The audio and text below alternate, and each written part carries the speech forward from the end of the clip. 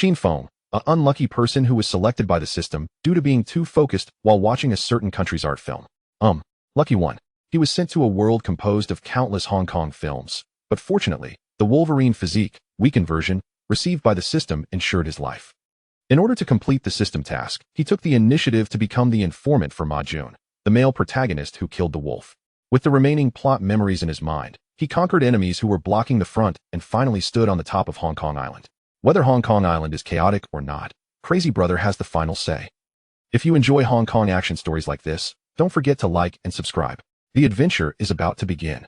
Chapter 1. Crossing Hong Kong Island. In 1984, on Hong Kong Island, the dazzling neon lights, bustling streets, and alleys are filled with crowded crowds for daily life, as well as the shouting of vendors. This is the best era, but also the worst era. Ding! Congratulations to the host for obtaining the Wanjie mission system.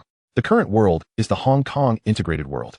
Task now released. Please become the world's Underworld Emperor before 1997. Qin Feng looked bewildered as he looked at the bustling and crowded streets in front of him, as well as the task panel that only he could see. System Hong Kong Comprehensive? Am I wearing this? Wait a minute, how could I stay at home, drinking Fat Boy Happy Water, watching a small country live a good life on a certain day, filming an art education film, and then wearing it to Hong Kong Island after a while? Is it Hong Kong Island in 1984? System, could you please explain that you crossed over without my permission and without any prior notice? Is there still any law? Is there still human rights? Qin Feng's sudden shout plunged the noisy streets and alleys into a moment of silence. Immediately after, there was a discussion about a vegetable vendor. Oh my, this young man looks so clean and pure. Isn't there a problem with his brain? Otherwise, why did he suddenly shout and scream? Yeah, he looks quite energetic. Why is he sick? It's a pity. The old lady on the other side replied. Stay away from him. Be careful not to infect him. Qin Feng awkwardly smiled when he heard the middle-aged women discussing and didn't care about explaining anything, so he ran away. Run to a deserted alley. System, come out and explain it quickly. Ding. Host. This system is a high-level civilization designed to promote the evolution of the universe through the Wanjie mission system. To promote the evolution of the universe, it will be deployed in the 10,000 realms. Because the host is extremely focused while watching the film, it attracts the system's autonomous fusion. Qin Feng looked confused at this moment, so I just watched an educational film that could attract the attention of the system. I looked down at myself again, wearing short sleeves, cropped pants, flip-flops, and a total of less than 100 yuan worth of clothing. With this equipment, you want me to be an underground emperor? Cough cough. Can you send me back to that system first so that I can prepare before sending me over? Ding. No, this system needs to accumulate energy every time it crosses, and it can be crossed once every 20 years. The energy has been exhausted in this crossing. It will take 20 years to travel again, or to complete the task ahead of schedule, and of course, you can also pay for it. Recharge money? Qin Feng looked at the system panel in front of him with a bewildered expression. Can he still deposit money? How much can I charge back? Ding. 100 million per year, and every 100 million can bring me back to the main world 1 year earlier. 100 million? Peruvian coins? Qin Feng asked cautiously. If it's Peruvian currency, you can still try your best. Sorry, our system only accepts international currencies such as US dollars and British pounds. Looking at the panel text in front of him, Qin Feng's eyes turned black. USD GBP. Although the family background of Qin Feng in the main world is decent, they are only moderately prosperous. They have seen Qin Feng in US dollars and British pounds, but have never seen him in real life except on a certain music platform. Alright, system, do you always have a beginner's gift package? Qin Feng looked helpless. Can't you just let me use this equipment that costs less than 100 yuan to become the Underworld Emperor? It's better to just euthanize me. Ding. Distribute the initial gift package of the system. Wolverine physique, weakened version. Initial capital of 5,000. A high-carbon steel horizontal knife. Note. Never worn out. 1 personal space. The system turntable is turned on. The gift package distribution was completed, and the system fell into a deep sleep 5 minutes later. I'll go here. As a typical 21st century otaku, if you give me a machete, I won't use it either. Also, an initial capital of 5,000 Hong Kong dollars. What can 5,000 Hong Kong dollars do? When it comes to recharging, it's all in US dollars and pounds. Can you just give me 5,000 Hong Kong dollars? And that system turntable, I don't know how to use it. System, come out and see if I can beat you to death. Damn it. I took off my pants and you showed me this. Ding. The system still has 5 seconds to sleep. 5, 4, 3, 2, 1. Goodbye to the host in 20 years. Closing his eyes, Qin Feng could only reluctantly accept reality. Collect items. At this moment, Qin Feng only felt a surge of heat rushing through his blood vessels. In just 1 second, Qin Feng felt as if he had endless power on his body. By concentrating, One can feel a space of 10 cubic meters in size. There is a stack of money and a knife about 1.2 meters in the space. With a thought, the knife and money appeared in his left and right hands, and with another movement, he returned to space. After playing back and forth for a while, I collected the knife and money. Let's find a place to settle down first. Chapter 2. Joining Dongxing. At the entrance of a romantic nightclub on Langping Road in Yunlong, Qin Feng, cigarette in mouth, stared vacantly at the heavens. Sigh. How on earth am I supposed to accomplish this task? After traversing into this realm, Qin Feng had initially intended to find a place to settle down before gradually devising a plan to fulfill his mission, having just finished a meal at a small diner. As he was making his way back to the inn and passed through a narrow alley, he stumbled upon a group of over a dozen individuals, brandishing machetes and iron rods, pursuing a man with the intent to harm. As a quintessential homebody of the 21st century, encountering such a scene would naturally compel him to cherish life and steer clear of violence. Just as he prepared to flee, he heard the assailants shouting, "Don't let the smiling tiger escape. Kill that scoundrel. Tonight, each of you will be rewarded $5,000, along with a full-service bath." Observing the man dubbed the Smiling Tiger, whose back had already been struck twice, it appeared he was on the verge of collapse.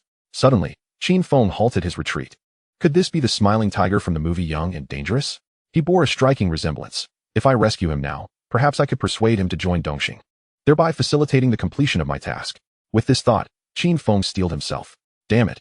I've already crossed over to this place. Why hesitate? A man's life is fleeting. Act now. Qin Feng summoned all his strength and bellowed. However, upon witnessing the numerous blades before him, his last word faltered slightly. Good evening, brothers, he exclaimed. What the hell are you doing? Let us be. The leader, a burly man with a tiger tattoo on his chest, pointed his machete at Qin Feng and retorted, Get lost, or you'll be joining him. Isn't everyone here in Guangdong and Hong Kong supposed to be calling each other handsome? I've painstakingly traversed here just to be called a scoundrel? Qin Feng was enraged. Though he was indeed a homebody, he possessed a rather stubborn trait. If he believed he was in the right and others refused to acknowledge their fault, he was willing to risk everything. This trait had led to his dropping out of school, as his parents did not assist him in finding work, allowing him to stay home for a while to temper his character. In an instant, without anyone reacting, he drew the sword provided by the system and charged at the tiger-tattooed man. The man momentarily froze upon seeing the blade approach, instinctively raising his machete to defend himself. However, in that fleeting moment of hesitation, Qin Feng's sword was already upon him, forcing him to tilt his head aside, resulting in a gash on his shoulder. He let out a howl of pain. Damn it, are you all dead? Kill this scoundrel. Pain surged through the tiger-tattooed man's body, awakening the others behind him. After shouting, he retaliated with a strike aimed at Qin Feng's chest. Qin Feng, seeing the thrust coming, hurriedly dodged. Yet, despite having the regenerative abilities akin to Wolverine, he had never harmed anyone before and could not completely evade it. A gash appeared on his side. Hissing, Qin Feng inhaled sharply. However, the pain subsided in just 7 or 8 seconds, and upon glancing down at his waist, he noticed the wound seemed to have healed. Aside from a tear in his clothing stained with blood, he appeared unscathed. Damn it, what is there to fear? Raising his weapon, he charged at the group of assailants before him. Though it may seem lengthy, in reality, it transpired in merely about 10 seconds. Swinging his sword, he disregarded the nearby blades and struck one of the henchmen, simultaneously receiving 2 shallow cuts on his shoulder and back from 2 other henchmen. Yet, thanks to his extraordinary physique, he only felt a fleeting sting before being left unscathed. Damn, with this, I can sweep through them all. Although I have never harmed anyone before, I have watched countless knife fighting videos online, with a physique and speed surpassing that of ordinary individuals. He paid no heed to the incoming blades, as long as they did not target vital areas such as his neck or head. He relentlessly pursued the tiger-tattooed man, and after dispatching him, he turned his attention to another target. In less than 5 minutes, half of the opposing group lay defeated at his hands. The more Qin Feng fought, the more adept he became, and seeing his reckless fighting style, the remaining henchmen immediately began to flee. A madman!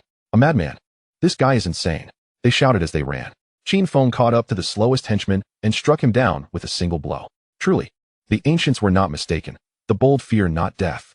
Turning back, he glanced at the smiling tiger leaning against the wall and inquired, How are you holding up? Can you manage to walk? Chapter 3, System Lottery. Hiss.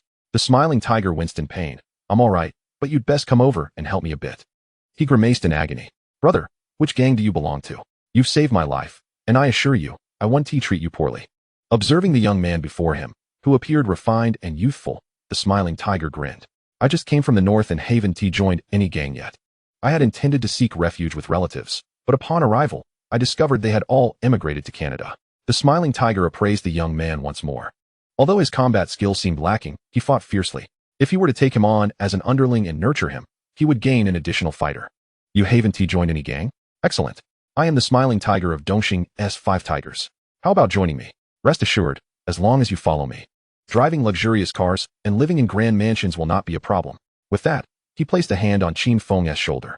Thus, Qin Feng successfully joined Dongxing. And due to saving the smiling tiger, he was spared the initiation of starting from the lowest rank. Instead, he was directly made a 4-9, equivalent to a formal member of Dongxing. Typically, joining a gang requires first paying respects to the elder brother and observing for 3 years before becoming a full member. However, due to Qin Feng's timely rescue, the smiling tiger made an exception. In addition to granting Qin Feng formal membership, he also bestowed him with 100,000 Hong Kong dollars and a nightclub venue, which generated an income of approximately 200,000 a month. With 50% going to the gang, this meant Qin Feng would retain around 100,000 monthly. However, as he could not manage the venue alone, he enlisted 15 additional low-ranking members to assist him. These 15 individuals required monthly salaries, and occasionally, he would take them out for dining and entertainment, leaving Qin Feng with only a few $1,000s at the end of the month. The venue remained under the gang's ownership, but Qin Feng was tasked with oversight. Should anyone cause trouble after drinking too much, it was his responsibility to resolve the issue or deal with the troublemaker. In recent months, Qin Feng had engaged in 5 or 6 fierce confrontations with other factions, armed with the indomitable Wolverine physique bestowed by the system and the benefits of lucky draws. He consistently emerged as the most formidable fighter, often at the forefront of every skirmish, earning himself the moniker Knife Fiend. Each time the dust settled, he would be soaked in blood, leaving many of his underlings convinced that he had sustained serious injuries. However, upon closer inspection, they would find him unscathed, albeit with his clothes in tatters, which puzzled his subordinates. As he gazed upon the lottery wheel before him, the options displayed included a roll of toilet paper, a box of Dove chocolates, a basic knife technique, a novice driving skill, a box of Huiren Shinbao, and a Dahai Xing pistol with 50 bullets. The system prompted him to confirm his draw, noting that the initial lottery cost was 10,000, with the option to refresh the wheel for another 10,000 if he was dissatisfied with the offerings. Qin Feng stroked his chin and sighed. The rewards this time seemed quite impressive, with 2 skills available. When the smiling tiger had initially bestowed upon him 100,000, Qin Feng had made a 5-fold draw, resulting in a basic fighting skill, but the rest had comprised mere toiletries, which had incensed him to the point of overturning the table. The odds of acquiring 2 skills this time were promising. If all else failed, he wouldn't mind getting a few Dahai Xing pistols. Ding! Congratulations, host. You have won a roll of toilet paper. Ding! Congratulations, host. You have won 2 boxes of Huiren Shinbao. Ding! Congratulations, host. You have won 2 Dahai Xing pistols. Seriously? This can't be my luck. Frustrated, Qin Feng kicked the table over. I refuse to believe this. I can't be this unfortunate. I'll draw again. Just as he was about to call out for the system lottery, he paused, turning to the statue of Er Yi in the office. He lit 3 incense sticks, murmuring, Lord Guan, bestow your blessing upon me. If I can draw something good today, I shall double the offerings tomorrow. I have paid my respects to you for so long. Surely, you can grant me some favor. Amitba. After completing his incantation, he respectfully placed the incense into the holder. System lottery. Ding! Congratulations, host. You have won a roll of toilet paper. Upon seeing this reward, Qin Feng's expression darkened instantly. Ding! Congratulations, host. You have won 2 Dahai Xing pistols. Ding! Congratulations, host. You have won a basic knife technique. Ding! Congratulations, host. You have won a novice driving skill. Ha ha ha. I told you it was impossible to be this unlucky. He laughed, and then turned back to bow 3 times before the statue of Er Yi. The system extracted the rewards, and in an instant, countless memories of practicing knife techniques flooded Qin Feng's mind, his muscles seeming to pulse with newfound vitality. After absorbing these memories, he felt confident that while he could previously take on 5 or 6 thugs without fear of injury, he could now single-handedly take on 15. His strength had undoubtedly doubled. Just as Qin Feng reveled in his newfound prowess, an urgent knocking echoed from the door. Brother Feng, trouble. Someone's causing a ruckus. Who the hell dares to disturb my territory? With that, Qin Feng rose, striding towards the exit while calling out, Who is causing a disturbance? Did you not tell them whose turf this is? He smacked one of his underlings on the head. Brother Feng, we did. But those guys claimed they didn't know. The one speaking was Fuxing, one of Qin Feng's 15 underlings. He had previously sold pirated DVDs on the street, but had been frequently harassed by local thugs due to insufficient funds for protection fees, prompting his decision to join Dongxing. Coincidentally, when Qin Feng was arranged for lodging by the Smiling Tiger, Fuxing had been the one to welcome him, recognizing Fuxing's cleverness. Qin Feng had requested him as a subordinate. Approaching the VIP section of the nightclub, Qin Feng's underlings pointed out the troublemakers, exclaiming, "Brother Feng. Those are the ones causing the ruckus."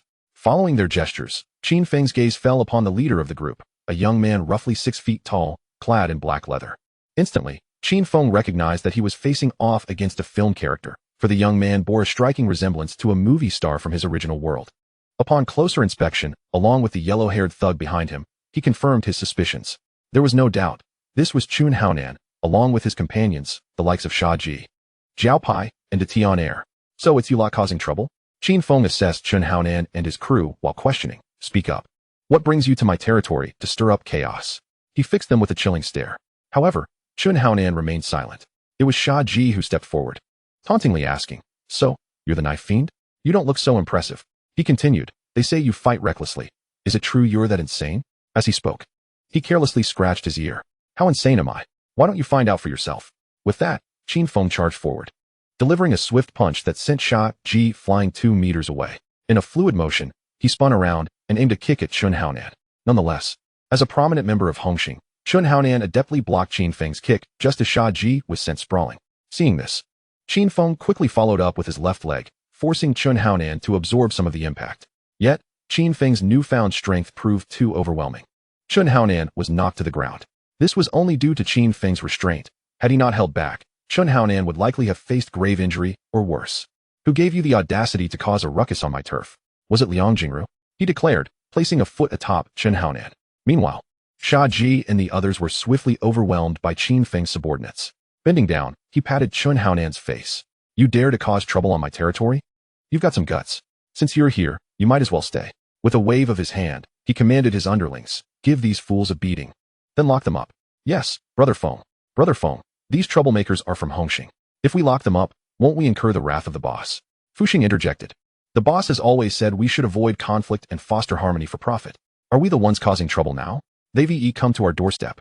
If we don't fight back, what kind of gang are we? We might as well go home and sell sweet potatoes." Qin Feng retorted, delivering a slap to Fuxing. "Exactly, the boss is right," Fuxing said, rubbing the spot where he had been struck. "So what should we do now?" "What to do?" Qin Feng stroked his chin and replied, "At this moment, we ought to call my boss. Have Wei Ge negotiate with the big shots. 1 man is worth 100,000, while 5 men amount to 500,000. Adding to that, the cost of the recently shattered table and wine glasses. Requesting an additional 100,000 seems rather reasonable, does it not?" Having spoken, Qin Feng proceeded to the front desk, picked up the phone, and dialed the Smiling Tiger. Chapter 5. Negotiation. "Hello, boss, where are you? I need to discuss something with you," Qin Feng said. On the other end, the Smiling Tiger chuckled, "Haha, crazy brat. What's the matter? I'm at the finance company, a loan shark operation. If you have something to say, come over." "All right, boss, I'll head over now." After hanging up, Fu Sheng rushed over and inquired, "Brother Feng, what did Wei Ge say?" "Well, it's not something I can clarify over the phone. I'll go to the finance company to talk to Wei Ge," Qin Feng replied, gesturing towards the hall. "Clean up this place and arrange a meal for those few rascals. How dare they disrupt my venue?" With that, he turned and stepped outside to hail a taxi. Heading towards the finance company. Seated in the cab, Qin Feng mused, "Damn it, once I exchange those rascals for cash, I must buy a car. It's simply too inconvenient otherwise. I should also get a mobile phone." Upon arriving at the finance company's entrance, he settled the fare and walked inside. Over the past few months, Qin Feng had become quite familiar with the underlings of the Smiling Tiger. "Brother Feng is here. Crazy brother, good to see you." Along the way, the Smiling Tiger's subordinates greeted him warmly, aware that Qin Feng was a newly recruited member who had even saved the Smiling Tiger's life. Given Qin Feng's growing reputation over the past months, they treated him with great respect. Arriving at the Smiling Tiger's office door, Qin Feng did not knock, but simply walked in. "Haha, boss, I've come to bring you some money," he announced loudly as he entered. Seeing Qin Feng walk in, the Smiling Tiger, who had been reviewing accounts, set down his ledger, stood up, and moved to the sofa, gesturing for Qin Feng to sit. "Ah Feng, you finally remembered your old boss. Do you still have time to bring me money? Now, tell me what brings you here." Initially, the Smiling Tiger had planned to have Qin Feng work at the finance company. However, after Qin Feng had collected debts once, he approached the Smiling Tiger and requested a different position, not out of pretentiousness, but because his education had instilled in him a moral compass that made it difficult for him to engage in such activities. When a debtor fled, leaving behind a mother and daughter who were nearly starving, despite considering himself no saint, he could not bring himself to seize their meager means of survival. Although the system's task was to become a kingpin of the underworld, Qin Feng intended to uphold his principles, at least refraining from crossing certain lines. How could that be?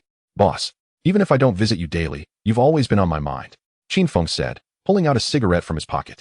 He first offered one to the smiling tiger, lit it, and then lit one for himself. After taking a puff, he continued, today, Chen Haonan from Hongxing brought a few rascals to cause trouble at my bar. I had them captured, and I plan to ask for a ransom of 100,000 per person, totaling 600,000 with the damages to the bar. It's a fair deal.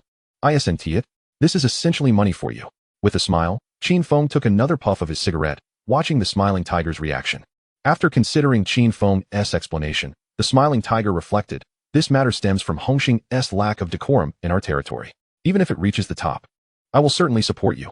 I will call Lao Bi and arrange a meeting. With that, he turned and picked up the large mobile phone on the desk to call Lao Bi. Hello, who is this? Came Lao Bi's voice over the line. Haha. Brother B, it's the smiling tiger from Dongxing. Smiling tiger, I don't believe we have any prior connection. What prompts your call today? After laughing a few times, the smiling tiger replied, haha, Brother B.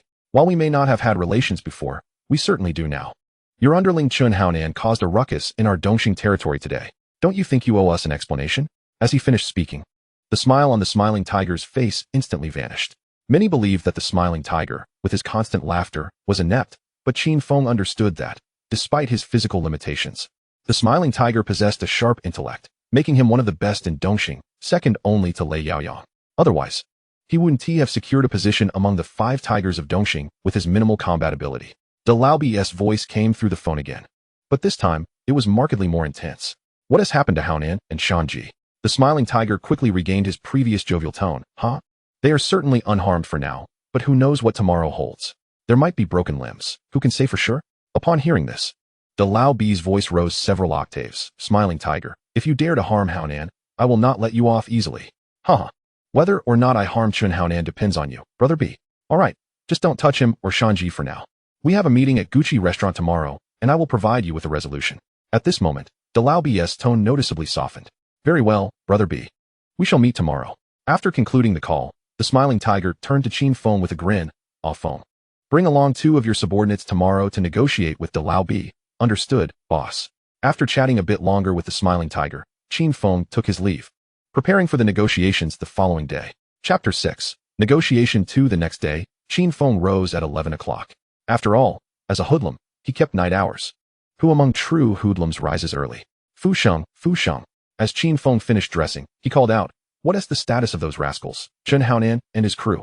Hearing Qin Feng's inquiry, Fu Sheng quickly entered the room, grinning, crazy brother, don't worry. I followed your orders yesterday to provide them with extra meals. They've eaten well and gained a few pounds. Even their mothers might not recognize them now. Good, just give them some food and water. Don't let you took a moment to call for a cab.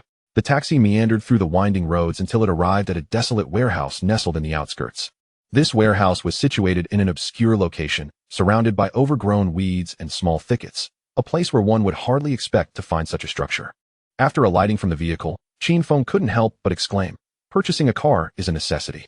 Upon entering the warehouse, he was greeted by the sight of 5 figures suspended in midair. Indeed, they were figures, their bodies swollen and bruised, their heads resembling those of pigs, swaying gently.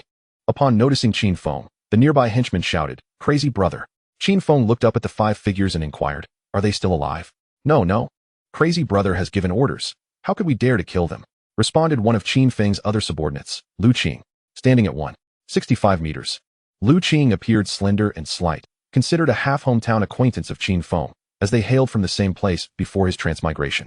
Despite his seemingly frail appearance, Lu Qing possessed a heart as dark as his methods. He had also served in the military and learned martial arts from a veteran during his time there. During Qin Feng's first encounter with him in a brawl, Lu Qing single-handedly subdued 4 or 5 opponents. Had Qin Feng not acquired basic combat skills, he might not have stood a chance against Lu Qing in a one-on-one fight. Nevertheless, Qin Feng would not have lost, given his superior physical attributes. Well, as long as they're alive, Qin Feng said, retrieving a cigarette case and distributing one to each of his subordinates.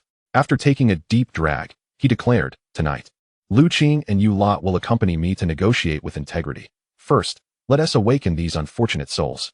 With that, several buckets of cold water were splashed onto Chen Haonan and his companions. Oh dear, these pigheads all look the same now. Who is Chen Haonan? And who is Shanji? As Shanji was roused by the splashes, he groggily exclaimed, "Crazy knife, you'd best let us go, otherwise our big brother will certainly not spare you." A sharp intake of breath followed, as the pain from his swollen face set in. "Who are you? Hey, who are you?" Qin Feng scrutinized the figure before him, now resembling a pig. "I am Shanji, the chicken of the Kiba gang," he replied. "Oh, so you're Shanji?" Qin Feng remarked, delivering a kick to Shanji. He refrained from using his hands, as the aftermath of the previous night's ordeal left them smeared with blood and other unsavory substances. It would have been rather unhygienic to touch them. "Clean them up a bit. Tonight, Lu Qing, you will bring these unfortunate fellows along with me to negotiate." As he walked outside, he muttered, "Damn it. These few brats still consider themselves tough guys." To be honest, Qin Feng felt quite disappointed. In his previous world, a 90s kid, he had watched all the films about tough guys and had fantasized about wielding a machete and wreaking havoc. He had once admired figures like Chun Haonan and Shanji. But after a few encounters in this new life, he realized the disparity between film and reality was vast. For instance, while Chun Haonan appeared formidable on screen, Qin Feng found that, in reality, he was merely slightly stronger than the average person. In a real fight, even Lu Qing could easily handle Chun Haonan one-on-one. Qin Feng estimated he could take on 7 or 8 of Chun Haonan's ilk. Chapter 7. Negotiations 3 at 8 o'clock in the evening. On the second floor of the Gucci restaurant. "Haha, Big Brother B, long time no see." The smiling tiger entered the private room with a broad grin, followed closely by Qin Feng and his right-hand man, Wei. "Haha, my apologies for the delay. Traffic was a nightmare." He seated himself opposite Big Brother B without further ado. "Let us not beat around the bush. What kind of compensation will it take for you to release Haonan and the others?" Big Brother B inquired, his gaze fixed menacingly on the smiling tiger. This was Qin Feng's first encounter with Big Brother B, and he had to admit that this individual exuded a far greater presence than his cinematic counterpart, bearing only a faint resemblance. Had Qin Feng not been predisposed to expect him, he might not have recognized him at all. "Big Brother B, it was your men from the Hung Hing gang who first disregarded the rules and caused a ruckus in my establishment. I had intended to dispose of them, but upon learning they were your subordinates, I decided to spare them for your sake. However, the losses incurred at my venue." The smiling tiger spoke, tapping his fingers lightly on the table. "So what will it take? How much to secure the release of Haonan and Shanji?" Big Brother B felt genuinely vexed. If it were any other subordinate, he could have simply made a few calls to resolve the matter. However, given that he had raised Chun Haonan like a son, the stakes were much higher. 1 million. 1 million. And I will release Haonan and the others, and we will consider the damages to my establishment settled. After finishing his statement, the smiling tiger maintained his smile as he observed Big Brother B. Upon hearing the amount, Big Brother B slammed his palm on the table, rising in indignation. 1 million? Have you lost your mind? That amount could buy you a new bar. If 1 million is out of the question, you had better release Haonan and Shanji. Otherwise, we'll settle this by force until you comply, Big Brother B retorted, gesturing for his 2 henchmen to approach the smiling tiger. However, as they approached, Qin Feng made his move. He swiftly raised his hand and struck the first henchman across the face. With the enhancement of his superior physical prowess, the henchman had no chance to react, spinning several times before collapsing, stunned. The second henchman, witnessing this, threw a punch at Qin Feng's head, but he was no ordinary man. He deftly dodged the blow, stepped forward, and delivered a swift kick, sending the assailant crashing against the wall. The commotion inside drew the attention of the outside henchman, who rushed in. "Haha, Big Brother B, are you really going to stand by and let your men get hurt without offering a single coin? If this gets out, who would dare to join Hung Hing?" The smiling tiger jeered at the incoming henchmen, causing their morale to wane, as they had joined for protection. 80,000. 80,000 at most, and I will release Haonan and Shanji. This matter will be settled, and I assure you, I will not pursue any further trouble with your men, Big Brother B said, his expression darkening. "Very well. It seems you are indeed the righteous leader of the TSC Wan Shan. I will let this matter slide in light of your reputation." The smiling tiger pretended to ponder, feigning a look of having been wronged, before nodding in agreement. "All right, I will send someone with the money shortly," he replied. "Haha, excellent. Big Brother B, you are truly generous." He then turned to the henchman, saying, "You've chosen a good brother to follow. If there is nothing else, I shall take my leave and await the funds from Big Brother B. Firetail, Mad Cub, let us return." After stepping outside, Mad Cub, "In the future, if such an incident occurs again, you must inform me. I am your boss and will certainly support you." Upon finishing his words, the smiling tiger patted Qin Feng's arm, intending to pat his shoulder, but due to height differences, he could only reach his arm. "All right, thank you for having my back, boss." Qin Feng replied with a beaming smile. After escorting the smiling tiger to the vehicle, he hailed a taxi back to his territory. "Damn it. This time I must buy a car with the money." Otherwise, not only is it inconvenient, but it also lacks face. How can a gang leader take a taxi? Chapter 8. Hongxing. The following morning, Boss B gazed at the individuals before him, and if he hadn't seen them grow up, he certainly wouldn't recognize who was who. What on earth happened, Haonan? How did you all end up on Dongxing's turf and even vandalize their nightclub? Boss B looked at Chun Haonan and Shan Ji with a face full of helplessness. 800,000. Don't be fooled by his status as the Hongxing leader. Looking quite glamorous. In truth, Xianshan is merely a suburban area of Xiangjiang. The key is that he is just the leader of Hongxing in Xianshan, which still has many places controlled by other gangs. Moreover, most of his income goes to the gang, so he only makes about 7 to 800,000 a month. If he were to clash with other gangs, he would have to subsidize the costs. Well, just like that, a month's income vanished. Brother B. This time we truly didn't mean to cause trouble, Shanji said. There are a few new girls at the bar in Yuanlong who are particularly lively, claiming they'd take us for some fun. We just went there to play. The one speaking was Chun Haonan's other subordinate, Bao Pai. Then how did you end up smashing Dongxing's venue and getting caught? Brother B, here's the thing. We genuinely went there to have fun. Ordered a few bottles of wine. But who knew the most expensive bottles in Dongxing's venue were all fake? Shanji ended up arguing with them, and somehow, it escalated into a fight. Brother B, we really suffered a huge loss this time. You must avenge us. Chun Haonan raised his hand to interrupt Bao Pai, saying, I'm sorry, Brother B, for bringing you disgrace. We initially planned to smash and run, but who knew that knife cub was so formidable? Boss B remained silent for a moment and said, All right, you all go back and nurse your wounds. I will seek revenge for you when the opportunity arises.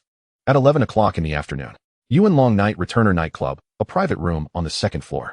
Qin Feng stretched his back, got up, washed up a bit, and then went downstairs for breakfast. Ever since joining Dongxing, Qin Feng had been residing in the nightclub, not renting an apartment. It wasn't that he was unwilling to rent. Rather, he found the poor conditions unappealing and deemed the good ones too expensive. Hence, it was more convenient to simply live in the nightclub. The conditions were decent and free, after all, especially in the early stages of starting a business. Every little bit saved counts. If Qin Feng wanted, he could change rooms daily, which wouldn't be too bad. Fuxing. Upon descending, Qin Feng called out. Hearing his name, Fuxing rushed over and asked, Mad brother. You're awake? Yes, Fuxing. Did you collect the money from Boss B yesterday? Yes, Mad brother. A total of 300,000. I went to the finance company this morning to retrieve it. Upon hearing it was only 300,000, Qin Feng's brow immediately furrowed. 300,000. Wasn't it supposed to be 400,000? Fuxing quickly replied. When I went to collect it, Wei Gu's head horse, Firetail, said it was 300,000 as agreed between you and Wei Gu, so I didn't question it further. What's wrong, Mad brother? Is the amount incorrect? Damn. Yesterday it was said to be 600,000, 30,000 each. Now, with 80,000, I only received 30,000? Trying to shortchange me. Fine. Heh. From now on, I won't feel guilty selling you out. With this thought, Qin Feng's previously furrowed brow relaxed. Fuxing, go fetch the money. I'll distribute it among the brothers. Typically, when distributing money, Qin Feng preferred to do it himself, as it allowed the younger brothers to see his generosity and foster their loyalty. Such a cost-effective gesture was not something he would let someone else handle. Mad brother. The money is here. Fuxing approached with a bag and placed it on the table before Qin Feng. All right, gather the brothers together. Yes, Mad brother. Fuxing then turned and exited to call people in. When he returned, he was followed by a sparse group of over 10 individuals. During the time Fuxing was calling them, Qin Feng had already devised a plan for how to distribute the money. He first took out 2 stacks and tossed one to Fuxing and one to Lu Qing, saying, This is yours, 1,000 each. The other brothers will receive 3,000 each, and those who are injured will receive an additional 5,000 for recuperation. Come and collect your money. Do not underestimate this 3,000. In 1984 mainland China, the monthly salary was only a few hundred. In Xiangjiang, it's somewhat higher. But even an ordinary white-collar worker earns just around 2,000 a month. This 3,000 is equivalent to a bit more than a typical white-collar salary. Plus, at the end of the month, each younger brother can still receive 1,500 for living expenses, meaning this 3,000 is essentially extra income. Each younger brother, upon receiving the money, wore a beaming smile, discussing where to revel that evening. Gangsters are like this. When they have money, they certainly want to save it, but rather think about how to spend it and where to go. They fear that when it comes time to fight, they might lose their lives before even enjoying their money. Chapter 9. Buying a car. All right, everyone has received their money. Do allocate a little for your families, and don't spend it all on frivolities at once. Qin Feng knew that few would heed this advice, but he still made the reminder. As for whether they listened, that was beyond his control. After all, he wasn't their parent. Everyone knows that I, Qin Feng, rely on 3 principles in my ventures. 1. Brotherhood. 2. Brotherhood. 3. Still brotherhood. As long as you all follow me and work diligently, you will eventually drive luxury cars and reside in lavish mansions, enjoying beautiful women until you're worn out. Haha, thank you, mad brother. The younger brothers laughed heartily in response to Qin Feng's words. Haha, good. Now, off you go to work. Yes, mad brother, and with that, the younger brothers returned to their tasks. As a promising young man of the 21st century, Qin Feng certainly understood the advantages of establishing a persona early on. By first building a reputation for loyalty, it would undoubtedly make recruiting younger brothers or engaging in other endeavors much easier in the future. After all, in this world of gangsters, who wouldn't desire a brother known for his loyalty? Whether he would later follow the example of Jiang Tianyang, where the first priority is money, the second is money, and the third is still money, would be determined later. For now, he was still in the early stages of entrepreneurship. By the way, Fuxing, stay for a moment. Do you know where I can purchase a car? Upon hearing Qin Feng's question, Fuxing thought for a moment and replied, for water cars, the gang usually sources them from Desha and Sai Kong, while for black cars, you'd need to contact Chong Le Feihong. Desha, Feihong, and Qin Feng pondered for a moment, but could not recall who it was. Perhaps due to the passage of time that had led to forgetfulness. After all, when they first watched The Gangster, they were still in middle school, and could only remember the film's protagonists and a few key antagonists. The minor characters were simply too forgettable. With this thought in mind, he picked up the bag of money beside him. Let us go to Saigon to buy a water truck. Damn it, stepping out every day to hail a taxi. There's no semblance of a big brother's aura. Anyone unaware would mistake him for a short mule. Although he was indeed like that now, he was resolutely determined to become Mr. Qin, the underground emperor of Hong Kong. At the Saigon dock, the taxi halted in front of an inconspicuous repair shop. Stepping out, Qin Feng inquired, is this the territory of Desha? Fu Sheng surveyed the repair shop before responding. It should be, crazy brother. I've heard from other brothers in the gang that all the cars come through here. In truth, Fu Sheng had never been here before. He was merely relaying what he had heard. Entering the repair shop, Qin Feng called out, who among you is Desha? Come out, let us have a chat. A younger brother who was busy repairing a vehicle emerged upon hearing the voice. Who are you looking for? What business do you have with our boss? Qin Feng sized up the young man before him. I am Qin Feng from Dongxing, crazy brother. Go and summon your boss. Just tell him business has arrived. Upon hearing that business was at hand, the young man quickly replied, please have a seat. I'll go fetch our boss. All right, make it quick. Qin Feng said before casually finding a chair to sit down, lighting a cigarette as he waited. Halfway through his smoke, laughter erupted. Haha, crazy brother from Dongxing. I've heard much about your reputation. It's just that we never had the chance to meet. What kind of vehicle are you looking for? I'll give you a 10 discount. Consider it a gesture of friendship. Upon hearing this, Qin Feng scrutinized the tall, rugged man before him. It was evident that those who achieved renown were never simple characters. Despite his seemingly uncomplicated demeanor, he was quite articulate. Haha, Desha. It said you're a man of loyalty. The vehicles here are indeed the finest on the island. Seeing them today, it's clear that the rumors hold true. Qin Feng believed in reciprocity. If one treated him with respect, he would return it tenfold. Desha, I wish to purchase 2 vehicles, 1 sedan and 1 van. What do you recommend? After speaking, Qin Feng offered a cigarette to Desha and tossed one to Fu Sheng, then quietly awaited Desha's recommendations. As he truly was not well versed in the current market for vehicles, Desha contemplated for a moment before saying, let us do this, crazy brother. I'll first show you the cars. You can take a look and decide which one you like, then we can discuss further. What do you think? Since it was their first interaction, Desha was uncertain of Qin Feng's financial capacity. He feared that recommending a high-end vehicle might be beyond Qin Feng's means, while suggesting something too inferior might be perceived as looking down on him. It was better to let him browse first. With that, Desha led Qin Feng and Fu Sheng toward the rear warehouse. Upon entering, Qin Feng was greeted by the sight of luxury cars lined up, Mercedes, Bentleys, BMWs, Ferraris. Damn, who would have thought? The cars in this shabby warehouse are worth over 10 million altogether. Is selling water trucks this lucrative? As he walked past the luxurious vehicles, Qin Feng felt a surge of envy. However, his financial situation did not permit such extravagance. He decided to find a reasonably priced vehicle to tide him over for now. Ultimately, Qin Feng stopped in front of a sleek red Toyota sports car, its smooth lines perfect for impressing women and showing off. Desha, this car looks great. What is the price? Haha, crazy brother indeed has a good eye. This Toyota M2 just arrived. It's a 4-wheel drive, 99 new, virtually indistinguishable from a brand new car. Chun Haonan from Hunghing has also shown interest, but he hasn't come to pick it up yet. Since you're interested, it's yours for 120,000.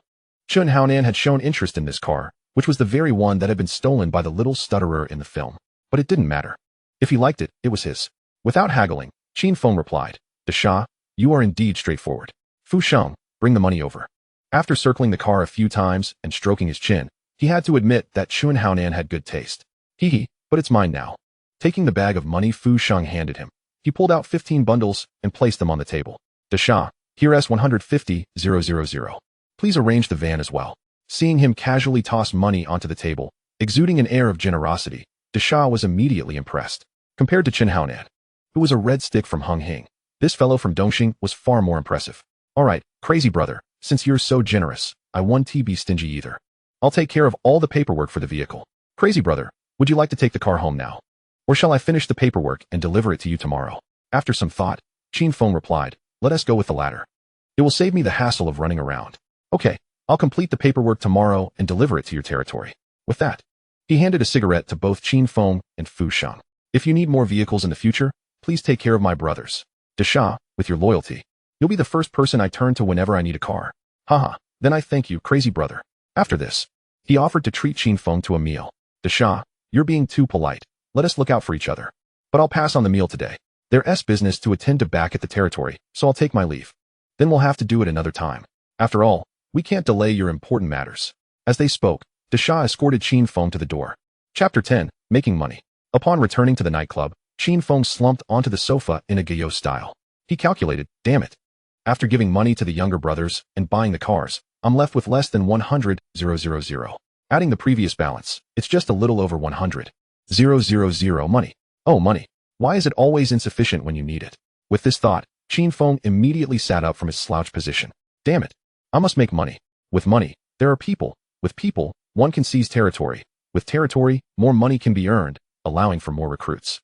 Although 10-some thousand might be considerable for many ordinary people on the island, it was far from enough for Qin Feng. But where could he obtain more funds? Fu Sheng, crazy brother, what is up? Fu Sheng entered through the door and asked Qin Feng, has anything happened in the underworld these past few days? Fu Sheng pondered for a moment before responding. The biggest news these days is that a batch of goods from Wang Bao and Sim Sha Sui was confiscated by the cops. It's said that the payment for the goods has also gone missing.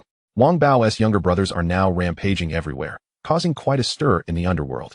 The rest are merely small clubs engaging in trivial skirmishes, hardly worthy of attention. Upon hearing this, Qin Feng instantly perked up. Wasn't Wang Bao the one who held sway after midnight in Sparrow? If that were the case, the plot of Sparrow must have already commenced. Contemplating this, Qin Feng stroked his chin. He had watched Sparrow several times. Although the intricate details of the plot eluded him, the general storyline remained vivid in his memory. That sum of money, if he recalled correctly, was stashed in the trunk of a car by those police officers. It seemed to amount to around 30 million. If he could get his hands on it, it would be quite a windfall. Fuxing, go investigate where Senior Inspector Cheng Guozhong of the Kowloon Police's Major Crime Unit and several of his officers have parked their vehicles, particularly those of his subordinates. Be swift. I need to know their locations tonight. There's no time to waste. If I arrive too late and Aji eliminates those police officers, takes the money, what would it mean for me, Qin Feng? Why are you still standing there? Get to work. Hearing this, Fuxing displayed a look of hesitation. Observing his demeanor, Qin Feng shot him a glare. Are you constipated? Speak up. That crazy brother. You're not contemplating doing away with those officers, are you? Fuxing asked awkwardly. Oh, if I truly wish to eliminate those officers, would you dare to assist? Qin Feng lightly tapped the table with his finger. A playful smile gracing his face as he inquired. Of course, I would dare. Crazy brother, if you say to do it, let us do it. If it weren't for you, who would know me, Fuxing? However, eliminating a few officers would undoubtedly have significant repercussions, especially since they belong to the Major Crime Unit. And one of them is a senior inspector. In that case, the impact would be considerable. Should we prepare a contingency plan, or perhaps frame someone else? Upon hearing Fuxing's response, Qin Feng chuckled. This was precisely why he entrusted the nightclub's management to Fuxing. Although Fuxing came from humble beginnings, he was astute, always ensuring to leave a backup plan, never cornering himself into a dead end. Rest assured, we're not looking to eliminate them. We have other matters to attend to.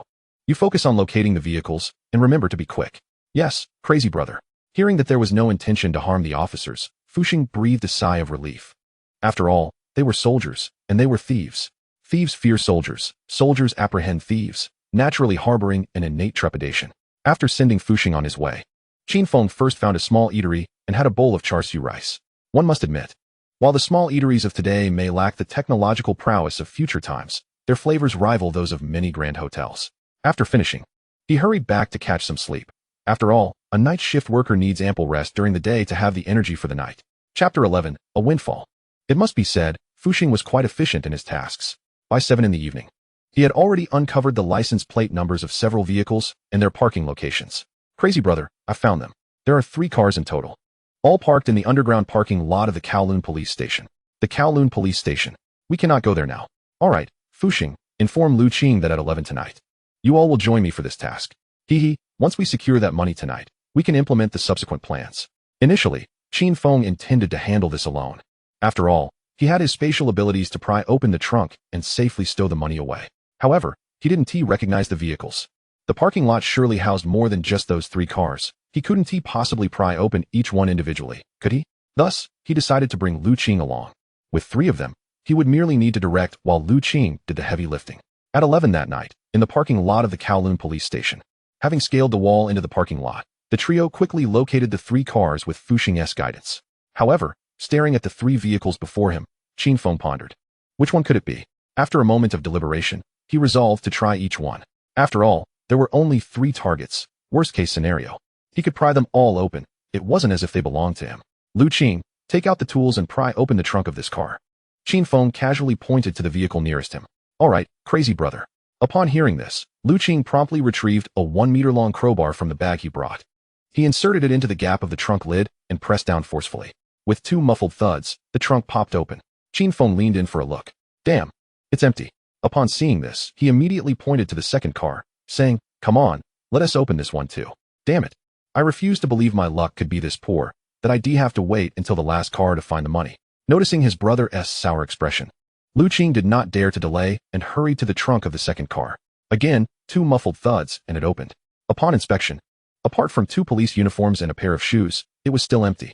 By this point, Qin Feng's face had darkened to the color of a pot bottom, and in a fit of frustration, he kicked Lu Qing beside him. What are you standing there for? Keep going. Lu Qing could only respond with a look of grievance. Oh, okay, crazy brother. Could it be that the money has already been taken by that Aji? Qin Feng began to doubt whether he had missed this plot point entirely. Just then, with a couple of thuds, the third trunk also popped open. Lu Qing lifted the lid and spotted 2 black travel bags inside. Upon seeing these bags, Qin Feng's expression shifted from cloudy to clear in an instant. He approached to lift one of the travel bags, without opening it. He turned to Fuxing and Lu Qing and said, you 2 take one each. Let us head back. The 2, upon hearing this, said nothing further. Each grabbing a bag and following behind Qin Feng, the trio retraced their steps, climbing over the wall once more, and upon reaching another street, hailed a taxi back to their destination. It wasn't that Qin Feng wanted to loiter. He was concerned that if Aji eliminated those 3 police officers and couldn't find the money, he might trace back to him via the taxi near the police station. Although the likelihood of this happening was low, one must always be cautious in the early stages of a venture. A brief detour could mitigate risks significantly, without incurring much cost. In the office of the romantic nightclub, Qin Feng instructed Fuxing and Lu Qing to place the travel bags on the desk and address them. This task was executed well, but remember to keep it confidential. You may return now and come find me tomorrow afternoon. Qin Feng refrained from opening the travel bags in their presence. Firstly, he was not yet certain if they contained 30 million. Secondly, if they did indeed hold that amount. He did not wish for anyone to know. After all, when faced with money, who could resist such temptation, even if Fuxing and Lu Qing are able to withstand it? Qin Feng would prefer not to test their humanity with such matters. Of course, he will provide them with what they deserve in the days to come. Once the 2 departed, the indifferent expression on Qin Feng's face instantly transformed into one of exhilaration. Rubbing his hands together, he unzipped a travel bag, revealing stacks of 1,000-yuan bills. Goodness, it seems that a horse cannot thrive without its night grass, and a person cannot become wealthy without unexpected fortune. The ancients truly do not deceive me. Chapter 12, The Lottery once more. Since a windfall has occurred, it is only fitting to draw a lottery as well. Mentally reciting. System lottery, a transparent spinning wheel materialized before him, displaying the following prizes: a bag of toilet paper, a big black star, 50 bullets, basic shooting skills, fluency in English, and a box of Huiran kidney treasure. What on earth? Why is there always Huiran kidney treasure? Do I look like someone in need of that? Qin Feng grumbled. Let me have 10 draws. Ding. Congratulations to the host for winning 3 bags of toilet paper. Ding. Congratulations to the host for achieving fluency in English. Ding. Thank you for your patronage X2. Ding. Congratulations to the host for winning 4 boxes of Huiran kidney treasure. Goodness. How desperate am I to receive 4 boxes of Huiran kidney treasure? Qin Feng actually desired the basic shooting skills. After all, who would want to face off with knives when they could wield a gun? Damn it, I'll draw again. Upon saying this, he prepared for another 20 draws. But just as he was about to proceed, he suddenly halted. Turning around, he dashed to the kitchen storage room on the first floor of the nightclub, grabbed a few apples and bananas, and returned to the office on the second floor. He placed the apples and bananas before the statue of Guangong, then took 3 incense sticks from the offering table. As he lit them, he recited, "I navigate this world relying on camaraderie. In your days, you also valued righteousness. We are both men of honor. Please bless me. I bow to you. I bow to you, you bless me. Amitba." After finishing, Qin Feng respectfully inserted the 3 incense sticks into the incense burner. Turning back, he silently intoned, "System 20 draws. Ding. Congratulations to the host for winning 5 bags of toilet paper." Seeing the first reward, Qin Feng's expression darkened instantly.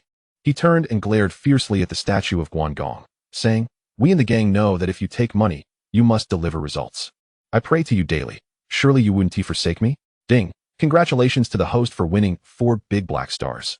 Ding. Congratulations to the host for 3 basic shooting skills. Ding. Thank you for your patronage X3. Ding. Congratulations to the host for winning 5 boxes of Huiran kidney treasure. Upon seeing the shooting skill he desired, Qin Feng's expression brightened immediately. He smiled at Guan Eryi and bowed a few more times, expressing his gratitude. "Thank you for your blessings. Tomorrow the offerings will be doubled." Haha. However, what use are 3 basic shooting skills? Will the host claim the rewards? Claim, he decided. Since he could not comprehend the details and the system was dormant, he thought it best to claim them first. In an instant, all the rewards he had just drawn appeared in the system space. Moreover, countless memories of practicing shooting flooded his mind, and in that moment, he realized the purpose of those 3 basic shooting skills. It turns out that 3 basic shooting skills could be combined to create 1 intermediate shooting skill. If calculated in terms of attributes, Qin Feng's current status was as follows. Abilities: weakened Wolverine physique. Skills: basic combat, basic knife techniques, intermediate shooting, basic driving, fluency in English. Money: approximately 14 million yuan. Qin Feng had just estimated the money in the 2 bags. It was not the 30 million he had imagined.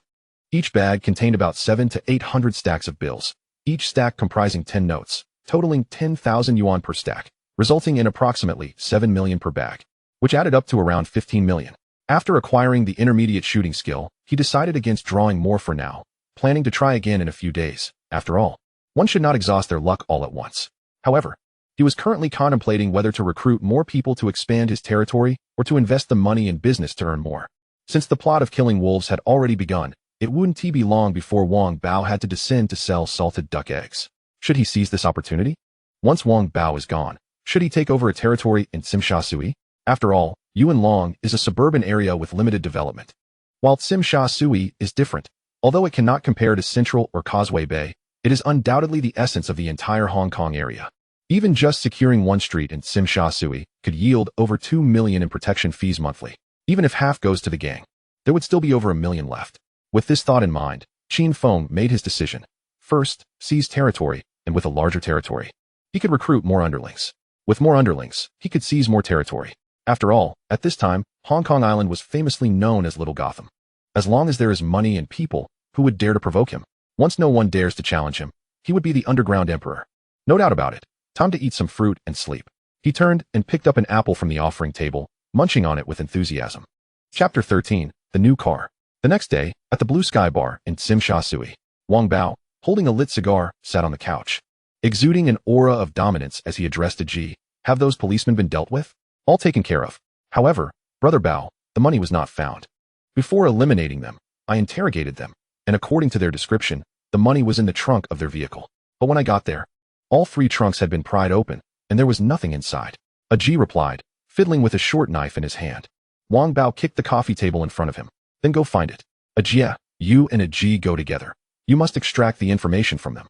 Wang Bao stood up, his expression dark as he pointed at a G and commanded, dare to swallow my money, and I'll ensure you have your life to take it, but no life to spend it. In the office of the romantic nightclub, Qin Feng was awakened by a cacophony of noise. Removing the pillow from his head, he cursed, damn it, is there no sense of public decency? Don't they know that disturbing someone's peaceful dreams invites divine retribution? A subordinate outside the door, hearing his outburst, cautiously opened the door and said, Brother Feng, the car you bought yesterday has been delivered by Deshah's men. The brothers are all outside checking it out. Upon hearing that the car had arrived, Qin Feng smacked his forehead. Goodness, I was so excited about the money last night that I completely forgot I bought a sports car. However, since the car had arrived, as the owner, He certainly had to go out and take a look. At the entrance of the nightclub, a crowd of subordinates and nightclub staff gathered, pointing and discussing. Wow, this is Brother Feng's new car. It's so beautiful. If only Crazy Brother would take me out for a ride. I would be willing to indulge him in whatever he desires, no matter the position. After saying this, the waitress gazed dreamily at the sports car. Another waitress, with a look of resignation, remarked, "Humph, with you?" The girls at our nightclub would jump at Crazy Brother's every word, but alas, he doesn't fancy us. Qin Feng, standing behind, felt a swell of pride upon hearing their conversation, even though he held no interest in these women. After all, this is the world of Hong Kong cinema, a gathering of the era's most exquisite beauties, with opportunities to savor gourmet delicacies.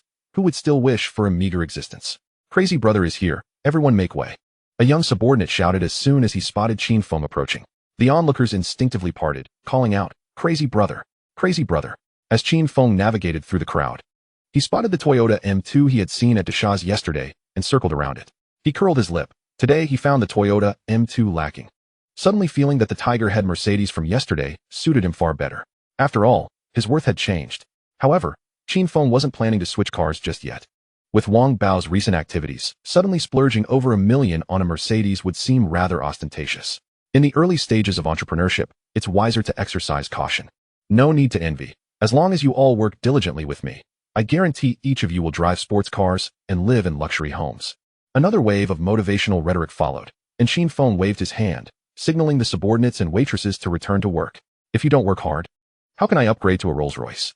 After the young subordinates left, Qin Feng opened the car door, ignited the engine, and drove off. Although he intended to eventually switch to a better car, he still wanted to test this one for now. After taking a lap around Yuan Long, Qin Feng returned to the office, tossing the keys to a subordinate, instructing him to park the car properly. He then addressed another subordinate. "Go fetch Fu Sheng and Lu Qing to see me." Without waiting for a response, he headed back to the office. Chapter 14, Recruiting in the Office. Qin Feng looked at Fu Sheng and Lu Qing before retrieving $2 million from the cabinet he had prepared earlier. "Take this money for now." Fu Sheng, astonished at the pile of cash before him, asked, "Crazy Brother, we haven't done anything these past few days. Why are you suddenly giving us so much money? Just take it. We haven't accomplished anything yet, but significant tasks are on the horizon." "What kind of significant tasks, Crazy Brother?" Lu Qing's eyes lit up at the prospect.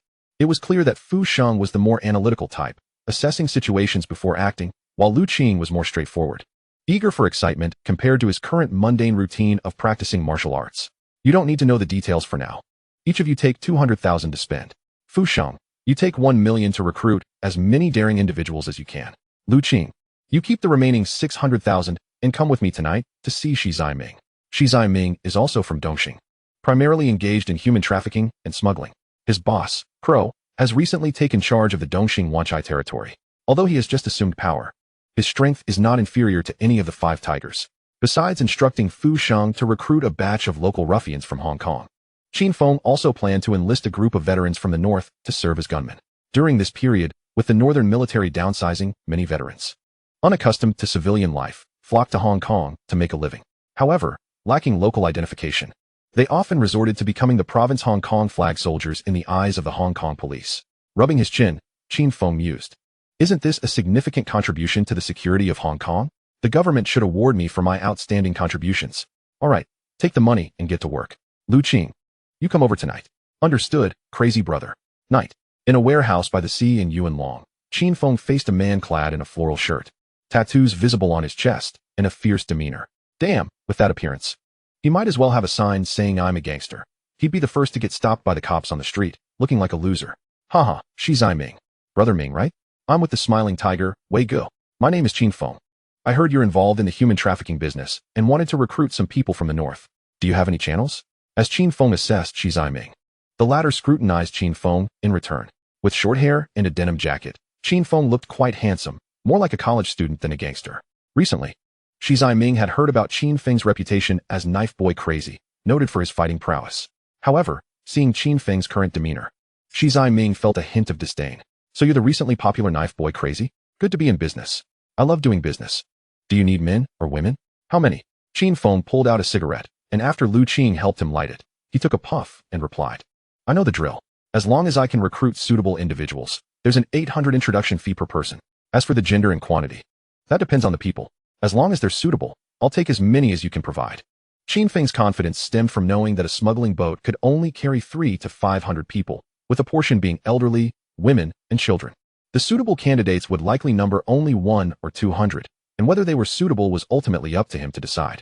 Upon hearing Qin Feng's words, Shi Ziming's interest peaked. This kid was recruiting so many people. Was he planning a big operation? The more people Qin Feng wanted, the more profit Shi Ziming would earn. After all, if Qin Feng requested 100 individuals, that would be 80,000, which was no small business for him, considering it was pure income. However, he also worried that Qin Feng might be deceiving him. Where would a 49er like Qin Feng get so much money? Exhaling smoke, he retorted, "You've got quite the bravado. Do you even have that much money?" With a cold smirk, he scrutinized Qin Feng, thinking that if this kid dared to trick him, he would need to show him a bit of color, even if he was from a gang. Chapter 15. Encountering a tough guy. Seeing Shi Ziming's expression, Qin Feng understood his thoughts. Damn, he's worried I don't have the money. He remained silent, waving his hand. Lu Qing immediately grasped his intention, stepping forward to place a travel bag on the table and unzipping it. Shi Ziming's eyes were fixed on the travel bag, and when he saw the money inside, his previously squinting eyes suddenly widened. Instinctively, he reached for the travel bag. However, Lu Qing merely unzipped it to show him a glimpse before promptly zipping it shut again. Holding the bag, he returned to stand behind Qin Feng. Shi Ziming's gaze was fixated on the travel bag before shifting back to Qin Feng. Haha, since Brother Feng possesses such formidable strength, everything shall be easily resolved. In a moment, a boat will return from the north. When the time comes, you can select whomever you desire. Damn, just moments ago he was a madman with a knife, and now he's Brother Feng. Truly, the short mule is indeed swayed by money. Perfect. Since a boat will be arriving shortly, I shall wait here with Minggu to avoid unnecessary trips. Haha, very well, Shoppy. Fetch 2 chairs and a few bottles of beer for Brother Feng. I hope you won't mind. The conditions here are rather humble, but I promise to host you at Boland Street when the opportunity arises. Qin Feng, seated comfortably, replied with a smile, sounds good. I will certainly accept your invitation. Minggu, I am curious, what grand venture is it that requires so many individuals? Shi Ziming, sensing an opportunity with Qin Feng's business, pondered if he could partake in the profits. What grand venture?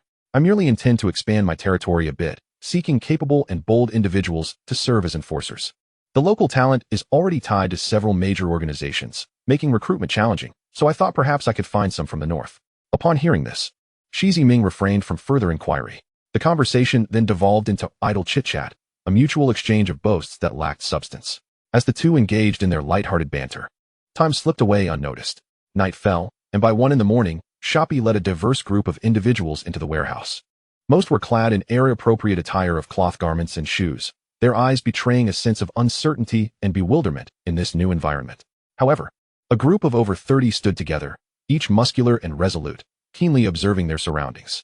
Qin Feng immediately recognized them as the individuals he sought. He strolled over to the group and called out, I am in the business of commerce, and I am currently seeking to hire a batch of security personnel to protect my interests. Are you interested in working with me? The monthly salary is 1,500, with additional compensation for tasks undertaken. If you are willing, please step forward.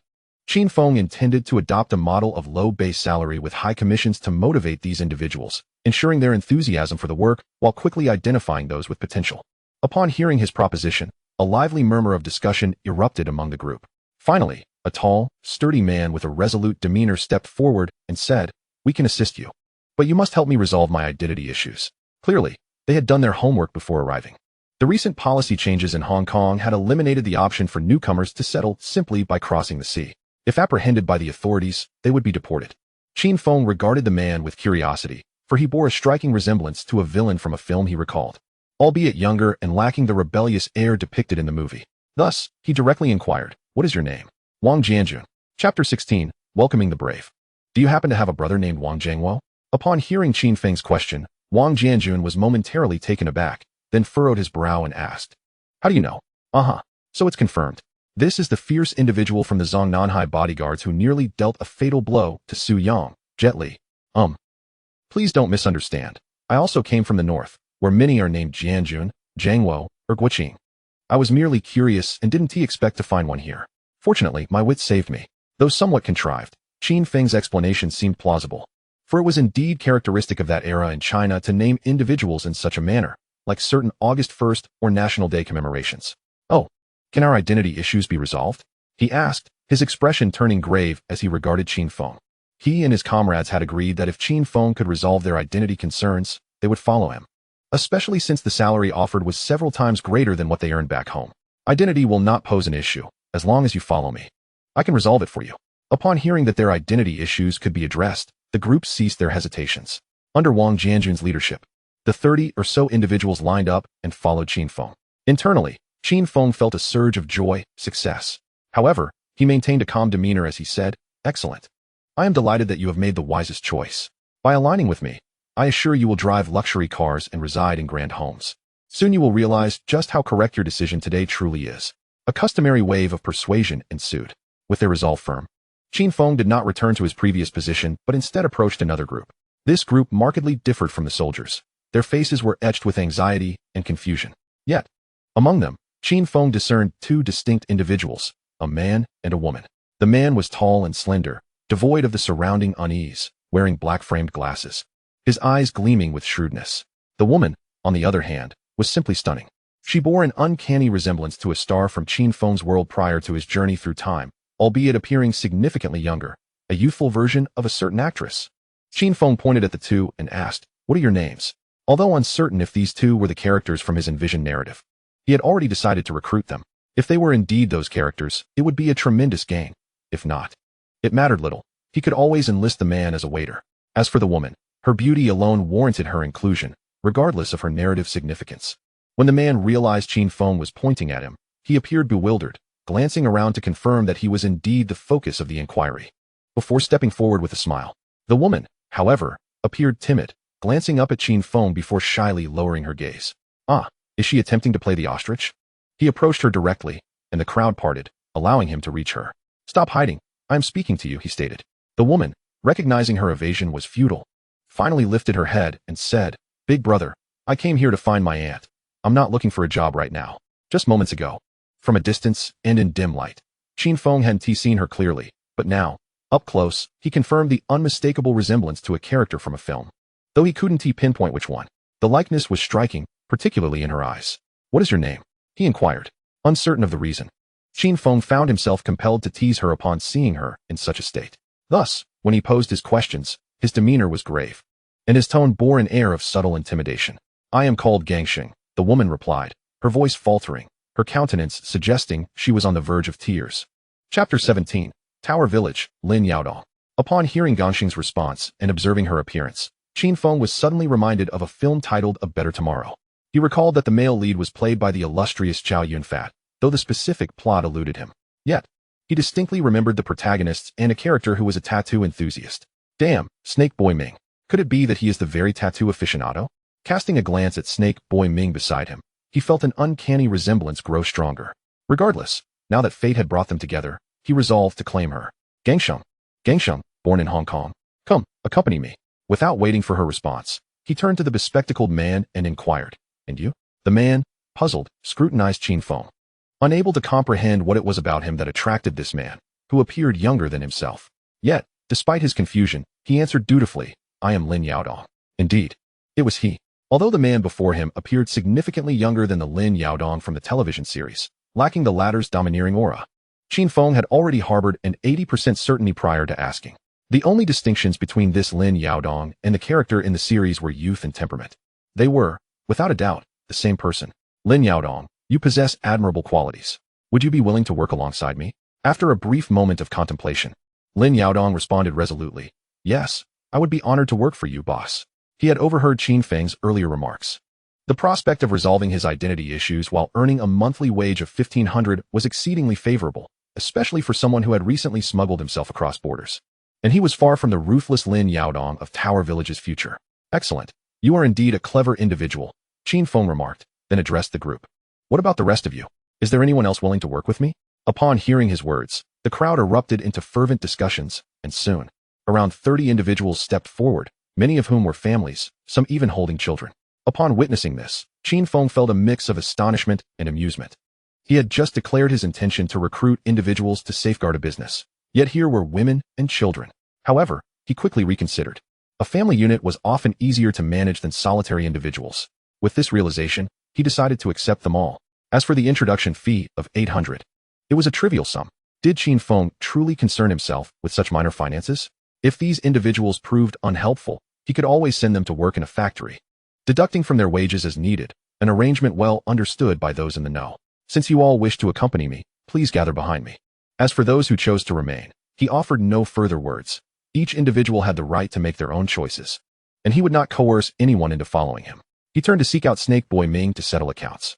Yet, as he pivoted, his peripheral vision caught sight of a familiar floral pattern tank top among those who opted to stay. Seeing that tank top, Qin Feng couldn't help but chuckle in frustration. Here he was trying to rescue her, and she remained oblivious. He distinctly remembered how the character Gangsheng in the film was ruthlessly tormented by Snake Boy Ming. Gangsheng, why are you still lingering at the back? Hurry over here, Qin Feng shouted. At the sound of his voice, Gangsheng trembled, realizing she could not evade him any longer. Reluctantly, she shuffled from the back of the crowd. Yet, her expression remained pleading as she addressed Qin Feng. Big brother, may I first find my aunt before returning to assist you?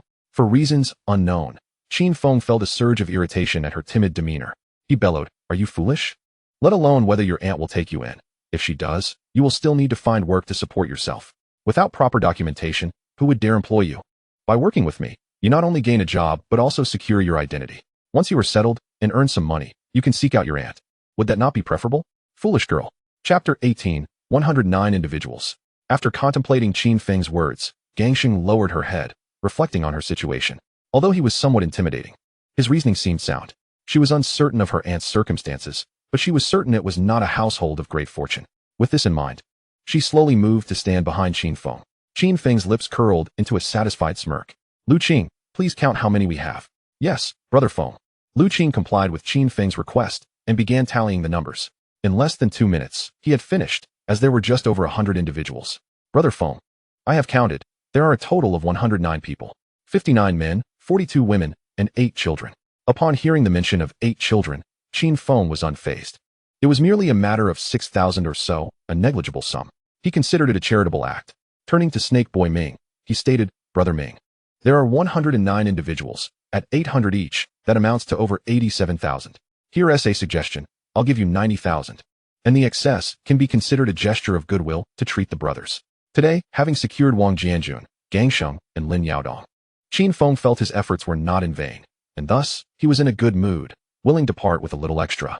Snake Boy Ming, upon hearing Qin Feng's words, was also quite pleased, though he felt a twinge of regret at the sight of Gangsheng's striking beauty.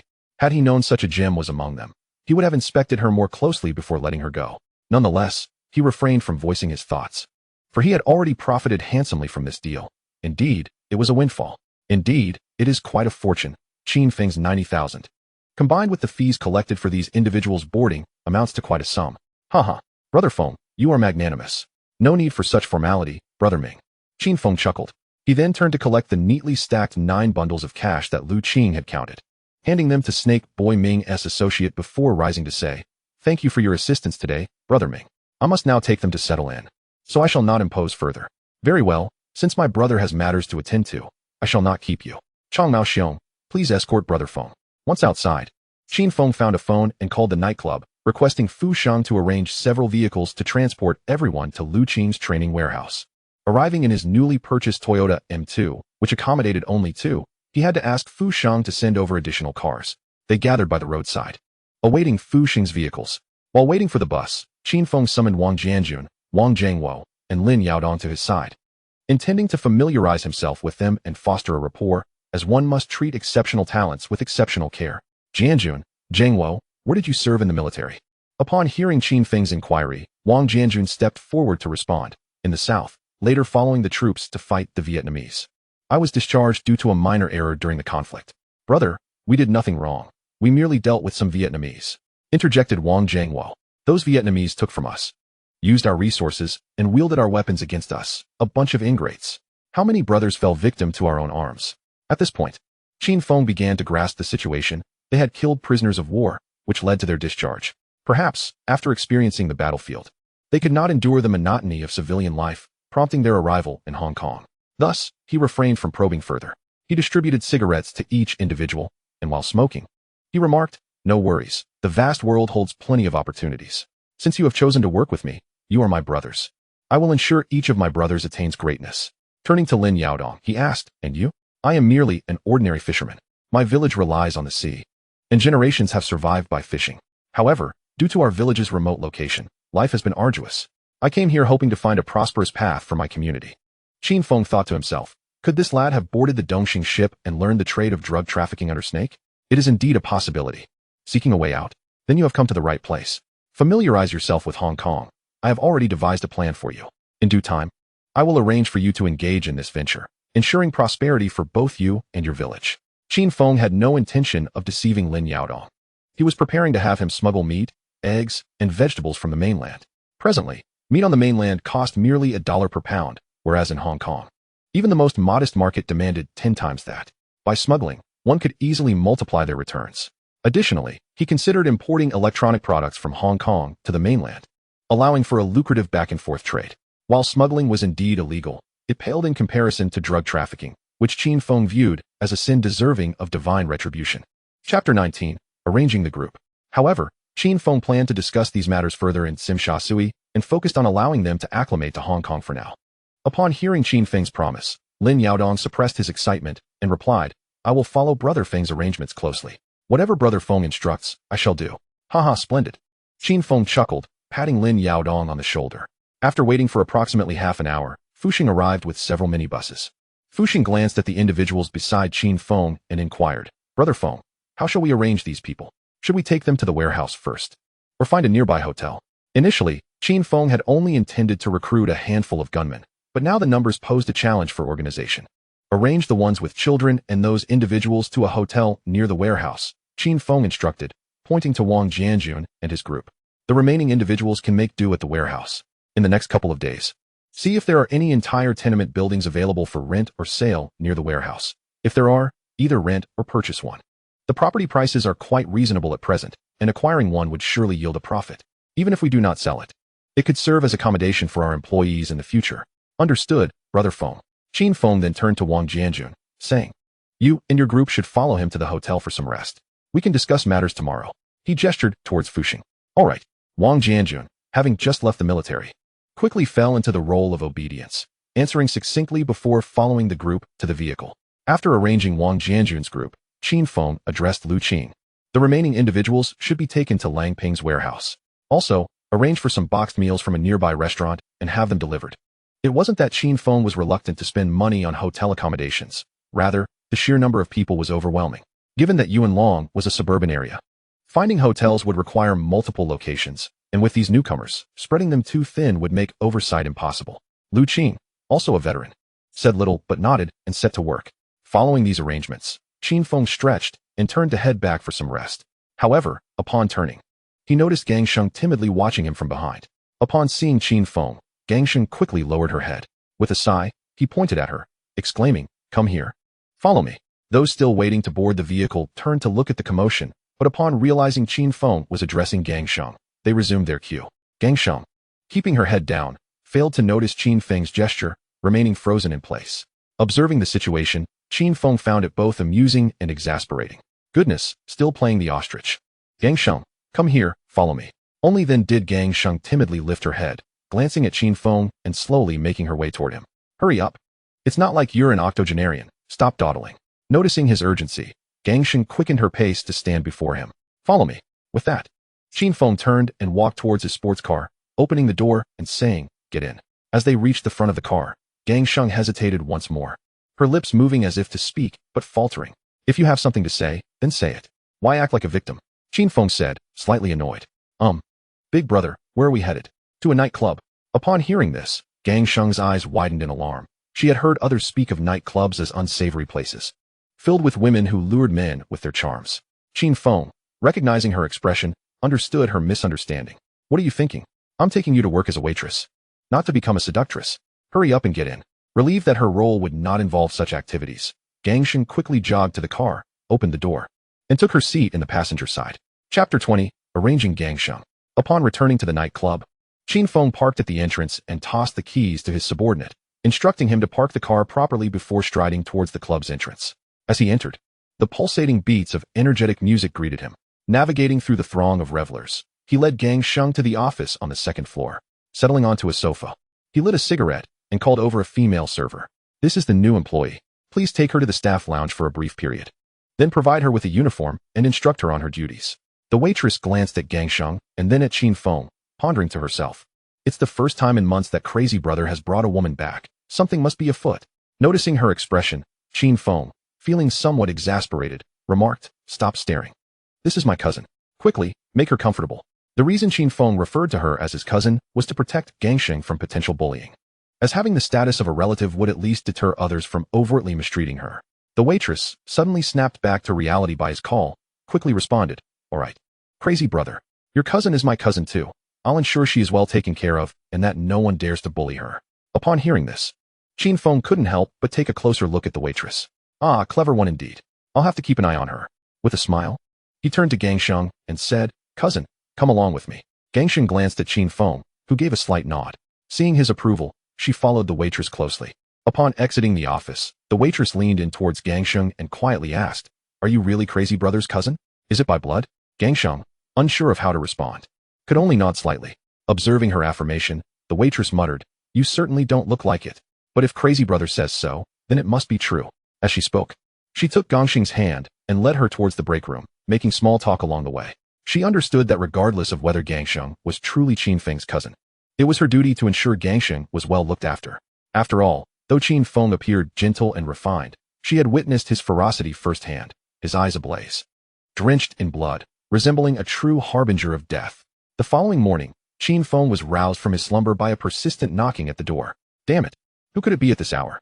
They better have a good reason, or I swear I'll break their skull, he grumbled, opening the door to find Gangsheng standing there, looking rather pitiful, clutching a bag of buns and a bowl of porridge. "What brings you here so early?" Qin Feng inquired. "Good morning, Crazy Brother. Thank you for arranging my job. I brought you breakfast," she replied, presenting the buns and porridge to him. Qin Feng, taken aback, thought to himself, what kind of proper gangster eats breakfast at 10? Isn't that usually reserved for lunch? This was surely going to disrupt my biological clock. However, seeing the eager look in Gangsheng's eyes, he accepted the food. "Where did you get the money for this?" he asked, pulling out $200 bills to offer her. Gangsheng, seeing the money, quickly recoiled and waved her hands, saying, "No need, Crazy Brother. I have money." After the waitress had settled Gangsheng in the previous night, they had shared much conversation, mostly about Qin Feng. From her, Gangsheng learned that Qin Feng wasn't a bad person, despite his fierce demeanor and sometimes irritating remarks. He was actually quite decent compared to other gang leaders. He was always the first to stand up for anyone being bullied and never sought excuses to deduct money from them. He was loyal and willing to help others. Having learned this, Gangsheng's fear of Qin Feng had lessened considerably. Meanwhile, Qin Feng impatiently shoved the money into her hands. "Just take it, spare me the chatter. Do you think I'm bothered by a few bucks?" Gangsheng, holding the money, wanted to return it but feared upsetting Qin Feng, leaving her standing awkwardly at the door. Qin Feng accepted the breakfast and yawned, saying, "Do you have anything else? If not, go back and rest. You're disturbing my dreams at this hour." Chapter 21, Profit. "Oh, okay, Crazy Brother." Since the waitress had referred to Qin Feng as such, she followed suit. Qin Feng nodded casually, preparing to close the door and return inside. Just as the door was nearly shut, Gangsheng added, "Well, Crazy Brother, I'll be heading back now. I'll buy you breakfast again tomorrow." "Suit yourself," Qin Feng replied dismissively. After closing the door, he returned to the sofa, only then realizing, damn it, she plans to bring me breakfast again tomorrow. That means another disturbance to my sleep. After finishing his breakfast, Qin Feng intended to take a nap, but found himself tossing and turning on the sofa, unable to fall asleep. This is ridiculous. He rolled over, grabbed his jacket, and decided to check on Wang Jianjun and the others. Arriving at the hotel, he noticed a junior member exiting, waving him over. "How are things inside?" Qin Feng asked. The junior, upon seeing Qin Feng, quickly assured him, "Don't worry, Crazy Brother. Everything is as you instructed. Breakfast and lunch have been delivered as per your orders, and the necessary supplies have been arranged for the brothers." "Good job," Qin Feng replied, casually pulling out 500 yuan and tossing it to the junior. "Keep doing well, and you'll be rewarded. Go enjoy some late-night snacks." The junior caught the money with both hands, instantly becoming more respectful towards Qin Feng. Do not underestimate 500 yuan, given today's cost of living. It equates to a substantial portion of an average white-collar worker's monthly salary. After listening to the junior's flattery for a while, Qin Feng waved him off and proceeded into the hotel. After locating Wang Jianjun's room number at the front desk, he made his way there without waiting for the front desk staff to accompany him. Upon reaching the door, he knocked and waited. After a moment, a deep voice from within inquired, "Who is it?" "It's me, Qin Feng," he responded. Indeed, he is the man capable of bringing even Jie Gu, the bodyguard Su Yang from Zongnanhai, to the brink of ecstasy. Such vigilance.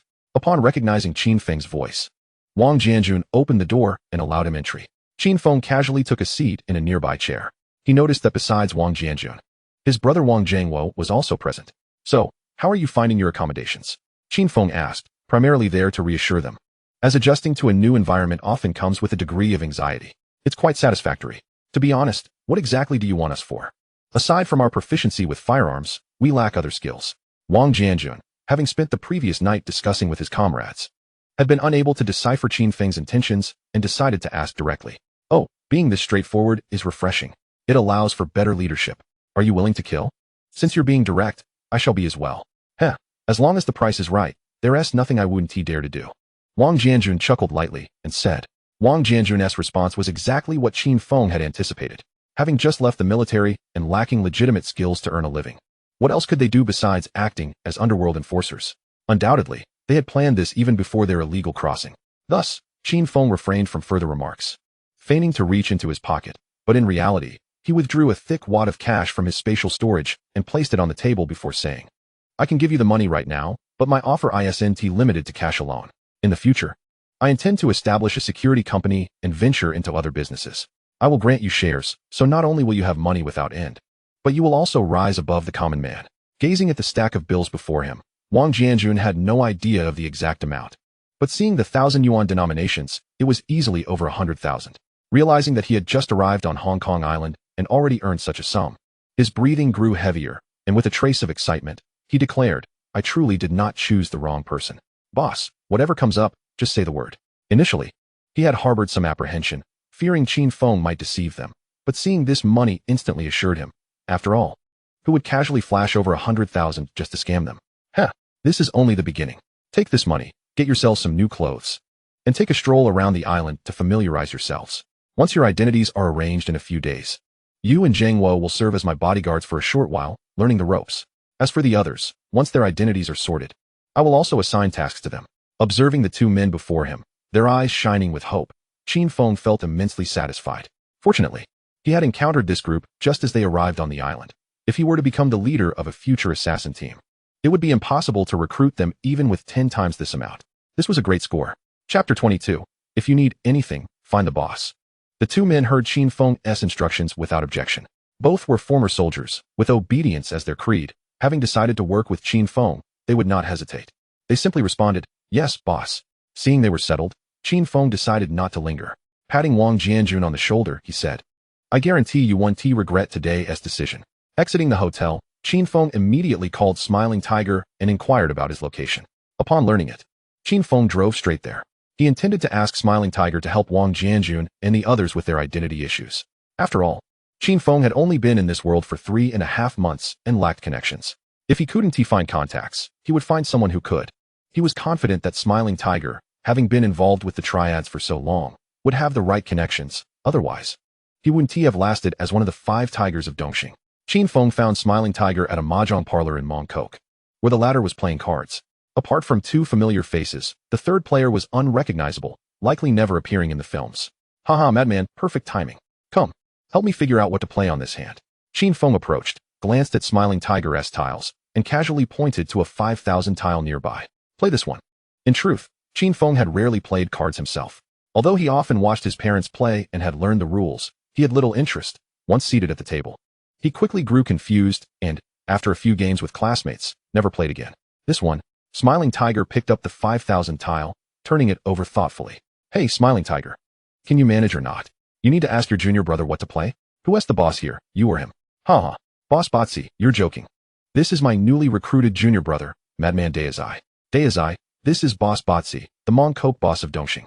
Qin Feng sized up Botsy opposite him. He thought, this guy must be Liang Kuan's good brother Bobby, who died owing Liang Kuan 20 million. Judging by appearances, it seemed he still had some time before Chun Haonan finished him off. Maybe there was an opportunity here. Borrow a high-interest loan, and when Chun Haonan kills him, the debt would be a moot point. After all, Liang Kuan never recovered that 20 million in the movies. This could work, worth a try. With this in mind, Qin Feng beamed and called out, Boss Botsy, bowing slightly in advance, since he wouldn't have long before Chun Haonan came for him. Seeing Qin Feng's respectful attitude, Bobby ceased mocking Smiling Tiger and squinted, saying, so you're Madman Daizai? You've been quite fierce lately, chasing down more than a dozen people from Hongtai all by yourself. Smiling Tiger, Your junior brother is impressive, much better than the last one, Firetail. Haha, Boss Botsy. You flatter me. We juniors will rely on your guidance going forward. Then he introduced the other two at the table to Qin Feng. This is Crow, the Wanchai boss of Dongxing. Crow looked far less arrogant than in the films, probably because he had just ascended to the Wanchai position. He then nodded toward an older man wearing gold-rimmed glasses on his left. This is Uncle Chuanbao, Lianqing's uncle. Crow Chuanbao. Chuanbao differed significantly from the film's portrayal, wearing a floral shirt and a big gold chain, much younger, and apart from a vaguely similar face shape. They looked like entirely different people. Madman, what brings you to see the boss again? You look in a hurry, Smiling Tiger asked, shuffling cards while inviting others to continue playing. Haha, nothing escapes the boss's notice. Qin Feng laughed. It's like this, boss. I want to arrange a batch of ID cards for some people. I wonder if you have any connections? ID cards? Why the sudden interest? How many do you need? If it's not many, just go to Firetail, you know his prices. He'll handle it for you. 50,000. Who? Finally won after losing all night. Hey, big brother, I need quite a few. How many? Over 100. Hearing Qin Feng wanted over 100 ID cards at once, Smiling Tiger paused, looked back at him, and said, Madman, over 100 ID cards? At market price, that's over 4 million. Do you have that kind of money? I don't have that much. It's for others. I just take a cut to make a little money. Smiling Tiger thought it over and agreed. Qin Feng only had a nightclub, which might bring in tens of thousands a month at best. There was no way he had 4 million. If it were just a few or a dozen, I could get them for you, but over 100 at once?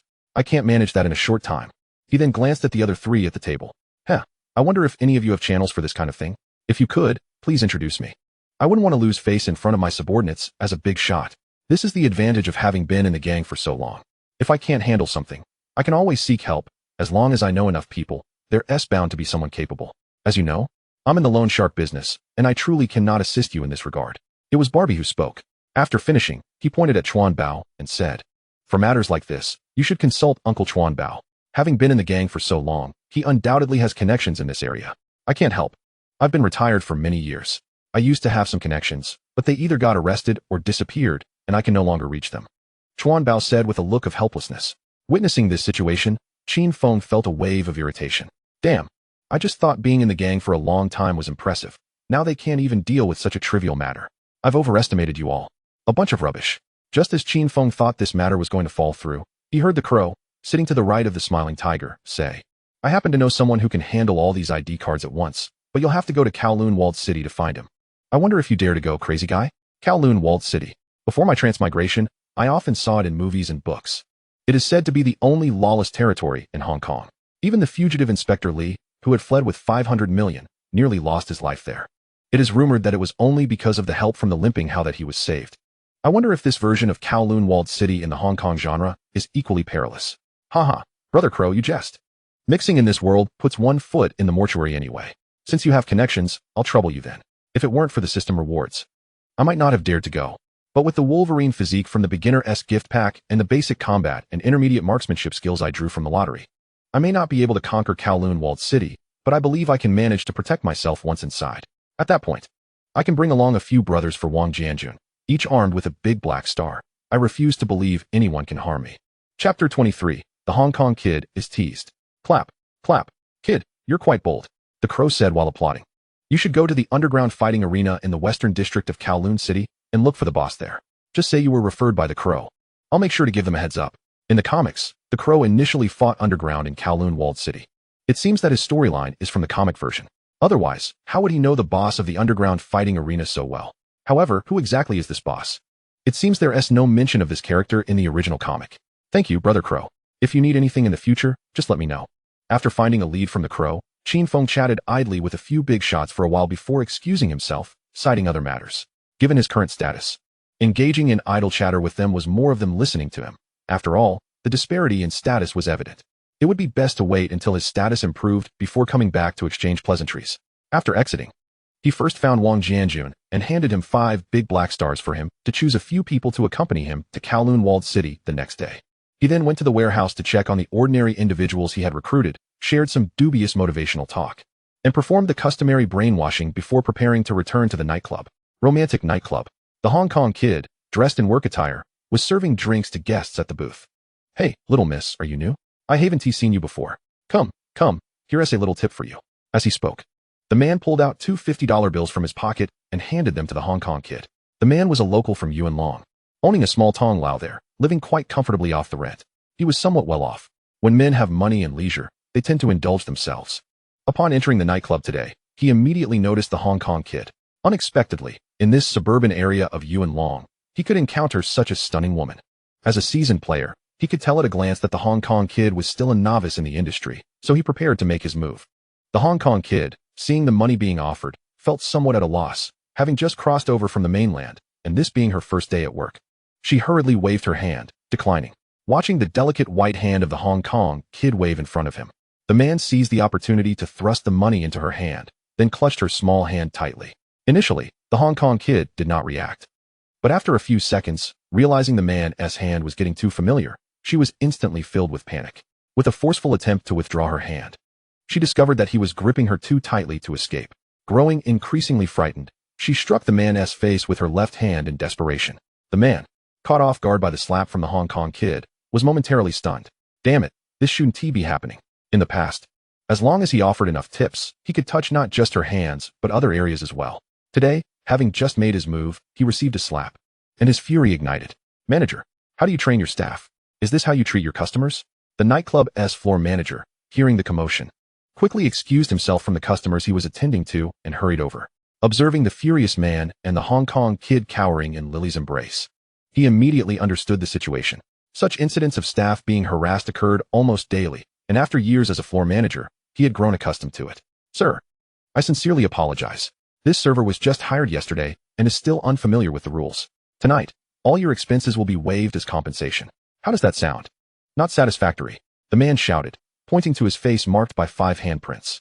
I'm a regular customer here. Is this how you treat loyal customers? Then, sir, what would it take to make you satisfied? I want her fired and an additional $5,000 for medical expenses. The man had it all planned out. First, getting the manager to fire the Hong Kong kid. From her appearance, he could tell she was from a small town. After she was dismissed, he would take the $5,000 given to him by the nightclub and pursue the Hong Kong kid. He didn't believe $5,000 wouldn't be enough to woo a country girl.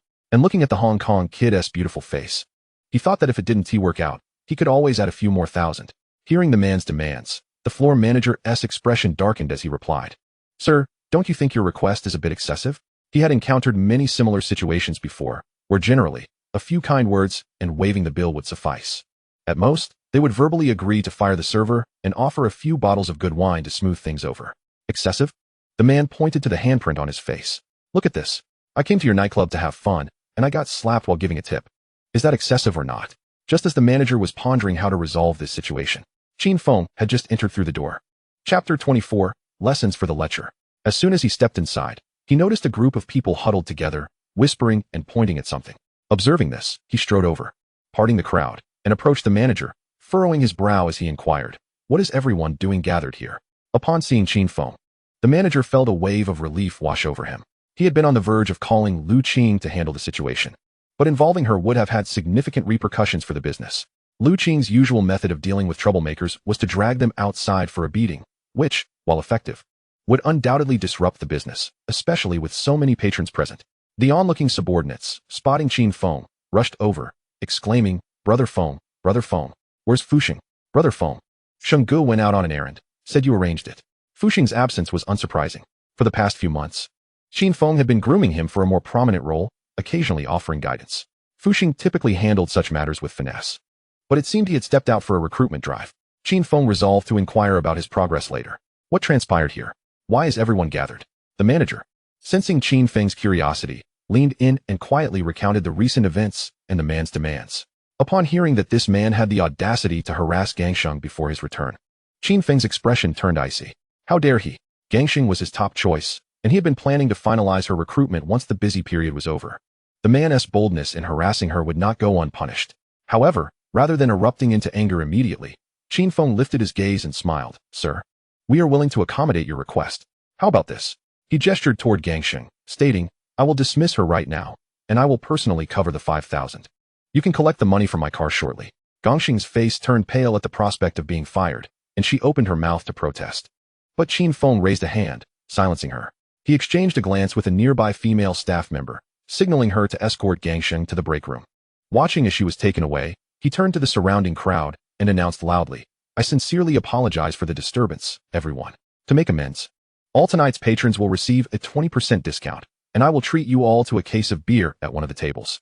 The issue has been resolved, so please continue to enjoy the music and dancing. You may all disperse now."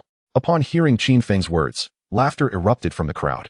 The evening had turned out to be quite worthwhile, with a discount and a complimentary case of beer. This nightclub was generous. They would certainly return. Once the crowd had dispersed, Qin Feng turned to the man, saying, "Sir, let us proceed to my car to collect the money. I forgot to bring it down in my haste. After retrieving the money, we can return for drinks. It's on me." The man, seeing Qin Feng's smile and sincere demeanor, said nothing further and followed him outside. "Hey, where exactly is your car parked? How did we end up in this alley?" After exiting, Qin Feng remained silent, leading the man through a series of twists and turns until they reached a narrow alley known for its unsavory reputation. It was only then that the man began to sense something amiss and voiced his concern. Qin Feng turned around, a cold smile gracing his lips, and beckoned two of his subordinates. Approaching the man, he delivered a slap to his face with just enough force to send him crashing against the alley wall. The impact brought the man to his senses. As he staggered back, he fell to the ground, unable to rise. Groaning, he pleaded, "Brother, I was wrong. I shouldn't have caused trouble at your nightclub. Please, spare me." "Spare you? Huh? Don't pretend you didn't know this was Dongxing's territory," Qin Feng retorted, pressing his foot down on the man's face, grinding it slightly as he continued. "Even if you were unaware. If word got out that you dared to create a scene here, and I let you go, how would I maintain my reputation?" The man whimpered, "I was wrong, brother. I promise it won't happen again." Qin Feng chuckled coldly and motioned to his subordinates, who eagerly approached. "Brother Feng, Brother Feng." He nodded at them and pointed to the man on the ground, saying, "This fellow just caused a ruckus in our establishment. Consider this an opportunity for you both to practice your skills. Give him a good 5 minutes." With that, he lifted his foot from the man's face and stepped aside to light a cigarette, watching as the two subordinates advanced with sinister grins. 8 minutes later, Qin Feng called a halt to the subordinates' practice. He looked down at the now unrecognizable man, placing a foot on his hand. The man, still dazed from the beating, let out a piercing scream. "Ah, brother, I won't do it again. I was wrong." Squatting down, Qin Feng addressed him, "You might not know who I am, but that's of no concern. I know you. You're the landlord of that 4-story building on the next street, correct? Tell me, what would you do if your building were to suddenly catch fire?" Upon realizing the threat, the man momentarily forgot his pain. "Brother, please. I can compensate you." "Compensate? How much are you willing to offer?" "I can give you 10,000. Just please don't burn my building." 10,000? Huh. Do you think so little of us at Dongxing? Qin Feng's foot pressed down harder. "Do I look like someone who needs 10,000? In reality, your offer is rather paltry. After all, in these times, a life can be worth several times that amount." "Ah, 50,000. Brother, I only have that much. Please, spare me." At that moment, the man was filled with regret. He initially thought he was dealing with an easy target, only to find himself cornered by a wolf, ending up beaten and now facing a demand for 50,000. "Very well, I expect to see the money by 10 o'clock tomorrow morning," he added, slapping the man's swollen face lightly. "Otherwise, I understand. I will bring the money to the nightclub first thing in the morning." The man gasped in pain but nodded vigorously in agreement. "Now get lost." Qin Feng delivered a kick to the man, sending him on his way. With the compensation settled, there was no reason to keep him around. After the man exited the alley, Qin Feng retrieved 2 large golden bulls, 1,000 Hong Kong dollars each, from his pocket and handed them to his 2 subordinates, instructing them, "Take this for supper." This is the persona Qin Feng has been meticulously crafting, loyal and generous. As long as he perfects this image, whether it be seizing territory or recruiting members, it will all be a mere gesture of his hand. "Thank you, Brother Feng. Brother Feng, so magnanimous." With a smile, he patted one of the subordinates on the shoulder and turned to head back. "I wonder how Gangsheng is faring. He must be quite startled. Truly, Brother Feng is remarkable. Indeed, no other big brother is as generous as Brother Feng. While others merely provide a meager living allowance each month, Brother Feng dispenses 2,000 in one go." As they whispered amongst themselves, Qin Feng had already reached the mouth of the alley, and despite his extraordinary physique, he overheard their conversation clearly. A slight smirk graced his lips. This was precisely the effect he desired. Upon returning to the nightclub, Qin Feng first offered some words of comfort to Gangsheng, then summoned the manager to arrange for Gangsheng to work backstage. He called over another subordinate, instructing, "If Fuxing returns, have him come find me." "Yes, Brother Feng." With a wave, he dismissed the subordinate. Qin Feng reclined on the sofa, contemplating his impending trip to Kowloon City. Perhaps it would be wise to conduct a lottery to bolster his strength. He calculated 15 million, having allocated 2 million to recruit Fuxing and Elf Kings, and another 100,000 to Wang Jianjun. After reserving 450,000 for identity cards, along with the amount for the lottery, He found himself with less than 8 million left. If he were to seize territory, he would require a substantial sum. Damn it. Why does earning money feel so laborious, while spending it is so swift? Yet, it seemed that making money wasn't entirely insurmountable, after all. He merely had to pry open a trunk. Cursing inwardly, he thought about the system lottery, and the wheel materialized before his eyes. He glanced at the rewards displayed. A case of Erguo 2, 6 bottles, a bag of toilet paper, proficiency in piano, fluency in Japanese, and basic repair skills. Thank you for your patronage. Looking at the rewards, Qin Feng felt an urge to curse. Surely, he had failed to pay homage to Lord Guan. Or else why would he be so unfortunate? As per usual, he proceeded to the kitchen to fetch some fruit. On his way, he encountered Lily. Brother Feng, if you want fruit, just call out, and I will bring it to you. Qin Feng engaged in minimal conversation, responding with a casual before returning to his office. He arranged the fruits and lit 3 incense sticks. Lord Guan, I bring you offerings once more. May you bless me abundantly. Following the customary procedure, Qin Feng silently invoked the system to refresh the lottery rewards. In an instant, the wheel shimmered with light. And the prizes were updated. A big black star, 50 rounds of ammunition, 10 grenades, basic combat skills, a case of Matai, 6 bottles, and a stab-resistant t-shirt. Thank you for your patronage. Seeing this new selection of rewards filled Qin Feng with joy. No wonder people in Hong Kong, whether police, civilians, or gangsters, worship Lord Guan. This is genuine protection.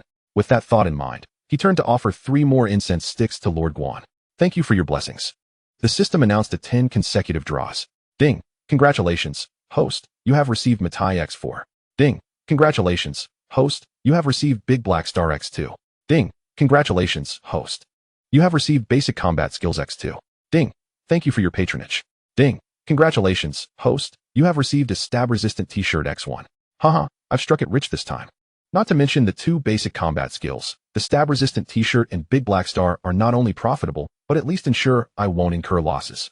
The system continued the lottery, and he hoped to capitalize on his good fortune to draw more basic combat skills, elevating his abilities to an advanced level.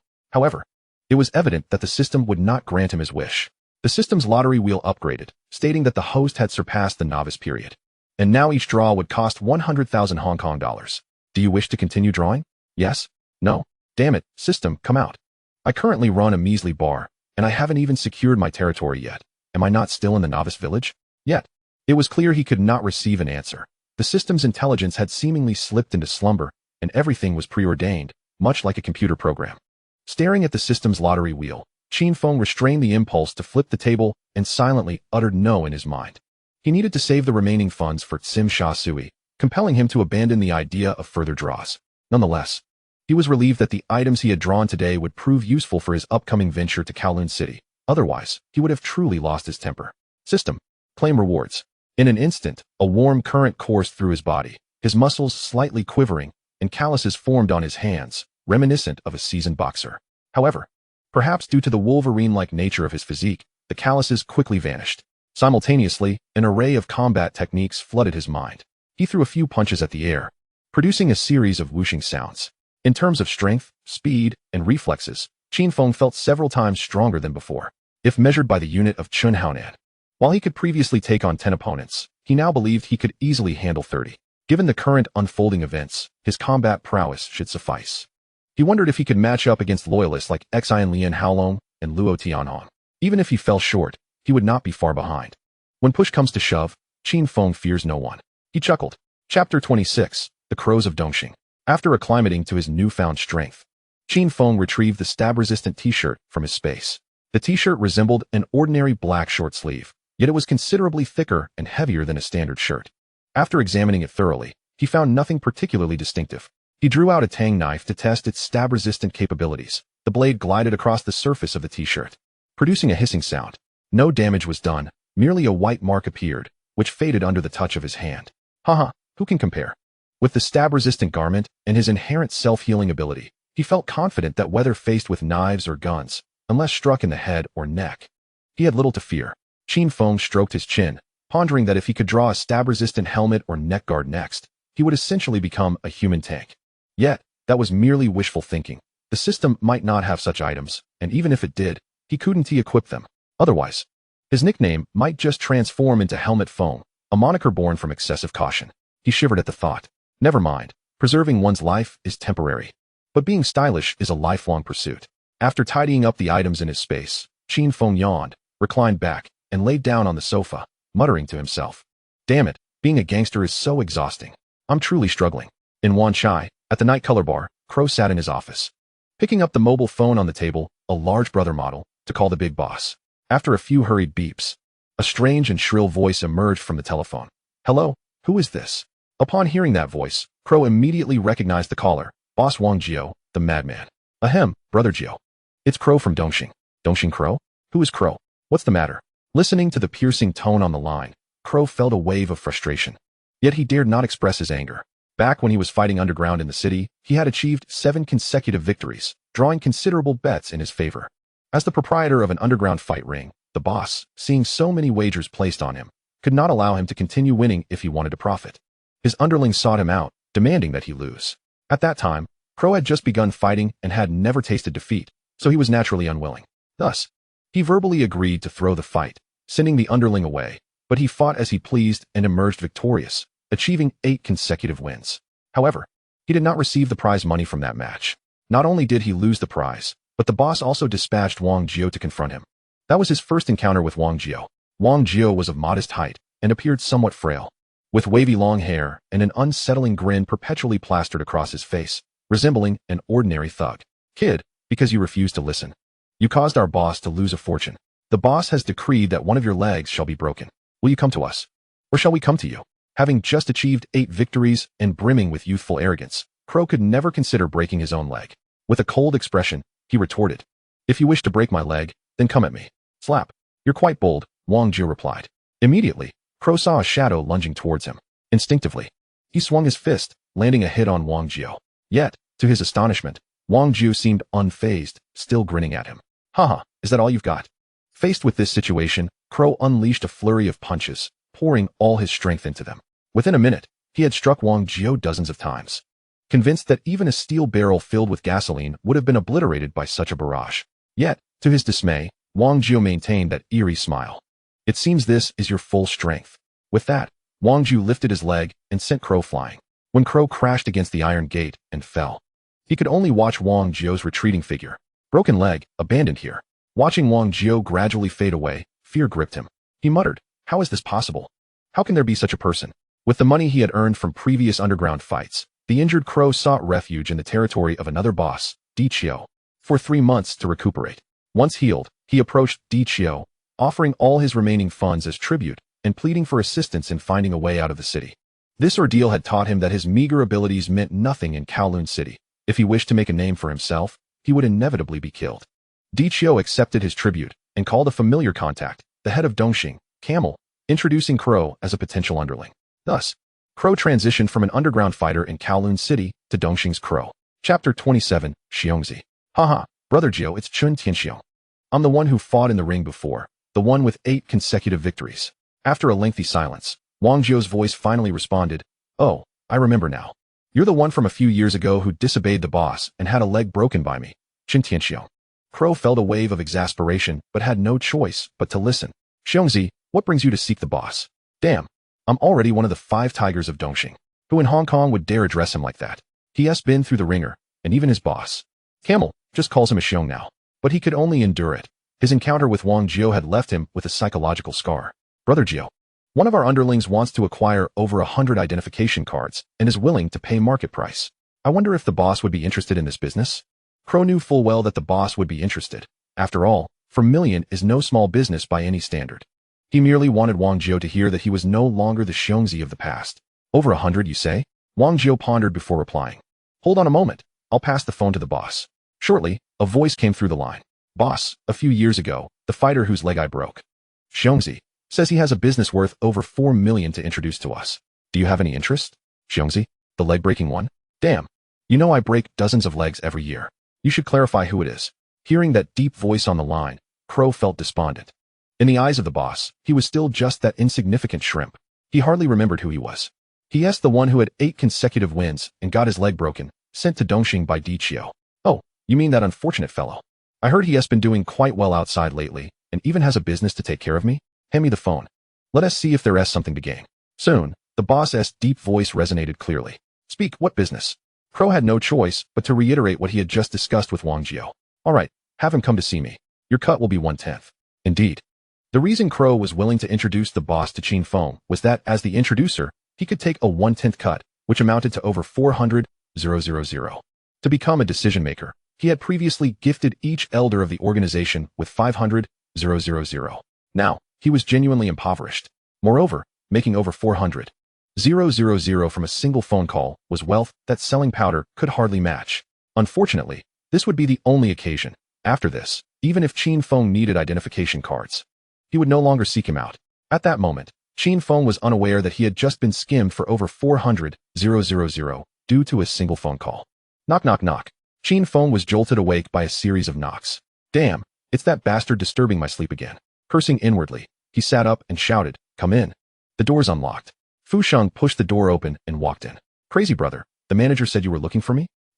How's the recruitment going? How many have you got?" Qin Feng rubbed his face and inquired. "Crazy brother, I was just about to tell you. We've already recruited over 100. All daring fighters. I've spent over 200,000 of the money you gave me. Do you want to recruit more?" Qin Feng nodded. Fu Sheng was efficient. In just one day, they had brought in over 100, but it still wasn't enough. Since Qin Feng was preparing to seize Wang Bao's territory in Tsim Shui, they needed to calculate based on Wang Bao's territory. The venues in Tsim Shui, including the bars, nightclubs, bathing centers, and other establishments, required people to oversee them. In total, he estimated at least 300 personnel would be necessary. Keep recruiting. We need to fill at least 350 positions. Qin Feng's thoughts were that with an increase in numbers, there was no reason to fear. However, he acknowledged that reclaiming territory would undoubtedly result in injuries, and perhaps even fatalities. Thus, he resolved to recruit 350 individuals first. "Indeed, Brother Feng," he replied. "However, with so many people, we currently lack a territory to show them. How shall we arrange for these individuals?" Fu Sheng inquired, puzzled. "No need for arrangements. Split the recruits in half and give that portion to Lu Qing. For now, provide them with a monthly stipend. I have but one requirement of these individuals. When I blow the whistle and call upon them to act, they must be present." Brother Feng is aiming for grand ambitions. Fu Sheng thought to himself. However, as subordinates, it is best for us to follow the leader's directives. "Yes, rest assured, Brother Feng. If they fail to show up when it's time to work, you won't have to worry about it. I will ensure they repay double for what they consume." Later. Please document the details of the individuals we recruit in the north, gender, age, and so forth, and provide them to me by tomorrow. After consulting Fu Sheng about any significant occurrences in the underworld, and discovering it had been relatively quiet lately, he instructed Fu Sheng to return to his duties. Chapter 28, Kowloon Walled City. The following day, Qin Feng once again enjoyed the wake-up service provided by Gangsheng, albeit at 11 in the morning. Gangsheng had learned from other staff members that Qin Feng typically rose around 11 or 12 unless he had pressing matters, prompting her to extend the wake-up service. Qin Feng was quite pleased with this adjustment and lavished praise upon Gangsheng, leaving her blushing profusely. After breakfast, he requested the information records of 109 individuals from Fu Sheng before heading out to find Wang Jianjun, intending to resolve the identity issues of these individuals in Kowloon Walled City that day. Upon arriving at the hotel, Qin Feng went directly to Wang Jianjun. Observing the attire of Wang Jianjun and his 4 companions, Qin Feng felt something was amiss. They were still clad in the clothes they had worn while smuggling in, which, though clean, appeared somewhat worn. Qin Feng stroked his chin in contemplation. What exactly felt off? The demeanor was right, but the aura was lacking. Resolving this, he led the 5 to a men's clothing store, outfitting the 4, with the exception of Wang Jianjun, with 2 sets of black suits each. He also acquired a purple suit for himself. As the leader, he must stand apart from his subordinates. Otherwise, how would anyone recognize him as the boss? As for Wang Jianjun, Qin Feng provided him with 2 trench coats, styled akin to those worn by the bodyguards in Zongnanhai. Upon exiting, he glanced at the 5 and felt something still lacked. After a moment's thought, he dashed to a sunglasses shop, purchasing 6 pairs. True to form, he selected a pair with pure gold frames embedded with diamonds for himself, ensuring that when the 6 walked together, it would be immediately obvious who the leader was. No doubt about it, the leader must exude a commanding presence. Upon surveying Wang Jianjun and the others, their aura instantly transformed. Indeed, once donned with sunglasses, the shift was palpable. Although this outing cost Qin Feng over 100,000, he harbored no regrets. As the majority of the expenditure was for his own attire, 80,000 on sunglasses and 28,000 for the suits, with the remainder spent on Wang Jianjun and his companions. Climbing into the van purchased from Desha last time, Qin Feng drove towards Kowloon Walled City. Indeed, it was Qin Feng behind the wheel. Who would have guessed that none of Wang Jianjun's 5 companions could drive? Here he was, clad in an exquisite $2,800 bespoke suit and adorned with $8,000 worth of sunglasses, yet reduced to the role of chauffeur. He mused that once their identification was sorted, he must send them for driving lessons. As Qin Feng's thoughts meandered, the vehicle arrived at the entrance of Kowloon walled city. A chaotic yet unique sight unfolded before him, marked by dense high-rises and dilapidated buildings. The architectural styles varied greatly, featuring traditional Chinese tenement houses and makeshift shacks, all huddled together. The walls of the enclave were covered in a patchwork of graffiti and signs, vibrant colors creating a dizzying effect. The windows and doorways appeared worn and battered, revealing the passage of time. The narrow, winding streets were teeming with people and vehicles, creating an atmosphere of extreme congestion. Overhead, tangled wires and pipes contributed to an impression of utter chaos. Observing the throngs of people coming and going, Qin Feng remarked, "This is the only lawless territory in Hong Kong. It's said that even the police may not emerge unscathed. Come, let us venture inside." Due to the sheer volume of people, Qin Feng decided to park the car in a suitable spot, retrieving a travel bag from the trunk and handing it to Wang Jianjun before proceeding on foot. Upon entering the walled city, Qin Feng immediately regretted his decision. Had he known, he would have preferred to drive in. The air was thick with a foul stench, and litter was strewn about haphazardly along the streets. The ground was awash with sewage, and from time to time, he spotted what resembled human waste. His shoes squelched in the muck, the sensation of stickiness permeating his soles. Along the roadside, he frequently encountered individuals, pale and collapsed in the filth. Truly, this was the legendary lawless territory. Chapter 29, Kowloon Walled City 2. As Qin Feng and Wang Jianjun traversed the area, every passerby turned their gaze upon them. The distinctiveness of Qin Feng's attire stood out starkly in this locale. Not only was Qin Feng clad in an ostentatious purple suit, but Wang Jianjun and his four companions were similarly dressed in matching black suits, rendering them utterly conspicuous in the walled city. Within this enclave resided countless addicts and fugitives, where discretion regarding wealth was paramount for survival. Otherwise, should anyone ascertain who possessed riches, the addicts and criminals would care little for one's identity. Had it not been for the imposing stature and formidable presence of Qin Feng's group, they might have faced immediate hostility upon entering the walled city. Yet, they still attracted attention. Who would have thought there existed such a place in Hong Kong? Wang Jianjun remarked, surveying the grimy streets, the chaotic tangle of wires above, and the vacant-eyed addicts sprawled on the ground. It's quite normal. Every place has its shadows where the sun does not shine. This is simply the dark realm of Hong Kong. Just as Qin Feng was preparing to enlighten Wang Jianjun with grandiose visions, a sudden commotion erupted behind them, accompanied by the sound of hurried footsteps. Turning to look, they saw a group of over 10 individuals wielding machetes and iron rods approaching them. Damn! To encounter a brawl on my first visit, Kowloon Walled City truly lives up to its reputation. Adopting a mindset of avoiding unnecessary conflict, he resolved to yield, allowing the group to pass. However, just as he moved to step aside, one of the approaching individuals shouted, "You there, halt." Hearing the command, Qin Feng glanced around and noticed that those nearby had vacated the area, ensuring that the shout was directed at him. "Is there something you need?" Qin Feng inquired, frowning. "Hee, you lot are newcomers to the walled city, aren't you?" "Yes, this is our first visit. But surely, you didn't stop us just to inquire about that?" "Of course not. We were merely wondering if you require protection, as the walled city can be quite perilous." Upon hearing this, Qin Feng understood. They were seeking to extort him for protection money. He responded nonchalantly, "Protection? How do you intend to safeguard us?" The reply was straightforward. "It's simple. If you hand over 30,000 instead of 50,000 as protection fees, I can assure you that you will navigate the Kowloon Walled City without hindrance.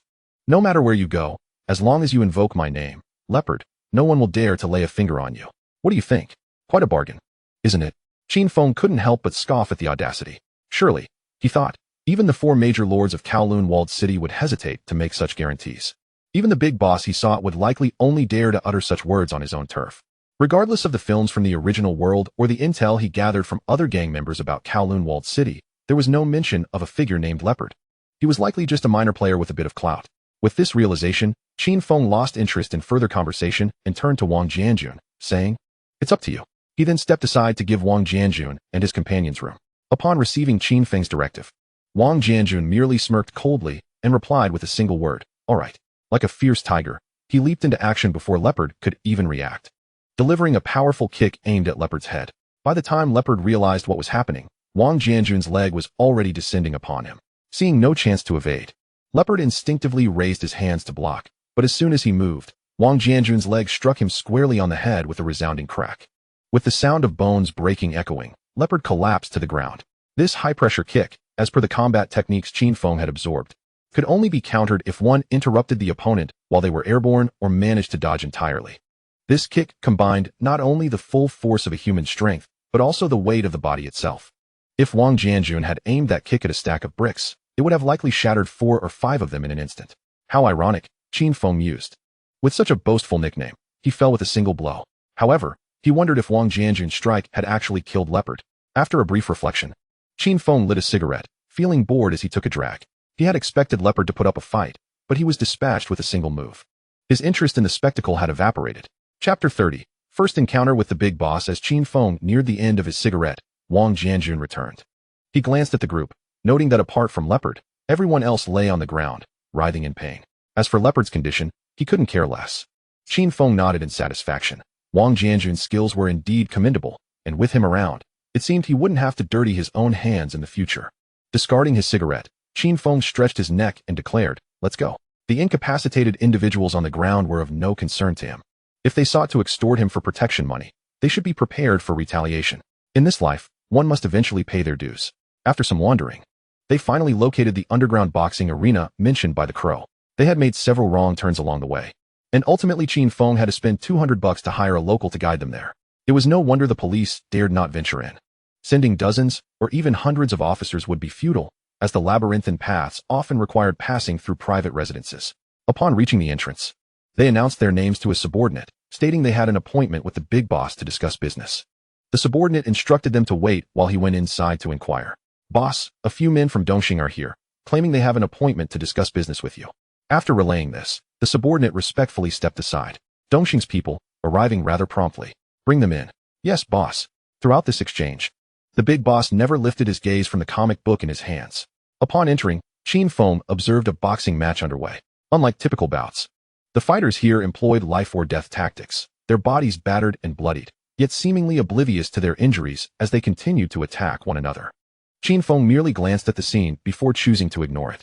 He walked to the innermost room of the arena, which was quite spacious, furnished only with 2 sofas and a coffee table, giving it an air of emptiness. Seated on one of the sofas were 2 individuals. One was a gaunt man with long hair, wearing sunglasses and sporting a peculiar grin that made him appear rather unsettling.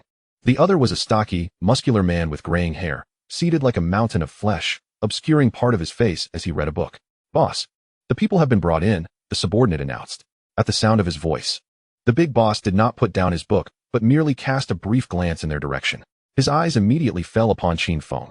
In that moment, the advantage of Qin Feng's flamboyant purple suit became apparent. Amidst the group, anyone with functioning eyesight would naturally notice him first. "Are you the one who asked for identification from Xiongzi?" "Xiongzi?" Qin Feng was momentarily taken aback. Who on earth was Xiongzi? "Boss, I'm here to seek your assistance in procuring a batch of identity cards, as introduced by Brother Crow from Dongxing." Though he had seen several gangster films during his middle school years, he couldn't recall who Xiongzi was. And he had no knowledge of whether the character appeared in any other films, so he decided to be forthright. "Ha ha ha, then you're in the right place. Brother Crow from Dongxing is indeed Xiongzi." The words came not from the big boss, but from the strange long-haired man beside him. Qin Feng nearly burst out laughing. It was hard to believe the arrogant Brother Crow was referred to as Xiongzi here. However, maintaining his professionalism, he suppressed his amusement. "Boss, I wish to request your assistance in obtaining 109 identity cards at market price, but I would like to receive them within 3 days. I wonder if you can manage that?" Regardless of whether he was dealing with Crow or Xiongzi, it was of little consequence. He was here for the identity cards and stated his request plainly. "Well, it seems you are unaware of our boss's capabilities. Don't be mistaken. Not only can he handle 109 cards, but he could manage double that without breaking a sweat. However," the long-haired man spoke again, raising a finger. "However, as you require them urgently, the price will incur an additional 10%. Listening to the oddly sharp laughter of the strange man, Qin Feng felt an impulse to punch him in the face to see if he could still laugh after receiving a hit. Damn it, he thought, since he entered. He has been nothing but laughter. Does he not realize how unpleasant it sounds? Yet he restrained his urge, furrowing his brows as he replied, "Over 100 identity cards? If I were willing to wait, I could probably get them at 80% of the market price. The reason I'm willing to pay market price is precisely because I want them within 3 days. If the big boss conducts business in such a manner, then my only recourse is to seek alternatives. I am confident that apart from you, the big boss, there are certainly others willing to engage in this transaction.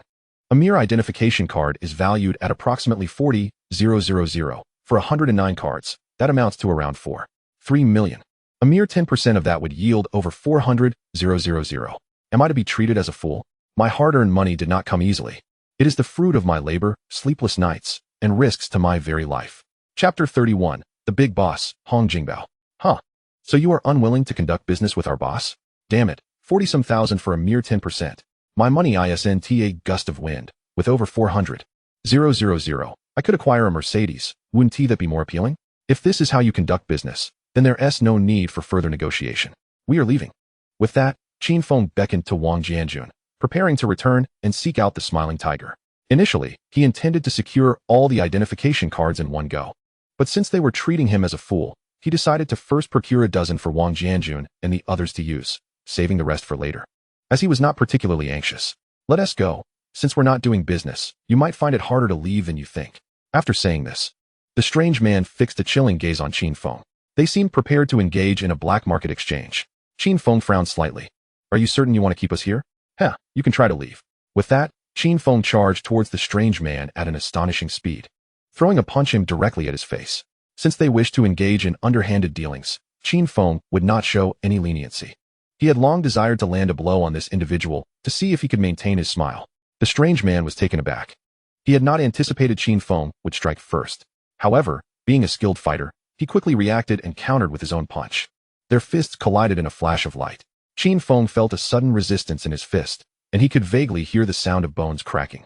He realized it must be his own knuckles. In an instant, he experienced a sharp pain, but it subsided within seconds, prompting him to exert more force and press forward. With a resounding thud, Qin Feng's powerful punch struck the strange man's chest, sending him crashing against the wall behind the sofa, leaving a massive dent. Ever since Qin Feng acquired his enhanced physique, he had never unleashed his full strength, as previously he had only encountered minor thugs. How formidable could such thugs truly be? Even someone like Chun Haonan was considered impressive. Qin Feng's punch astonished everyone. Who would have thought that the seemingly delicate boss possessed such prowess? Wang Jianjun reflected on what would have happened had he been on the receiving end of that punch. Sadly, he realized he would have been utterly defenseless against it.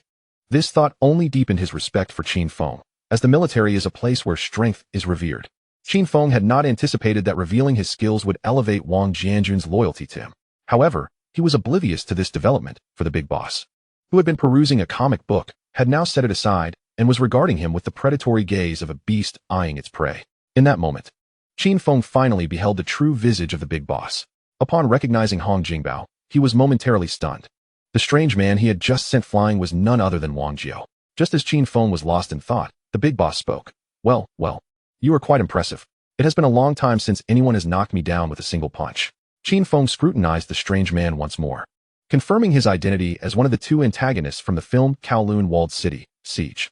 Initially, he had thought he had merely traversed into an ordinary Hong Kong film world, only to find these two characters present. This movie had just been released before Qin Feng's arrival, and he had not had the chance to view it. Despite not having seen the film, he had watched all the trailers, which depicted the protagonists and several antagonists possessing combat abilities that even the most skilled martial artists from lesser worlds would struggle against. Especially Wang Jiao, who was as impervious as iron and steel. Contemplating this, Qin Feng regarded the strange man with renewed scrutiny. At that moment, the strange man, having steadied himself with one hand, executed a swift spin in midair and landed gracefully on his feet, still wearing an uncanny smile as he gazed at Qin Feng. Chapter 32. Discussing Cooperation. Observing Wang Jiao, Qin Feng thought to himself that this individual appeared just as impervious as he did in the film. The force of that punch, evidenced by the dent in the wall, could likely fell a bull. Yet here stood this man completely unscathed. Big boss, I have come to discuss business with you. As the saying goes, when business fails, brotherhood remains. Are you certain you want to detain us? Furthermore, since I am seeking over 100 identification cards this time, it is likely I will require 200, 300, or even 1,000 in the future. Who knows? We might even engage in other business ventures together down the line. With that, Qin Feng fixed his gaze intently on Hong Jingbao, the big boss. His intentions were simple. If Wang Jiao was indeed impervious, then perhaps he could recruit him as a bodyguard to deflect bullets, rendering him truly invincible. Thus, he was preparing to bait the hook. Considering the potential backlash from Wang Jiao, in the film's trailer, Wang Jiao only dared to betray the big boss when he was gravely injured. Through their earlier encounter, Qin Feng believed that while he might not be able to kill Wang Jiao now, the reverse was equally improbable. The big boss continued to scrutinize Qin Feng, and after a few minutes, he finally smiled and said, "Heh, You are quite the remarkable lad, and your skills are commendable. I will take on this business deal at market price. However, what did you mean by other business ventures? Heh, it's settled then. In truth, Qin Feng's mention of other business ventures was not mere flattery. He had previously contemplated smuggling meat, eggs, and vegetables from the mainland. Once he expanded his territory, he intended to send Fu Sheng and Lin Yaodong to the mainland for reconnaissance. Establishing a foundation with the big boss now would allow him to supply goods directly to the walled city once the business commenced. Vegetables, fruits, meat, eggs, and even grains. Qin Feng replied with a light chuckle. Upon hearing about the vegetable and meat business, the big boss frowned, taking a puff of his cigar as he remarked, "Is this what you refer to as other business? How much profit can be made from such ventures? Based on market purchasing prices, there is hardly any profit to be had." However, Qin Feng paused deliberately. "What if I could supply you at 50% of the market purchasing price? Consider the multitude of individuals residing in the walled city. If they were all to procure their provisions from you, how substantial would your earnings be over the course of a month? Furthermore, once you secure the livelihoods of the city's inhabitants, who would dare oppose you thereafter?" While the exact figures may elude the grand boss, he is acutely aware that if Qin Feng can indeed supply him at half the market price, this venture is bound to be exceedingly lucrative. It is conceivable that, through this enterprise, he might ultimately absorb the territories of the other three prominent bosses. Contemplating this possibility, his composure began to waver, and he produced a cigar, extending it towards Qin Feng. "I find your proposition regarding this business quite intriguing. Should you truly be able to supply me at the prices you mentioned, I assure you, you will be able to walk through the city with impunity," he inquired. "When might I commence this venture?" The bait had been set. Qin Feng flashed a grin, replying, "Haha, business is conducted one transaction at a time. To be frank, the identification cards I require are for my suppliers. Only once these cards are procured can I proceed with the subsequent dealings." Qin Feng was not deceiving the grand boss. Indeed, he was assisting his supplier. In due course, Lin Yaodong would head back to the mainland to engage in smuggling, thus becoming the supplier. As for the feasibility of smuggling meat, eggs, and vegetables, Qin Feng chose not to dwell on that matter for the time being. If it were not viable, then the remaining business would simply fail to materialize. "Old Wang, please bring me the deposit." After a brief wait, Wang Jianjun approached, carrying a travel bag, which he placed on the ground before the grand boss, unzipped it, and then retreated behind Qin Feng. The delay was due to Qin Feng addressing him as Old Wang for the first time, leaving him momentarily bewildered, particularly since among the five who had come, apart from him and his brother Wang Jiangwo, there was another comrade, older by 2 years, also named Wang. The only reason he managed to respond was that he was holding the travel bag. Chapter 33, Implicit Messaging to the Grand Boss. "Ha ha, my young brother. You are too courteous. Whether or not to take a deposit is of little consequence. I trust you. Trust me? Ha! Were it not for the subsequent business enticing you, would you be so accommodating? Perhaps you would be akin to Chen Luojun from a movie trailer, receiving payment only to provide me with a stack of counterfeit identification cards." Qin Feng mused to himself, yet outwardly he said, "Haha, I am well aware, Grand Boss, of your trust in me. However, in business, we must adhere to principles. Only by following the rules can we ensure the longevity of our dealings." Upon hearing Qin Feng's words, the Grand Boss's smile faltered momentarily before swiftly returning. "Very well. My young brother, since you are so earnest, I shall not be overly formal. I will accept the deposit, and in 3 days, I shall have the identification cards prepared and delivered to you." Although the Grand Boss's facial expression changed only briefly, Qin Feng was perceptive enough to notice. Indeed, Qin Feng was subtly conveying a message to the Grand Boss. From the initial confrontation with Wang Jiao to later enticing the Grand Boss with business, he aimed to communicate that he possessed both strength and profitable avenues. Only by conducting affairs according to the rules could he sustain future business. Clearly, the Grand Boss grasped his intent. "Now that our business is concluded, I shall not intrude further upon your time, Grand Boss. The information regarding the identification cards is within the bag. Once prepared, please deliver them to a gentleman named Fuxing at the Romantic Night Club on Langping Road in Yuanlong." Upon concluding his statement, Qin Feng stood, shook hands with the Grand Boss, and prepared to depart. "Haha, my young brother, rest assured, this business will be executed flawlessly. Ajio, please see my young brother out." After shaking hands with Qin Feng, the Grand Boss turned to Wang Jiao standing nearby. No need, Grand Boss, you are too kind." After exchanging pleasantries, Qin Feng ultimately found himself escorted out of the arena by Wang Jiao. Upon exiting, Qin Feng did not head directly out of the walled city. Instead, he inquired where the finest char siu rice could be found. Indeed, he was intrigued by the famed Ah Chi, who, after being pursued by Wang Jiao, became renowned for his delectable char siu rice. Qin Feng recalled that in the film God of Cookery, Stephen Chow's character prepared a similar dish. leading him to wonder if this Hong Kong genre world intertwined with the plot of God of Cookery. Following his usual approach, he spent 200 Hong Kong dollars to enlist a young guide. The roads within Kowloon City were labyrinthine. Qin Feng surmised that if he relied solely on his small group to navigate, they would likely be lost until the following day. After winding through the alleys for over half an hour, they finally arrived at a bustling stall with a long queue. Though the stall was modest, there were already 20 to 30 people waiting. Observing the lengthy line, Qin Feng's curiosity about the char siu rice intensified. However, waiting in line was out of the question. Thus, he bypassed the crowd and approached the stall's service counter directly. Standing in front of the first person in line, a portly man, he said, "Hello, my good sir. We have an urgent matter to attend to. Could you possibly—" "No way," the portly man interrupted. His initial intent to rebuke Qin Feng curtailed by the intense gaze of Wang Jianjun and his companions behind him. Reluctantly, he altered his response. Just then, an impatient voice emanated from the service counter. "Hey, are you two buying food or not? If not, step aside and stop blocking the line for others." "Exactly. Are you buying or not? If not, move aside." Several elderly individuals behind them, having grown impatient, echoed the sentiment, urging the duo to step aside. Realizing the brewing discontent, Qin Feng understood that lingering any longer would provoke the crowd's ire. Consequently, he reached into his suit pocket. When he withdrew his hand, he held $200 bills. Employing his usual tactic, he placed the money on the counter, addressing the portly man. "Excuse me, is this $200 perhaps what you dropped?" The portly man's eyes lit up upon seeing the bills. Yes, that's my money." Chapter 34, The Delectable Char Siu Rice. "Oh dear, you must be more careful. How could you lose money? Quickly, go back and see if you've dropped any elsewhere." Yes, I'll return to search. I've occupied this spot long enough. Let me give it to you now." After hastily snatching up the money, the portly man quickly vacated the spot for Qin Feng.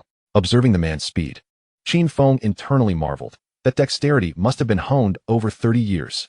"Boss, I'll have 6 portions of your signature char siu rice, please." "Certainly." As the proprietor prepared the char siu rice, Qin Feng scrutinized him intently. He was of short stature, somewhat slender, bald, with a sallow complexion and pronounced dark circles under his eyes, giving him the appearance of someone unwell. According to the introduction in the movie trailer, the proprietor, known as Achi, was originally a Shaolin monk. However, he lost his internal energy while pursuing Wang Jiao, and judging by his current state, it seems likely that he is suffering from the aftereffects of this loss. Before long, the proprietor had prepared Qin Feng's 6 servings of signature char siu rice, placing them before him and announcing, "Your 6 portions of signature char siu rice total 108 yuan." Qin Feng retrieved 200 yuan bills from his pocket and handed them to the proprietor. Once the proprietor had returned the change, he instructed Wang Jianjun and the others to take their meals and find an empty table at the stall's entrance to begin eating. Taking the first bite of the char siu, Qin Feng experienced the smooth texture of the exterior, as the rich aroma of the char siu instantly enveloped his palate. Upon breaking through the surface, the succulent juices of the char siu flowed forth, blending harmoniously with the initial fragrance, imparting a subtly sweet flavor. Qin Feng found it difficult to articulate this exquisite taste, although he had sampled numerous char siu dishes in Hong Kong, including those from legendary century-old establishments. He had to concede that today's char siu was the finest he had ever encountered. Glancing over at Wang Jianjun and the others, he noted that within mere minutes, they had devoured half of their bowls of char siu rice, each of them engrossed in their meal, as if fearing someone might snatch it away. Once they had all finished eating, Qin Feng wiped the corners of his mouth. This truly deserved its moniker, soul-stirring rice. If this were to be sold commercially, it would surely rake in substantial profits. While not necessarily a fortune overnight, earning tens of thousands a month would undoubtedly be feasible, especially if it were to become a chain. With this thought in mind, he decided to linger a while longer. He sat there for over an hour. Unable to help it, business was booming. Just as one wave of customers departed, another flock arrived. Had it not been for the proprietor running out of char siu ingredients, Qin Feng would likely have had to wait even longer. Once the rush subsided, he approached the proprietor and said, "Your skills are truly commendable. The char siu rice you prepare is undoubtedly the best I've ever tasted in Hong Kong." "Ah, you flatter me," the proprietor replied, wiping down the counter with a cloth. "If you enjoy it, do come often." "I certainly would, but it's a bit of a trek, making it inconvenient for me." Qin Feng continued, "I wonder if you might be interested in opening a restaurant together? You provide the recipe, and I'll provide the funds. We could partner up. Or perhaps I could offer you 100,000 yuan for the recipe?" The proprietor paused, ceasing his cleaning, standing upright, and regarded Qin Feng silently for a moment before responding slowly. "I have no interest in opening a restaurant, and as for the recipe, I'm not inclined to sell it at this time. That is truly unfortunate. Such delectable char siu rice should not be so infrequently enjoyed." With the proprietor unwilling to part with the recipe, Qin Feng chose not to press further. He sensed that Qi, despite his physical ailments, would not willingly let his culinary skills be taken to the grave. He resolved to establish a rapport with him, thinking that when the time came for the plot to unfold, he could save Qi's life and subsequently request the recipe, believing he would feel compelled to oblige. Chapter 35, Drunken Revelry. In Yuanlong, at the romantic nightclub, amidst piercing music and dazzling lights, men and women on stage let loose, indulging in the excess of their hormones. Kong Sheng, gazing at the flickering lights and the dancing crowd, recalled Qin Feng's comforting words from the previous night and the envelope beneath the bed, his eyes now slightly glazed. After the soothing presence of Qin Feng and the comforting words from the female staff member, Lily, Kong Sheng had mostly recovered from the previous day's fright. Particularly, upon opening the door this morning, she was met with the sight of the old lecher, his face bruised and leaning on a cane, standing at her doorstep. Upon seeing Kong Sheng, he repeatedly bowed and apologized, claiming that he had been blind to offend the woman associated with Mad Brother. This left Kong Sheng blushing. After apologizing, he inquired if Qin Feng was around. Upon learning that Qin Feng was asleep and particularly averse to being disturbed, he resolved to give Kong Sheng the promised 50,000 yuan to pass on to him. That evening, he had come to realize that this young lady was undoubtedly Qin Feng's woman. After all, why would Qin Feng go to such lengths for a mere waitress? Kong Sheng, upon receiving the envelope containing the 50,000 yuan, hastily waved her hands, refusing to accept it. However, the old lecher, now intimidated by the fear instilled in him by Qin Feng, refrained from forcing the money into her hands.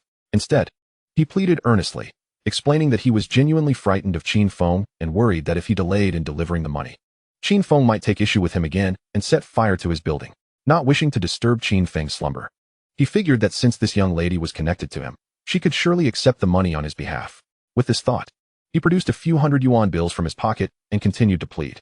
Kong Sheng, who initially had no intention of accepting, ultimately relented under the weight of his pleas and her naturally kind disposition, agreeing to say a few good words for him in front of Qin Feng. The old lecher thus departed, his anxiety palpable. Qin Feng returned home late that night.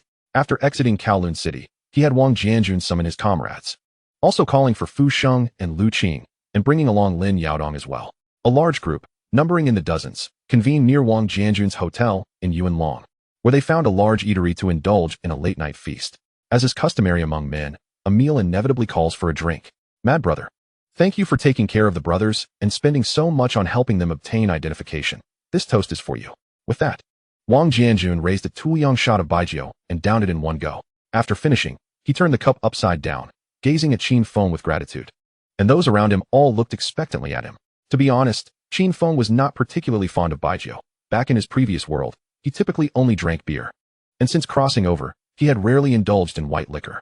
However, with everyone's eyes fixed upon him, refusing to drink would be a disservice to brotherhood.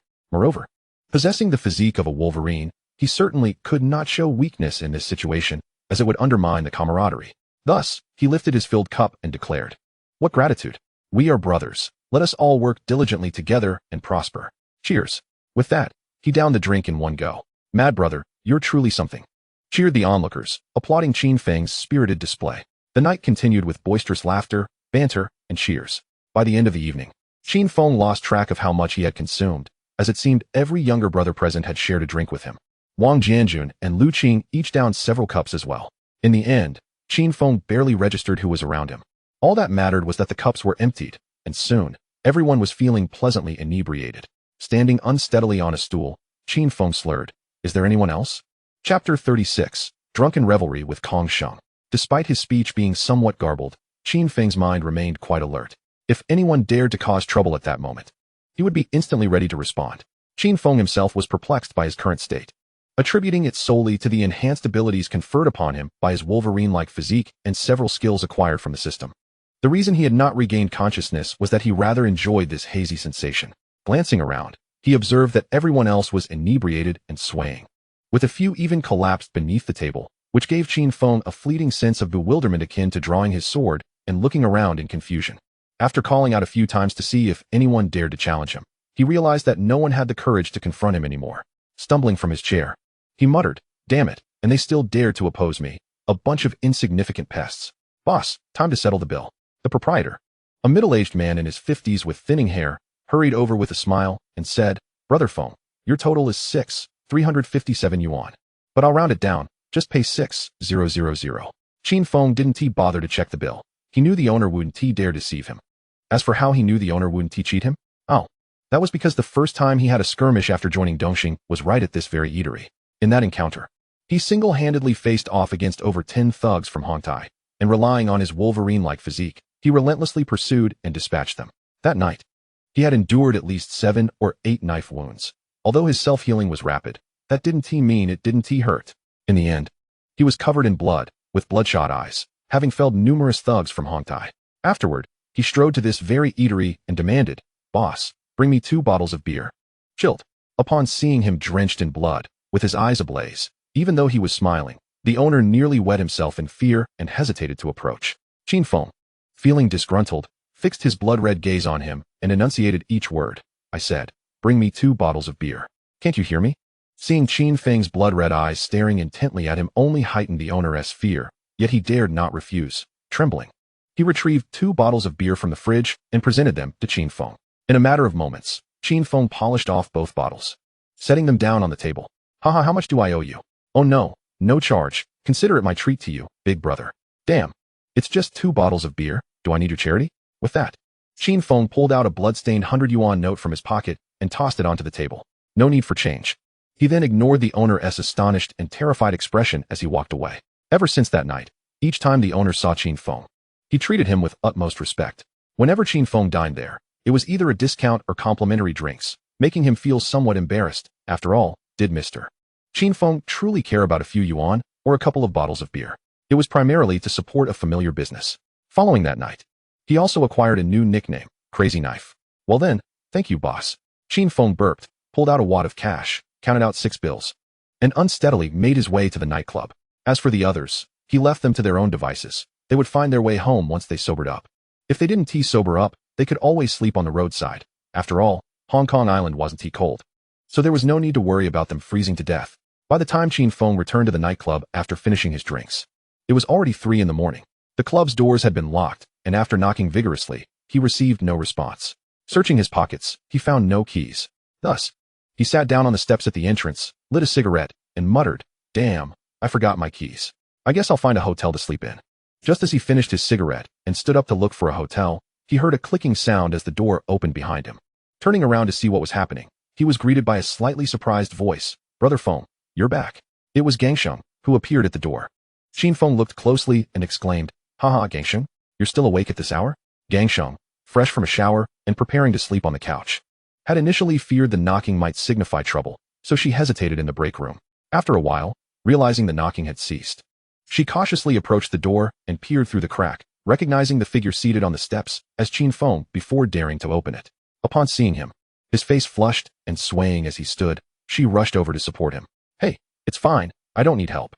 Although he protested, Qin Feng's hand found its way onto Gangsheng's shoulder. As his hand rested there, the delightful scent of soap mingled with a hint of youthful fragrance enveloped him. A stark contrast to the overpowering scent of perfume. This was a uniquely pleasant aroma. As Qin Feng swayed, Gangsheng was inevitably drawn into the motion. Perhaps still in her post-shower state, she wore an old t-shirt, and as they swayed together, physical contact became unavoidable, sending a wave of excitement through Qin Feng. After a laborious effort, Gangsheng managed to guide Qin Feng to the sofa. Just as she was about to stand up to fetch him some water, Qin Feng sat on the sofa, captivated by the enticing glimpse of her long legs peeking out from beneath her t-shirt, illuminated by the soft light. Having been single since his previous life, how could he remain unaffected by the presence of a goddess-like beauty dressed so casually before him? Especially after having consumed so much alcohol. "Brother Feng, drink some water." It wasn't he until Gangsheng offered him the water that he snapped back to reality. Not taking the water, he fixed his gaze on Gangsheng's eyes and declared, "I don't want water." "Not water? Then what do you want?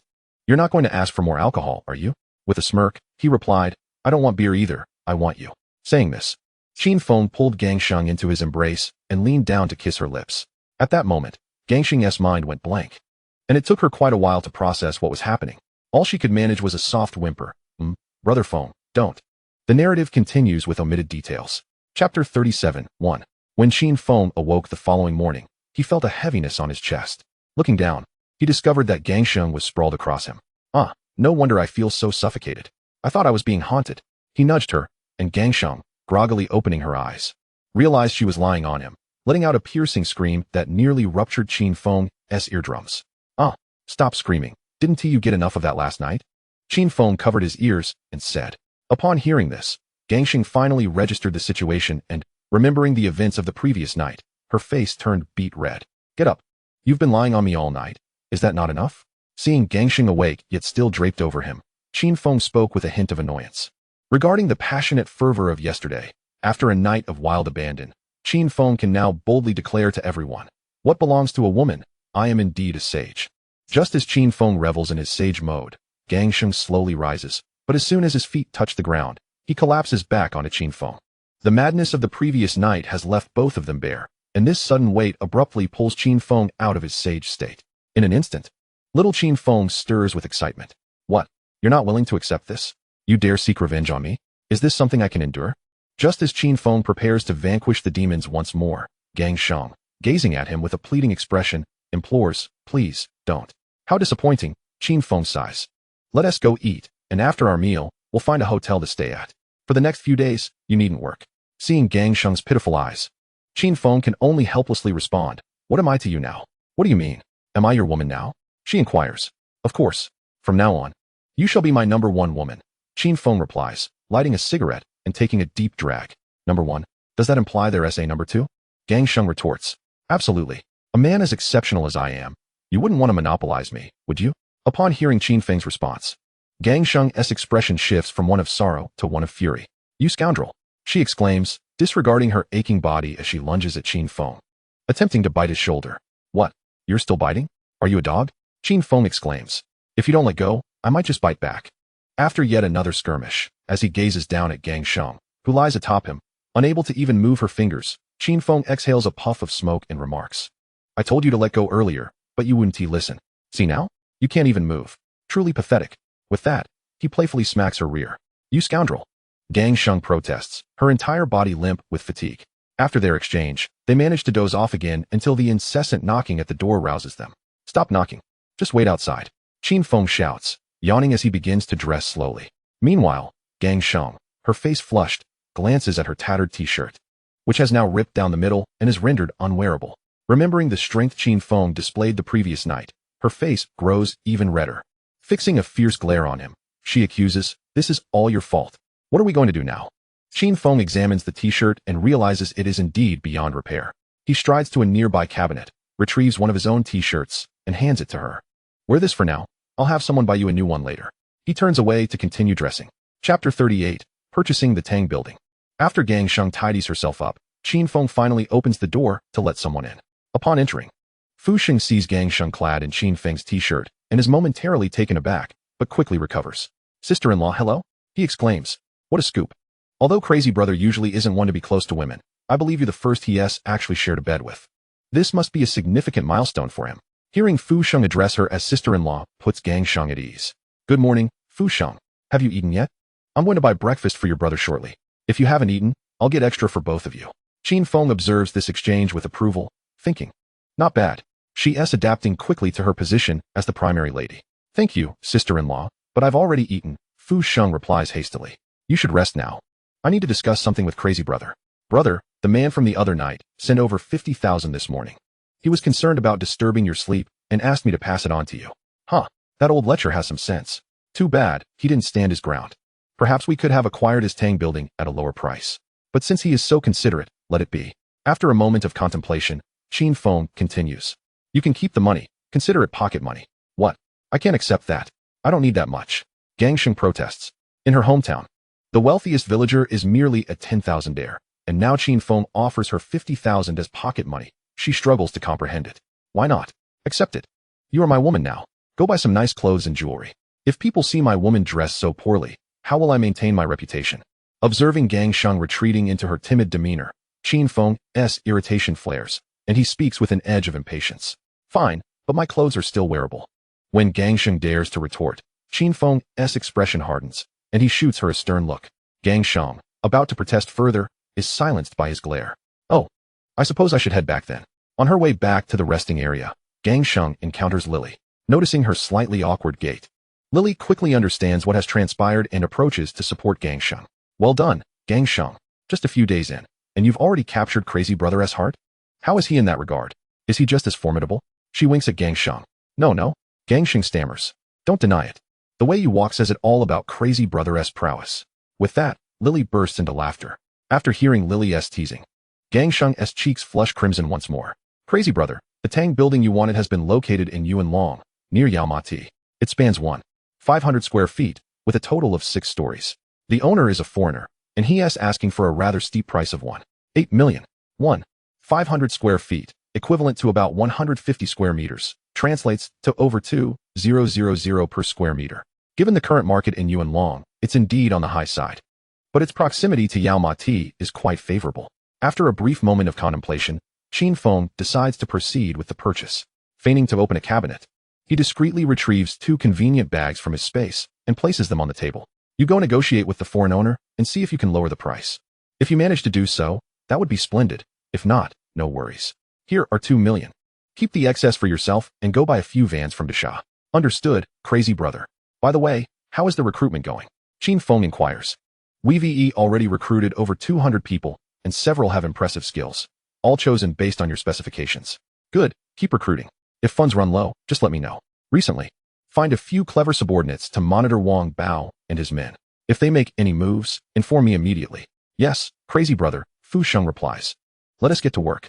Money is running low. After Fu Sheng left, Qin Feng placed both hands behind his head and reclined against the sofa's backrest, lamenting. Where on earth can I find money? Chapter 39, Borrowing Money 1. Robbery? No, that's too base. Hijacking an armored truck?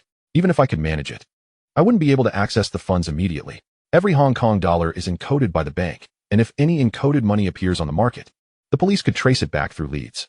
If I were to rob a gold shop, that might work. Gold is always a hard currency. However, the trouble is that once stolen, it could only fetch about 30 to 40% of its market value, meaning after a desperate heist, I'd end up working for someone else. It's simply isn't worth it. It's not that Qin Feng is averse to legitimate business. He simply lacks a territory. Wherever he ventures to conduct business, he must pay protection fees, and besides, legitimate ventures yield returns too slowly for his current predicament. Prior to his transmigration, he had learned online about several lucrative ventures in Hong Kong during this period, but they all require substantial capital, which he lacks. He also considered small businesses, like Aki's char siu rice, but he still hasn't obtained the recipe. Since robbery is off the table, borrowing is the only option left. But from whom can he borrow?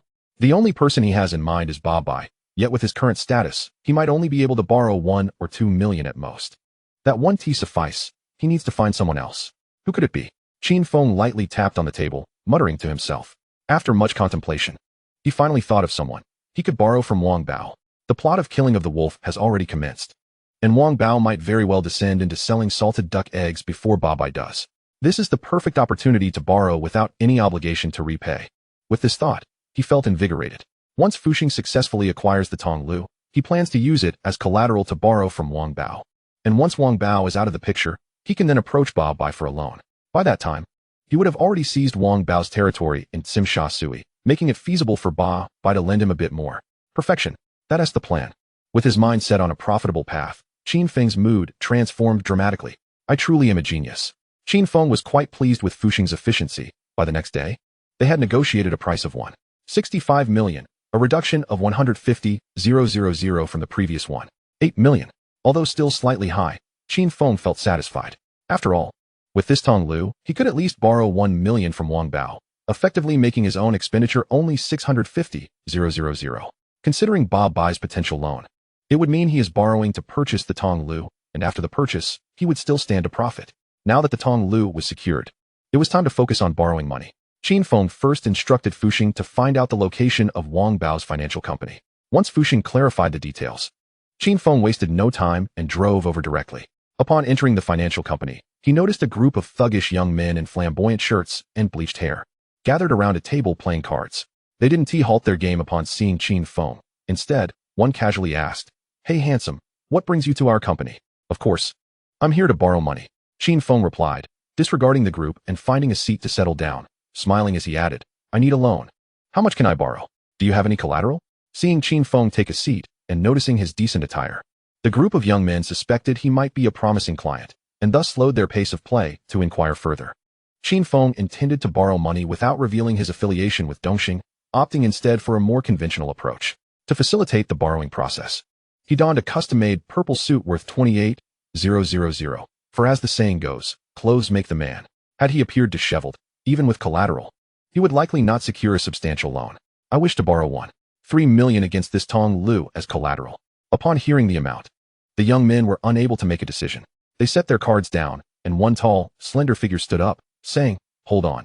Anything over 100,000 needs to be discussed with our boss. I'll go speak with him." "All right, I'll wait here," Qin Feng replied. Afterward, he pulled out cigarettes and offered one to each of the remaining young men, and they began chatting while smoking. Halfway through a cigarette, the tall young man returned from inside. "The boss wants to see you." As Qin Feng was conversing with the young men, he paused to address them. "Make sure to come dine at my restaurant in the future. I guarantee that after tasting my char siu rice, you want to eat anywhere else." "Is it really that delicious?" one asked. "If it's not, you want to owe me a dime." Qin Feng chuckled, "And if it's truly bad, feel free to vandalize my shop." With that, he waved goodbye and followed the tall young man into the back office. Chapter 40, Borrowing Money Too. Upon entering the office, Qin Feng felt at ease and plopped down on a nearby sofa. "You wish to use the Tong Lu as collateral for a loan?" queried Ajia, Wang Bao's right-hand man. He noted Qin Feng's casual demeanor and was not irritated. He had encountered many like him, young men who discreetly leveraged family assets to borrow money for extravagant pursuits. He found such individuals appealing, as they are often gullible and easily swayed, making the retrieval of lent funds a straightforward affair.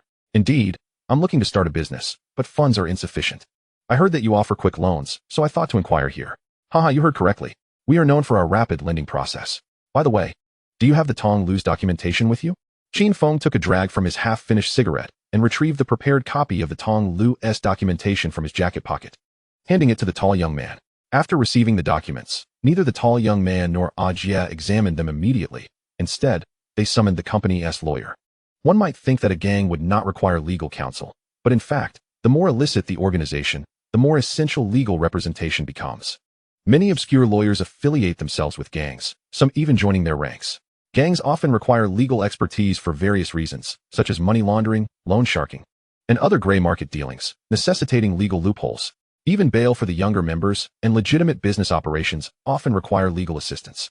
In truth, many prominent lawyers gain their reputations by representing gangs in court.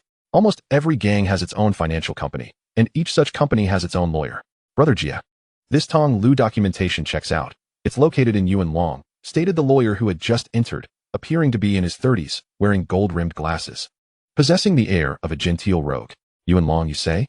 Ajia took the file from the lawyer, glancing at it. Although the Tong Lu was situated in Yuanlong, it was only one street away from Tsim Sha Sui, making it a prime location. He set the file down and looked up at Qin Feng, asking, "What is your surname, boss?" "Qin Feng," he replied with a smile. "Boss Qin, there are no issues with the documents. However, we may not be able to lend you as much money as you require." "How much can you lend then?" "If it's too little, let us forget it." Qin Feng feigned a displeased expression, knitting his brows as he inquired. "Haha, Boss Qin, please do not be upset. How about this? If you mortgage the Tang building to us, we can lend you 800,000 for 3 months, with an interest rate of 9 out of 13. Once you agree, we can sign a contract and disburse the funds immediately." Damn, that's quite predatory. Essentially, Qin Feng would only receive 720,000, and after 3 months, he would owe 250,000. If it weren't for the fact that Qin Feng had no intention of repaying the loan, he wouldn't even consider borrowing from them. However, in the future, if I can seize this place, it could still be profitable, as it is indeed a lucrative venture. Qin Feng contemplated this in his mind while expressing his anger outwardly, stating, "No way. If I were to sell the Tang building, I could at least fetch 500,000. 800,000 is far too little. I need a minimum of 200,000. Boss Qin, I understand that if sold, it could be worth 500,000. But that requires time, doesn't it? Here, if you agree, I can have the funds ready for you right now." Having said that, Ajia leaned back in his chair, exuding an air of certainty. He was well acquainted with these wealthy young men. When they needed money, they would pledge anything. He was not concerned about them defaulting on the loan. If they failed to repay, he could always approach their parents. A few intimidating gestures and some paint splattered around would ensure they complied. Upon hearing Ajia's words, Qin Feng put on a conflicted expression, hesitating and neither agreeing nor disagreeing, simply conveying a sense of, "If you add a bit more, I might consider it." Ajia, recognizing his intent, said, "Boss Qin, considering this is our first transaction, I can increase it by another 100,000. How does 900,000 sound?"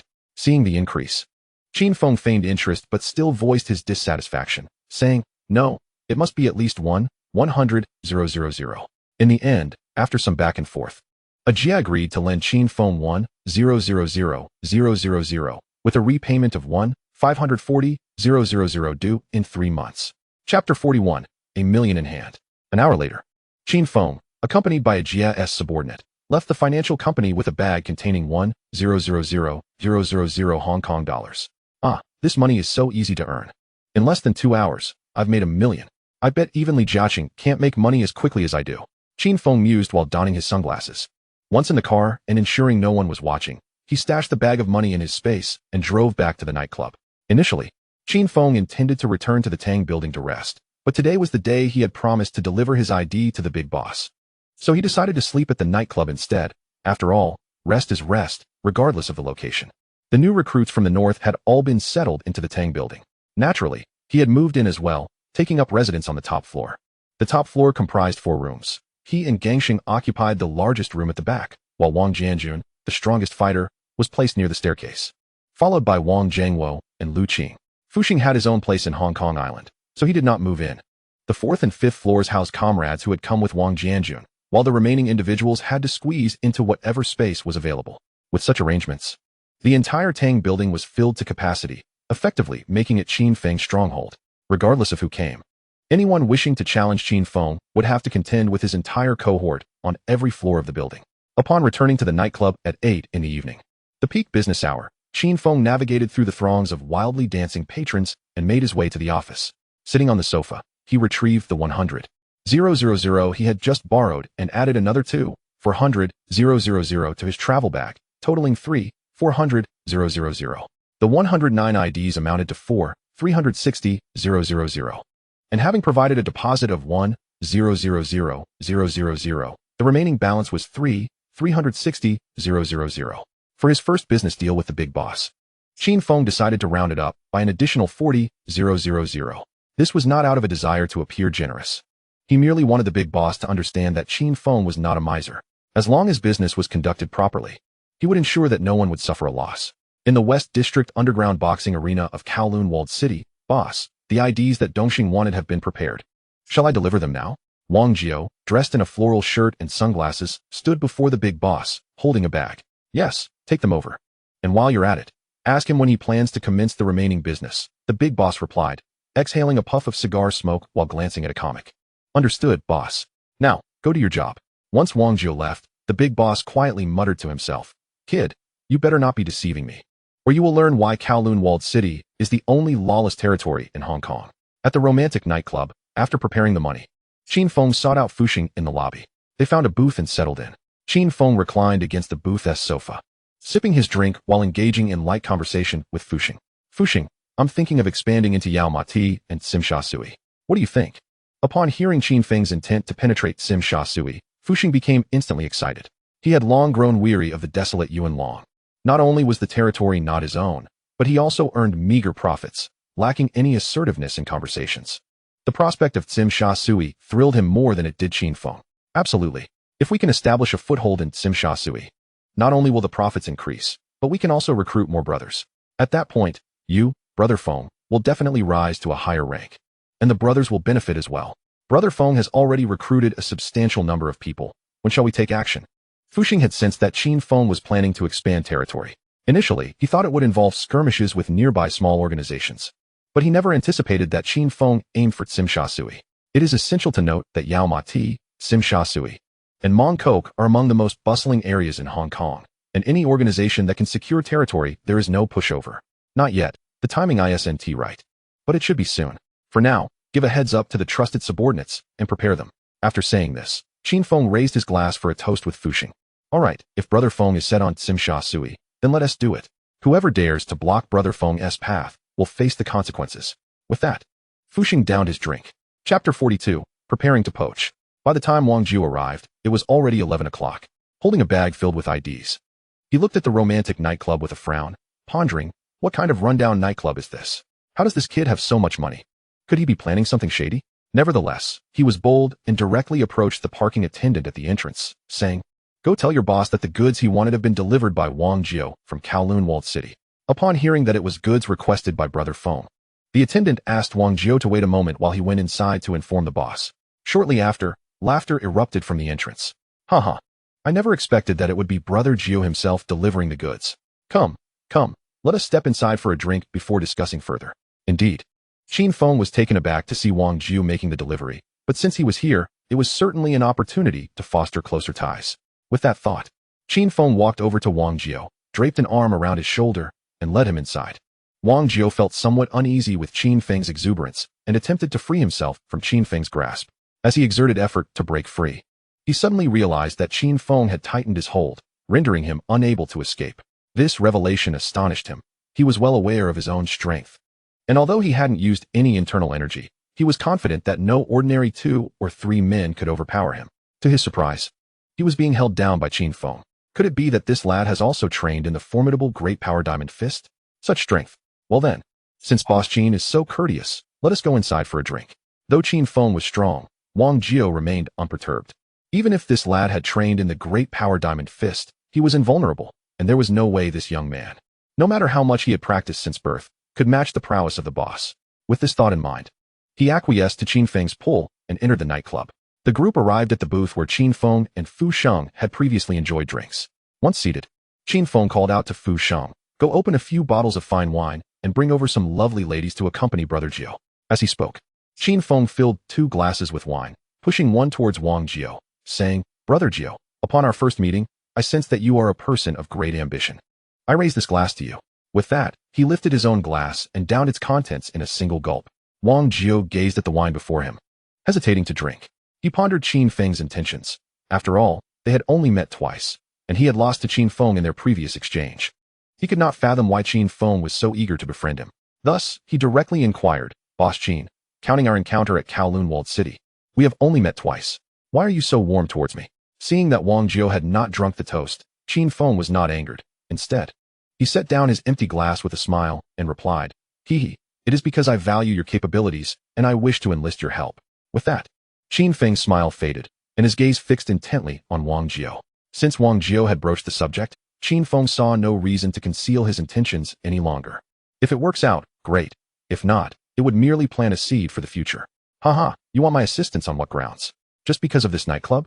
Wang Jiao retorted, his smile vanishing as he met Qin Feng's gaze with the intensity of a wolf. Relying solely on this nightclub is certainly insufficient. Hence, I intend to expand my reach, penetrating the most prosperous areas of Hong Kong Island. I want everyone on Hong Kong Island to remember my name. I do not expect you to abandon Kowloon Walled City to assist me right now, but don't you think Kowloon Walled City is rather small? The first time I laid eyes on you, I recognized your ambition. Do you truly wish to remain in that sunless place for the rest of your life?" At this point, Qin Feng paused, refilling his glass before continuing, "You surely won't believe me if I say this now. How about this? Consider it for a while. And once I have established myself in the most affluent part of Hong Kong Island, we can discuss it further." He raised his glass to clink with Wang Jiao's. But this time, he did not drink immediately. Instead, he held his glass aloft, watching Wang Jiao intently. "If you refuse to acknowledge the courtesy extended to you, I will have no choice but to eliminate you when the time comes and claim Kowloon Walled City for myself." Just as Qin Feng began to grow impatient, Wang Jiao finally made his decision. "All right then, I shall await your rise to the most prosperous area of Hong Kong Island, and we will talk then. Cheers." With that, he downed his drink in one go. In truth, he had long harbored discontent towards the boss. All these years of fighting and killing had been his doing. Yet even now, the boss treated him like a mere lackey, striking when he pleased and scolding him without consideration for his feelings. The only reason he had not revolted was his respect for the boss's Great Power Diamond Fist. Although he was invulnerable, the might of the Great Power Diamond Fist could inflict internal injuries if landed repeatedly at a single point. Additionally, it would be challenging to manage the loyalty of his subordinates. The boss had been the king of the West District for decades, and many of the underlings remained fiercely loyal to him. This young man before him had such grand ambitions. If he truly succeeded in establishing himself in the most prosperous area of Hong Kong Island, it would not be out of the question for him to work for him. It would be wise to maintain this relationship for the time being. "Hee, Boss Qin, you have already toasted me twice, so this one is on me." "Haha, Brother Jiao, you are too polite." After exchanging several toasts, Fu Sheng returned with a few lively young ladies. Qin Feng had specifically requested Fu Sheng to arrange for those who knew how to enjoy themselves. With the addition of the accompanying ladies, the atmosphere between the two men grew considerably warmer. After all, what man could resist a few drinks to strengthen bonds? If there were any who could, It simply meant they had yet to reach their limit. Chapter 43, Another Intoxicated Night. The following day, Wang Jiu awoke in a hotel room. Glancing down at the several arms entwined around his chest like an octopus, he sighed, "Now this is what I call living." However, he did not forget the purpose of his visit. He disentangled himself from the limbs wrapped around him, rose, and donned his clothes, preparing to find Qin Feng to collect his final payment. As he stepped out of the bedroom and into the living room, he noticed a travel bag resting on the coffee table. Without a second thought, he approached and opened it. Inside lay stacks of shimmering gold ingots, and after counting, he found a total of 340 stacks. He lifted one, inhaling the unique aroma of Hong Kong dollars, becoming utterly entranced. Despite having followed the boss for many years, he realized that he had never possessed as much money as lay before him now. Although he was the most powerful in the West District after the boss, 80% of the profits from their dealings had always gone to the boss, leaving him and his subordinates to split the remainder. In the end, he only received a few tens of thousands each month. As he reveled in the sight, a shadow passed over his eyes. But he ultimately placed the money back into the travel bag. Grabbing the bag, he did not bother to inform Qin Feng, and instead hailed a taxi back to Kowloon walled city. Yuan Long, Tang Building. Qin Feng was awakened by a cacophony of clattering sounds. He rolled over, rummaging through the bedside table for clothes, hastily throwing them on without a thought about where his attire from the previous day had ended up. He had drunk more last night than during his previous outing with Wang Jianjun and the others. Those who practiced internal martial arts were indeed different. He wondered if he could win a lottery in the future. As he staggered home, he found Gangsheng sitting on the sofa waiting for him, though he had already fallen asleep. Upon hearing the knock at the door, he was immediately startled awake and rushed to answer it. The moment he opened the door, he was greeted by Fu Shang, who was supporting the flushed Qin Feng. "Sister-in-law, my brother is negotiating business today and drank too much, so I brought him back." "Oh dear, why has he drunk so much again?" she exclaimed, hurrying over to support Qin Feng's other arm. Two individuals collaborated to assist Qin Feng onto the sofa. "Elder sister-in-law, I leave him in your capable hands. I shall take my leave now." "Thank you. Do have a glass of water before you depart," responded Gangsheng while pouring the water. "It's no trouble, elder sister-in-law. I have matters to attend to at home. I shall come again with my brother another day." "Oh, very well then. Since you have business at home, I shall not keep you. Do make sure to come for a meal with your brother next time." "Certainly, elder sister-in-law. I shall make it a point to come again." After seeing Fu Xing off, Gangsheng returned, first offering Qin Feng a sip of water, then fetching a bucket to draw some hot water. She dampened a towel to wash Qin Feng's face and body, but as she was doing so, a strong hand suddenly grasped hers. Gangsheng looked up along the arm to find Qin Feng awake, gazing at her with a fervent intensity. She attempted to withdraw her hand, but found it impossible. In truth, Qin Feng had awakened much earlier, possibly due to his Wolverine-like constitution, and when Fu Xing assisted him out into the cold night air, he had been roused. However, he quite enjoyed the hazy sensation and allowed Fu Xing to support him. Upon returning home, he initially intended to rest for a moment, but Gangsheng's attentiveness, feeding him water and wiping him down, swiftly dispelled his drowsiness, especially as her delicate hands roamed over him, igniting a fire within him. "Release me. Having consumed so much alcohol, your stomach will surely protest by morning. Allow me to prepare some porridge for you." As she spoke, Gangsheng attempted to retract her hand once more. Gazing at Gangsheng's lovely visage and her shy, expectant eyes, Qin Feng found it impossible to contemplate porridge. With a sudden pull, he drew Gangsheng into his embrace and lowered his head to capture her lips with his own. "No, to the bedroom. Hee, it's just the two of us. There's little distinction between the bedroom and the living room." Chapter 44, Daily Life. The following morning, as Qin Feng made his way to the living room, Gangsheng, noticing his awakening, poked her head out from the kitchen and exclaimed, "You're up. Just a moment, I'll prepare some soup, and then we can eat. Cooking at home is such a hassle. It would be better to dine out," Qin Feng replied, sprawling on the sofa. "Eating out is expensive and unhygienic. It's far preferable to cook at home. Just tell me what you desire, and I shall prepare it for you. If you wish to cook, then by all means. I am amenable to anything." Since Gangsheng was eager to cook, Qin Feng had no objections. He was not particularly finicky, provided the food was palatable. He casually turned on the television, where a drama series titled The Return to Tiger Mountain was playing. Though not the one featuring the characters Washandiao, this series primarily narrates the tale of martial arts master Jiang Taizhan, who, having been framed by a treacherous foe, is compelled to flee south with his wife and daughter. During their escape, Jiang Taizhan fortuitously meets a master of Baguazhang, and they forge a friendship to combat their adversaries together. Through collective effort, the truth ultimately comes to light, allowing the Jiang family to clear their names. Although the costumes and props were undoubtedly less extravagant than those from dramas prior to his time travel, and lacking in special effects, Qin Feng found it quite engaging. particularly due to the actors' commendable performances, especially their facial expressions. After a while, Gangxing brought forth the dishes, and Qin Feng remained seated, engrossed in the television. As she personally handed him his bowl, prior to his journey through time, Qin Feng had been quite the cook, possessing decent culinary skills. However, since his arrival in this new world, he had never cooked, relying solely on dining out. His philosophy was simple. After toiling for over a decade in his previous life, he was now entitled to indulge in some pleasures. Thus, he relished the fact that Gangxing seemed to be catering to him, even to the extent of feeding him. It must be said that Gangxing's culinary skills were commendable. While they may not rival those of a high-end restaurant, they certainly possessed a unique charm. After finishing their meal, Gangxing tidied up the dishes and retreated to the kitchen to wash them, while Qin Feng lit a cigarette and settled back on the sofa to continue watching the drama. Before long, Gangxing returned, resting her head on Qin Feng's shoulder as they watched the show together. After a while, she lifted her head from his shoulder and asked, "Will you marry me?" She looked at him with wide, hopeful eyes, not blinking. Gangxing, have you ever heard the saying? What saying? Marriage is the grave of love.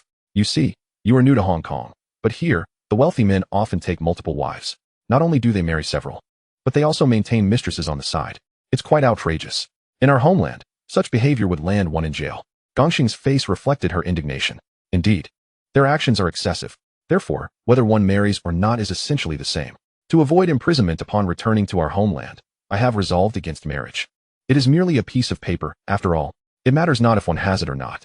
After stating this, Qin Feng regarded Gangxing with an earnest expression. At first, Gangxing found some merit in Qin Feng's words, agreeing that those individuals indeed behaved appallingly, but as he continued, she began to grasp his true meaning, which left her infuriated.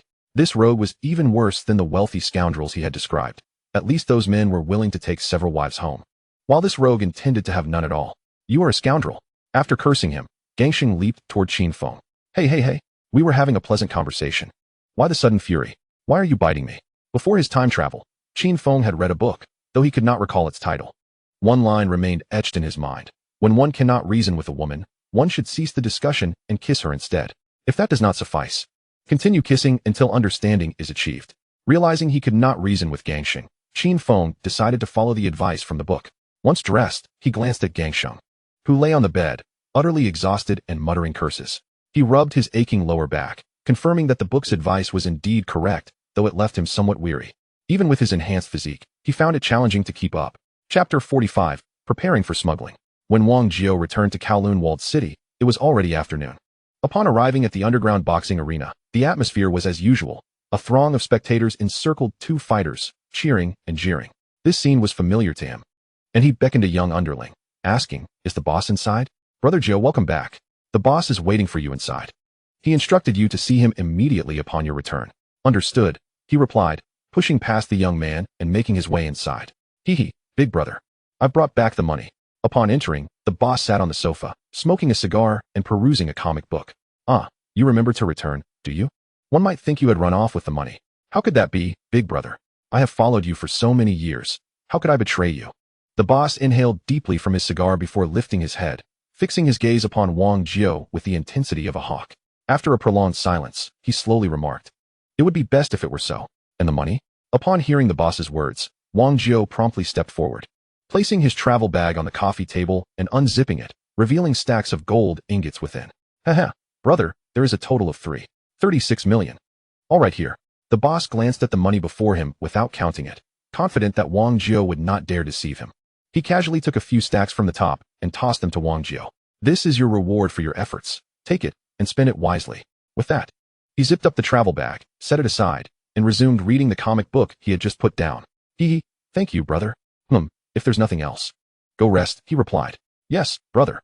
After speaking, Wang Jiao bent down to gather the stacks of money from the coffee table and slowly exited the room. As soon as he stepped outside, the smile on Wang Jiao's face vanished instantly, replaced by a countenance filled with malice.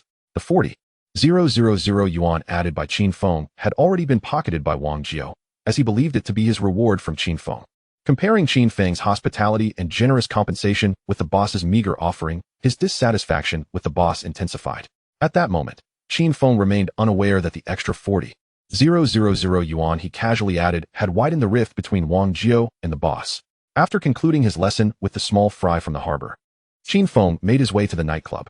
Upon arriving, he gazed at Fu Sheng, Lin Yaodong, and LV Qing, and spoke slowly. I am considering purchasing 2 boats for smuggling between the mainland and the island. However, I am uncertain about the current situation on the mainland, so I would like you, a Qing and Yao Dong, to conduct an investigation. What are your thoughts? Brother, I heard that Hongxing's Benny Hu, Han Bin, is involved in smuggling, primarily transporting watches and televisions to Southeast Asia. If we were to engage in smuggling, should we focus on those items as well? I've heard that the situation there is quite dire. Will there be buyers for these goods? It was not LV Qing or Lin Yaodong who posed the question, but rather Fu Sheng, who had not yet been addressed by Qin Feng. Ever since Qin Feng took over the nightclub, he had been a hands-off manager, with Fu Sheng managing operations. Having honed his skills over the past few months, Fu Sheng's perspective had broadened significantly, allowing him to hit the nail on the head with his inquiry. Leaning back against the sofa, Qin Feng retrieved a cigarette, distributed one to each of them, and finally lit one for himself. Taking a deep drag, he replied, "Indeed, we must also deal in watches and televisions. We can start by transporting a small quantity to test the waters. What will be our primary focus?" LV Qing inquired. Though he had come from the mainland, he had been in the island for several years and was not well versed in the current situation there. "We will smuggle food. Anything edible is fair game. For our initial shipments, we will focus on fish, meat, vegetables, and fruits. If it proves to be lucrative, we shall invest in more boats and expand our offerings to include rice and cooking oil. Yao Dong, since you have just arrived, you are more familiar with the northern situation. Please share your insights." With that, Qin Feng turned to Lin Yaodong, as Qin Feng discussed the business prospects with Fu Sheng and LV Qing. Lin Yaodong had also been contemplating the feasibility of the venture. With Qin Feng now addressing him, he wasted no time and stated, "Brother Feng, I believe this business is viable. Our village is not far from the island, and if we use boats like those of Shizai Ming, we could make a round trip in a single night. I have recently researched the prices of vegetables, whether it be fruits or meat.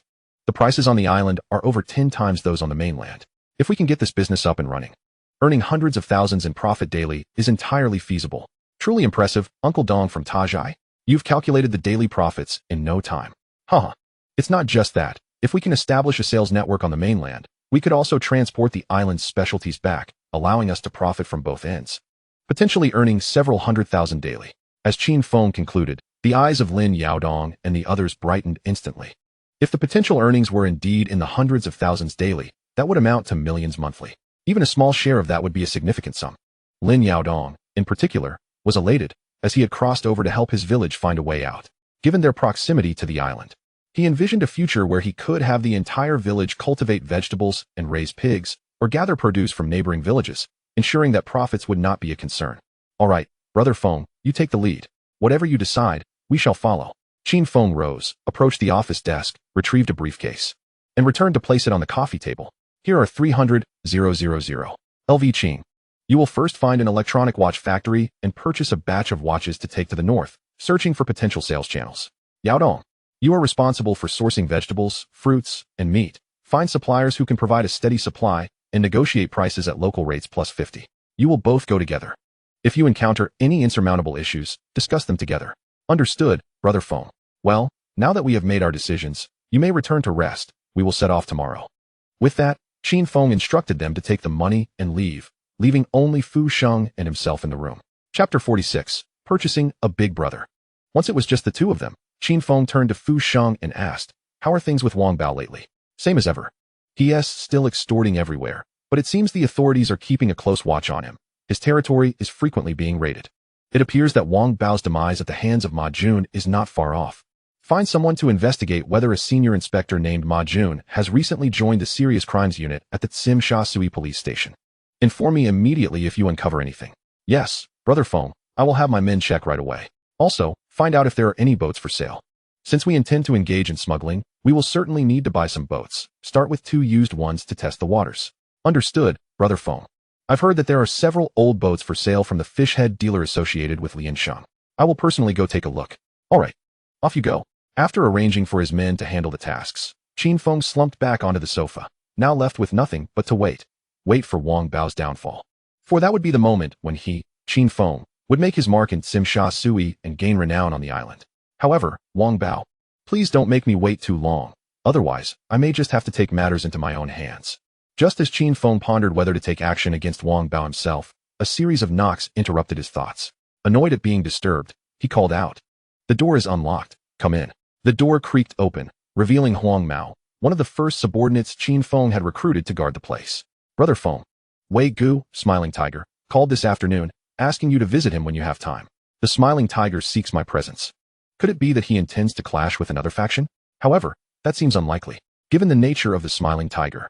He typically incites others to engage in conflict on his behalf, only to swoop in and claim the spoils once the dust has settled. The Underworld has been rather tranquil of late. Ah, I see now. I shall proceed with my tasks. Indeed, Brother Feng. Unable to comprehend the situation, Qin Feng decided to put it out of his mind and simply meet with the Smiling Tiger to glean the truth.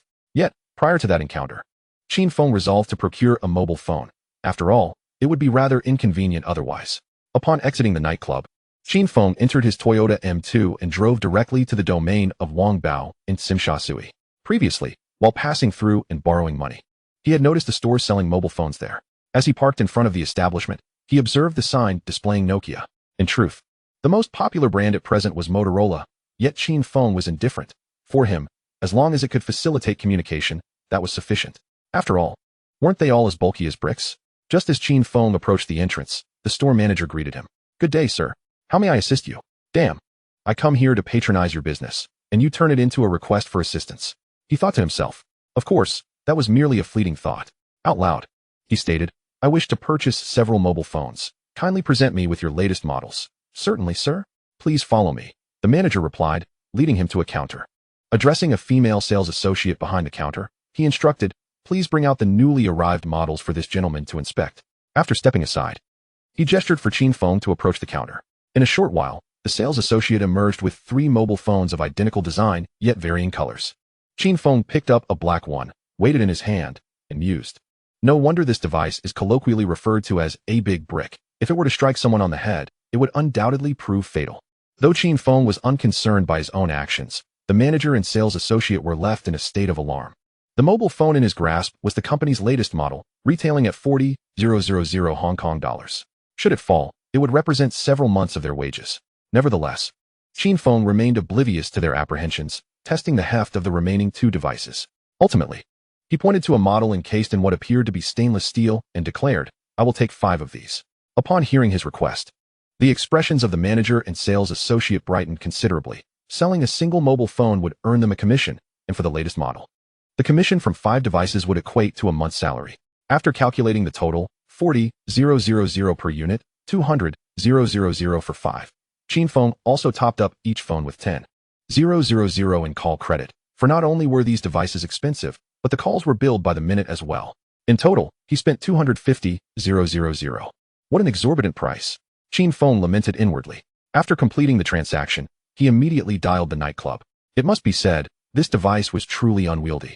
Not only was the voice on the other end muffled, but he had to shout to be heard as well. It seemed the only redeeming quality left was its durability, which allowed it to serve as an effective weapon. Chapter 47. Refusing the Smiling Tiger. Carrying a large plastic bag containing 5 mobile phones, Qin Feng returned to his vehicle. Besides the 2 he intended for himself and to gift to Hong Sheng, he stowed the remaining 3 away in his spatial storage. After securing his belongings, he started the car and drove directly to the office of the Smiling Tiger. After parking, he entered the company and waved over a junior associate, inquiring, Is the boss in? The associate, familiar with Qin Feng, promptly replied, Yes, Brother Feng, the boss is in his office. Haha. Good. Carry on with your duties, he responded, giving the junior a pat on the shoulder as he made his way to the office. Upon entering, he found not only the Smiling Tiger, but also Huo Wei present. Haha, Fengzi has arrived. Please take a seat, the Smiling Tiger said before resuming his conversation with Huo Wei. Qin Feng felt no discomfort. He simply settled onto the sofa, picked up a cigar from the table, lit it, and took a deep drag. Cough, cough, what a dreadful thing this is. Why do all those big bosses enjoy smoking this? Is it merely because it is large and thick? Shuddering at the thought, Qin Feng promptly discarded the half-smoked cigar into the ashtray and retrieved a cigarette from his pocket, inhaling deeply. Now this is what a man ought to smoke, he reflected as he savored the cigarette. After smoking for a while, the Smiling Tiger finally concluded his business with Huo Wei. This debt must be recovered within 3 days. If payment is not made, shall we not consider taking his wife and daughter to sell instead? It is only right to repay debts. In 3 days, I expect to see the money, or I will send you off to sell your backside. Now go and do your work. You are my right-hand man. Use your brain. Yes, boss. This is precisely why Qin Feng refrained from engaging in high-interest lending. He simply lacked the necessary ruthlessness. You little rascal. Do you have any idea how much a cigar costs? You take a puff and then toss it away. The price is inconsequential. What matters is how challenging it is to smoke. Boss, how could you possibly enjoy such a thing? After posing the question, Qin Feng gazed at the smiling tiger with genuine curiosity. Haha, it is your first time smoking. You just need to get accustomed to it. Forget it. I shall stick to cigarettes, Qin Feng retorted with a smirk. How has the nightclub been faring lately? Quite well, as you know. Unless there are disturbances. I generally leave it to Fuxing to manage. Haha, one might think he is your boss. However, your junior does indeed handle his tasks commendably. The smiling tiger said as he retrieved another cigar from the box and lit it, grinning at Qin Feng. Indeed, he performs well. But what brings you to summon me this time, boss? Haha, of course, I have some good news for you. Recently, I acquired a batch of goods at a low price. You saved me once, so I am willing to share this with you. Have your juniors distribute it. And you can easily earn a few 100,000. It's a breeze. What do you say? You won't regret pledging your allegiance to me. Qin Feng had already surmised the nature of the goods the smiling tiger referenced, and after a moment of silence, he took a deep drag from his cigarette before responding slowly. Hiss, boss, you aren't referring to that item, are you? Haha, indeed, it is precisely what you think. I refrained from letting you engage in this business before because you had just joined the faction and it was not appropriate. Now that you have been with us for quite some time, it is the perfect opportunity. I have secured a shipment from the Netherlands at a 30% discount off market price. This is a lucrative venture, and you were the first person I thought of. With that, the smiling tiger took a puff from his cigar, gazing at Qin Feng with a grin. So, you are still looking out for me, are you? In this era of Hong Kong, while one cannot simply pick up money from the ground, as a time traveler seeking fortune, it is not a trivial endeavor. Just a few days ago, I casually signed a contract and earned $1 million, and prior to that, I raked in $15 million in a single night, effortless and yielding high returns. Only a fool would dabble in that other business. Boss, I have no desire to engage in that. The profits are meager, and it easily attracts the attention of the authorities, making it unworthy of pursuit. Huh. But that is the most lucrative business for the syndicate. It casually generates several times the profit. Are you still dissatisfied with the earnings? The profits may be substantial. Yet when weighed against the worry it brings, it hardly seems worthwhile. There are numerous other ventures that promise profit. Oh, do you perhaps have a more profitable business in mind? Upon asking, the smiling tiger regarded Qin Feng with a knowing glimmer in his eyes. He was well aware of Qin Feng's situation. It was merely a rundown nightclub, one he had facilitated. And the car he had just purchased was only acquired after negotiating with Hung Hing. If there were avenues for earning, why would he have waited until now to buy a car? Hee, not at the moment, but discussions are underway. Qin Feng replied with an awkward smile. Hee. Since you find the earnings insufficient, let it be. However, should you wish to engage in the future, the prices will not remain as favorable. Haha. Thank you for your consideration, boss. Well, you may return now. With that, the smiling tiger prepared to rise, but just as he did, Qin Feng called out to him. Boss, there's one more thing I may need your assistance with. What else is there? Boss, how is your relationship with Babai? What? Have you crossed him? Qin Feng rubbed his hands together and explained. It's like this. I'm in the midst of negotiating a business deal, and if it goes through, I might need some funds for circulation. I was hoping that if you have a good rapport with him, you could help me establish a connection. I'd like to borrow some money from him, as I fear I won't be able to secure much on my own. What business are you negotiating? How much do you need? If it's not a substantial amount, there's no need to involve Babai. I can lend it to you. Smuggling. I just received a new subordinate who claims to have connections in that area, and I thought I'd give it a try. As for the funds, I would need a few million for sure. A few million, you say? The smiling tiger pondered for a moment before responding. If it can indeed yield profit, there's no need to borrow from Babai. I will lend it to you. What business guarantees loan repayment? If it fails, I can slowly repay Babai. But your funds, brother, the remaining words Qin Feng left unspoken. He understood that many brothers had turned against each other over money, and he trusted that the smiling tiger would grasp his meaning. Very well, when do you need it? I'll speak to Babai in advance. And as for how much you can borrow, that's for you to negotiate with him. All right, thank you, brother. After some more casual conversation with the smiling tiger, Qin Feng took his leave. Chapter 48. Everything is prepared. Upon returning to the Tang building, Gang Sheng was as usual, waiting for him on the sofa. As soon as he opened the door, Gang Sheng approached him. You're back. Have you eaten? I'll go make you something. No need to cook. I've already eaten out. Qin Feng stopped Gang Sheng, who was eager to prepare a meal. In the future, if I don't return, there's no need to wait for me here. Just go to your room and sleep. Oh, understood. Here, take this. Saying so, Qin Feng handed a bag containing a mobile phone to Gang Sheng. What is this? Gang Sheng, puzzled, accepted the bag. Open it and see for yourself. Why ask so many questions? Noting Qin Feng's slight impatience, Gang Sheng didn't take offense, knowing he often spoke bluntly without real anger. Upon opening the bag, she found a beautifully crafted box inside, and upon unveiling it, she saw a mobile phone gleaming with a metallic sheen. Is this a mobile phone? But I hardly go out. What use is it for me? I've heard these things are quite expensive. You should keep it for yourself. It's not that expensive. Just take it. It'll be more convenient to contact you if anything comes up. You should use it. Seeing Gang Sheng about to protest further, Qin Feng immediately adopted a stern expression. What else with all the chatter? It's yours now. If you don't want it, just toss it aside. With that, he turned and left, ignoring Gang Sheng, who then retreated to the bedroom to sleep. As he was on the verge of slumber, he felt a soft body snuggle into his arms, and his previously hazy mind instantly sharpened. The river crab divine beast is here. The next morning, Qin Feng arose. Yawning incessantly, he wandered into the living room, but found Gang Sheng was nowhere to be seen. He checked the kitchen, still no sign of her. Could it be that my exuberance last night frightened her away? Qin Feng mused to himself. Since she wasn't home, she might have gone out to buy groceries. He decided not to dwell on it. Returning to the living room, he intended to watch some television to relax. Feeling a bit worn out from the previous night's exertions, his legs slightly weak.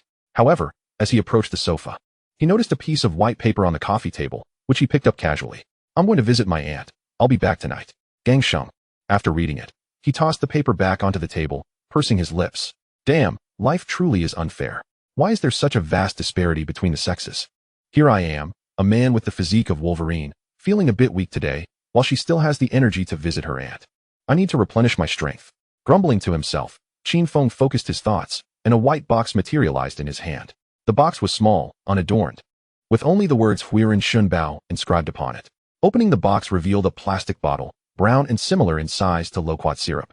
A line of small print on the bottle read, a full bottle contains 160 capsules. Take 3 at a time, twice a day. Note, for severe cases, dosage may be increased, but do not exceed 6 capsules at once or 3 times a day.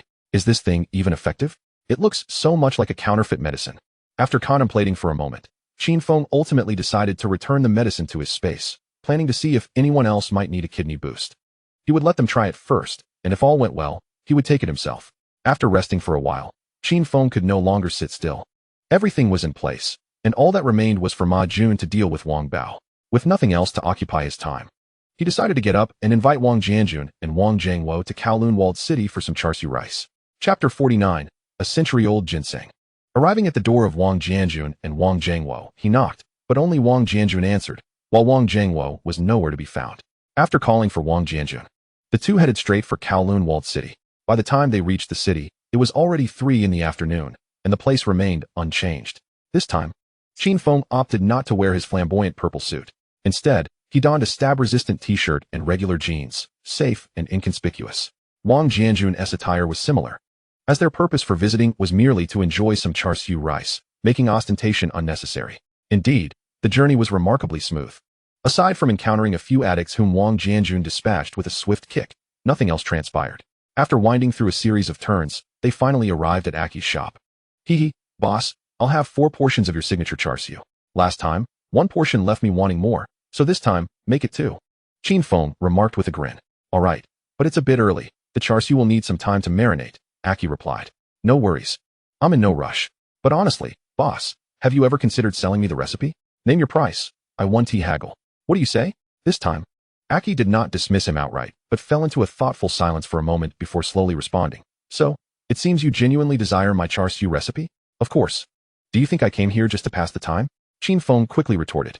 Fine, I can sell you the recipe, but I want to take money for it. No money? Then what do you want? I want ginseng, the older the better, ideally, 100-year-old specimen. Upon hearing Aki's demand for century-old ginseng, Qin Feng immediately grasped the implication. It appeared that Aki's internal injury required such a rare remedy. Ginseng over 100 years old had become exceedingly rare since the late Qing dynasty. At present, one could scarcely find even 50-year-old roots. Even if they existed, they would likely be hoarded by affluent families or held as prized possessions in century-old apothecaries. He certainly couldn't afford such a luxury. However, since Aki had set a condition, he decided to agree for the time being. After all, he possessed a system. Perhaps luck would favor him in the next lottery draw. Thus, he dismissed further thoughts and replied, All right, I'll send someone to look for it as soon as I return. Once I find it, I'll come back to you. Qin Feng's willingness took Aki by surprise. He had expected Qin Feng to hesitate or retreat in the face of such a daunting request, but here he was, accepting it with remarkable ease. After scrutinizing Qin Feng a bit more closely, Aki realized that the young man before him was not jesting. Very well. As long as you procure the 100-year ginseng, The recipe will be yours, and I promise to sell it exclusively to you. Haha, I appreciate your integrity, boss.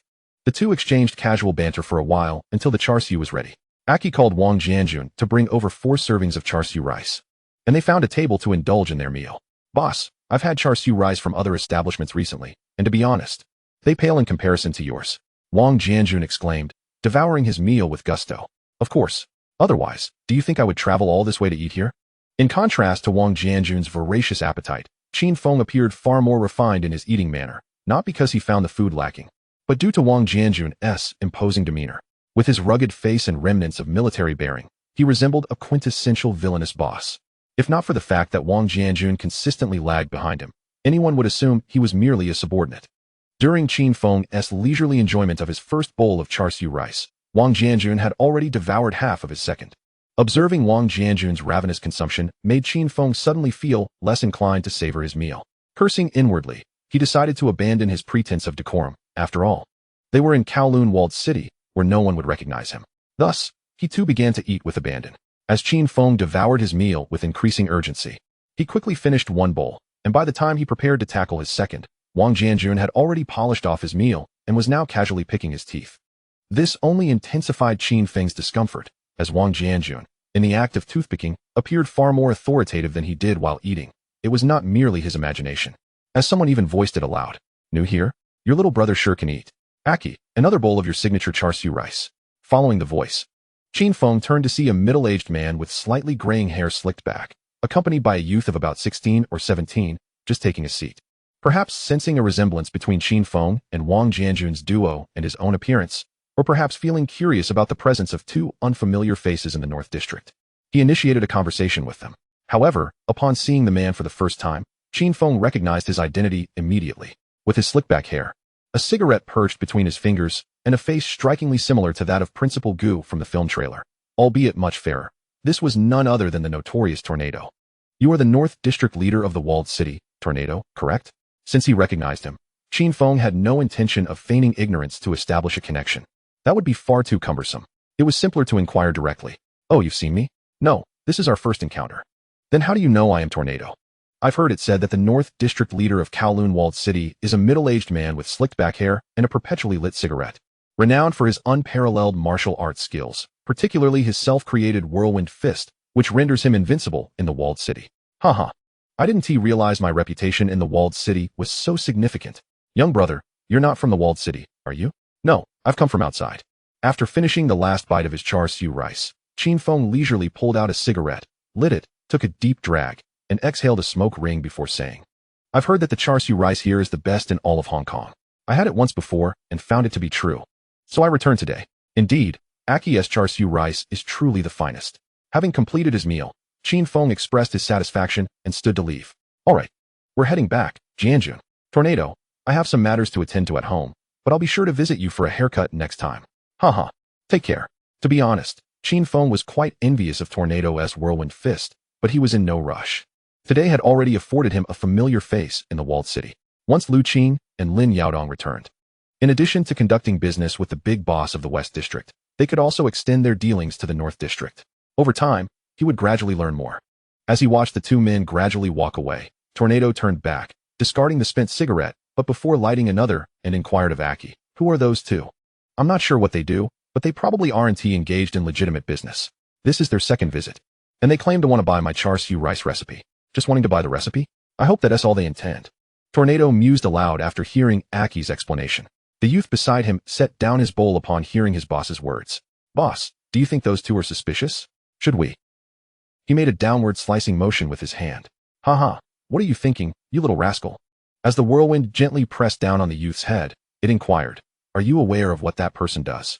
Perhaps they merely wish to purchase Aki's formula, without any intent to forcefully seize it. Must you act against them? You are destined to inherit my position, to lead the entire Northern District. How can you be so impulsive if you aspire to become a leader? Oh, I understand, boss. With that, the youth, wearing a look of grievance, resumed his meal, while the whirlwind continued to smoke one cigarette after another. Chapter 51. Departing the novice village upon returning to Tang Building, Qin Feng found Gangsheng already back.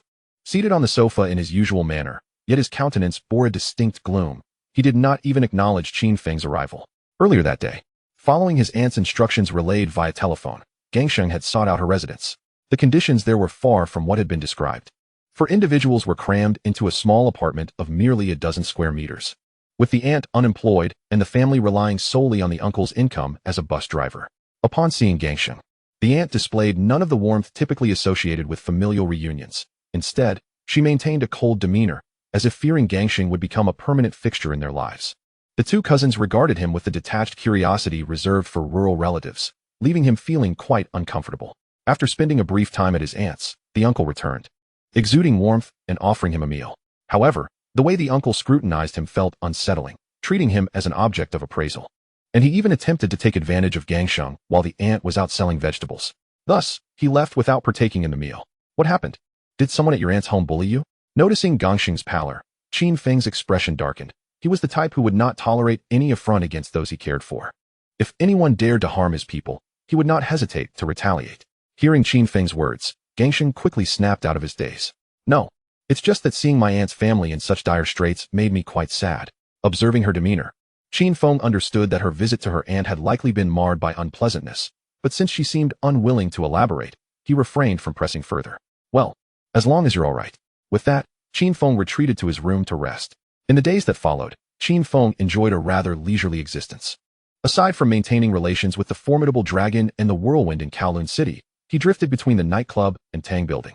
After all, he had organized all necessary affairs, and the remaining course of action was merely to wait. However, this tranquility was shattered after 10 days. Romantic nightclub. Manager's office. Qin Feng gazed at Fuxing before him and queried, "Are you certain that Ma Jun just visited Wang Bao's Blue Sky nightclub?" "Absolutely. I had one of my subordinates keeping watch outside the Blue Sky nightclub, and he witnessed it firsthand." "Crazy bro, what do you suggest we do next?" "Huh. What else is there to do?" Qin Feng suddenly struck the table with his palm and declared, "Of course, we seize the territory. Gather all our people for a meeting. Inform the brothers below not to fear injury. Tonight, the appearance fee triples, 10,000 for minor injuries, 30,000 for serious ones, and 100,000 for fatalities. I will cover all medical expenses." "Understood, crazy bro." With that, Fuxing commenced making calls to rally the troops. Qin Feng also retrieved his large mobile phone and dialed Wang Jianjun. The day after returning from Kowloon City, he produced 2 large mobile phones from his space, one each for Wang Jianjun and Fuxing. When the call connected, Qin Feng instructed Wang Jianjun to gather everyone at the nightclub. Once all arrangements were finalized, Qin Feng directed everyone to disperse and attend to their tasks. After they had departed, he retrieved the Tang Dao from his novice gift package. With a sharp hiss, he drew the blade, admiring his reflection in its polished surface, and murmured, "At last, I can leave the novice village." Indeed, Qin Feng had been convincing himself that this was merely a game, that the individuals he would strike down were nothing more than NPCs. Otherwise, as a sheltered young man living under the peaceful banner of the Red, it would be exceedingly difficult to survive in this world, which was rife with violence. Often referred to as the small Gotham of the Hong Kong film universe, even though deep down, he recognized it as a genuine reality. Chapter 52. The villain falls. Due to excessive chatter by the time everyone had assembled at the nightclub entrance, it was already 2 a.m. Observing the throng in front of him, Qin Feng planted the Tang Dao before him and shouted towards the gathered crowd. "You all know me by the moniker Knife Boy Crazy, but what you may not realize is that I also bear the title Loyalty Crazy. Tonight, everyone present is my brother. As my brothers, you can rest assured that if any of you do not return, there is no need to worry about your family not receiving the compensation.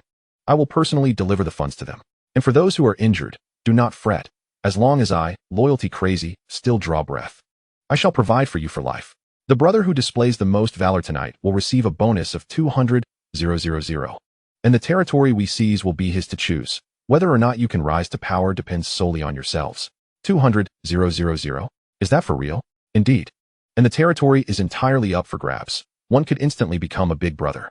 Following Qin Feng's words, murmurs of excitement rippled through the crowd. After a moment, as the chatter subsided, Qin Feng waved his hand, and Fuxing stepped forward, carrying a travel bag. Qin Feng unzipped it, revealing stacks of $1,000 Hong Kong bills gleaming in the light. Instantly, the crowd erupted into even more fervent discussions. After all, who doesn't seek fortune in this life? Regardless of how much Qin Feng had previously said, without visible money, skepticism lingered, but now, seeing the cash changed everything. Whether or not they would ultimately receive it, merely witnessing it provided a sense of reassurance. Seeing the enthusiasm of the crowd had been ignited, Qin Feng continued to proclaim, "The money is prepared. Whether you can claim it and how much you can acquire depends entirely on you. Now let us depart. With that, Qin Feng climbed aboard the leading van. Throughout the journey, silence enveloped the vehicle, and they drove quietly to Tsimsha Sui. Upon disembarking, Qin Feng lit a cigarette, exhaling a puff of smoke, and addressed Fuxing. Let us get to work. Yes, crazy bro. With that, Fuxing led the group towards Wang Bao's enterprises on the street, while Qin Feng, cigarette in mouth, sauntered slowly towards the finance company from which he had borrowed money previously. Who are you? Do you know this is Brother Jia's territory? As Qin Feng approached the company's entrance, a subordinate inside spotted him leading a group and shouted, "Heh, have you forgotten me so quickly? Who are you?" The subordinate scrutinized Qin Feng closely, and after a moment, realization dawned upon him. You're that guy who mortgaged Tang Building for a loan, right? Heh, I remember now. But there's no prize for you. Tossing aside his cigarette butt, Qin Feng brandished the Tang Dao forward, commanding, kill them. The subordinates trailing him, upon hearing his orders, surged forward en masse. After Qin Feng had instructed his underlings to carry out their tasks, he paid them no further mind and made his way towards the office where he had previously borrowed money. Anyone who obstructed his path was swiftly dispatched with a single stroke. Upon arriving at the office door, Qin Feng raised his foot and kicked the security door with force. With a resounding crash, the door flew open. As the door was kicked aside, the interior space was instantly laid bare. Crap! Upon witnessing the scene inside, Qin Feng cursed under his breath and immediately dove to the side. A series of rapid gunfire erupted from the spot where he had just been standing. In the room, apart from Ajia, there were two underlings who had rushed in to seek refuge. Hearing the commotion outside, they had intended to assist, but as they reached the doorway, they were met by a group wielding machetes and iron rods, causing them to retreat and alert their boss. Boss, there's trouble. A group outside has blocked the company entrance with weapons. What should we do? What? Ajia sprang from his chair upon hearing his subordinate's words. Damn it. How could this happen? Just when Bao Gu got killed by the cops. Now this. We're being targeted. What do we do now, boss? The slightly shorter underling asked anxiously. What can we do? Ajia replied, equally perplexed. After pacing around the room a couple of times, his eyes glinted with menace as he spoke. They've blocked the entrance. What other options do we have? Saying this, he approached the desk, bent down to open the bottom drawer, and retrieved a black handbag. He opened it to reveal a few gleaming handguns and several magazines. Handing one to each of his two companions, he continued, we'll hold our ground against the wall. If someone comes through the door and it's their leader, we'll capture him and force him to clear a path for us. If it's just a lackey, we'll shoot him dead and fight our way out. But how do we know if they're the leader or just a lackey? Damn it. You two look like lackeys. Just by looking at me, one can tell I'm the leader. Ajia smacked the questioning underling on the head. Just follow my orders. As Qin Feng surveyed the bullet-riddled walls and the scattered debris, a chill of fear momentarily gripped him, quickly transforming into boundless fury. How dare they play dirty? With a mere thought, his Tang Dao vanished, replaced by a fully loaded Dahei Xing. He propelled himself off the wall, gliding toward the office door. Bam! Bam! Bam! As he slid past the office entrance, he unleashed 6 shots in quick succession, followed by 3 agonized screams. Upon hearing the distinct cries, Qin Feng knew he had struck his targets. Rising from the ground and brushing off the dust, he strode into the office. Inside, 3 individuals lay sprawled on the floor.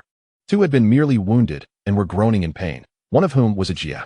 Upon seeing Qin Feng, he spat blood and mumbled, please spare me, and I'll give you all the money. Bam! Bam! Bam! Another 3 shots rang out, interrupting Ajia's desperate plea. Fool! Killing you won't take away my money, Qin Feng retorted, addressing the 3 corpses. The phrase villains perish due to excessive chatter, which had become a joke in Qin Feng's previous world, came to mind. Although he didn't consider himself a villain, it didn't prevent him from borrowing the phrase. Without waiting for Ajia to finish his sentence, he delivered a finishing shot to each of the 3 on the ground. Huh, Ajia, even as you face death, you still have so much to say? Is this not the epitome of villains perish due to excessive chatter? Once Qin Feng confirmed that the 3 were undeniably dead, a few underlings arrived, albeit belatedly. Crazy brother. Crazy brother. Damn it. I've already taken care of them, and you're just now showing up. Qin Feng scolded upon seeing 2 underlings enter. What about the ones outside? Crazy brother, we've taken care of the ones outside. What is our next move? Approaching the boss's chair, Qin Feng sat down decisively. Tell the brothers to continue their work. By dawn, I want to see not a single Wang Bao left on these 2 streets. He paused for a moment before adding, arrange for a few vans to transport the bodies, encase them in cement, and dispose of them at sea. Understood, crazy brother. All right, get to work. Remember, the job must be done thoroughly. I don't want any evidence left for the cops. Yes, crazy brother. After dismissing his subordinates, Qin Feng's previously serious demeanor transformed into one of delight. Given that this was a financial company, it undoubtedly housed the largest cash reserves. The primary purpose of such a company in the underworld was not merely to lend money, but rather to launder it. After all, in this line of work, the funds were not meant to see the light of day. Once he ensured that his underlings were busy, Qin Feng first stored the most conspicuous safe into his spatial pocket. There was no rush to open it just yet. Then he began rummaging through the place, collecting tens of thousands in cash, several Dahei Xing, along with a multitude of magazines. He also gathered some gold jewelry and various loan documents. After securing everything into his spatial pocket, he brandished his Tang Dao once more and leisurely made his way outside. Upon stepping onto the street, he observed both sides still engaged in combat. However, with Wang Bao dead, his subordinates had dwindled to a few minor leaders, all of whom were being pursued and cut down by Qin Feng's men. Amidst the chaos, a towering figure caught Qin Feng's attention. Not far from him, 3 of his subordinates were attempting to subdue an individual who was a veritable colossus. This man, muscular and towering, was at least a head taller than Qin Feng, who stood over 6 feet tall himself. This giant must have been at least 2 meters in height. At that moment, the giant was swinging a large baseball bat with such ferocity that even from several meters away, Qin Feng could hear the whoosh of the air being sliced. Damn! Whose underling is this? He is incredibly fierce. Seeing his men hesitate to approach the giant, Qin Feng teased before accelerating towards him. Having observed from the sidelines, Qin Feng noted that this giant was devoid of any combat skills. He relied solely on his size and strength, swinging the bat instinctively. Ordinary individuals would undoubtedly hesitate to approach such a situation. However, for Qin Feng, a master possessing intermediate combat skills, the manner in which the little giant wielded his bat was rife with flaws. As Qin Feng dashed towards the little giant, he timed his approach perfectly with the moment the giant completed a full swing of the baseball bat. At that instant, the giant was devoid of his former strength, and new energy had yet to manifest. Qin Feng closed the distance in an instant, delivering a powerful punch to the giant's chest without concern for whether it would land. Followed by a swift kick. With a resounding thud, the sound echoed twice. By the time the 3 underlings surrounding the giant registered what had transpired, they beheld their colossal companion sprawled on the ground, felled by Qin Feng's blows. Qin Feng placed 1 foot firmly on the giant's chest, and, addressing the stunned trio of underlings, exclaimed, "What on earth are you doing? Get back to work." Upon hearing Qin Feng's reprimand, the 3 underlings, momentarily paralyzed by shock, snapped back to reality. Brother Feng is magnificent. Brother Feng is awesome. They cheered. Of course I am aware of my prowess. But this is not the time for flattery. Hurry and get to work. You all have quite the silver tongues. I shall remember you. Complete your tasks well, and perhaps you may rise in status, at which point we can converse further. Yes, Brother Feng. With that, the trio brandished their machetes and charged towards Wang Bao's other subordinates. Chapter 54. The Meat Shield de Bao. Once the underlings had departed, Qin Feng began to scrutinize the little giant beneath his feet. At this moment, the giant had recovered from the shock of Qin Feng's earlier blow. He attempted to grasp Qin Feng's calf with his massive hands, striving to dislodge Qin Feng's leg from his chest. Yet, perhaps due to his injuries or the inability to exert sufficient strength while lying on the ground, he remained utterly immobile. "What is your name?" Qin Feng inquired, gazing down at the little giant. "Chen de Bao," he replied. "Who is your elder brother?" I have no elder brother." "No elder brother?" Upon hearing Chen de Bao's response, Qin Feng furrowed his brow. However, seeing the giant struggle to speak due to his prior humiliation, he decided to remove his foot, confident that if he could subdue him once, he could do so countless times again, provided the giant remained obedient. The reason Qin Feng had refrained from drawing his weapon to strike down the little giant was that he had intentions of recruiting him. After all, such a formidable figure could serve as an impressive presence in negotiations or as a shield in confrontations, proving both intimidating and practical. "No elder brother? Are you not a subordinate of Wang Bao?" Qin Feng queried, observing Chen de Bao as he managed to rise to his feet. "And no, I'm working under my brother in the horse pen." "And who is your brother?" Chen de Bao scratched his head, pausing for a moment before responding. "My brother's name is Chun Hao. They all call him Lecherous Hao. I have trouble finding work due to my size and lack of education. So my brother asked me to accompany him, saying I could help maintain order in the horse pen. I don't really understand what maintaining order means, but whenever trouble arises, he tells me to put on my fiercest face to scare off the ruckus makers." Upon hearing Chen de Bao's explanation, Qin Feng couldn't help but find it amusing. It seemed that this fellow was merely a pawn pulled from obscurity to intimidate others. Nevertheless, Qin Feng still contemplated bringing him under his wing. Whether he could fight was of little consequence, as he himself desired to project an imposing image. "And what of your brother?" Qin Feng pressed. A group of people rushed into the horse pen, smashing things and attacking anyone in sight. "My brother handed me a stick and told me to block them while he escaped through the back door." "Damn, what a coward." However, after listening to Chen de Bao's account, Qin Feng found himself appreciating the giant's loyalty. A tall, imposing figure who was steadfastly loyal. What leader wouldn't he cherish such a subordinate? Thus, Qin Feng's stern demeanor transformed into a warm smile as he patted Chun Dabao on the shoulder. Dabao, since you lack an elder brother and a legitimate job, why not join me? I will pay you 3,000 a month. How does that sound? Upon hearing Qin Feng's offer, Chun Dabao's eyes lit up, eager to agree. Previously, while following his brother Chen Hao, he had never received any money aside from food. Nonetheless, he understood that 3,000 was a considerable sum. His mother had worked tirelessly for a month just to earn a little over 1,000. Yet, a concern for his brother lingered in his mind, prompting him to timidly ask, "Okay, I'm willing to follow you, but could you help me find my brother? He ran out the back door all alone, and I'm worried about him." Seeing Dabao's willingness to join him brought joy to Qin Feng, though the request to search for his brother left him somewhat perplexed. Who knows if that scoundrel has already fled? If he has been caught, there's nothing to be done about it. I'll have a few underlings look for him. If they find him, splendid. If not, well, that's just the way it goes. All right, I will arrange for someone to help you find your brother, Qin Feng said as he clapped Dabao's arm. From now on, you will be my right-hand man, responsible for ensuring my safety. Dabao scratched his head again, hesitantly responding, "But, brother, I can't even beat you. How can I protect you?" Upon hearing Dabao's question, Qin Feng paused briefly before responding with a chuckle. "Haha, Dabao. What I need is for you to protect me. Do you understand how to do that?" Dabao, in his adorably clueless manner, shook his head. Though such a look on a 2-meter giant appeared somewhat incongruous, it was indeed his genuine expression. Whether it was deemed cute or not was subjective. Qin Feng found it rather endearing. "Protecting me means that if someone tries to stab me with a knife, you must intervene. If someone shoots at me, you must shield me. Essentially, if anyone seeks to harm me, you must stand in the way. Then, whoever I instruct you to strike, you must do so. Do you understand?" "Oh, I understand, brother." "Good. Just remember to protect me well. As for not being able to defeat me, that is perfectly normal. After all, how else would I be your elder brother?" "Oh, I understand, brother. I will certainly protect you diligently." With that, Dabao attempted to scratch his head again. However, just as he raised his hand, Qin Feng interrupted him. "And from now on, you must not display that expression in public, nor should you scratch your head." The thought of Dabao standing behind him with an adorably clueless expression while scratching his head sent a shiver down Qin Feng's spine. "Yes, I understand, brother," Dabao replied, looking somewhat aggrieved as he again reached for his head. Yet, remembering Qin Feng's earlier admonition, he promptly lowered his hand. "Very good." With that, Qin Feng circled around Dabao once more, pondering, before walking over to the large baseball bat that had fallen when he had knocked Dabao down. He lifted his leg and deftly kicked it up.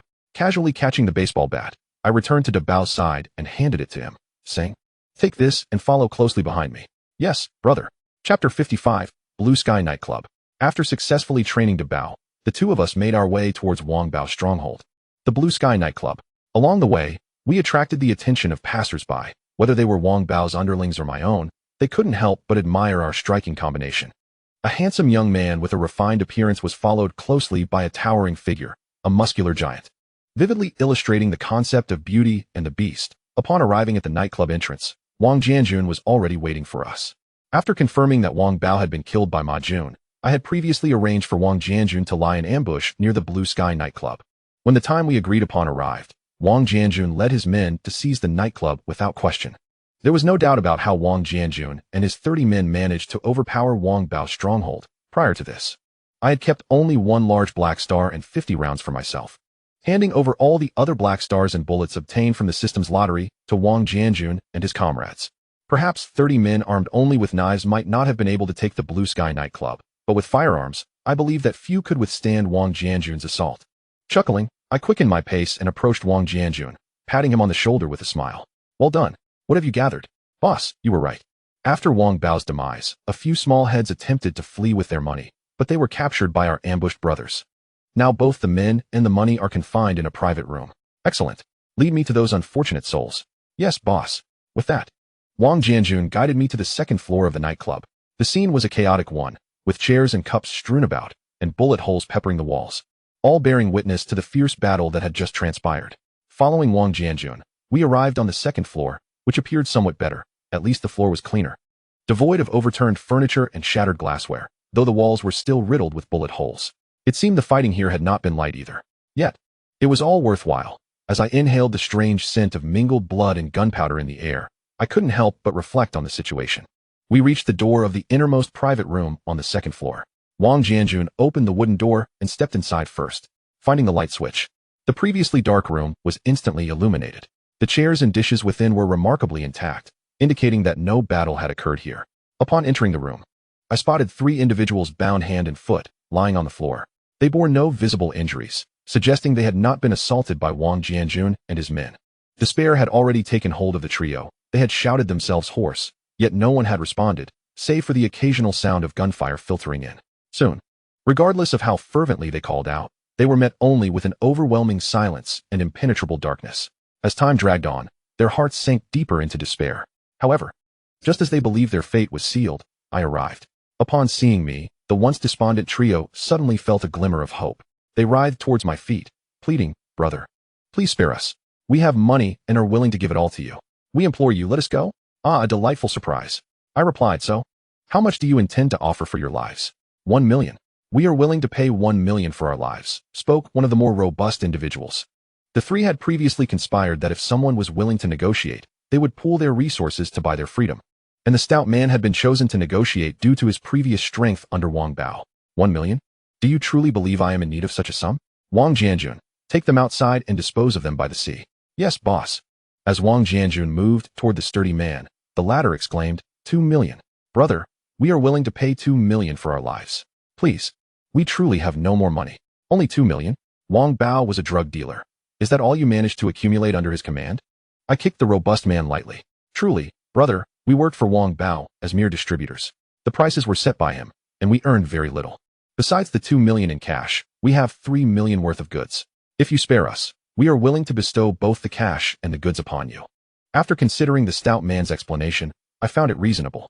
A few small-time distributors with 2 million in cash and 3 million in goods would amount to 5 million, likely their entire fortune.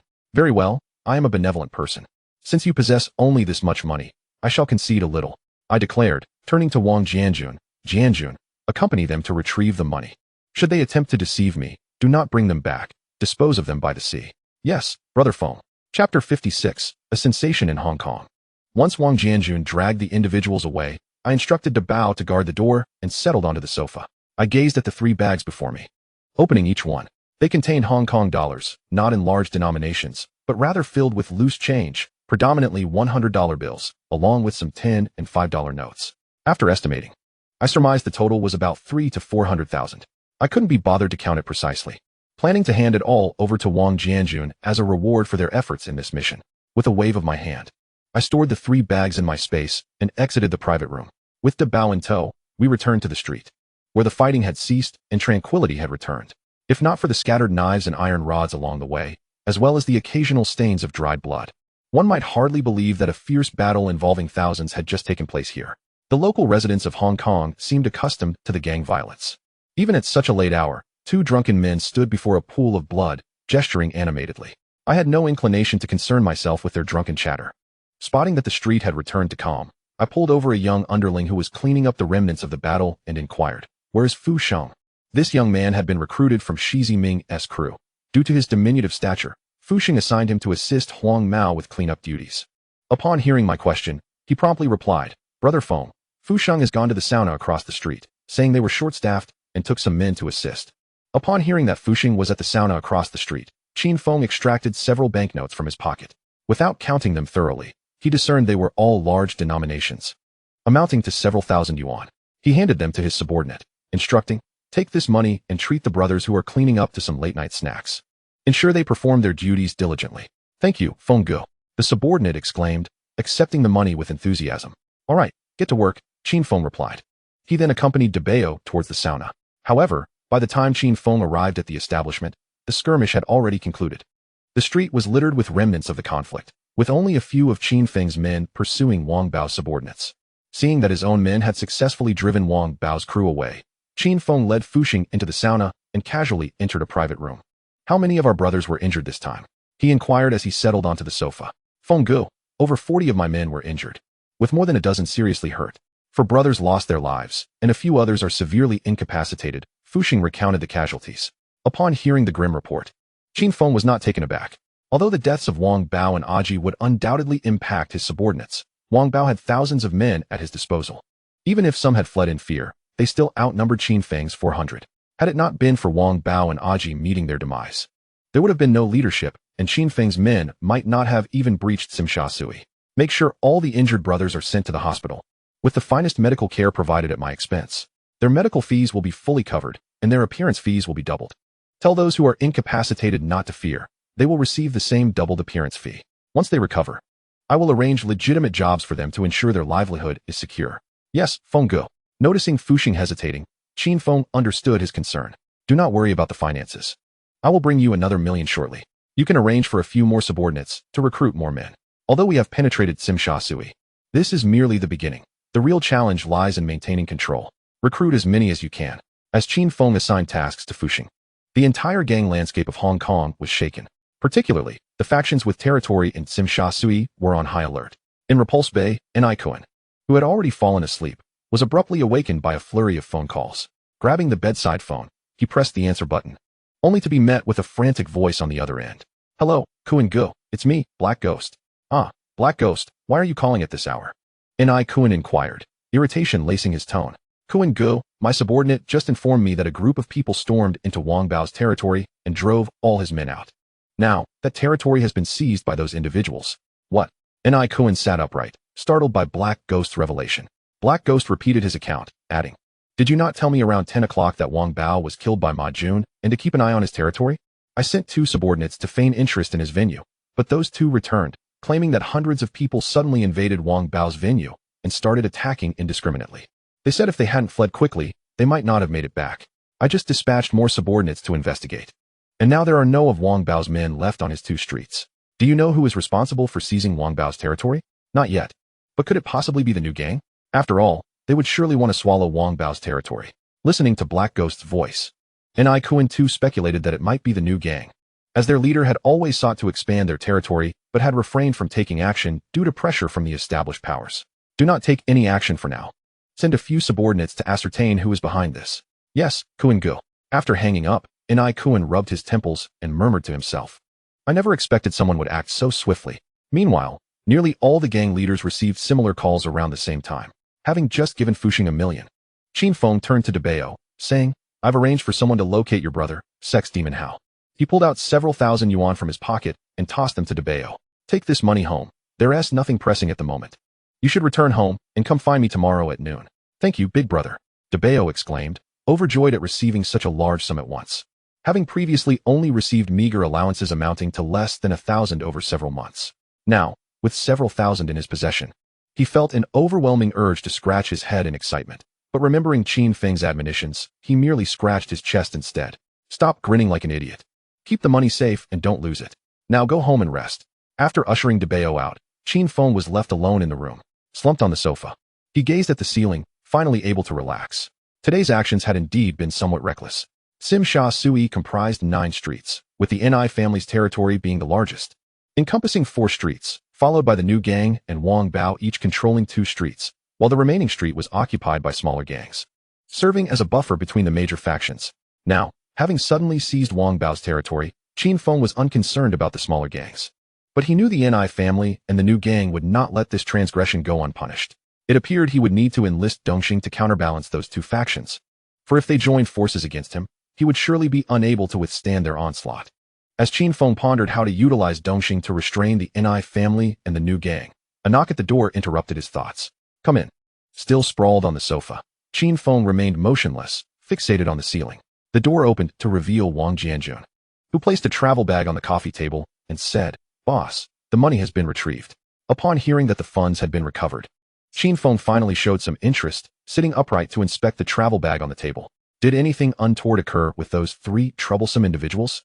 One attempted to escape through the window while we were collecting the money, but we managed to apprehend him. They are all tied up and tossed in the car now. At the thought that the 3 had dared to flee, a cold glint flashed in Qin Feng's calm eyes. Initially, he had considered that if the trio behaved well, he might confine them for a few days, allowing them to remain at large until he firmly established his footing in Simsha Sui. However, since they had shown the audacity to attempt escape, he decided it was best to let them run far away. Jianjun, take those 3 useless fellows to the seaside and encase them in concrete to reclaim land. Qin Feng instructed Wang Jianjun. Understood, Wang Jianjun replied with a single word, preparing to turn away to carry out his task. However, as he turned, he was called back by Qin Feng once more. Opening his travel bag, He revealed not only a stack of Hong Kong dollars, but also 6 tightly sealed plastic bags. Qin Feng counted out 50 bundles from the stack of Hong Kong currency and placed them on the coffee table. Distribute this money among your comrades. Keep 100,000 for yourself. Give each of the others 10,000, and use any excess to treat them to a nice meal, he said, gesturing towards the freshly counted cash. Thank you, boss, Wang Jianjun replied without pretense, expressing his gratitude before procuring a plastic bag to store the money. He then turned and left to contribute to land reclamation in Hong Kong Island. Once Wang Jianjun had departed, Qin Feng tossed all 6 plastic bags into his storage space, letting them gather dust. He had no intention of selling these items, fearing they might affect his future progeny, but he had yet to devise a plan for their disposal. So he opted to store them separately for the time being. After dealing with these items, Qin Feng intended to calculate how much money he had left. However, before counting the money, he retrieved the significant treasure acquired from the finance company from his storage space. Gazing at the large iron box before him, Qin Feng found himself momentarily stunned. Chapter 58, 9-Flower Jade Dew Pills. He realized he currently lacked the ability to unlock it. After attempting to hack at it with a tang knife to see if he could force it open, he halted after the 3rd strike. Observing the shallow marks on the box, he muttered, "Damn, this is something from the 1980s. How is it so sturdy? The materials are just too solid." Although Qin Feng had only struck 3 times, all in the same spot, the shallow scratches on the box confirmed his suspicion. Brute force would not suffice. Since he couldn't open it, he decided not to dwell on it. The item was safe for now, and he could seek a locksmith later. After retrieving the safe, he pulled out the money from his storage space and commenced the monumental task of counting. Thankfully, the cash was already bundled neatly. The $1,000 bills were straightforward to count, and before long, he had tallied 890 stacks, totaling 8 million. As for the remaining cash, it was a haphazard mix of denominations, hundreds, 50s, 10s, and even 5s, leading Qin Feng to forego counting it all and simply place it into a single bag to take back to the Tang building for household expenses. With 8 million on hand and estimating several million in the safe, he calculated the funds needed for future territorial endeavors and resolved to allocate 1 million for a lottery draw. After all, enhancing his strength before any rival gang could encroach would certainly provide a safety net. With that thought, Qin Feng no longer hesitated. He silently intoned, "System lottery." As soon as he finished his thought, the familiar transparent spinning wheel appeared before him. However, this time, it was markedly different from before. Instead of displaying any item names or images, it presented 8 large question marks. It seemed the function to refresh the wheel had vanished. What the hell is this? System, explain. Qin Feng shouted repeatedly for the system, but the spinning wheel remained unchanged, confirming that the wheel's new configuration lacked a response mechanism before the system fell dormant. He felt a pang of frustration. Gritting his teeth, he muttered, 10 consecutive draws. He was acutely aware that his greatest reliance since traversing into this world was the system. Without its rewards, he might never have reached this point, and he could very well have perished in this so-called Little Gotham of the Hong Kong underworld. Ding! Congratulations, host. You have received 2 boxes of Huiran kidney treasure, essence version. Ding! Congratulations, host. You have received 3 AK-47s, with 1,500 rounds of ammunition. Ding! Thank you for your patronage, 1. Ding! Congratulations, host. You have received a case of Mao Tai, 6 bottles. Ding! Congratulations, host. You have received 2 intermediate combat skills. Ding! Congratulations, host. You have received a guaranteed reward, a bottle of healing elixir, 9-Flower Jade Dew Pills, 10 pills. The rewards had been revealed. But Qin Feng's gaze was not fixed on the spinning wheel. Instead, he was intently observing the cash on the coffee table. Intrigued by how the system had managed to extract the money. Previously, the cash had been in his storage space, so he had not witnessed this phenomenon. Now that the money was laid out before him, he prepared to scrutinize it closely. Suddenly, the cash on the table vanished without a trace. If he hadn't been watching intently, he might not have noticed, as though the money had never existed in that quantity.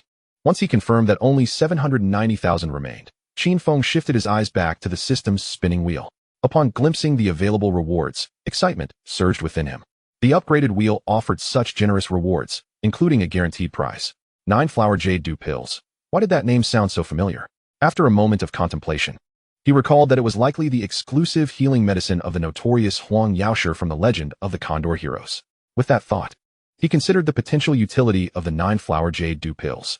A qi likely required a century-old ginseng to heal internal injuries. Perhaps the efficacy of the 9-Flower Jade Dew Pills would surpass even that of the ginseng. He decided to give him one to try later. Having determined the fate of the 9-Flower Jade Dew Pills, Qin Feng turned his attention to the other rewards. Huiran Kidney Treasure, Essence Version. Damn. I never consumed the previous ones, and now I have 2 more boxes. Yet, With a cheese pronounced dark circles, could his kidneys have suffered as well? Pondering this, Qin Feng stroked his chin thoughtfully. However, less than 5 seconds later, he made his decision. I'll give a bottle to a Qi to try. Then ask him about the effects later. Next, he examined the remaining rewards. The thank you for your patronage was easily overlooked. While 3 AK-47s with a total of 1,500 rounds of ammunition were quite impressive. In Hong Kong Island, this would be classified as heavy weaponry.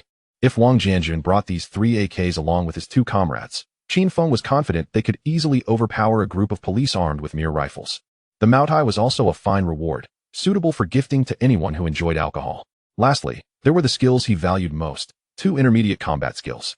Without hesitation, he silently commanded, "System, accept rewards." A wave of warmth coursed through his body, and wherever the heat flowed, his muscles began to twitch. Accompanied by a tingling sensation mixed with slight pain, yet it was bearable. Subsequently, every part of his body capable of inflicting harm, the hands, feet, elbows, knees, saw the skin rapidly thicken, most noticeably on his hands. Enduring the tingling and discomfort, Qin Feng raised his hand to inspect it. To his surprise, he noticed several pronounced calluses forming at the joints of his fingers, with the skin on the back of his hands appearing significantly thicker before quickly returning to normal. Crossing his arms, Qin Feng noticed a remarkable transformation in his palms. It was as if a layer of calloused armor had enveloped his entire hand. He mused that even a common fruit knife might not pierce through such hardened skin. Satisfied, Qin Feng clenched his fist and nodded approvingly. Indeed, it was formidable. Chapter 59, Advanced Combat. Perhaps because he had just ascended from intermediate to advanced combat, the reward process this time was prolonged. The tingling and prickling sensations lingered for a full 15 minutes before gradually subsiding. After resting for another 5 minutes, Qin Feng began to inspect the other rewards granted by the system. He first retrieved the AK, examined it through various poses, then promptly stowed it back into his spatial pocket. Next came the Jiuhua Yulu pill. With a mere thought, a pristine white porcelain bottle materialized in his hand, devoid of any markings, purely alabaster. Removing the stopper, he poured out a single pill of identical purity, roughly the size of half a lollipop. As the pill settled into his palm, a subtle, enchanting fragrance filled his nostrils, an elusive scent that defied precise description. It seemed to blend floral sweetness with medicinal notes, undeniably pleasant. After studying the pill for a while and bringing it closer to his nose multiple times, Qin Feng still could not pinpoint the exact aroma. Yet, one thing was certain. This was an extraordinary substance. Its very fragrance bespoke its exceptional nature. Unable to glean more from further scrutiny, he returned the pill to its bottle, sealed it, and tucked it away. Since he could not fathom its properties, he resolved to leave the matter to Aki, who would discover its effects after consumption. He then examined the Moutai and Huiran Shinbao, Essence Edition, bottles. Aside from their labels, the rest of the packaging was utterly blank, clearly counterfeit, shoddy products without any legitimate credentials. After perusing all the rewards, Qin Feng retrieved his vintage mobile phone from his spatial pouch and dialed Gangxing's number. Given how late it was, the girl was undoubtedly waiting for him on the sofa again. The call was answered after just a single ring. "Hello, is this phone Gu?" came the voice. "Yes, it's me." It seemed the girl had been clutching the phone the entire time, which explained the swift connection. "I have some things to attend to these days, so I want to be coming back. Is it important?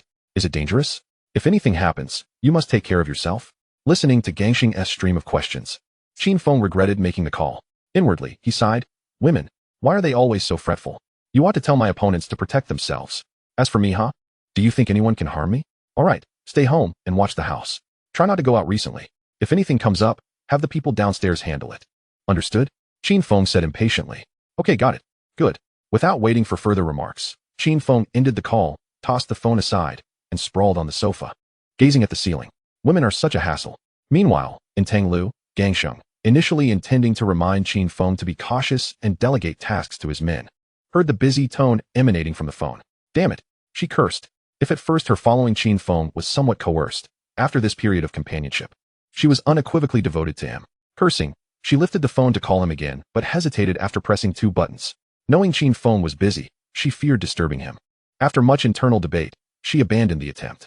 Speaking to the phone, she murmured, "Can't you be a little gentler? Why do you always sound so infuriating?" Chapter 60, Dongxing Headquarters. Back in the sauna room where he had been counting money, Qin Feng lay on the sofa, fast asleep. Upon waking, it was already 11 a.m. The next day, unless special circumstances arose, waking at 11 had become his biological rhythm. After a quick wash, he pushed open the door and stepped outside. The bustling, noisy atmosphere of Tsim Sha Sui had resumed its usual vigor. Indeed, No matter how fierce the gang fights raged at night, daylight dispelled all shadows, restoring normalcy. He planned to seek out Smiling Tiger to gauge the gang's stance on his incursion into Tsim Sha Sui. Taking out his phone, he dialed Smiling Tiger's number. The call connected shortly. "Hey boss, where are you? I need a favor." At that moment, Smiling Tiger was at the Dongxing headquarters, a nightclub in Yuanlong. Unlike other nightclubs, this one was the largest in the district and the private enterprise of the leader, Camel. Usually, only members of the Dongxing gang frequented it. Camel had effectively made this nightclub the headquarters, handling collections and meetings there. Arriving at the nightclub's entrance, Qin Feng was stopped by a group of thugs guarding the door. One leader said, "We're closed today. If you want to play, go somewhere else." Despite being barred, Qin Feng was unperturbed. Although he had earned the nickname Knife Kid Madman, it was only within Smiling Tiger's territory and nearby areas. Dongxing boasted tens of thousands of followers. It was natural that they didn't know him here. "Huh, I'm from Dongxing too. The boss is Smiling Tiger, Wei Go. He sent me." Hearing this explanation, the leader scrutinized Qin Feng carefully. Qin Feng's current appearance differed greatly from that of typical thugs. He looked more like a young heir from a wealthy family than a street gangster, making the claim easier to believe. "You're with Dongxing too?" "Yes." Qin Feng replied with a smile. "Wait here, I'll check with Wei Go." Turning and heading inside, after a short distance, Qin Feng overheard him mutter, "So handsome. Better to charm a rich woman and live off her than be a thug." Since transmigrating, Qin Feng's physique had continuously evolved through relentless lottery draws. He had become much more robust and grown about 2 centimeters taller. Having been a homebody in his original world and now working nights while sleeping days, his skin had become quite pale from lack of sunlight. Imagine a sturdy frame, towering stature, paired with a fair, delicate face. Probably even the majority of male celebrities on Hong Kong Island couldn't rival his looks. After about 10 minutes at the nightclub entrance, the thug who went in to inquire returned. "Wega said you can go in yourself. He.S. waiting for you on the 6th floor. Thanks, handsome." Upon concluding his conversation, Qin Feng strode directly into the nightclub, entered the elevator, and pressed the button for the 6th floor. The elevator whirred into action, transporting him promptly to his destination. As the doors slid open, he was greeted by the sight of the ever-smiling tiger, who awaited him at the entrance. Without uttering a word, the smiling tiger guided him to a private room. Once seated, he wasted no time in addressing Qin Feng. "Crazy guy? Was it you who led your men to seize control of Wang Bao's territory in Tsim Sha Sui yesterday?" "I was in discussions with Crow about negotiating lower prices for goods from the Netherlands when I received a call from the head honcho, Camel, summoning me to the headquarters. I presumed the boss wanted to gather all of us decision-makers for a meeting and casually agreed. Just as I hung up, Crow's call came through, echoing the same request for a meeting at headquarters. When they finally arrived at headquarters together, it was only upon encountering the esteemed Camel that he learned of the events that transpired the previous night, where Camel's men had stormed Tsim Sha Sui, driving Wang Bao's crew away and claiming his territory. Camel inquired, "Wei, if you intended to encroach upon Tsim Sha Sui, why didn't you give the gang a heads up?" Upon hearing these words, the smiling tiger was taken aback. When had he ever expressed a desire to invade Tsim Sha Sui? However, since the territory had already been claimed, it now belonged to Dongxing. He reassured Camel, "Rest assured, this time I will certainly back you up. That underling of yours, known as Knife Boy, seems quite capable. Have him come over for me to assess." Following this, Camel patted the smiling tiger on the shoulder, offering encouragement. Could the smiling tiger confess his ignorance of the situation? Certainly not. That would only portray him as an inept leader, oblivious to his subordinate's significant actions. Thus, he could only respond with a forced smile. Thank you, boss." After engaging in conversation with Camel for a while longer, he sought an opportunity to step outside and call Qin Feng to clarify the unfolding events. However, before he could dial, Qin Feng's call came in. Boss, are you already aware?" Qin Feng asked, a hint of embarrassment in his tone. He had intended to solicit the smiling tiger's assistance in leveraging the gang's influence, only to discover that the smiling tiger was already in the know. Glancing at the smiling tiger, who showed no inclination to speak, he continued, "The territory of Wang Bao was seized by my men. I have come to seek your assistance in withstanding either the New Ji or the Ni family. I am confident I can handle either of them individually, but I fear their combined efforts." With a serious expression, Qin Feng fixed his gaze on the smiling tiger. The latter remained silent, deep in thought. Both men exchanged looks, the atmosphere in the private room thick with tension. Just as Qin Feng was about to break the silence with some trivial remark, the smiling tiger finally spoke. "Why didn't you give me a heads up beforehand? You know that had you informed me in advance, given that you saved my life, I would have undoubtedly supported you." Qin Feng opened his cigarette case, pulled out 2 cigarettes, offered one to the smiling tiger, and lit his own. Taking a deep drag, he slowly replied, "I know, Wei Gu, that you would support me. However, it is precisely because I am aware of that that I chose to secure the territory first before seeking your help. Why is that? The smiling tiger asked, puzzled. Because, Wei Gu, I know you would back me, but Firetail has been with you for nearly a decade. I aspire to rise in status and claim territory. If I had approached you for assistance from the outset, even if you were willing to grant me the territory after it was secured, do you think Firetail would acquiesce? Even if he were agreeable, his underlings would undoubtedly perceive your actions as favoritism. Therefore, I had no choice but to seize the territory first, ensuring Firetail's compliance. Upon hearing Qin Feng's rationale, the smiling tiger fell into contemplation, acknowledging the truth in his words. Had he orchestrated the acquisition of the territory, he would only have been able to offer Qin Feng a scant share, perhaps a sauna room. And any attempt to allocate the territory to him would undoubtedly breed discontent among his subordinates, even if it were merely a street's worth. While the smiling tiger remained lost in thought, Qin Feng continued, rest assured, although I have secured the territory independently, you, Wei Gu, will always be my elder brother. My dues will continue to be paid to you, and any goods from my territory will be distributed solely by your men. Upon hearing this, the smiling tiger immediately abandoned his reverie. It was essential to understand that Sim Sha Sui was not the rural expanse of Yuan Long. Even if he only controlled 2 streets there, the monthly revenue could surpass all his current earnings combined. Haha, crazy guy, I knew I did not misjudge you. Regardless of what others may say, I will unequivocally support you in this matter. Hearing the smiling tiger's affirmation, Qin Feng couldn't help but smirk, thinking, if it weren't for the generous offerings I provided, would you be so resolute in your support? A slight pressure might have you selling me out. Despite the smiling tiger's cleverness, Qin Feng understood that his wisdom sometimes led him to rely on others in tough situations. If no one was available, he would naturally lean towards whoever offered the most benefits, akin to a reed swaying in the wind. The reason Qin Feng showered him with favors was to ensure that this reed would firmly lean in his direction. Thank you, Wei Gu. From now on, I will heed your directives regarding all matters in Simsha Sui. With that, Qin Feng feigned deep emotion, gazing earnestly at the smiling tiger. Haha, excellent. The boss just mentioned wanting to meet you. Allow me to escort you to him now. As the smiling tiger concluded, he led Qin Feng out of the private room. They traversed the corridor for approximately 30 meters until they arrived at the entrance of a large conference room. The smiling tiger turned to Qin Feng and advised, the boss is quite particular about rules. Be sure to maintain decorum when we enter. Understood, Wei Gu, Qin Feng replied. Very well, let us proceed. With that, the smiling tiger pushed open the door and entered. Following closely behind, Qin Feng stepped into the conference room. Inside, a large oval wooden table dominated the space.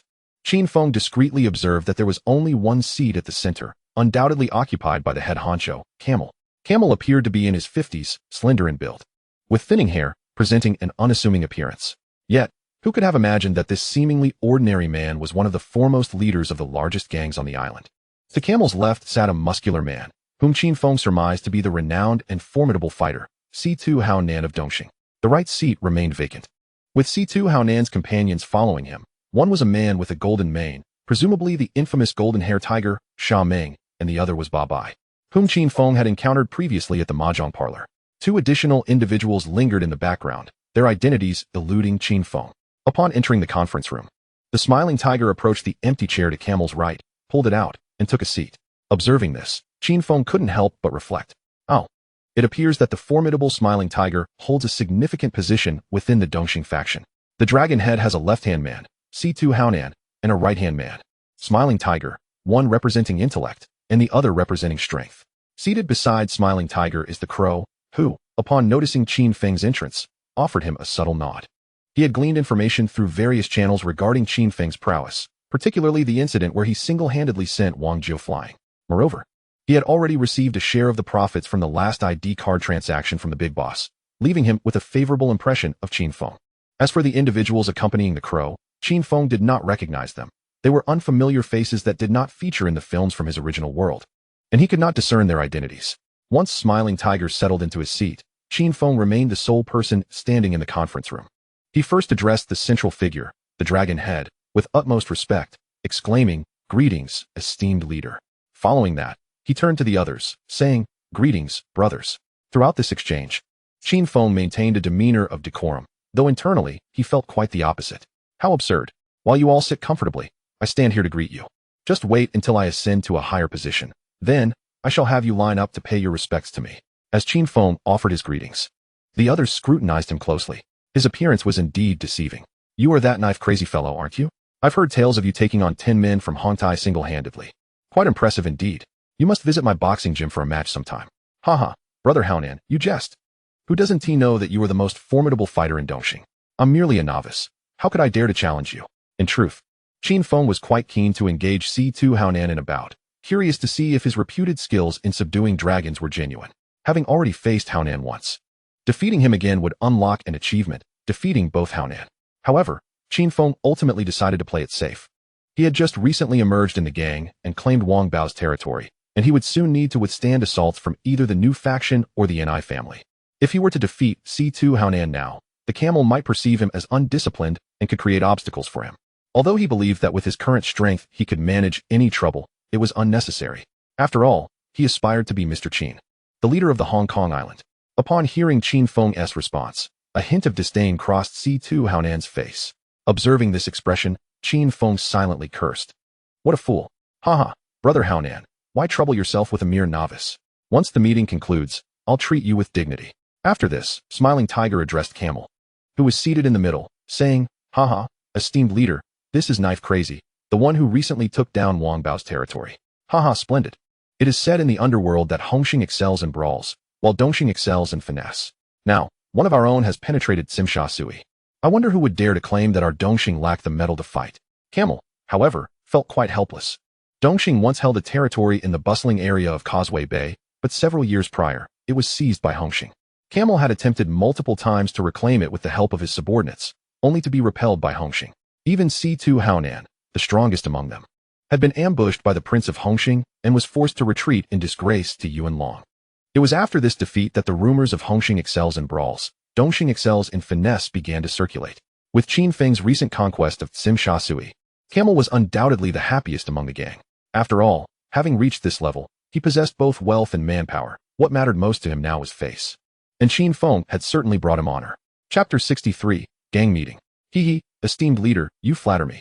It is thanks to your support that us novices could seize Wang Bao's territory.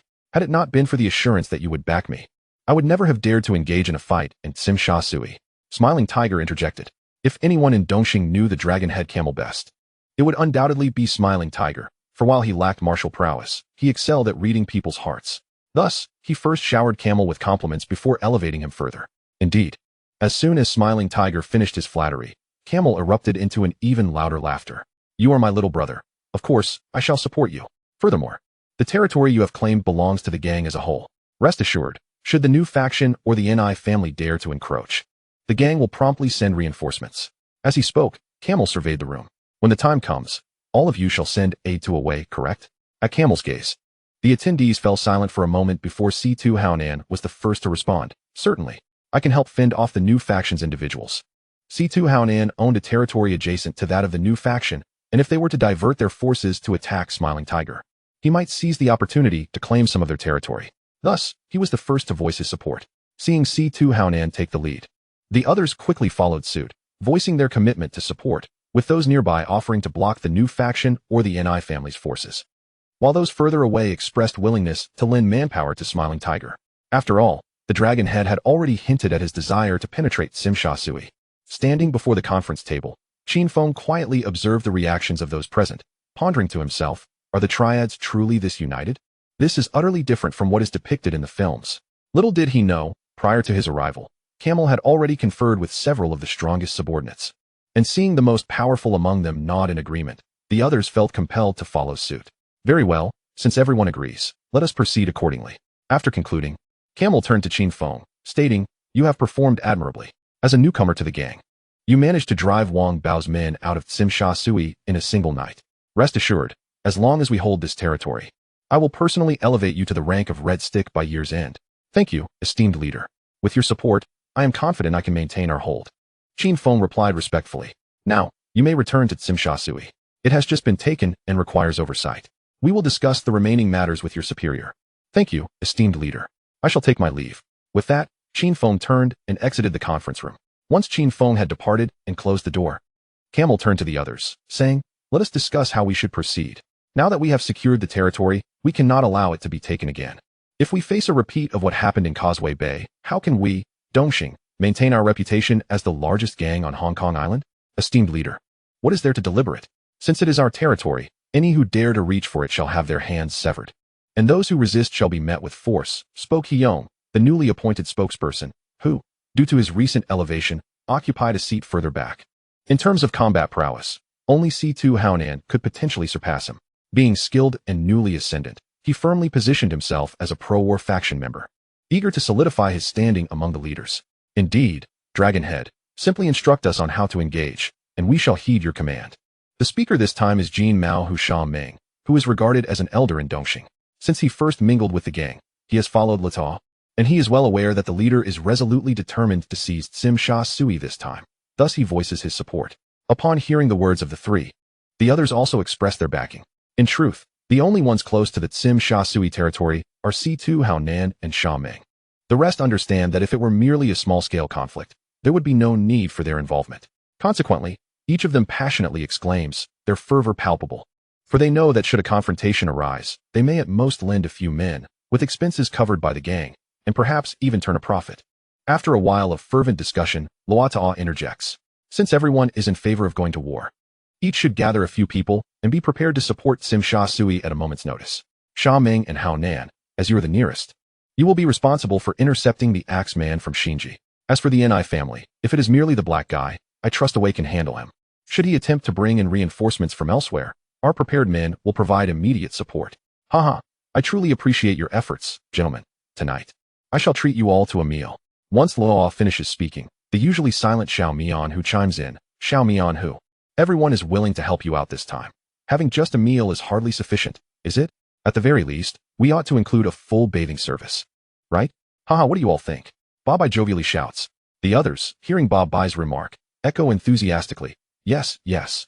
Xiao Mian Hu this time. One meal is not enough. We need several.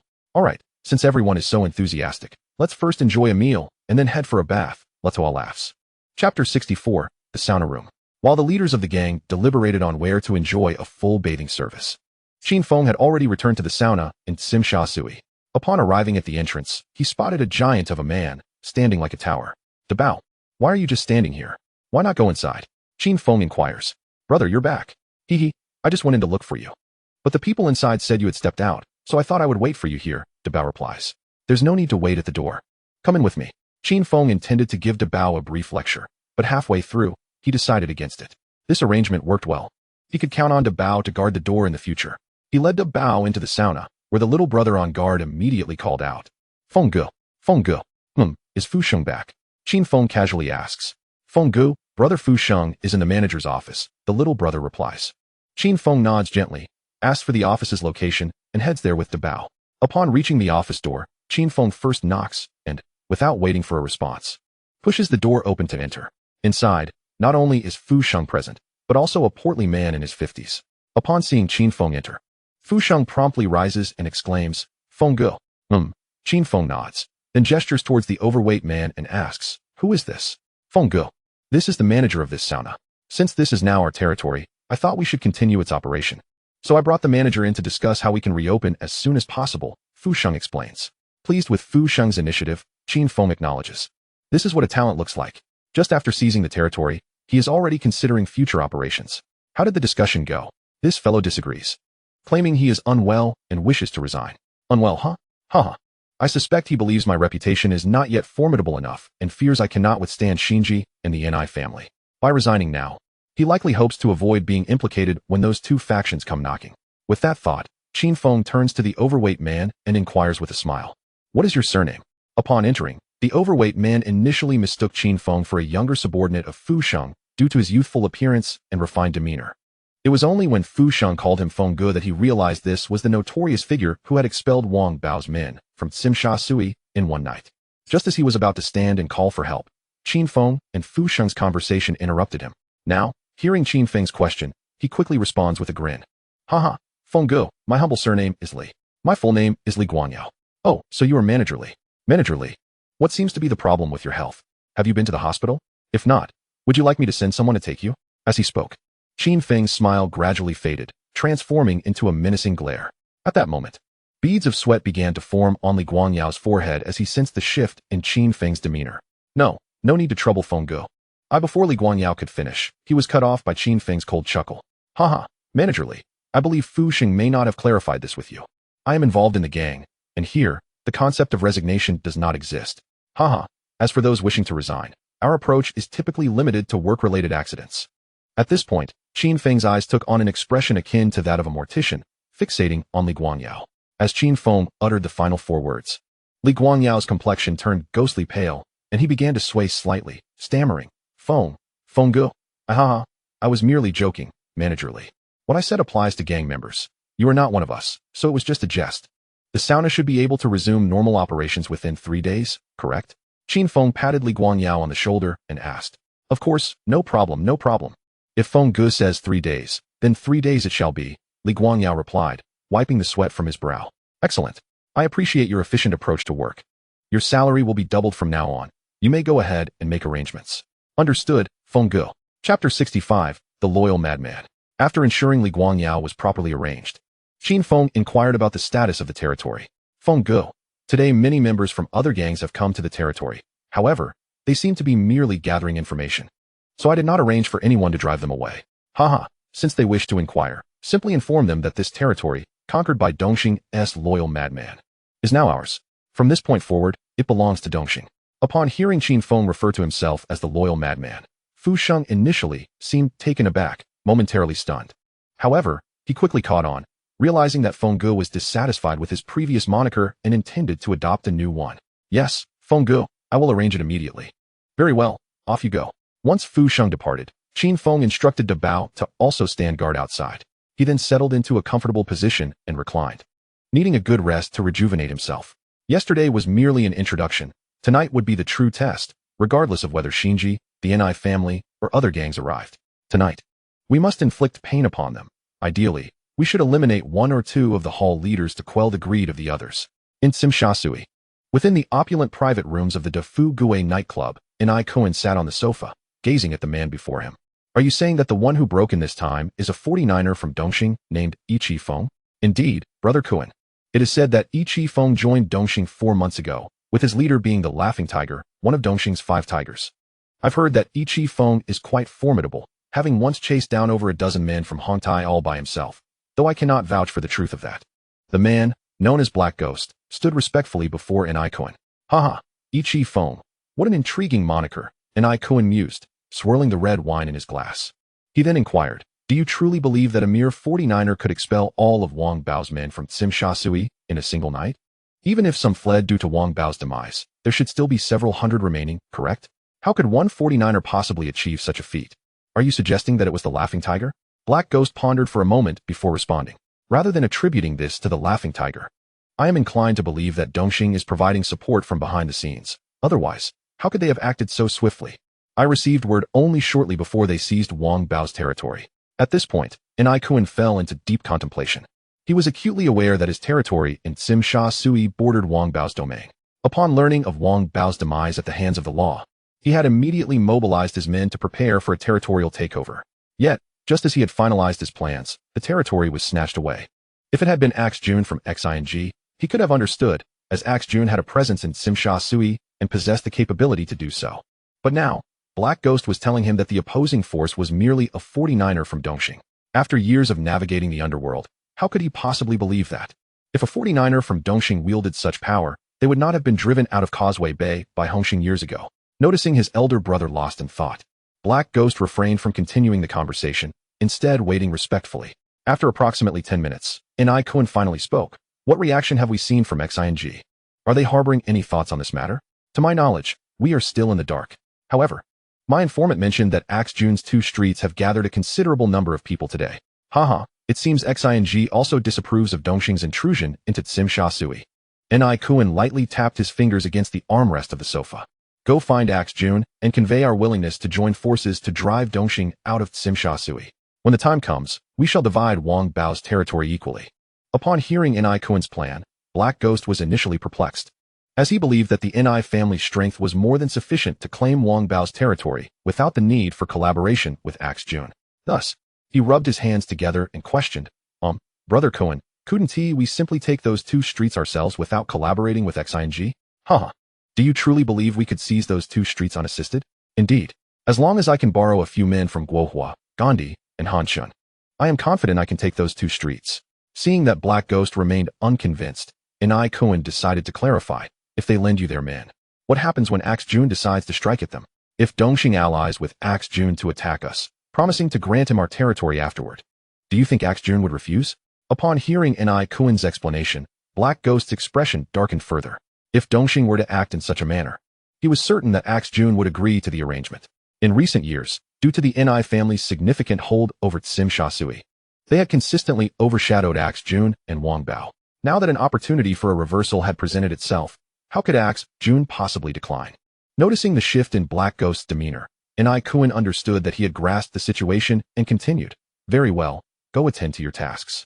With that, he rose and exited the private room. Chapter 66. The Seducer How. When Qin Feng awoke, it was already evening. Through the window of the private room, he gazed at the dazzling lights and bustling vehicles outside, finding it hard to believe that just the night before, a large-scale brawl involving over 1,000 people had taken place here. Knock, knock, knock. A series of knocks pulled Qin Feng from his reverie. Returning to his senses, he settled back onto the sofa and called out casually, "Come in. Brother Feng, I have found the person you were looking for." Fuxing entered the room, standing before Qin Feng. "The person I was looking for? I forgot. Who was I meant to find?"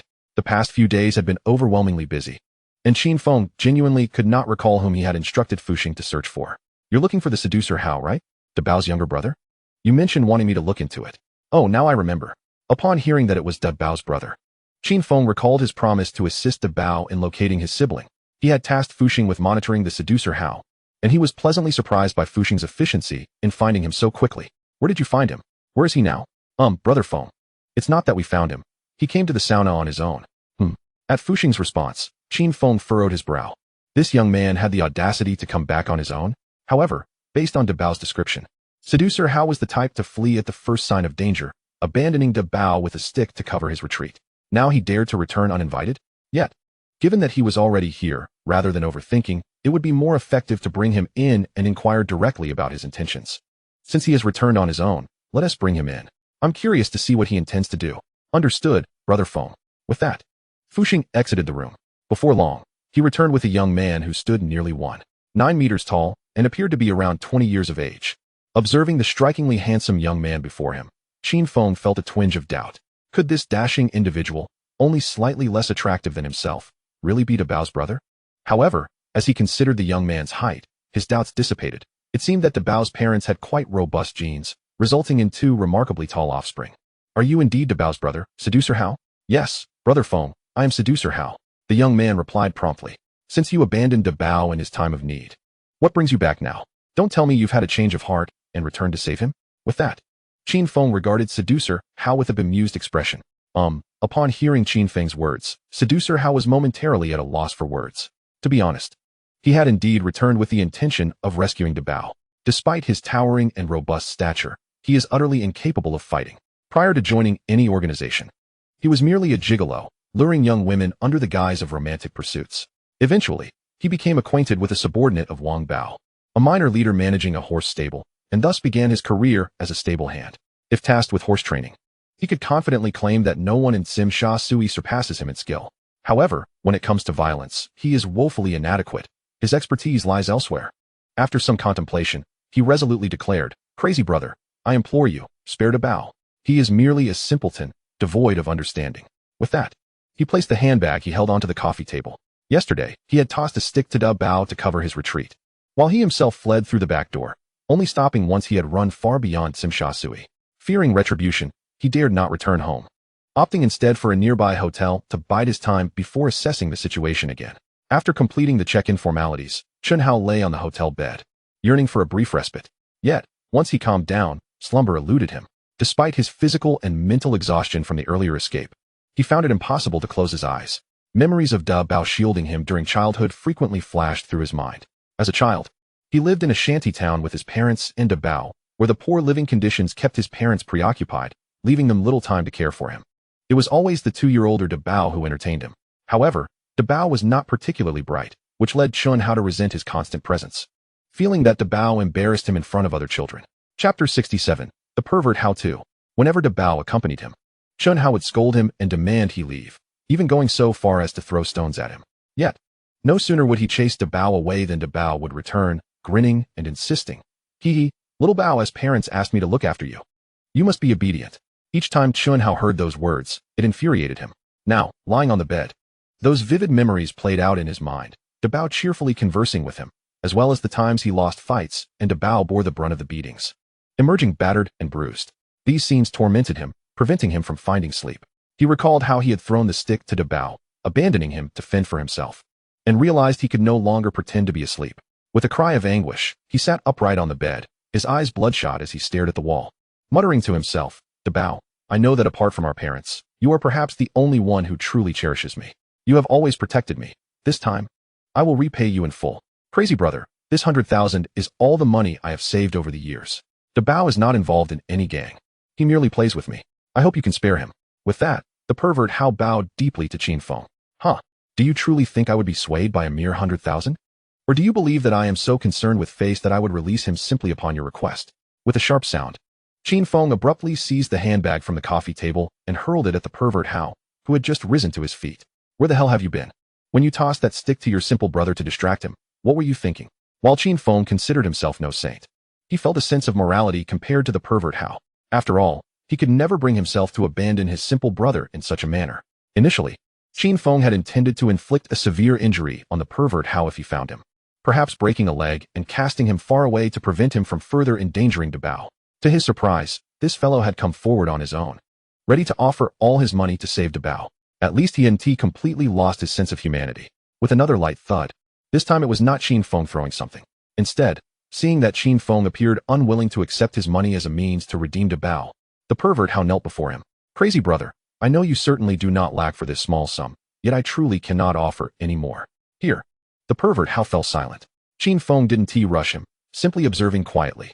After a moment, the pervert Hao seemed to have reached a significant decision, slowly stating, If crazy brother, you are truly dissatisfied, then keep me and let Dabao go. Huh? Release him and keep you? What would I do with you? Qin Feng squinted, chuckling lightly. I can handle horse training, and I'm not boasting, crazy brother. Hearing the implication in Qin Feng's words, that if he could be of use, he might consider releasing Dabao, the pervert Hao immediately crawled forward on his knees, continuing, While I may not excel in fighting when it comes to horse training, no one in Simsha Sui surpasses me. If you ask the younger brothers, they will confirm that every girl I have trained has the best business in Simsha Sui. Damn, I almost forgot this guy is nicknamed Pervert Hao. They say there's no such thing as a wrong name, only a wrong nickname. He is truly a pervert. And perhaps he really is the horse king he claims to be. With this realization, Qin Feng decided to let the pervert Hao off the hook for now and planned to take him under his wing. In every profession, there are those who excel. And since this fellow had a unique skill, he could certainly be of use. Qin Feng also conceived a new money-making idea. But it would have to wait until he secured his territory. For now, the pervert Hao would remain a stable hand. Where is Dabao? Qin Feng disregarded the kneeling pervert Hao and addressed Fu Sheng, who stood nearby. Crazy brother, Dabao was helping you guard the door earlier. Just now, a few brothers went out for a meal, so I let Dabao accompany them. Then wait for Dabao to finish eating and have him come here. Qin Feng instructed, before turning back to the pervert Hao. You, stay on your knees until Dabao arrives. Chapter 68, Taking in Pervert Hao. Once Fu Sheng left, only Qin Feng and the pervert Hao remained in the room. Why, after fleeing, would he return and be willing to offer all his money and himself in exchange for Dabao? If that were the case, why hadn't he taken Dabao with him when he escaped? Upon hearing Qin Feng's question, the pervert Hao's face revealed a hint of sorrow. After a moment of silence, he replied slowly, I cannot fathom my thoughts at that time. It seemed only natural to hand Dabao a baseball bat for cover. Just as when I was a child, I would naturally expect Dabao to take the blame for my misdeeds. However, after I fled, I initially felt elated, relieved to have escaped a calamity. Yet, once that joy faded, Dabao's visage haunted me incessantly. Memories from our childhood replayed in my mind, and I could neither sleep nor eat. I feared that if Dabao were to perish this time, I would be tormented by those memories. Rather than live in a hellish existence, I would rather trade my life for his. Huh, you still have some redeeming qualities. You haven't completely lost your way. Mad brother, as long as you are willing to release Dabao, I would do anything for you, even if it meant sacrificing my own life. I implore you. Spare Dabao? With that, Sayamo Hao was about to bow to Qin Feng. However, just as he bent down, he was stopped by Qin Feng. No need for that. Let's discuss matters once Dabao returns. Following this, both fell into a profound silence. Meanwhile, Dabao, who had finished his meal and was on his way back, was in high spirits. Accompanying Mad Brother, he not only received money but also enjoyed delightful food. To motivate his underlings to work diligently, Qin Feng had reserved a restaurant on each of two streets, allowing his subordinates to order whatever they wished, whenever they desired. The restaurant Dabao visited today was renowned for its roasted goose. He devoured an entire one by himself. In the past, his brother had taken him there. But they had always ordered for a table of more than 10, leaving Dabao with only a few pieces. This time, the few younger brothers accompanying him, aware of his close association with Mad Brother, encouraged him to order freely. Thus, Dabao chose a whole roasted goose, opting not to have the owner carve it, but instead holding it directly to feast upon. After indulging in the roasted goose and patting his belly, Dabao followed a few individuals back, reaching the entrance of a sauna where Fu Sheng called out to him. Dabao, Mad Brother is looking for you. He wants you to find him as soon as you return. Oh, okay, Brother Fu Sheng, I will go to find Mad Brother right now. I'll accompany you. Fu Sheng nodded and led Dabao towards the private room. Upon entering, Dabao immediately spotted Say Mo Hao kneeling by the coffee table and excitedly rushed over to help him up, exclaiming, Xiao Bao, you're back. Why are you kneeling on the floor? Turning to Qin Feng, he added, Mad Brother, thank you for helping me find Xiao Bao. Xiao Bao. I won't be working at the bar anymore. I'm now serving as Mad Brother's bodyguard. After saying this, Dabao grinned foolishly at Say Mo Hao, scratching his head. At that moment, Say Mo Hao was taken aback, having offered all his money and even contemplated trading his life for Dabao's, only to find Dabao thriving as a bodyguard. What was going on? After a moment of stunned silence, Say Mo Hao turned to Qin Feng and slowly inquired, Mad Brother, is Dabao truly working as your bodyguard? Indeed, it is true, Qin Feng replied, lighting a cigarette and taking a deep drag. When I first saw Dabao, he was being besieged by my 3 subordinates. Yet, they were no match for him, prompting me to intervene. After subduing Dabao, I sensed something unusual and asked if he was with Wang Bao. He then recounted his experiences with you at the bar, including how you had tossed a stick to aid his escape. Noticing his imposing physique, I asked if he would like to join me, and he agreed. While we may be small fry, we still maintain our basic principles. If you had not returned on your own, but had instead been captured by my men, I would have certainly broken your legs and thrown you as far as I could to prevent you from continuing to harm Dabao. With that, Qin Feng flicked the ash from his cigarette. Now that you've returned willingly, and are even willing to trade your life for Dabao's, I shall spare you. From now on, Dabao will be with me. What about you? Leaning back on the sofa, Qin Feng regarded Say Mo Hao, who, having once been a son-in-law, should possess some intelligence. A fool could not have held such a position. Say Mo Hao first glanced at Dabao before turning back to Qin Feng and saying, Mad Brother, I wish to follow you as well. I hope you can give me that opportunity. Upon hearing this, Qin Feng understood Say Mo Hao's implication. If he refused, Dabao might be fine, but Say Mo Hao would certainly not escape Simsha Sui. Now that Dabao was serving as a bodyguard for someone, aligning himself with Qin Feng would at least provide him some protection. Otherwise, he genuinely feared that Dabao might be sold off while still being made to pay others. Haha. Good. You are a wise man. Since your brother has chosen to follow me, I will surely not mistreat you. Dabao will remain with me, while you will continue as a horseman. At this juncture, Qin Feng paused before continuing. The bar you previously worked at will be entrusted to you. If you perform well, I will assign the bar business under my command to you in the future. Upon hearing that Qin Feng was willing to hand over the bar business to him, Say Mo Hao's face flushed with excitement. Although he had previously been a horseman, he was merely a subordinate among the horsemen, with a higher authority overseeing them. Unexpectedly, after a significant confrontation, he had ascended to a position of leadership among the horsemen without having to lift a finger. Thank you, Mad Brother. I will definitely work diligently. Say Mo Hao stammered in excitement. Haha, splendid. Now let us go eat. With that, Qin Feng stood up and led the way out. Chapter 69, Pre-Battle. Exiting the sauna, Qin Feng guided several individuals towards the restaurant where Dabao had enjoyed his roasted goose. The establishment was not far from the sauna, and within 7 or 8 minutes, they arrived. Finding a private room, Qin Feng invited everyone to sit down and, without glancing at the menu, stated, Boss, bring out one of everything on the menu. And a few cases of beer. Certainly, Mad Brother. Our signature roasted goose is the best. Today, one of your young brothers devoured an entire one by himself. Typically, the owner did not attend to customers, so he was unaware that the one who had finished an entire roasted goose was Dabao, who followed Qin Feng. However, Qin Feng was different. He had reserved their restaurant for several days, and, based on what he had learned from others, had driven Wang Bao away and taken over his territory. It was plausible that they would soon be working under Qin Feng. Is it truly that delicious? Qin Feng inquired skeptically. Absolutely, Mad Brother.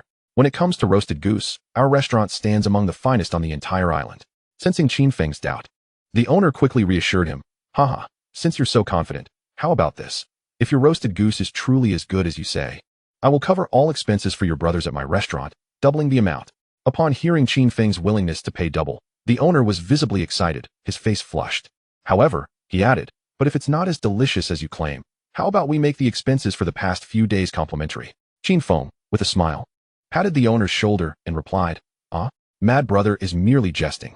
We are a small establishment. How can we afford to wager with you? As he spoke, the owner wiped the sweat that had formed on his brow from the fright, thinking, he doesn't intend to pay. He wants a free meal. Initially, he had been quite pleased. The new boss operated by the rules and looked after his business, a stark contrast to the previous crew led by Wang Bao. Who would have guessed that this newcomer was even more ruthless? Wang Bao's subordinates would merely keep a tab, paying a little when they had money. But this new arrival directly reserved the place for his subordinates to indulge without paying. Indeed, small fry would always remain small fry. How contemptible. Hee. Are you trying to deceive me? Upon finishing his words, Qin Feng's expression instantly turned cold, and his gaze became fierce. This crazy brother. Just as the boss was drenched in sweat and at a loss for words. Haha, I was merely jesting, boss. Surely you wouldn't be so humorless, would you? Rest assured. The dishes will be prepared perfectly, and you shall receive every penny owed to you. Upon hearing Qin Feng's words, the boss was momentarily taken aback before hastily responding. Very well, crazy brother. Please wait a moment while I personally oversee the kitchen. All right, off you go. Yes. With a simple reply, the restaurant owner wiped his sweat and, with slightly trembling legs from fear, made his way to the kitchen. After the boss left, Qin Feng turned to the puzzled Fuxing and remarked, Are you curious why I chose to intimidate the owner of this establishment? Indeed. Crazy brother. I know your character. You are always very amiable when purchasing anything and often tell me that one must pay for what they buy, as kindness brings fortune. Why frighten this boss today? Upon hearing Fuxing's inquiry, Qin Feng did not answer immediately. After taking a sip of tea in front of him, he slowly replied, Kindness indeed brings fortune, but we are, after all, part of a gang. Having just established our presence here, it would be unwise to cause trouble for the local merchants without reason. However, if we were to adopt an entirely amicable approach, I fear they might forget what we are truly about. When the time comes to collect our dues, we may struggle to receive even a single cent. After listening to Qin Feng's explanation, both Fuxing and the flamboyant Hao fell into contemplation, particularly Fuxing, who had previously managed a sauna. He had always been courteous, yet others hardly gave him any respect. However, upon Qin Feng's arrival, they became quite obedient. The once lively dining table fell silent after Qin Feng's remarks, only to regain its vibrancy when the boss returned with the dishes. Chapter 70. The battle begins. Sim Sha Sui, Axe Head Jun's territory, on the second floor of the finance company office. Axe Head Jun glanced at the black man before him and said, Since we are to cooperate, how shall we divide the territory we conquer? The two had previously agreed on their collaboration. Axe Head Jun would bring 300 men, while the black man would contribute 500, and they would also enlist some from the Blue Lanterns, amassing over 1,000 men to jointly drive Qin Feng out of Sim Sha Sui. Since the decision to collaborate had been made, if they failed to seize the territory, there would be nothing more to discuss. However, should they succeed, it was essential to clarify the terms beforehand to avoid further conflict between their factions after defeating Dongxing. The territorial matter is easily settled. Once we oust Dongxing, how about we split Wang Bao's 2 streets, one for each of us? The Ni family was indeed prepared for significant expenditure this time, as the gang itself would contribute 500 men, along with additional costs for hiring the Blue Lanterns. Yet, if they could drive Dongxing out of Sim Sha Sui, it would all be worth it at that point. A substantial portion of Sim Sha Sui would belong to the Ni family. In the future, they could push out those smaller gangs, possibly even transforming Sim Sha Sui into their exclusive domain. Alright, since Black Brother is so sincere, it would be disrespectful of me not to agree. After midnight, we will both lead our men into battle. Axehead Jun kept a cautious mind, as his faction was positioned on the other side of Sim Sha Sui. To confront Dongxing, they would need to traverse Ni's territory. If they both set out simultaneously, by the time he arrived, the black man would likely already be engaged in battle with Dongxing.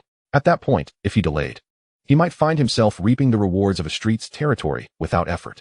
As for the collaboration agreed upon with the black man, in this gang world, it's all about interests.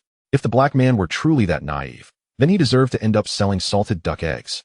I shall not disturb June brother any longer. I will return and gather my men immediately. Shaggy Dog, please send Black Brother my regards. Let him know we will drink together at the Blue Sky nightclub tonight.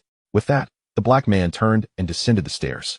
Although he had already summoned his subordinates, the Blue Lanterns were still insufficient, and he had time to recruit more. Fortunately, as long as there was money, the Blue Lanterns would gather in droves. Meanwhile, Qin Feng and his companions continued their meal until 11 o'clock. After finishing, Qin Feng addressed Fuxing. Arrange for all our subordinates to gather on this street, and inform them that the one who performs best tonight will receive a substantial red envelope and a venue of their own. He then turned to his brothers, Daba and the flamboyant Hao, and said, Hao, since you are not adept at fighting, you shall accompany Fuxing tonight. Daba, go fetch a chair for me at the street corner and bring your baseball bat as well. Upon hearing Qin Feng's instructions, the others did not speak further. They understood that their ability to establish themselves in Simsha Sui depended on tonight's events, so they nodded in agreement. Yes, crazy brother, understood. After that, they each turned to carry out their tasks.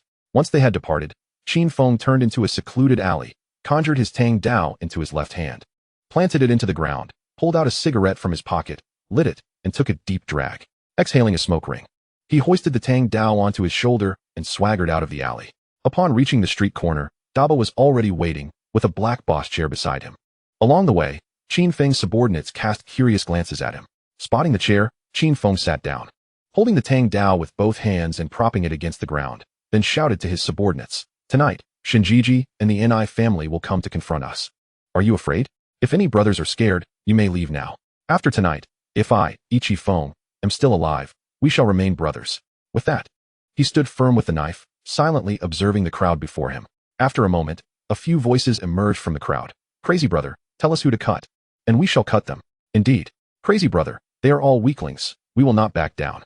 As the scattered shouts gained momentum, the rest of the crowd began to chant in unison. After a while, seeing the volume of the crowd's cheers growing louder, Qin Feng felt the atmosphere was right and shouted, Ha, splendid. True men are all here. After this fight, a full service awaits. Tonight, I intend to let all the gangs in Hong Kong know that our Dongxing's fighters are the fiercest. Dongxing is the strongest, and Crazy Brother is the mightiest. With Qin Feng's proclamation, his subordinates erupted in loud cheers. As their voices echoed, Qin Feng turned his chair, gazing deeply at the gathering crowd on Black Brother's turf. Chapter 71, Pursuit of Black Brother. Simsha Sui, Black Brother's territory. Leaning back on the sofa, Black Brother held a glass of foreign wine, gently swirling it. With his other hand, he embraced a voluptuous woman adorned with heavy makeup, his palms sliding across her figure, and inquired of the head horse before him. How are the arrangements coming along? Ghost Brother, all 500 little brothers are already downstairs, and we have also found over 400 blue lanterns, all of which are downstairs. Haha. Now that everyone is here, let's go.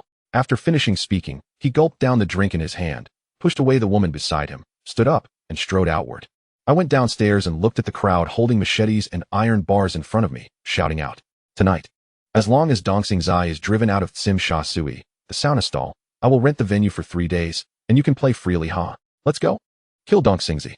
After finishing speaking, he took the lead and walked towards the street corner. Crazy brother, the black ghost is coming towards us with a group of people. The little brother in charge of collecting wind on Qin Feng's side hurriedly ran up to Qin Feng and said, Upon hearing my little brother's words, Qin Feng, who was closing his eyes to rest, opened his eyes and murmured softly, Hee, are you here so soon? I thought we had to wait a little longer. After finishing speaking, he stood up slowly with a long knife and raised his eyes to look forward.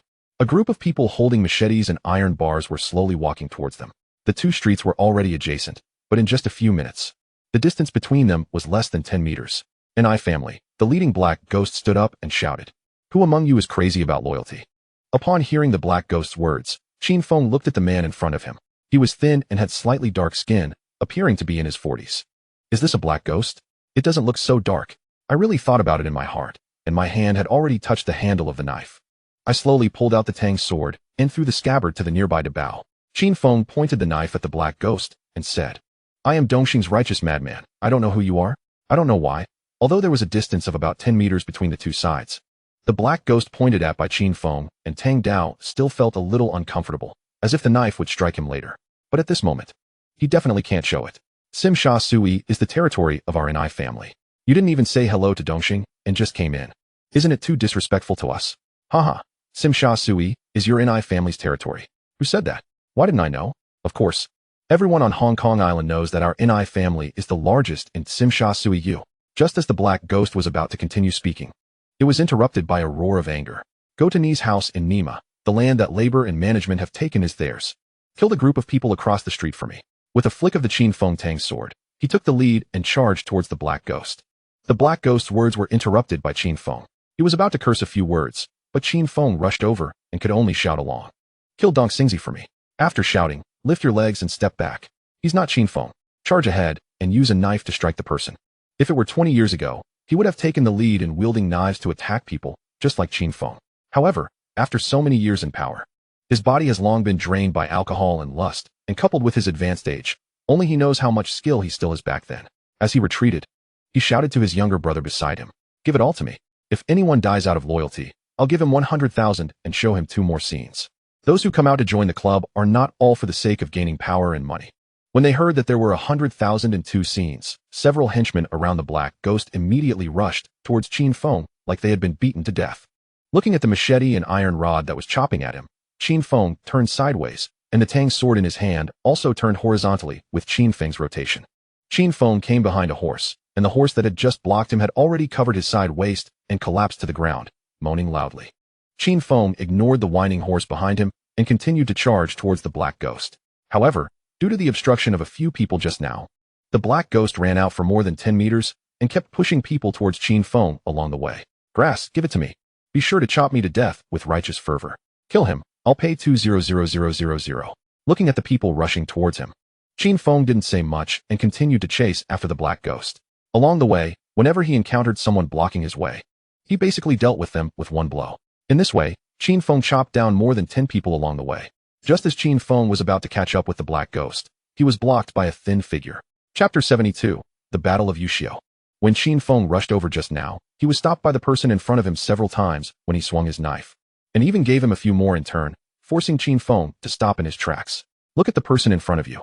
He is not tall, and judging from Qin Feng's height, he is even a bit thin and small. His face is dark and rough, and his facial features are also very ordinary. However, the more Qin Feng looked at him, the more he felt that the man in front of him looked familiar. So he spoke up and asked, "What's your name?" The man's hand holding the knife was trembling slightly at this moment. Just now, he had a few fights with Qin Feng, and the opponent's tremendous power almost shook the knife in his hand. Seeing Qin Feng stop, he tightened the knife in his hand again before speaking. "Sealed under repair. I'm so familiar with him, it turns out it's him. What a martial arts maniac in the movie, One Man's Martial Arts World. But why is he helping the Yanai family? Are you from the Yanai family?" Qin Feng spoke up and asked. "No. I just came to Hong Kong Island with my wife and haven't found a way to make money yet. They're recruiting people on the roadside for 300 yuan a night. So I came." Upon hearing Feng Yuxiu's explanation, Qin Feng cursed directly in his heart. "What are you risking your life for 300 yuan? But he spoke up with his mouth. "You step aside now, I'll give you 1,000. "No, since you've already taken his money, you have to do something. And just now we had a fight. I already saw that you're a master." After finishing speaking, Feng Xiu turned his wrist with the tip of the knife facing downwards, then clasped his hands together and said, "I am under the seal of Yuxiu and Xiafashan. Please advise me." Upon hearing Feng Yuxiu's words, Qin Feng rolled his eyes. "Grass, fortunately, we didn't have to face the challenges of life and death today." Looking at the back of the Black Ghost who had already run away, Qin Feng knew he couldn't catch up anymore and could only say helplessly, "Okay, since you're going to fight, I'll have a fight with you, but I have one condition." "What conditions?" I was very happy to hear that Qin Feng was willing to confer a fief on Yuxiu.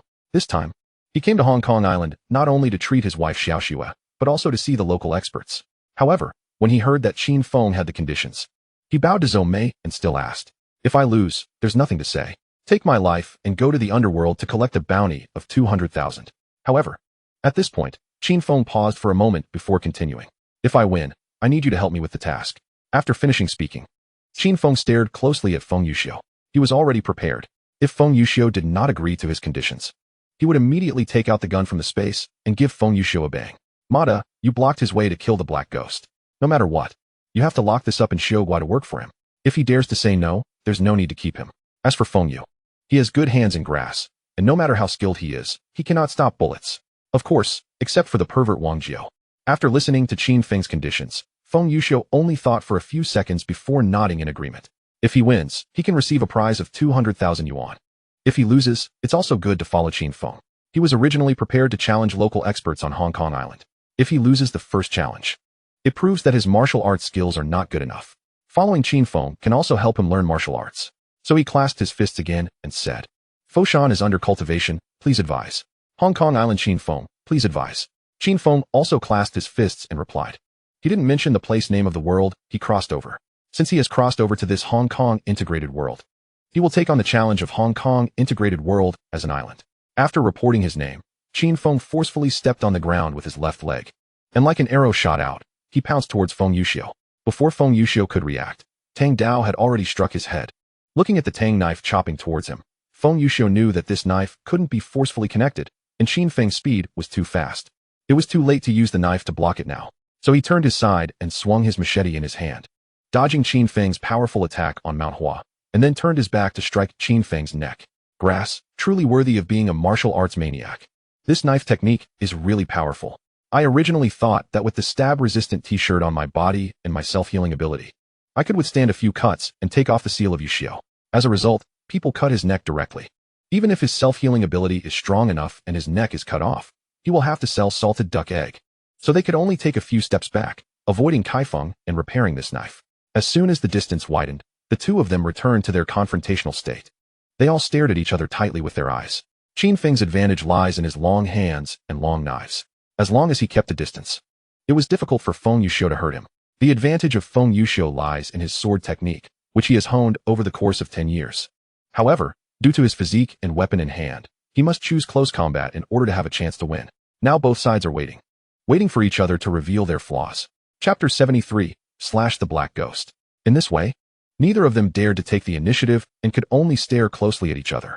This standoff lasted for more than 20 minutes. However, this confrontation was broken by the black ghosts who returned. Just now, he was chased by Qin Feng and had to run away desperately. When he reached the rear of the crowd, he dared to turn back and found that Qin Feng had not chased after him. Grass mud horses have crazy loyalty and lack martial ethics. When a club opens a game, it usually requires a few words of context before starting the fight. Just now, Qin Feng asked him to say a few words to confirm who the black ghost was. After identifying the person, Qin Feng directly wielded his sword to attack them. With the main focus on one sentence, we'll have to take action sooner or later, and we're just blindly comparing yarn. After panting for a while, the black ghost stood up and confirmed again that Qin Feng had not chased after him. He breathed a sigh of relief, rested for a few minutes, and brought over a dozen or so younger brothers nearby. He was ready to go back and take a look. This time, so many people watched him being chased and chopped by Qin Feng with knives. If he ran away directly, he would definitely not be able to survive in the future, and his subordinates would definitely not accept him. When he returned to the place where he had just been chased, he saw Qin Feng and Feng Yuxiu each holding a knife in a standoff. Grass, go up and chop him down. Can you kill him by looking at him like this? The black ghost shouted at Feng Yuxiu.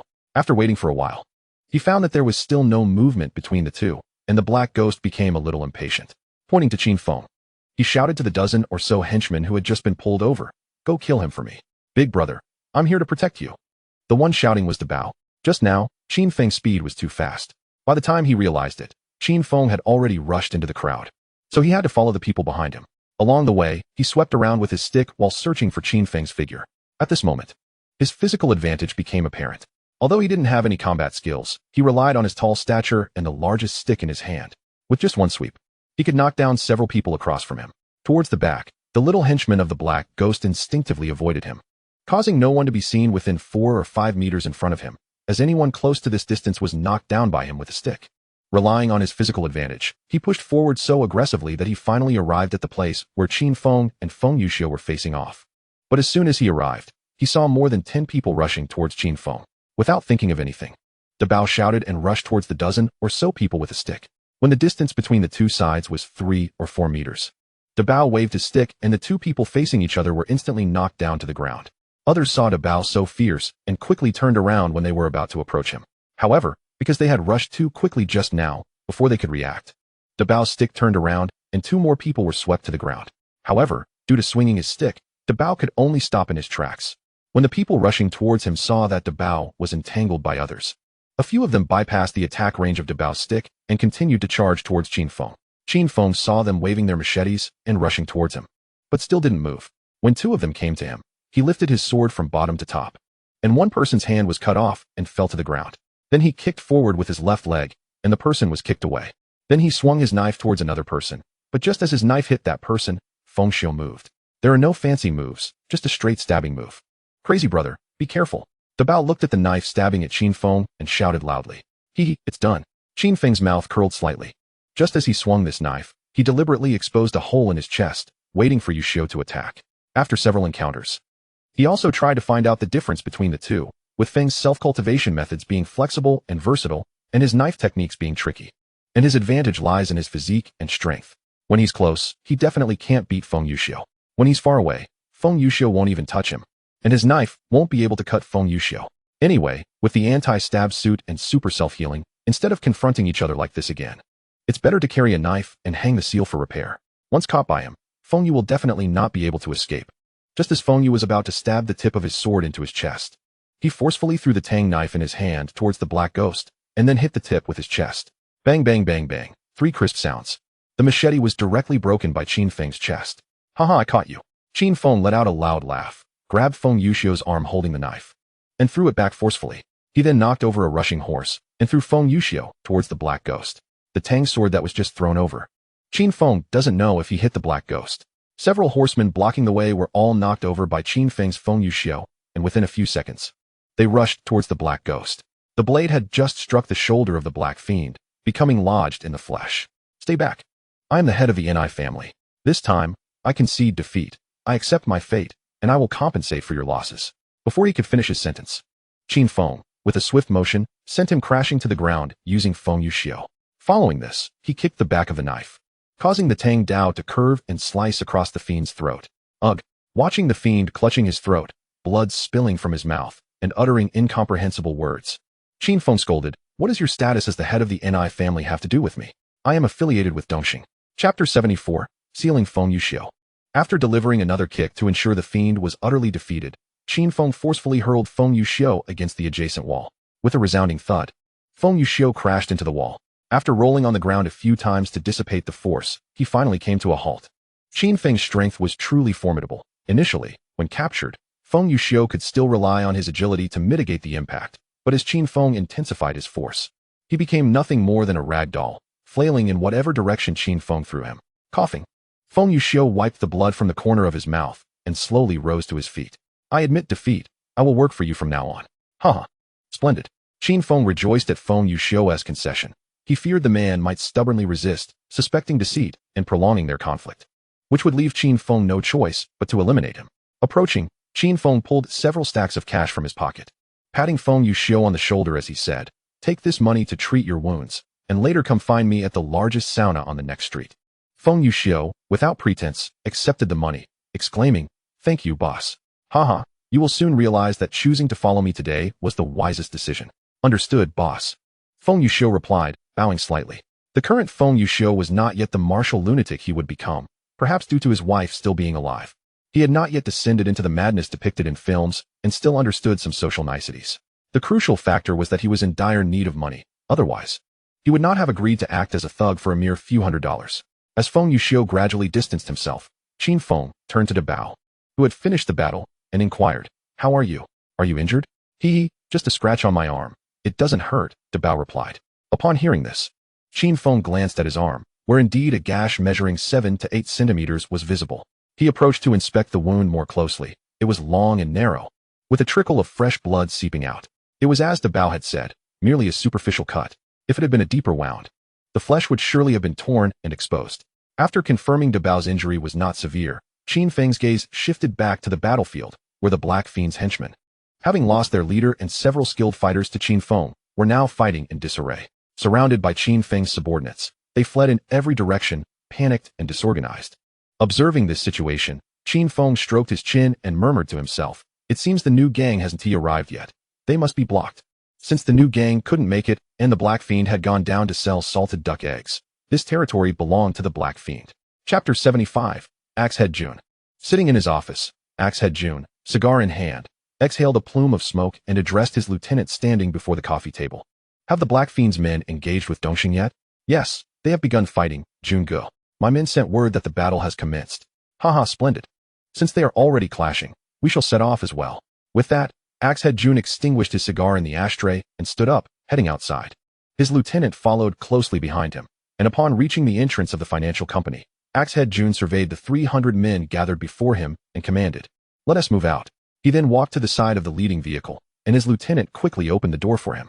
As Axehead Jun naturally bent to enter, his subordinates, seeing their leader had boarded, scrambled to find nearby vans, boarding them in haste. With his men piling into the vans, they all started their engines, following the lead vehicle towards the location where Qin Feng was clashing with the Black Fiend. Sitting in the vehicle, Axehead Jun contemplated how to extract a piece of flesh from the Ni family. Wang Bao's territory was too distant and would only become a detached enclave. He planned to drive Dongxing out of Tsim Sha Sui and then negotiate with the Ni family to exchange the 2 streets for the one adjacent to his territory, thus connecting his holdings. As he pondered how to persuade the Ni family to agree to this exchange, the vehicle suddenly screeched to a halt, propelling him against the front seat. "Damn it, Shabo, how are you driving?" He barked at the driver. "It's not my fault. Look ahead," Shabo replied. Peering through the gap between the seats, Axehead Jun saw 2 dump trucks blocking the road, completely obstructing their path. A group of men wielding machetes and iron rods emerged from the surrounding, gazing at the formidable C2 Haonan before him. Axehead Jun's expression grew markedly colder. The collaboration with the Ni family was clandestine, unbeknownst to the leader of the new record. Even if a confrontation were to erupt between him and C2 Haonan today, he was not particularly fearful. However, should a real fight ensue, it would signify an outright war between New Record and Dongxing. The leader, Li Huaqiang, wary of his rapidly expanding power, had consistently endeavored to suppress him.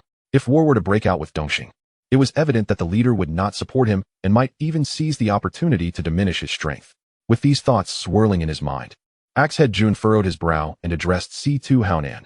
"You, C2 Haonan, are quite impressive." After uttering these words, he turned to his companion, Shabo, and commanded, "Let us return.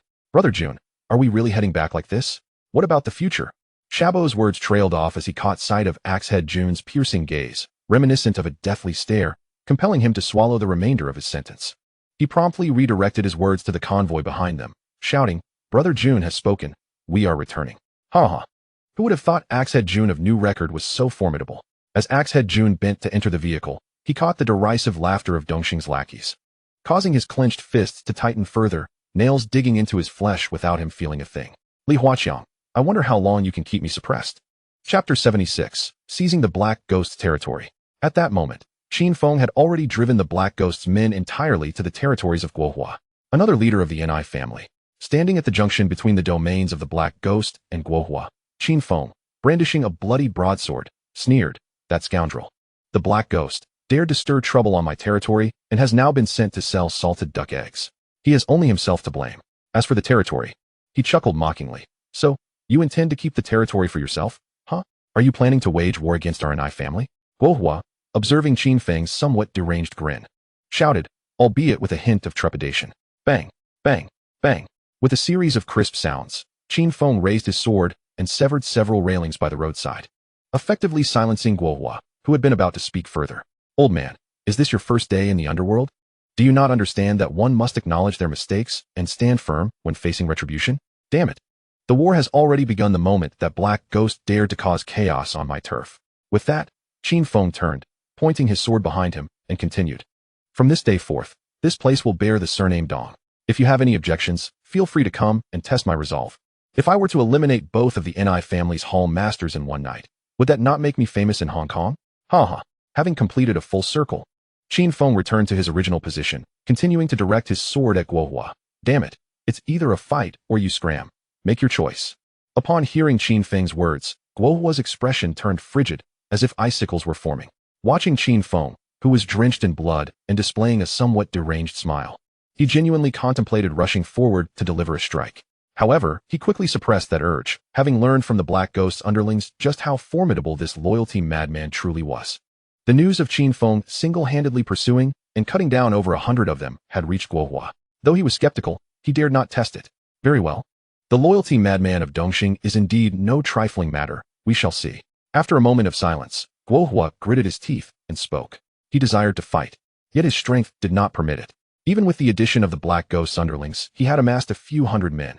However, the Black Ghost's crew was already terrified, and most of his own men were nothing but novices. It is often said that Dongxing's novices are formidable, but the Ni family's novices are even more so. "Everyone, return to your duties." Guohua commanded his underlings as he turned away. "Cut it out," they scoffed. "Go home, wash up, and sleep. At your age, do you not fear a sudden demise?"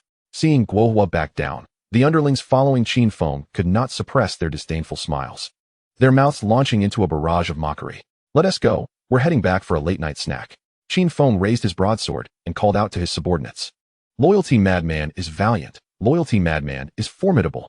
I love you, madman." The chants from the front were quite pleasing to Qin Feng. Yet the varied shouts from the back began to darken his expression. "Damn it, do I need your pathetic followers to love me?" Finding a secluded spot, Qin Feng pulled out his mobile phone and dialed Fuxing, instructing him to send people to clean up the mess, while he swayed his way toward the sauna. Upon returning to the sauna, Qin Feng first stored his broadsword away and then sought out a lavish private room for a bath. After changing into new clothes purchased by Fuxing, he descended to join his subordinates for drinks. The revelry lasted for 2 full hours. And despite Qin Feng's upgraded physique from intermediate to advanced combat training, he returned feeling somewhat inebriated. Back at the sauna, he directed Daba to find a place to rest while he himself randomly selected a room and collapsed onto the bed. After a night of battles and consuming an abundance of alcohol, even Qin Feng, who was somewhat superhuman, found it hard to withstand the fatigue. Chapter 77, 30 minutes. Ding ding ding. The ringing of a telephone jolted the slumbering camel, who was nestled closely with his young lover. Darling, the phone is ringing, his lover gently prodded him. The young woman in Camel's embrace was previously the star attraction of his nightclub. Upon entering, she caught his eye, and after a period of time, he took her under his wing, providing her with a home and caring for her. Who on earth is calling at such an early hour? Camel grumbled as he turned over, reluctantly sitting up. Hello, who is this? My apologies, Boss Camel, for disturbing your rest. On the other end of the line, Wenjung quickly interjected upon hearing Camel's irritated voice. I am calling on behalf of Ni Kuan, the leader of the Ni family. Ni Kuan's men. Camel perked up. Yes. Boss Camel, our leader wishes to invite you to a meal at Have Backbone. When might you be available?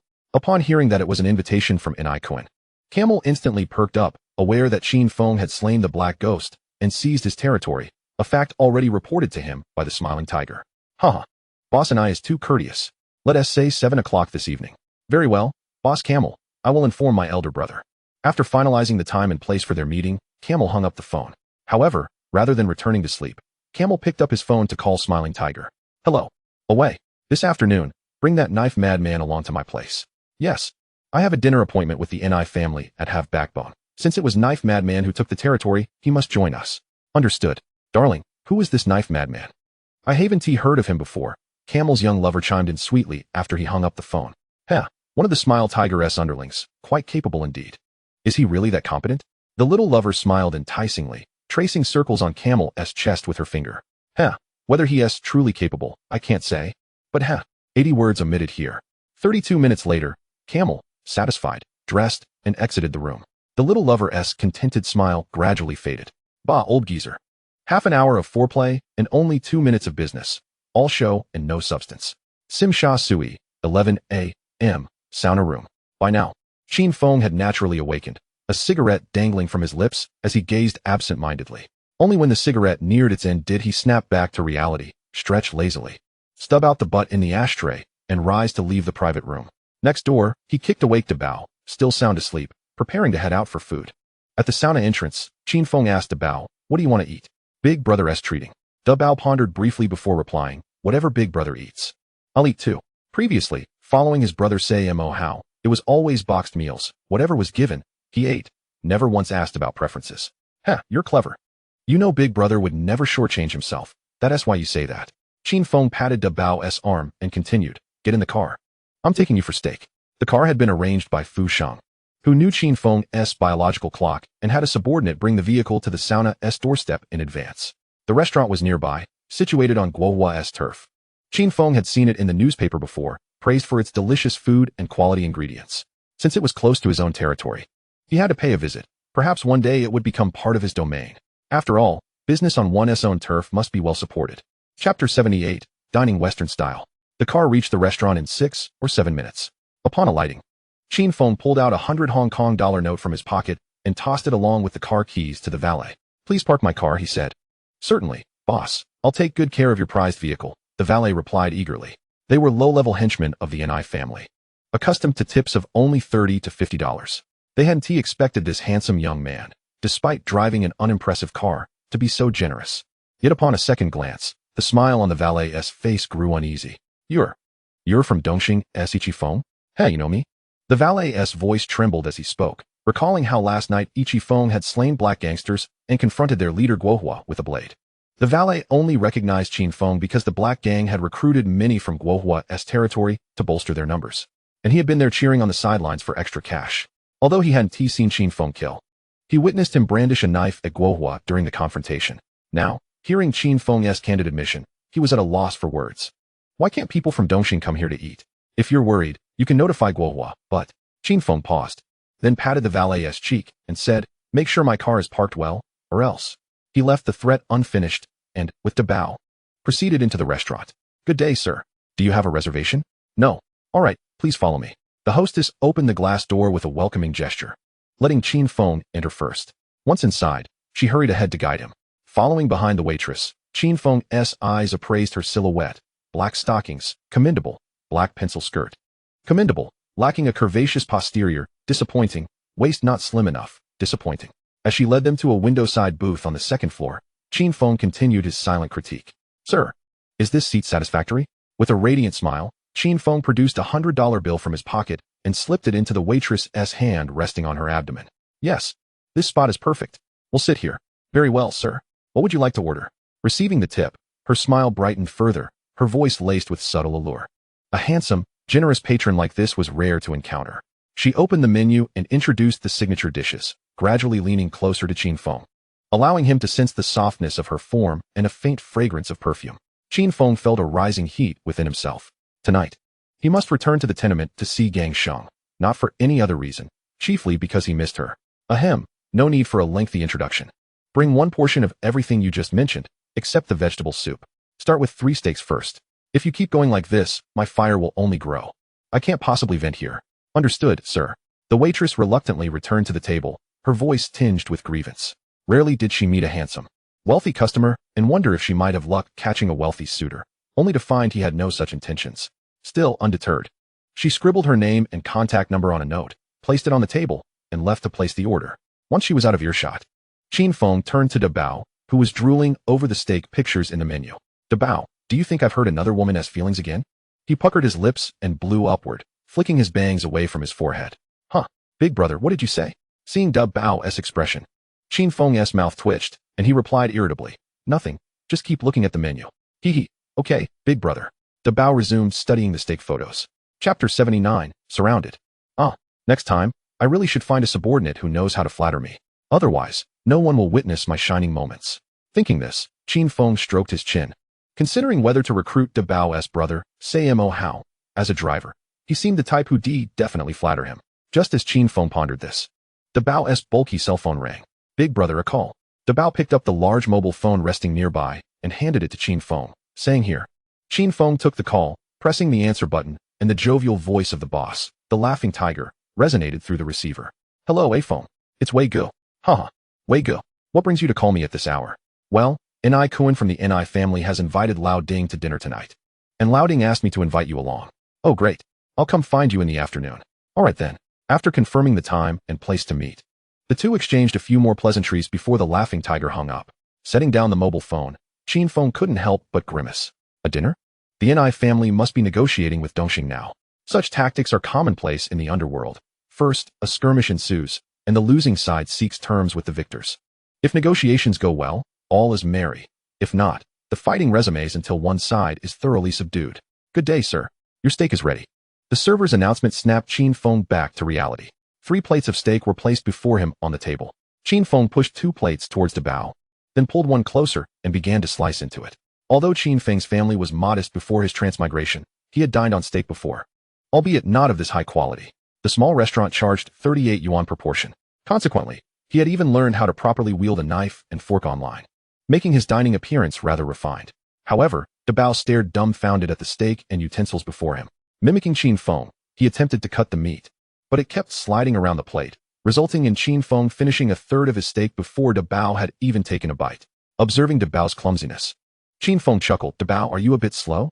If you can't cut it properly, why not just spear the meat with your fork and dig in? Dabao paused at Qin Feng's words, realization dawning on him. Right, I could just stab it and eat. After all, it looks like just 3 or 4 bites. Exactly. Haha, you're quite clever, big brother. Despite Dabao's compliment, Qin Feng felt something was off. Rolling his eyes, he chose to ignore Dabao and continued with his steak. To be honest, the steak he had consumed before his transmigration was incomparable to the one before him now.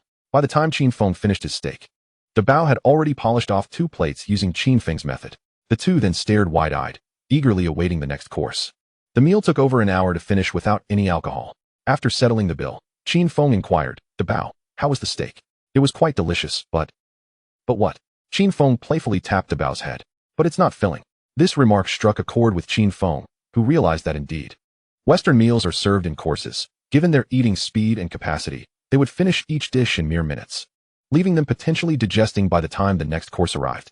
Thus, Qin Feng too felt a pang of hunger, though he hesitated to voice it. With this thought in mind, he resolved to avoid Western cuisine in the future, except when accompanied by ladies. It takes too long and leaves one unsatisfied. Just as Qin Feng prepared to take a break and smoke a cigarette, he caught sight of a commotion outside. A group of individuals with vibrantly dyed hair had surrounded the entrance of the restaurant.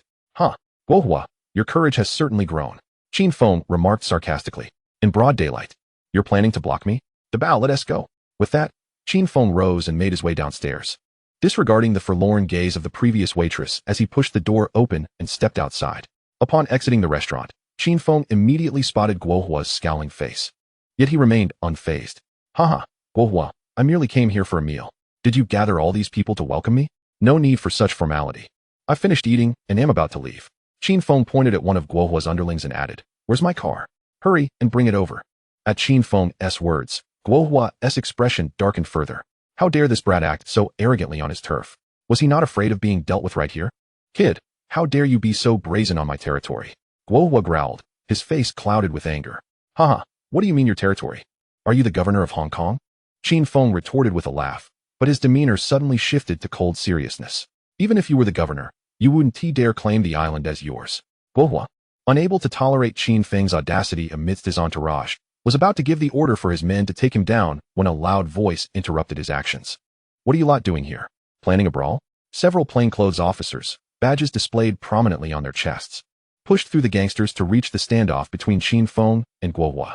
The officer in front, whose head bore a large bandage and a hand in a plaster cast, introduced himself. I am Senior Inspector Ma Jun of the Kowloon Police Department's Serious Crimes Unit. What are you all doing here? If you have no business, disperse immediately, or I will charge you with illegal assembly and send you to jail. That pig-headed fellow is Bullet Brother, the so-called strongest man in the universe, Qin Feng thought, unable to recognize him due to his swollen appearance.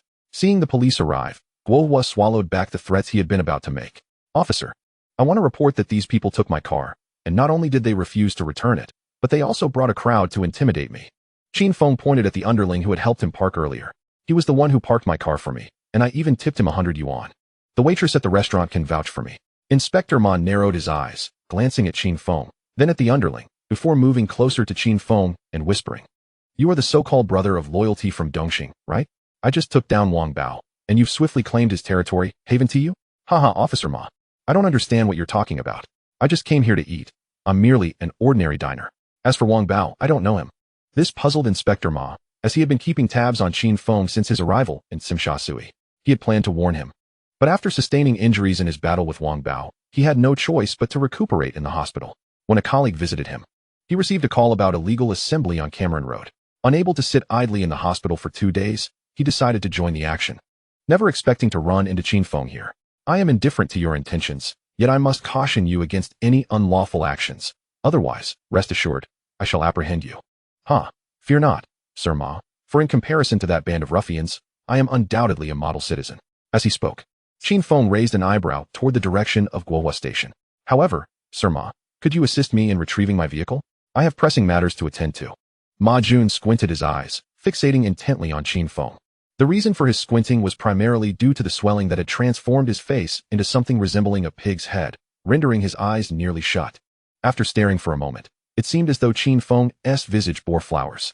Qin Feng appeared utterly oblivious, as if the person being scrutinized was not him.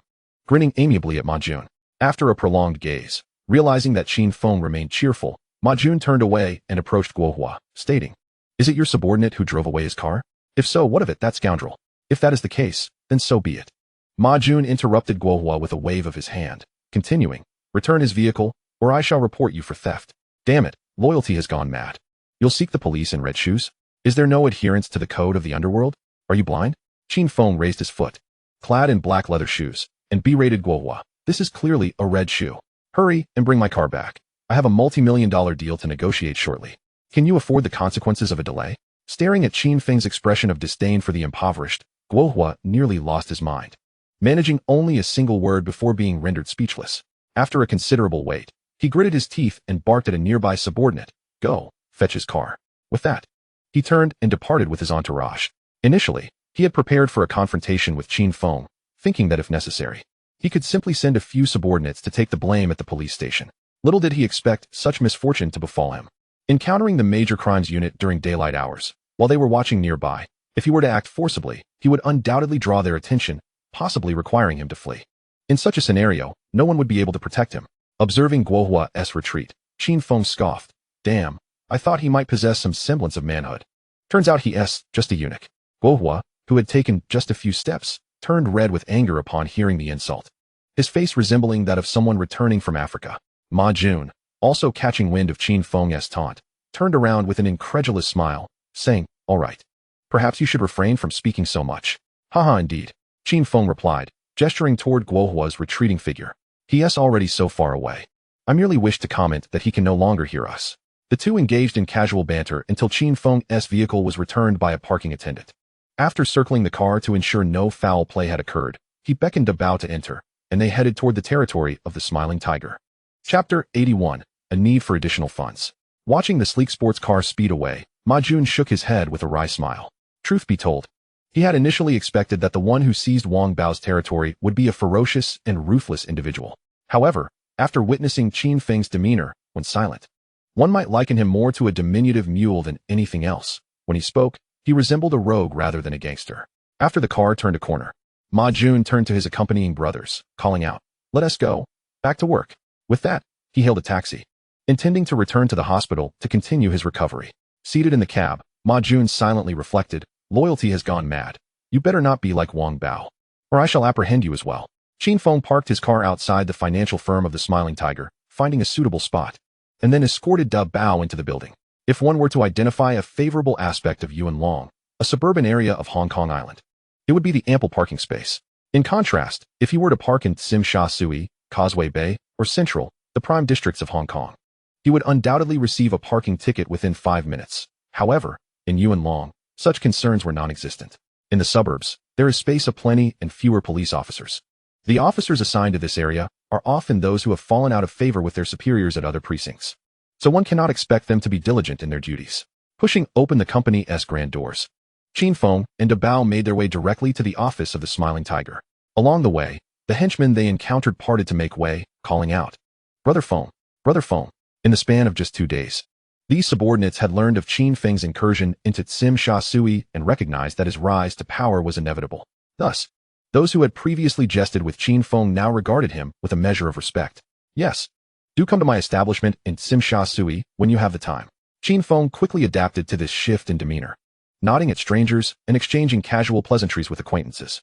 As he continued this exchange, they arrived at the door of the Smiling Tiger's office. Indeed, it is clear that everything ultimately relies on the power of one's capabilities. With strength, even if I am still a minor figure, who would dare treat me with anything less than courtesy? Bao, you stand guard here. After casually rapping on the door twice, he pushed it open and entered. This time, the Smiling Tiger was not reviewing documents but rather reclining on the sofa, smoking a cigar, clearly awaiting Qin Feng's arrival. Haha, Feng has arrived. Come, take a seat. He stood up and guided Qin Feng to the opposing sofa. My word, the Smiling Tiger is exceedingly cordial. His demeanor is more overtly realistic than that of those entrenched in the underworld. Brother, regarding the negotiations with the Ni family, what are the top brass's thoughts on the matter? At this point, Qin Feng was disinclined to engage in any pleasantries with the Smiling Tiger. The necessary niceties had already been expressed. Once seated, he posed his question directly. In this negotiation, the higher-ups believe that since we have seized Wang Bao's territory, we certainly cannot relinquish it. However, the street controlled by the black guy may need to be returned to the Ni family. Return it to the Ni family? Upon hearing this, Qin Feng's brow furrowed in discontent. Damn it, after all the effort I put into securing that territory, you want to just give it away? What do you mean by that? To take that street, I lost over 300 brothers, and dozens perished. These were my sworn brothers. As he spoke, Qin Feng's previously cheerful expression shifted to one of profound sorrow. His message was clear. Returning the territory was acceptable, but additional compensation was necessary. The manpower and expenses incurred in seizing the territory were borne by him, and moving forward, the most profitable business would belong to the Smiling Tiger. It was time for him to contribute. There was no way he could simply hand over the territory without any recompense. Upon hearing Qin Feng's claim of having lost over 300 men and dozens of lives, the corners of the Smiling Tiger's mouth twitched. The individuals whom Qin Feng later recruited among those blue lanterns were indeed not devoid of his own people. In this recent territorial dispute, Qin Feng at most incurred injuries to a few dozen individuals, with fatalities being fewer than 10, even when considering those who suffered minor injuries like sprained ankles. The total number of injured amounted to just over 100. Yet this fellow audaciously proclaimed that there were over 300 injuries and dozens of deaths. After a brief pause, the smiling tiger managed to quell his impulse to strangle the man and continued, Haha, I certainly want to allow you, a Feng, to relinquish your territory without compensation. The Ni family will undoubtedly reimburse you for your losses. Thus, regardless of how much the Ni family offers. After the club takes its cut, the remainder will be yours. I will also see if I can negotiate with the leader to waive your fees for 3 months. How does that sound? Hee, I thank you in advance, big brother. Upon hearing the conditions laid out by the smiling tiger, Qin Feng's sorrowful expression instantly transformed into a beaming smile. Hee, what is there to thank? I am your elder brother. If you are in need, I will certainly support you. Observing the shift in Qin Feng's demeanor, the smiling tiger involuntarily twitched his face twice. Damn, how come I never noticed that this guy can change his expression so swiftly? Chapter 82. The short-statured smiling tiger. Once it was confirmed that the compensation from the Ni family would be directed to Qin Feng, the two continued their idle chatter. By 3 in the afternoon, the smiling tiger rose and said, Let us go. We need to meet the old chief at the headquarters. And later we shall go to have some spirit. All right, boss. As he spoke, Qin Feng also stood up. But not before casually picking up the cigar box from the smiling tiger's table. You brat, didn't you say cigars are expensive and difficult to smoke? Why are you taking one? Hee, I suddenly find your cigar-smoking demeanor particularly imposing, big brother. Considering that I might be ascending to a higher position after this, I thought I'd learn a thing or two from you. Witnessing Qin Feng's mischievous antics, the smiling tiger could only shake his head in resignation. Let us go? Head to the headquarters. With that, he disregarded Qin Feng and opened the door to walk out. During this territorial skirmish, the smiling tiger, as the leader, neither dispatched men nor spent money. It infuriated Qin Feng to think that he could not even secure the territory he had painstakingly fought for. Consequently, he surreptitiously took the cigars from the table. Qin Feng was well aware that these cigars were imported, costing $50 each. With a box of 20 totaling $1,000, at least he had recouped a bit.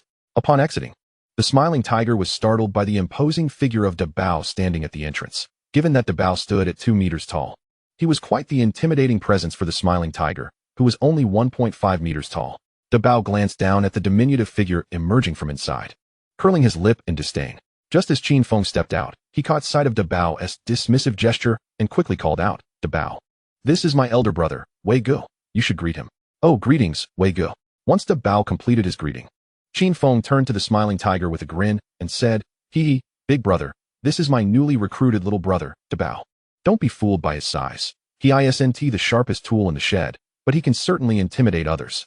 Hearing that Dabao was Qin Feng's new recruit, the smiling tiger circled around Dabao a few times, expressing envy. What has he been eating to grow so large? Such a massive physique. It was well known that height and build had always been a sore spot for the smiling tiger. Although few dared to mock his stature anymore, he still regarded it as a regret. Now, suddenly seeing a towering figure exceeding 2 meters, especially one who was a subordinate to his own subordinate, how could he not feel envious? A Feng, your little brother seems quite impressive. Why not let him come to me?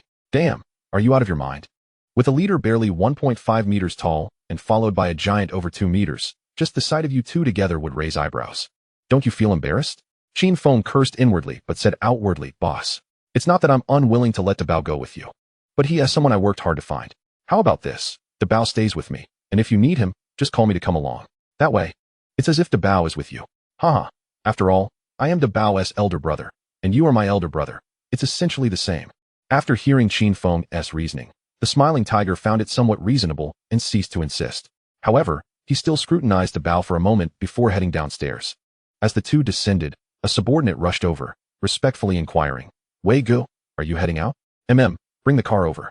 The smiling tiger nodded to the subordinate and then turned to Qin Feng, asking, Are you riding with me or driving yourself?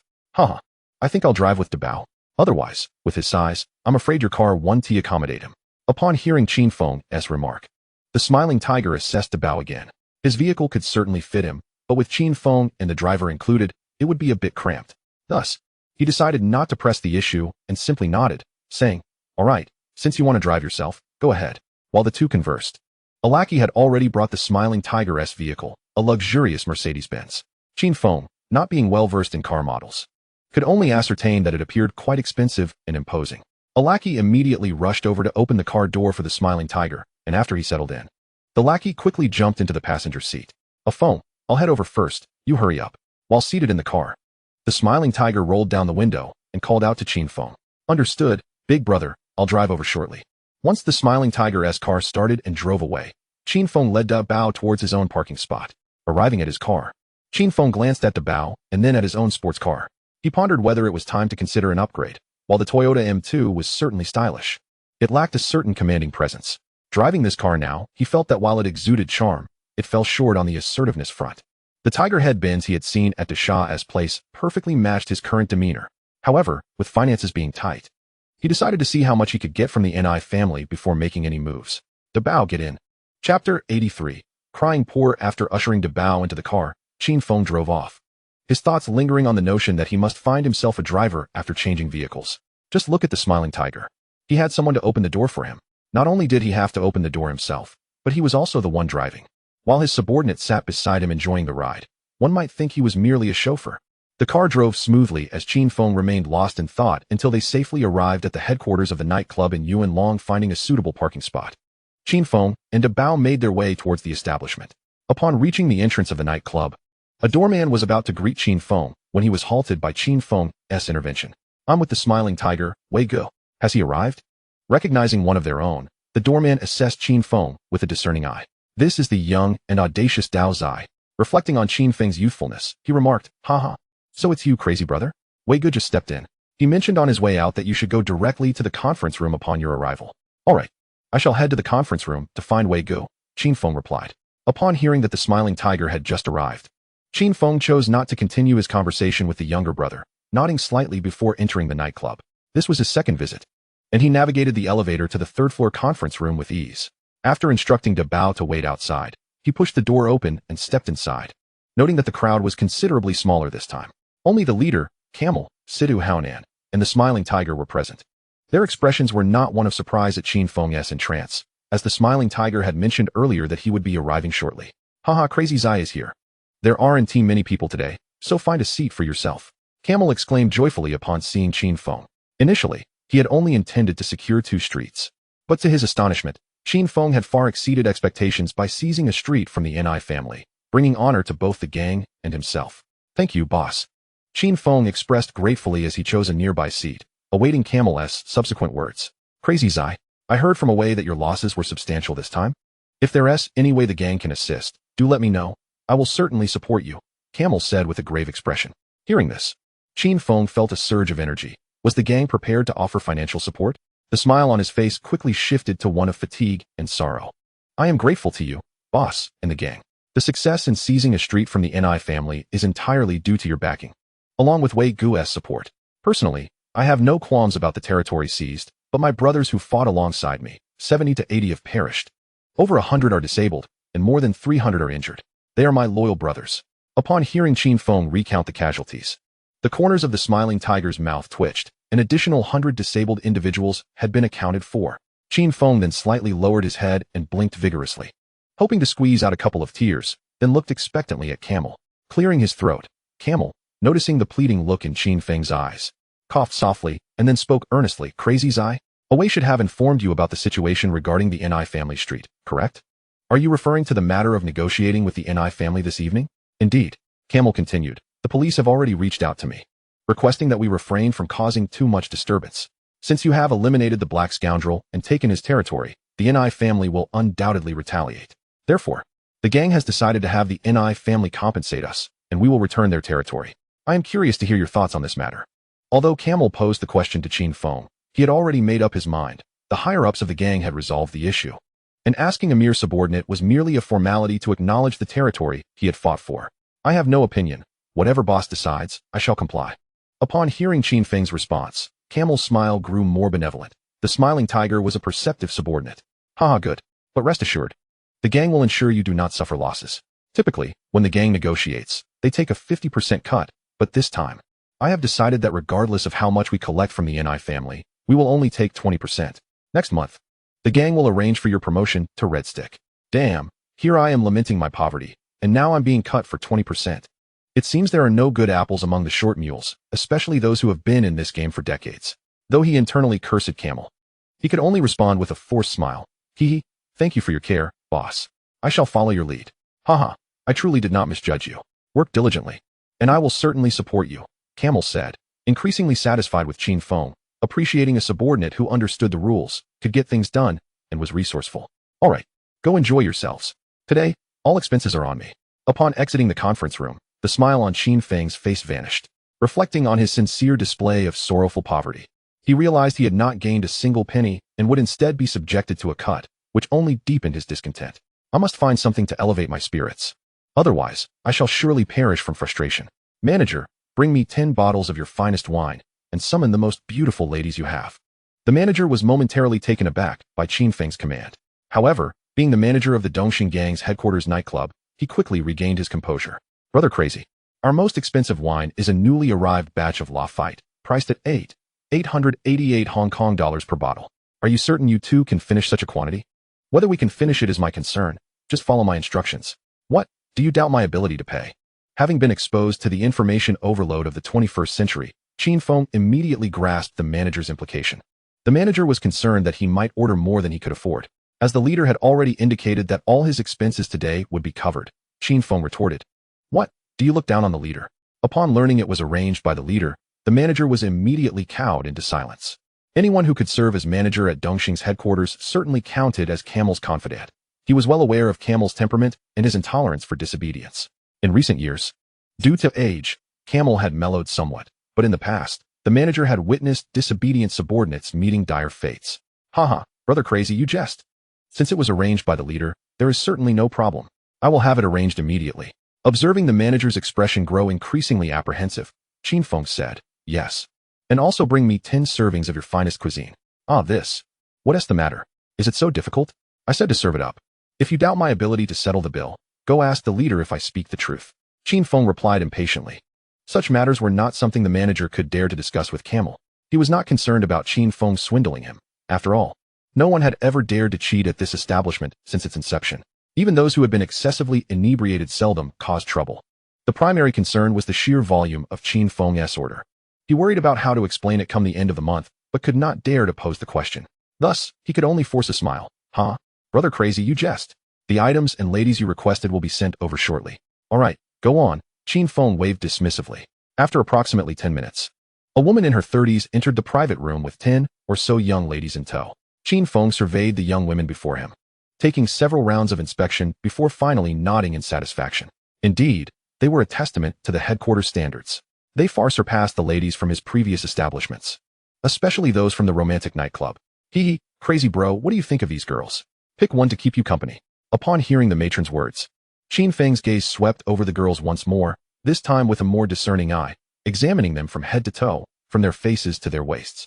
Stroking his chin, Qin Feng muttered, they all seem quite impressive. In that case, I find them all quite delightful, so let us keep them all. Only children make choices. A seasoned adult like me, who has experienced grand occasions, naturally wants them all. The head matron appeared momentarily taken aback by Qin Feng's words, quickly replaced by a wry smile. Out of the 10 girls, 7 were pillars of the nightclub, while the other 3, though newcomers, were undeniably the most beautiful among the fresh faces. Now, with Qin Feng deciding to keep them all, there would be no stunning ladies left to support the venue once it opened. You, the matron, need not linger here. Go on. Hurry them along to bring me the drinks and food I ordered. I have business with the dragon head tonight. Noticing the matron's hesitance, her expression akin to someone grappling with constipation, Qin Feng brought up the camel once more. Indeed, upon hearing that Qin Feng needed to conduct business with the camel later that evening, the matron, who had initially considered discussing taking a few girls with her, swallowed her words. Very well. Then these girls will stay to accompany Crazy Bro. I shall go and urge them to bring the items upstairs. Yes, off you go. Qin Feng casually waved his hand in dismissal. Chapter 85, Ruby. Shortly after the matron departed, the drinks and food Qin Feng ordered were delivered by the waiter. With the addition of the ladies, Qin Feng ordered several more bottles of fine wine and 10 cases of beer. Initially, he intended to order 10 bottles of Gunfight, but the manager insisted that such high-caliber wine was rarely ordered and that the nightclub only had 10 bottles in stock. Qin Feng was skeptical of the manager's claims, but with no option to dispute the matter, he settled for a few bottles of less expensive wine, though the manager maintained that each bottle still cost 5,000 Hong Kong dollars. With beautiful women, fine wine, and delectable cuisine, any man would revel in the occasion. Qin Feng tossed the food to Dabao, instructing him to enjoy it in a corner. Meanwhile, he opened the sound system and embraced the lovely ladies, reveling in the private room. To his surprise, after a few drinks, Qin Feng's previously sour mood began to lift, though he felt a bit overheated. During a bathroom break, he sighed, feeling the heat rising within him. I still have business to attend to tonight. I'll have to hold it in. Frankly, had it not been for the impending meeting with the Ni family, fearing that negotiations might turn sour, Qin Feng would have already taken someone to the adjacent room to relieve himself. Among the 10 girls, one in particular caught his eye with her exceptional figure, and she looked somewhat familiar. When he inquired about her name, the girl revealed that she was called Ruby. After pondering for a moment, Qin Feng couldn't recall which character she played in a Hong Kong film. Deciding to let it go, he resolved to keep her. Upon returning from the restroom, Qin Feng sent the other girls away, leaving only Ruby behind, while Dabao was stationed at the door as a lookout. Ruby, how much can you earn here in a month? After everyone else had exited, Qin Feng inquired. I've been here for less than half a month, but I usually make several hundred in tips each day. After deductions, it averages around 300 to 500 a day, Ruby replied honestly, unsure why this seemingly younger man was asking her these questions. Let's say 500 a day, that amounts to 15,000 a month, correct? It's probably not that much, as I don't earn 500 every day. No worries, we'll go with 500, Qin Feng chuckled, raising his glass to clink with rubies before taking a sip. I also own a nightclub in Tsim Sha Tsui, which will be opening in a few days. Would you be interested in switching workplaces? I can offer you 20,000 a month. After taking another sip of his drink, he awaited Ruby's response. From the man's gaze and their recent physical contact, Ruby sensed his underlying intentions. However, she remained uncertain about the truth of his claims. Thank you, crazy bro. But the matron here has treated me well, so I'm not looking to switch. 30,000, Qin Feng said, reaching into his pocket, and with a thought, produced 3 stacks of cash, placing them on the coffee table. The 30,000 on the table isn't counted as salary. Consider it your relocation fee. Upon seeing the money, Ruby began to believe Qin Feng's words. After all, real cash was right in front of her. Even a wealthy man wouldn't casually offer someone 30,000. Ruby understood his implication. After spending half a month here, she had often heard her seniors discussing experiences with men, and even the dimmest would catch on, especially since she was quite astute. Glancing at Qin Feng's youthful and handsome face and recalling the older men she had entertained recently, Ruby took only a moment to make her decision. All right, I'm willing to join Crazy Bro in Tsim Sha Tsui. Haha, excellent. You're a clever one, and I have a fondness for clever individuals. With that, Qin Feng naturally wrapped his arm around Ruby's waist, pulling her into his embrace. The ensuing developments unfolded more smoothly than Qin Feng had anticipated. Just as he felt the fire of temptation rising and was about to take action, a knock at the door interrupted him. Damn! Who on earth is so oblivious as to knock at this moment? Qin Feng cursed under his breath. You'd better have a good reason, otherwise I'll give you one. Chapter 86, Showcasing Driving Skills. Crazy bro, Wega sent someone to say it's time to head out. He asked you to drive to the meeting point and wait for him in the Dragon Head. It was Dabao, a subordinate just sent over by the Smiling Tiger. He had intended to walk straight in and speak with Qin Feng, but Dabao had stopped him. Despite the young man's attempts to plead, he was deterred by Dabao's imposing figure, leaving him no choice but to relay the arrangements made by the Smiling Tiger through Dabao. Gazing at the dazed and flushed Ruby before him, Qin Feng reluctantly released his mischievous grip. Ruby, having been in a slightly dazed state, shot him a playful glare once he let go. Seeing her enticing expression, Qin Feng nearly lost his composure. However, after spending quite some time in the society, Qin Feng managed to summon his last shred of rationality, suppressing the impulse to deal with Ruby on the spot, and rose to his feet. I intend to accompany the boss to handle matters with dignity. Will you join me, or will you wait here? Qin Feng said, his gaze fixed appreciatively on Ruby's radiant beauty, speaking in a casual tone. Is it dangerous? Ruby inquired as she adjusted her disheveled dress. Haha, dangerous? Only for those who oppose me. If it won't hinder your endeavors, then I shall take a look, replied Qin Feng. All right, then let us go together. Once Ruby had tidied her dress, she stood up and also straightened Qin Feng's attire, for the recent vigorous movements had left several traces of lipstick on him.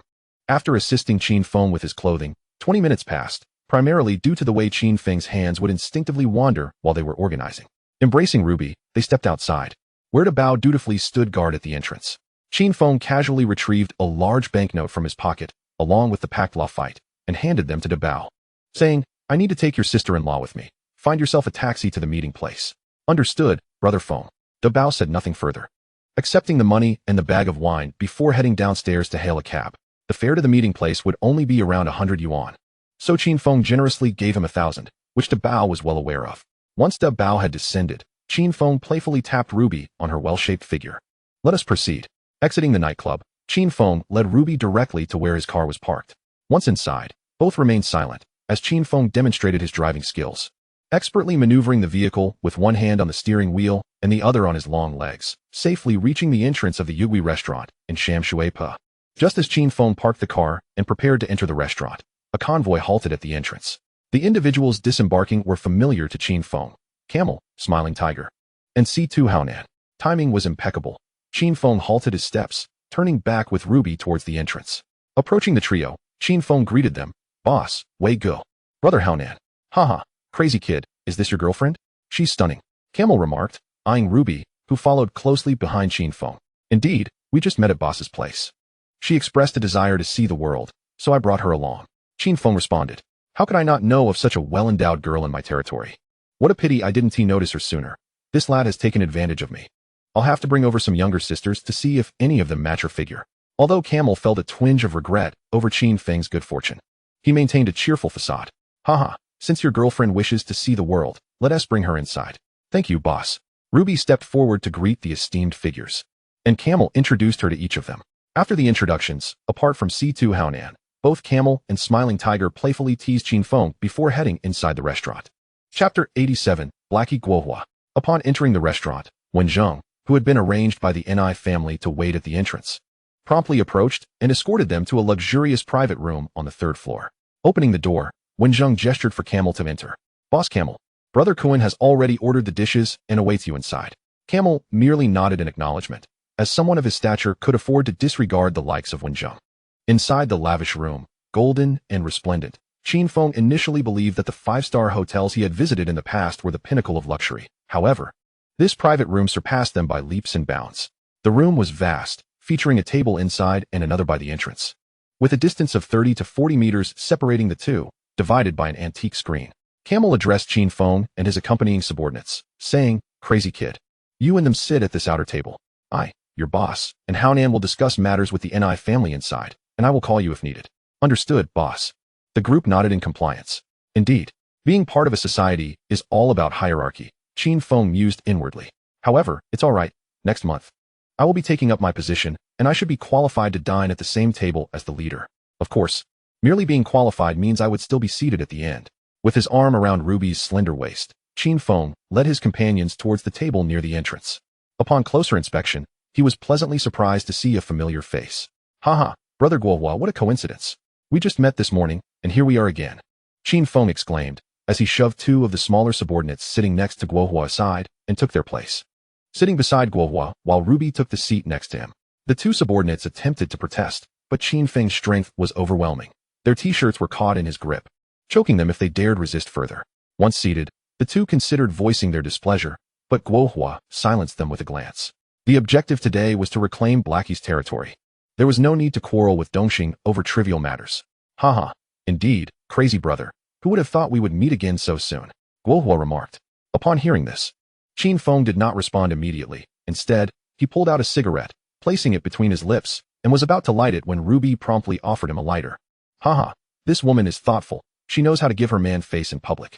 With the flame Ruby provided, he lit the cigarette, exhaling a ring of smoke before casually saying, However, Brother Guohua, given your standing in the underworld, you should really be seated inside instead of mingling with us mere lackeys. This statement struck a nerve with Guohua. Yet, he had no choice. On the night Qin Feng seized Blackie's territory, he had a chance to reclaim it, but was intimidated by Qin Feng's presence. Earlier that morning, he also had an opportunity to eliminate Qin Feng, but was deterred by the police. When Ni Kun learned of this, he scolded Guohua mercilessly and assigned him the task of hosting Dongxing's subordinates that evening. Knife, kid, crazy, you've only just started mixing in this world. Don't you know that the most arrogant often meet the swiftest demise in the underworld? Guohua gritted his teeth and said, Arrogant? Brother Guohua, I'm merely advocating for you. After all, you've dedicated over a decade to the Ni family, right? Surely, you must have earned some merit or at least endured some hardships. Is this how Boss Ni treats you? Qin Feng replied, feigning pity, and clicked his tongue a few times, adopting a facial expression that suggested he was only looking out for Guohua's best interests. However, Brother Guohua, since you yourself do not seem to care, then I certainly have no objection. Come, Ruby, let us indulge in this magnificent lobster. With that, Qin Feng ceased to pay any further attention to Guohua. He picked up the chopsticks on the table and deftly snatched at the colossal lobster, which measured nearly 80 centimeters in length, located in the center of the dining table. A lobster of such grandeur Qin Feng had never even laid eyes on before his time travel, let alone tasted it. Meanwhile, Guohua's complexion had darkened to a shade akin to that of a charred pot bottom, and one could only imagine that if Black Ghost were to rise from the grave, he might bestow his nickname upon the current Guohua. Chapter 88, Negotiation 1. Damn it, after all these years of fighting and striving for the Ni family, I may not have any accolades, yet I certainly bear my share of hardships. How dare Ni Qin scold me as if I were a wayward grandson and expect me to sit alongside these gangsters? Initially, Qin Feng directed his resentment towards Guohua, but as his words concluded, the target of his grievances shifted to Ni Qin. Of course, Guohua's animosity towards Qin Feng remained substantial, albeit temporarily overshadowed by his irritation towards Ni Qin. Unbeknownst to Qin Feng, Guohua's thoughts were a tempest of emotions, and even if he were aware, it would hardly concern him. He merely spoke casually, unaware that Guohua would harbor ill will towards Ni Qin. If blame were to be assigned, it would solely fall upon Ni Qin for his lax governance, allowing Guohua to bear grudges, while Qin Feng's loyalty should not be entangled in this affair. The taste of this lobster is simply exquisite. Those who sell are indeed wealthy. Surely, this single lobster must be worth at least 10 to 20,000. With such thoughts swirling in his mind, Qin Feng stood up decisively, and to the astonishment of all present, he lifted the plate containing the lobster and placed it before himself and Ruby. It was far too cumbersome to keep reaching across the table for food. Bringing it closer would be more convenient. After proclaiming this, he served Ruby a generous piece of lobster meat. Ruby gazed at the bowl filled with lobster meat, both amused and bewildered, for she had not anticipated that the man exuding such an aura of dominance in the private room would possess such an endearing side. Meanwhile, Qin Feng's extravagant feast in the outer room did not disrupt the negotiations taking place between Camel and Ni Qin. Boss and I, when it comes to dealing with people, there is no need for further discussion. You, Ni Qin, are now considered a senior figure in the Underworld. You've been around long enough to understand the dance between the Underworld and the funeral home, surely? Camel remarked, picking up a large abalone from his bowl, taking a bite, chewing thoughtfully, and then continuing. As for the territory, we can certainly negotiate. However, boss and I, you cannot expect me to relinquish it without any form of compensation. How absurd. You demand I hand over territory and people. Have I been too compliant all these years, leading you to believe I am easy to bully? Camel's voice carried a hint of indignation. Upon hearing Camel's words, Ni Qin did not become irate. His intention in requesting the transfer of the loyalty madman was merely a tactic to drive up the price for Camel, ensuring he could negotiate the territory at a lower rate. 20 million. Camel raised 2 fingers, addressing Ni Qin. If you are willing to offer 20 million, we from Dongxing will immediately withdraw from the territory previously held by Black Ghost. Regardless of Camel's slight ineptitude, he had honed his skills over the years as the leader of Dongxing. Ni Qin, upon hearing this, understood his strategy. So he maintained his stance on pricing while dismissing the notion of transferring people as a mere jest. If they truly exchanged people, who would dare assist the gang in the future? Are you joking, Camel? Not only did you from Dongxing eliminate our Ni family's hall master, but now you demand 20 million outright. Is that not a bit excessive? Camel retorted, excessive? Am I the one who sent people to attack your Ni family? It was your unfortunate hall master who overstepped his bounds. Boom. He deserved his fate. As he concluded his statement, Camel swept the dishes before him to the ground and stood up, slamming his hand on the table. In the outer room, upon hearing the sound of shattering dishes and a table being struck, Qin Feng instinctively reacted, delivering a swift punch to Guohua's face. Then, with a quick motion, he drew a gleaming black firearm from his waist, aiming it at Guohua's temple, demanding, "Are you all right?" At this moment, the others at the table finally comprehended the situation, hastily drawing their weapons and aiming them at each other. Naturally, Camel and Ni Qin bore the brunt of the firearms pointed at them, for it is well known among the Chinese that one must seize the king first when capturing a thief. Chapter 89, Negotiation 2. In the realm of gang negotiations, it is customary to raise voices and slam tables, yet Camel had not anticipated such a fierce reaction from Qin Feng. Once they regained their composure, Camel and Ni Qin found themselves paralyzed, intimidated by the multitude of guns aimed at them. Who could tell if there were any hot-headed youths among their ranks akin to Qin Feng? Qin Feng, meanwhile, pulled Ruby behind him and declared, "Boss, if there is something to address, I shall take care of Guohua at once." As he spoke, he pressed the gun against the back of Guohua's head. "Haha, Feng. It's all right. Put the gun away. I was merely joking with Boss and I." The smiling tiger reassured everyone, gesturing for calm. "Everyone, holster your weapons. There's no need for such tension. Yes, put the guns away. Our 2 leaders are just having a playful quarrel." Seeing the smiling tiger intervene, a short, stout man from the Ni family stepped forward. Qin Feng did not recognize him, but but upon observing his demeanor and comparing him to the smiling tiger, he could deduce his identity, Han Qin. Though the two bore only a passing resemblance, Qin Feng recognized him instantly, as his physique was identical to that of an icon. Sitting beside him, once all weapons were holstered, Qin Feng reluctantly followed suit, smacking his lips in disappointment. It was a missed opportunity. Had he leveraged the Dongxing name tonight to eliminate an icon, not only would he have avoided returning Black Ghost's territory, but he might have also claimed Guohua's territory. Alas. Now, he could only await the intervention of Han Qin's wife, Mary. First, he urged Ruby to sit down. Then he casually draped an arm around Guohua's shoulder, saying, "Huh? Brother Guohua, my apologies. That was merely a reflex. I didn't expect to hit you." With that, he pulled Guohua toward the table. Guohua, having been struck without provocation, initially sought to shake off Qin Feng's grip, but Qin Feng's hold was as unyielding as iron, firmly securing him in place. Despite several attempts to free himself, Guohua found no success and was compelled to follow Qin Feng to the table. Arriving at the table, Qin Feng pressed Guohua into a chair, setting 2 cups before them. Ruby promptly took the wine from the table and filled both cups to the brim. After giving Ruby a satisfied glance, Qin Feng raised a cup and addressed Guohua. "Huh? Brother Guohua, I genuinely apologize for earlier. This drink is my toast to you, a gesture of goodwill." Gazing at the wine before him, Guohua found little desire to drink. Instead, he fantasized about using the wine bottle to crack open Qin Feng's head to uncover what lay within. Without uttering a word, he had been struck, and it felt as though several of his teeth had been knocked loose. However, as he met Qin Feng's slowly cooling gaze and recalled the speed of Qin Feng's punch, along with the extraordinary strength he had just displayed while draping an arm around his shoulder, he couldn't help but hiss in pain, drawing in a sharp breath. Guohua lifted the wine glass from the table. "Haha, crazy brother, you're being too polite. That was merely an accident."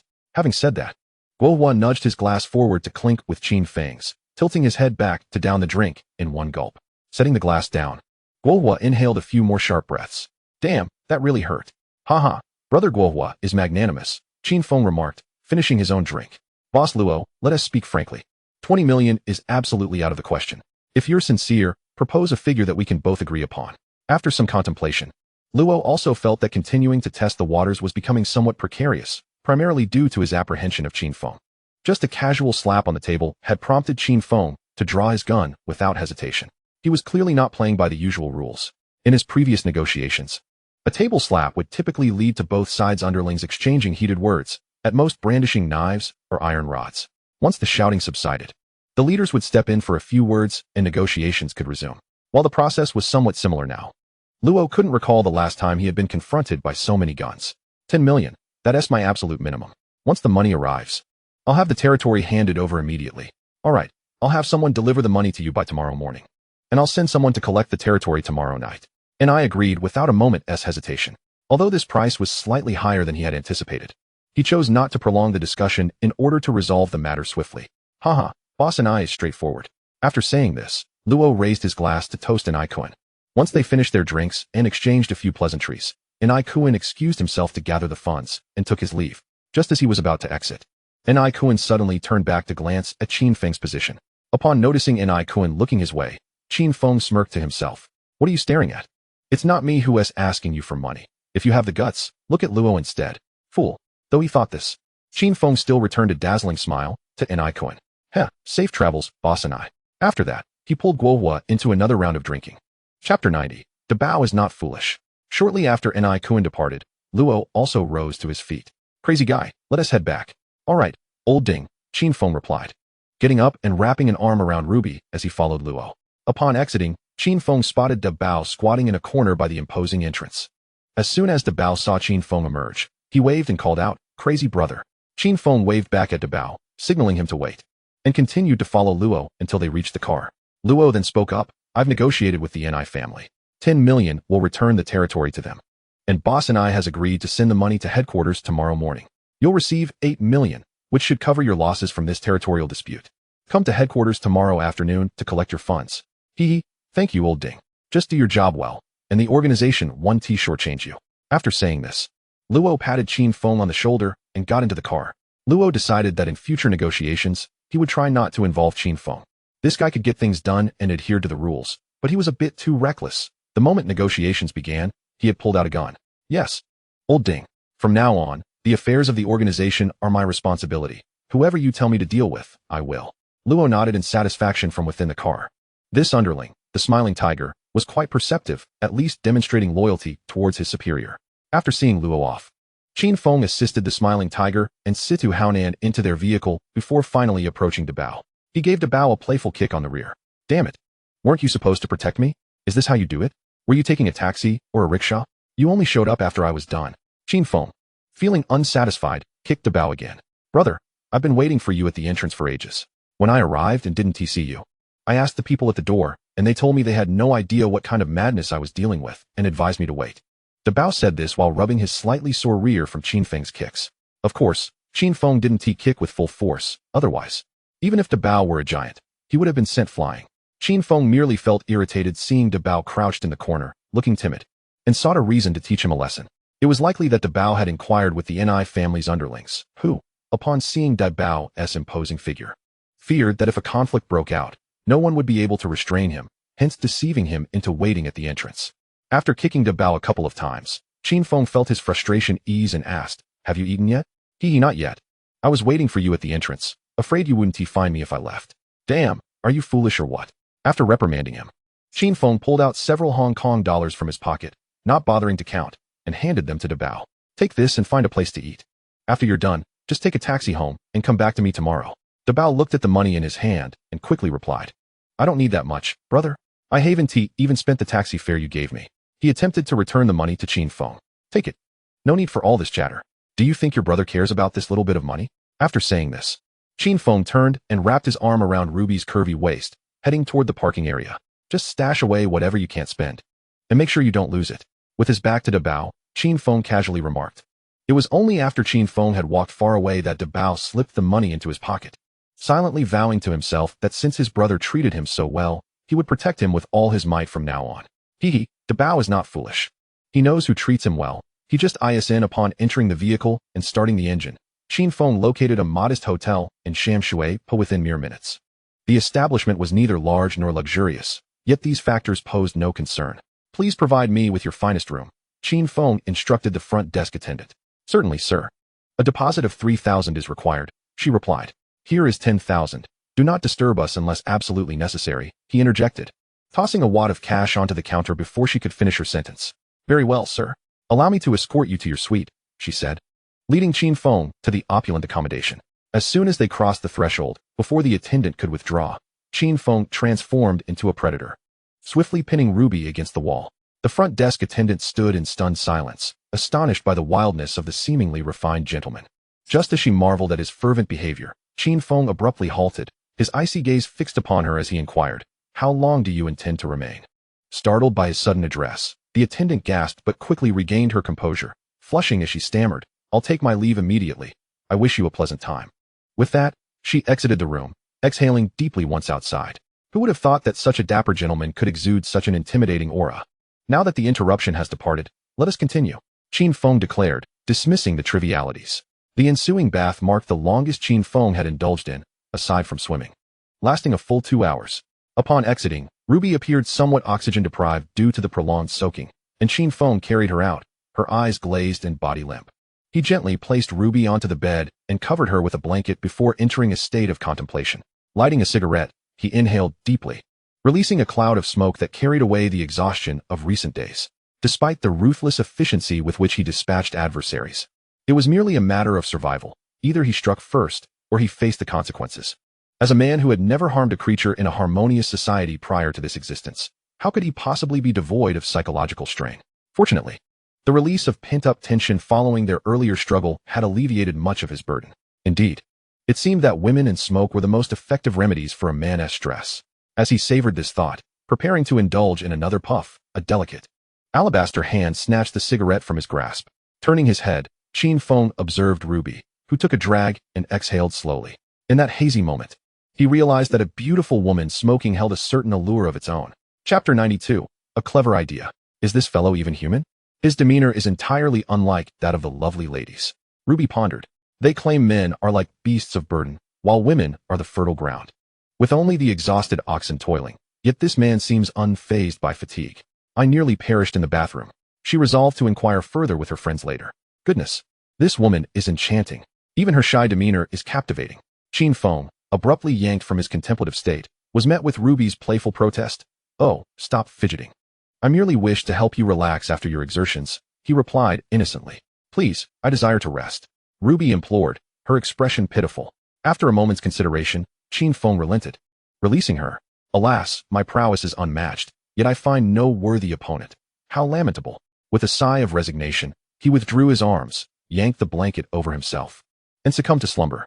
With no further entertainment at hand, he saw no point in pursuing anything further.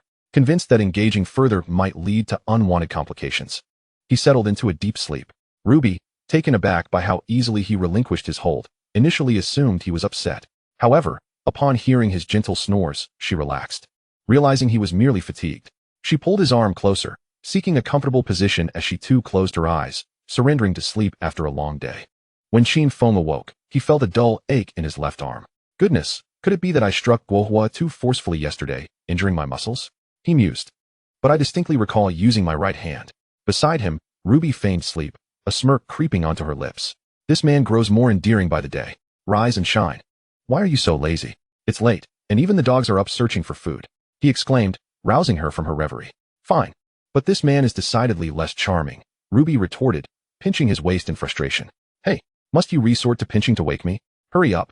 I'll take you to my nightclub," he urged, pushing her hand away. Dressed and ready, Qin Feng stepped into the living room to smoke, finding women's rituals of dressing and applying makeup to be quite bothersome. After finishing his cigarette, he glanced over at Ruby, who was still preoccupied with her makeup, leaving him to pass the time idly flipping through a magazine.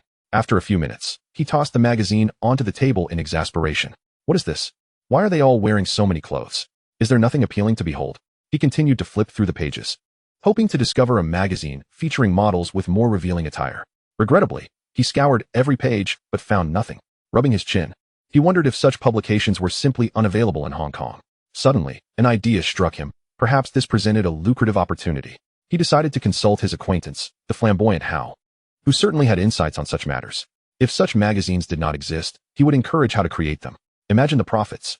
"We could produce magazines alongside videotapes, selling both as complementary products. Surely a recipe for success. What are you thinking? Your grin is rather disconcerting." A female voice interrupted Qin Feng's daydreaming. He looked up to find Ruby, who had finished getting ready, coming out to look for him. As soon as she stepped out, she saw Qin Feng sitting alone on the sofa, grinning foolishly. "What does it mean to be lewd? If you don't understand, it's better not to speak carelessly. I just thought of a brilliant money-making idea." After hearing this, Qin Feng contemplated his previous lewd laughter. What kind of idea could it be? Publishing a magazine. Just look at these magazines. What poor content they contain. With that, Qin Feng disdainfully curled his lip.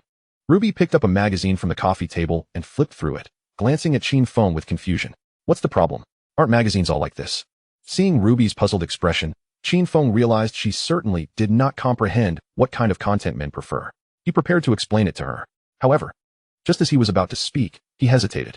How could he explain that he intended to sell adult magazines and produce adult films? "Alas, you wouldn't understand even if I told you. Why don't you just focus on managing the nightclub properly?" Upon hearing Qin Feng's words, Ruby rolled her eyes at him and linked her arm with his as they descended the stairs together. Chapter 93, Recruitment for the Nightclub. Once in the car, Qin Feng feigned a stretch backward, retrieving his mobile phone from the compartment and dialing Fu Sheng, instructing him to meet him at the Blue Sky nightclub in an hour. He then drove towards the Roast Goose restaurant in Tsim Sha Tsui. After enjoying their meal, the two strolled leisurely toward the nightclub, considering it a post-dinner walk since it wasn't too far. By the time Qin Feng and Ruby arrived at the nightclub, an hour and a half had passed, and Fu Sheng was already waiting at the entrance. "Crazy Bro has found another beautiful woman," someone exclaimed. As expected of Crazy Bro, his choices are always stunning. "Crazy Bro, good to see you, and this is my sister-in-law." Qin Feng nodded to Fu Sheng before introducing Ruby to him. "Hello, Fu Sheng. Your elder brother just mentioned you, saying you are his capable aide. Wow, this woman is impressive. She's even more suitable to be the big sister than Gang Sheng." However, this thought only briefly crossed Qin Feng's mind before he dismissed it. He certainly did not intend for his future partners to be limited to just Gang Sheng and Ruby. What if someone more capable came along? Wouldn't that mean his women would be staging palace intrigue every day? Forget it. It's best to just follow the usual order for now. The Blue Sky nightclub has a total of 4 floors, with the first 3 floors dedicated to business. The 4th floor is for office space.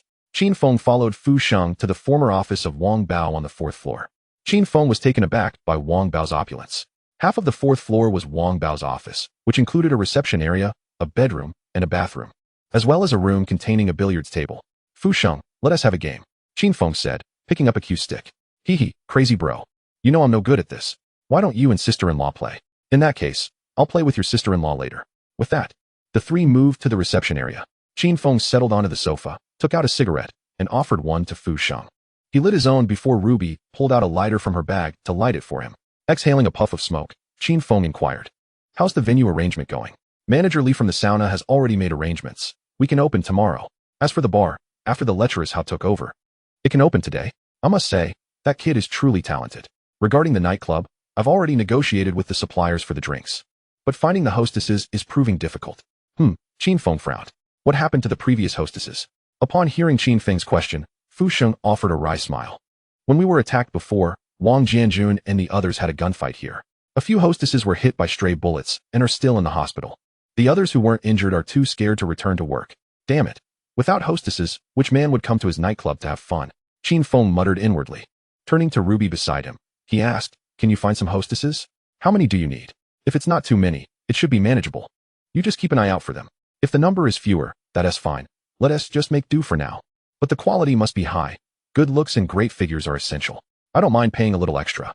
"Understood. I'll go recruit some later." Fu Sheng. "Have the Bao come over later, and also find someone who can pick locks, someone capable of opening a large safe." "Yes, crazy bro. Also, Laoding has already discussed with the Ni family. We need to return their territory tonight. Book a large restaurant and invite all the brothers over. Families are welcome too. Make sure to point out those who perform best and distribute their pay tonight." Hearing that the territory would be returned to the Ni family, Fu Sheng appeared somewhat reluctant. He had already prepared and arranged matters for these two streets, ready to send people to take over the business. "Crazy bro. Are we really just going to hand back the territory we fought so hard for to the Ni family? Isn't that too generous? Hee hee. How could we simply return it? They bought it back with money. However, even if we return it, they need to be able to hold on to it. The territory will eventually be ours again." Qin Feng replied with a cold smile. "Understood, crazy bro. Now, let us get to work." Chapter 94. Feng Yuxiu arrives. After Fu Sheng left, Qin Feng turned to Ruby and asked, "Are you going to stay here or return to Yuanlong? Where do you hope I should stay?" Ruby countered. She clearly wished for Qin Feng to stay with her. That way, she could see him often. Her thoughts had become somewhat perplexing. She didn't believe she loved Qin Feng in any profound sense, as they had only known each other for a day. Yet, if she claimed she didn't love him, she felt increasingly dependent on him, wanting to see him frequently. However, Qin Feng was evidently oblivious to this realization. "It's entirely up to you. If you wish to return to Yuanlong, I'll help you buy a car for your convenience. If you prefer to stay here, that would be even better." "Why is that better?" Ruby's eyes brightened at Qin Feng's suggestion, and she stared at him intently, asking, "Ahem, well, if you stay here, I won't need to buy you a car. You scoundrel." After cursing, Ruby extended her delicate hand, preparing to give Qin Feng a playful pinch for his infuriating remarks. However, this time, Qin Feng was well prepared. How could he possibly fall into her clutches? With just a few deft movements, he evaded Ruby's grasp. The audacity to attempt a sneak attack on me. Observing Qin Feng's roguish demeanor, Ruby felt as though she might explode with frustration. After a brief commotion, Ruby found herself unable to touch Qin Feng even once, while he occasionally playfully tapped her, leaving her to sulk on the sofa, glaring at him with indignation. Meanwhile, Qin Feng reclined on the sofa opposite Ruby, leisurely enjoying the occasional glimpses of her alluring figure while savoring a cigarette, utterly at ease. Suddenly, a series of knocks interrupted their standoff. "The door's unlocked. Come in," Qin Feng called out casually, still lounging. Ruby, however, underwent a remarkable transformation during this brief exchange. Her attire was neatly arranged, and her expression shifted to a subtle smile. Goodness, has this woman mastered the art of changing her demeanor? "Boss, there's a limping man outside who says you sent for him," a subordinate announced. "A limping man? Who is he?" He mentioned that his name is Feng Yuxiu." "Oh, the limping man you speak of, he's of shorter stature, somewhat dark-skinned, and rather slender, correct?" "Yes, that's him." "Then it must be Feng Yuxiu. I summoned him. Please bring him in." "Understood, boss." After the subordinate left, Ruby inquired curiously, "What do you need a limping man for?" He's no ordinary limping man." The moment Qin Feng uttered those words, Ruby's curiosity intensified. Given Qin Feng's character, he wouldn't bother with an ordinary limping man, since he had summoned this one. He must be exceptional in some way. Just how extraordinary is he? You shall see shortly." With that, Qin Feng fell silent, flicking the ash from his cigarette and continuing to admire the captivating scenery. Before long, another knock sounded. "Come in." The door swung open, and Ruby was introduced to the extraordinary limping man Qin Feng had mentioned. As she gazed at the man trailing behind the subordinate, Ruby rolled her eyes in disbelief. He was small in stature, with rough, dark skin, and limped on one leg, hardly distinguishable from a laborer on a construction site. Boss, I've brought him, the subordinate announced. Qin Feng nodded nonchalantly. All right, you may leave now. Yes, boss. Once the subordinate exited, Qin Feng exclaimed, Haha, little Feng has arrived. Come, take a seat. Would you prefer water or alcohol? The sudden warmth from Qin Feng left Feng Yuxiu somewhat taken aback, unsure of how to respond. No need to be formal. From now on, we're all family. Feel free to speak your mind. Noticing Feng Yuxiu's silence, Qin Feng assumed he was still miffed about being outsmarted in their earlier encounter and directly addressed the matter. Thank you, boss. I'll just have water. Very well, Ruby. Fetch 2 bottles of liquor. With that, Qin Feng stood, walked over to Feng Yuxiu, and draped an arm over his shoulder as they made their way to the sofa. Haha, why drink water? From now on, we're family. You must drink alcohol.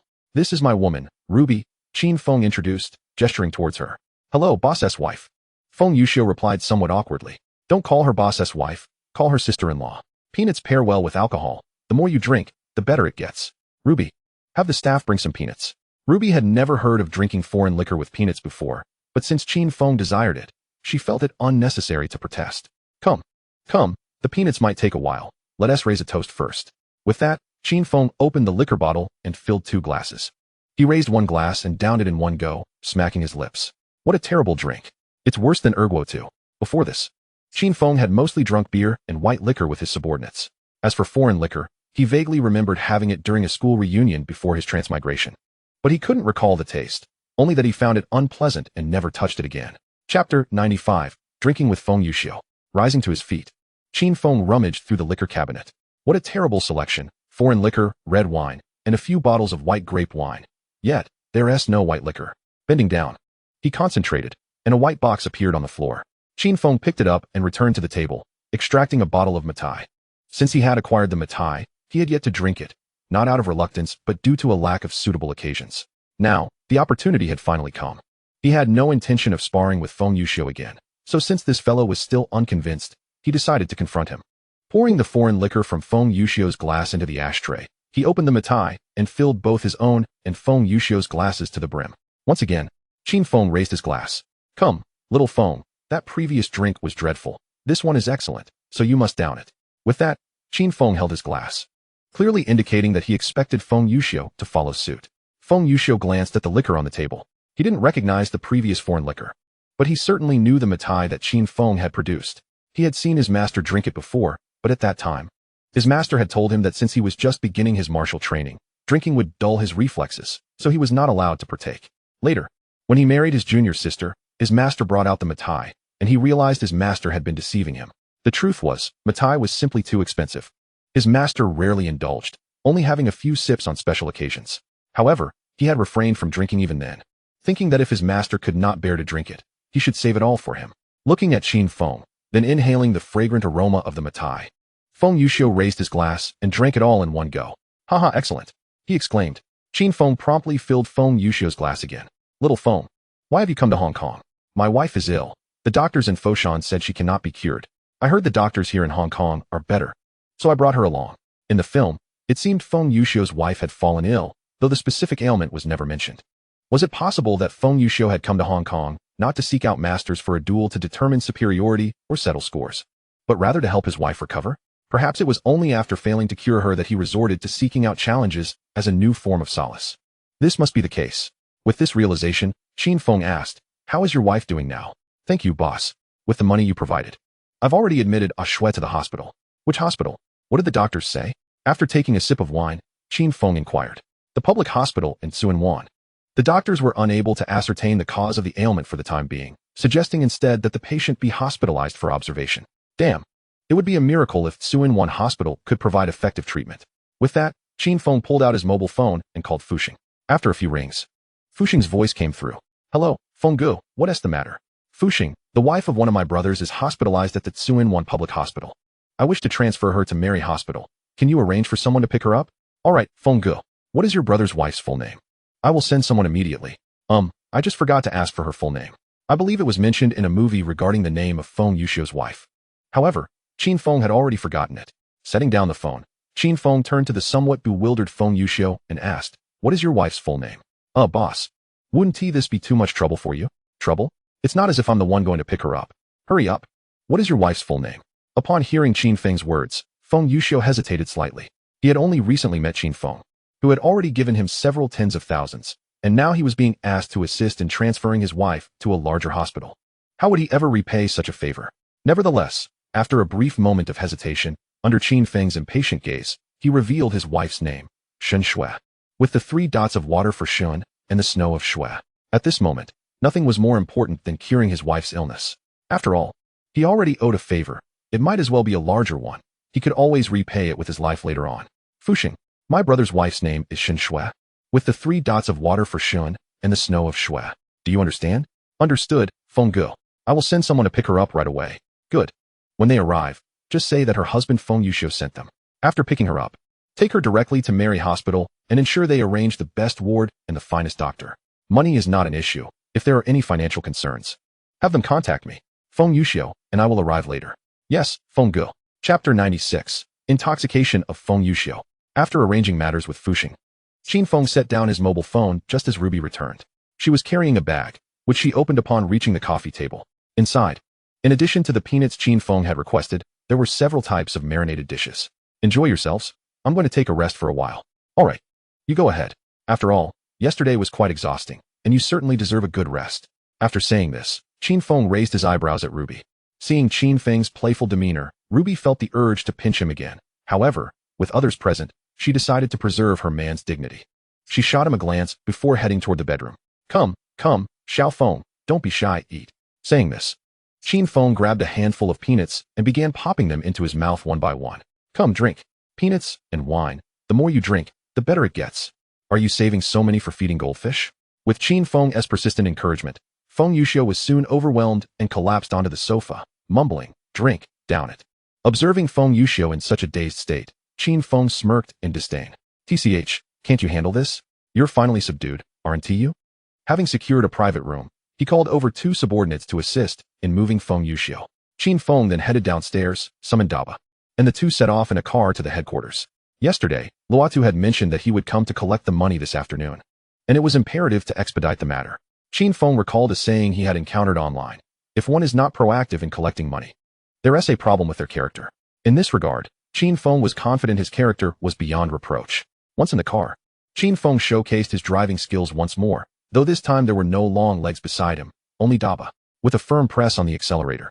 He sped without a break, soon arriving at the headquarters entrance. As soon as the car halted, Daba rushed out, leaning against the wall and beginning to vomit. Daba, are you all right? At this rate, how will you serve as my bodyguard in the future? Standing 2 meters away from Daba, Qin Feng remarked dismissively. Brother, I assure you, I can definitely protect you. Daba struggled to articulate and continued to be sick. Qin Feng waited patiently for about 5 to 6 minutes until Daba's condition improved somewhat. After a little longer, seeing that Daba had mostly finished, Qin Feng called him to accompany him into the headquarters. He inquired with the doorman about Luatu's whereabouts and made his way directly to him, as there were no pressing matters that day. Luatu was not in the conference room, but rather in the manager's office on the 3rd floor. Qin Feng ascended to the 3rd floor, approaching the office door and knocking lightly. Before long, Luatu's voice echoed from within, "Come in." Qin Feng instructed Daba to wait at the door and then entered.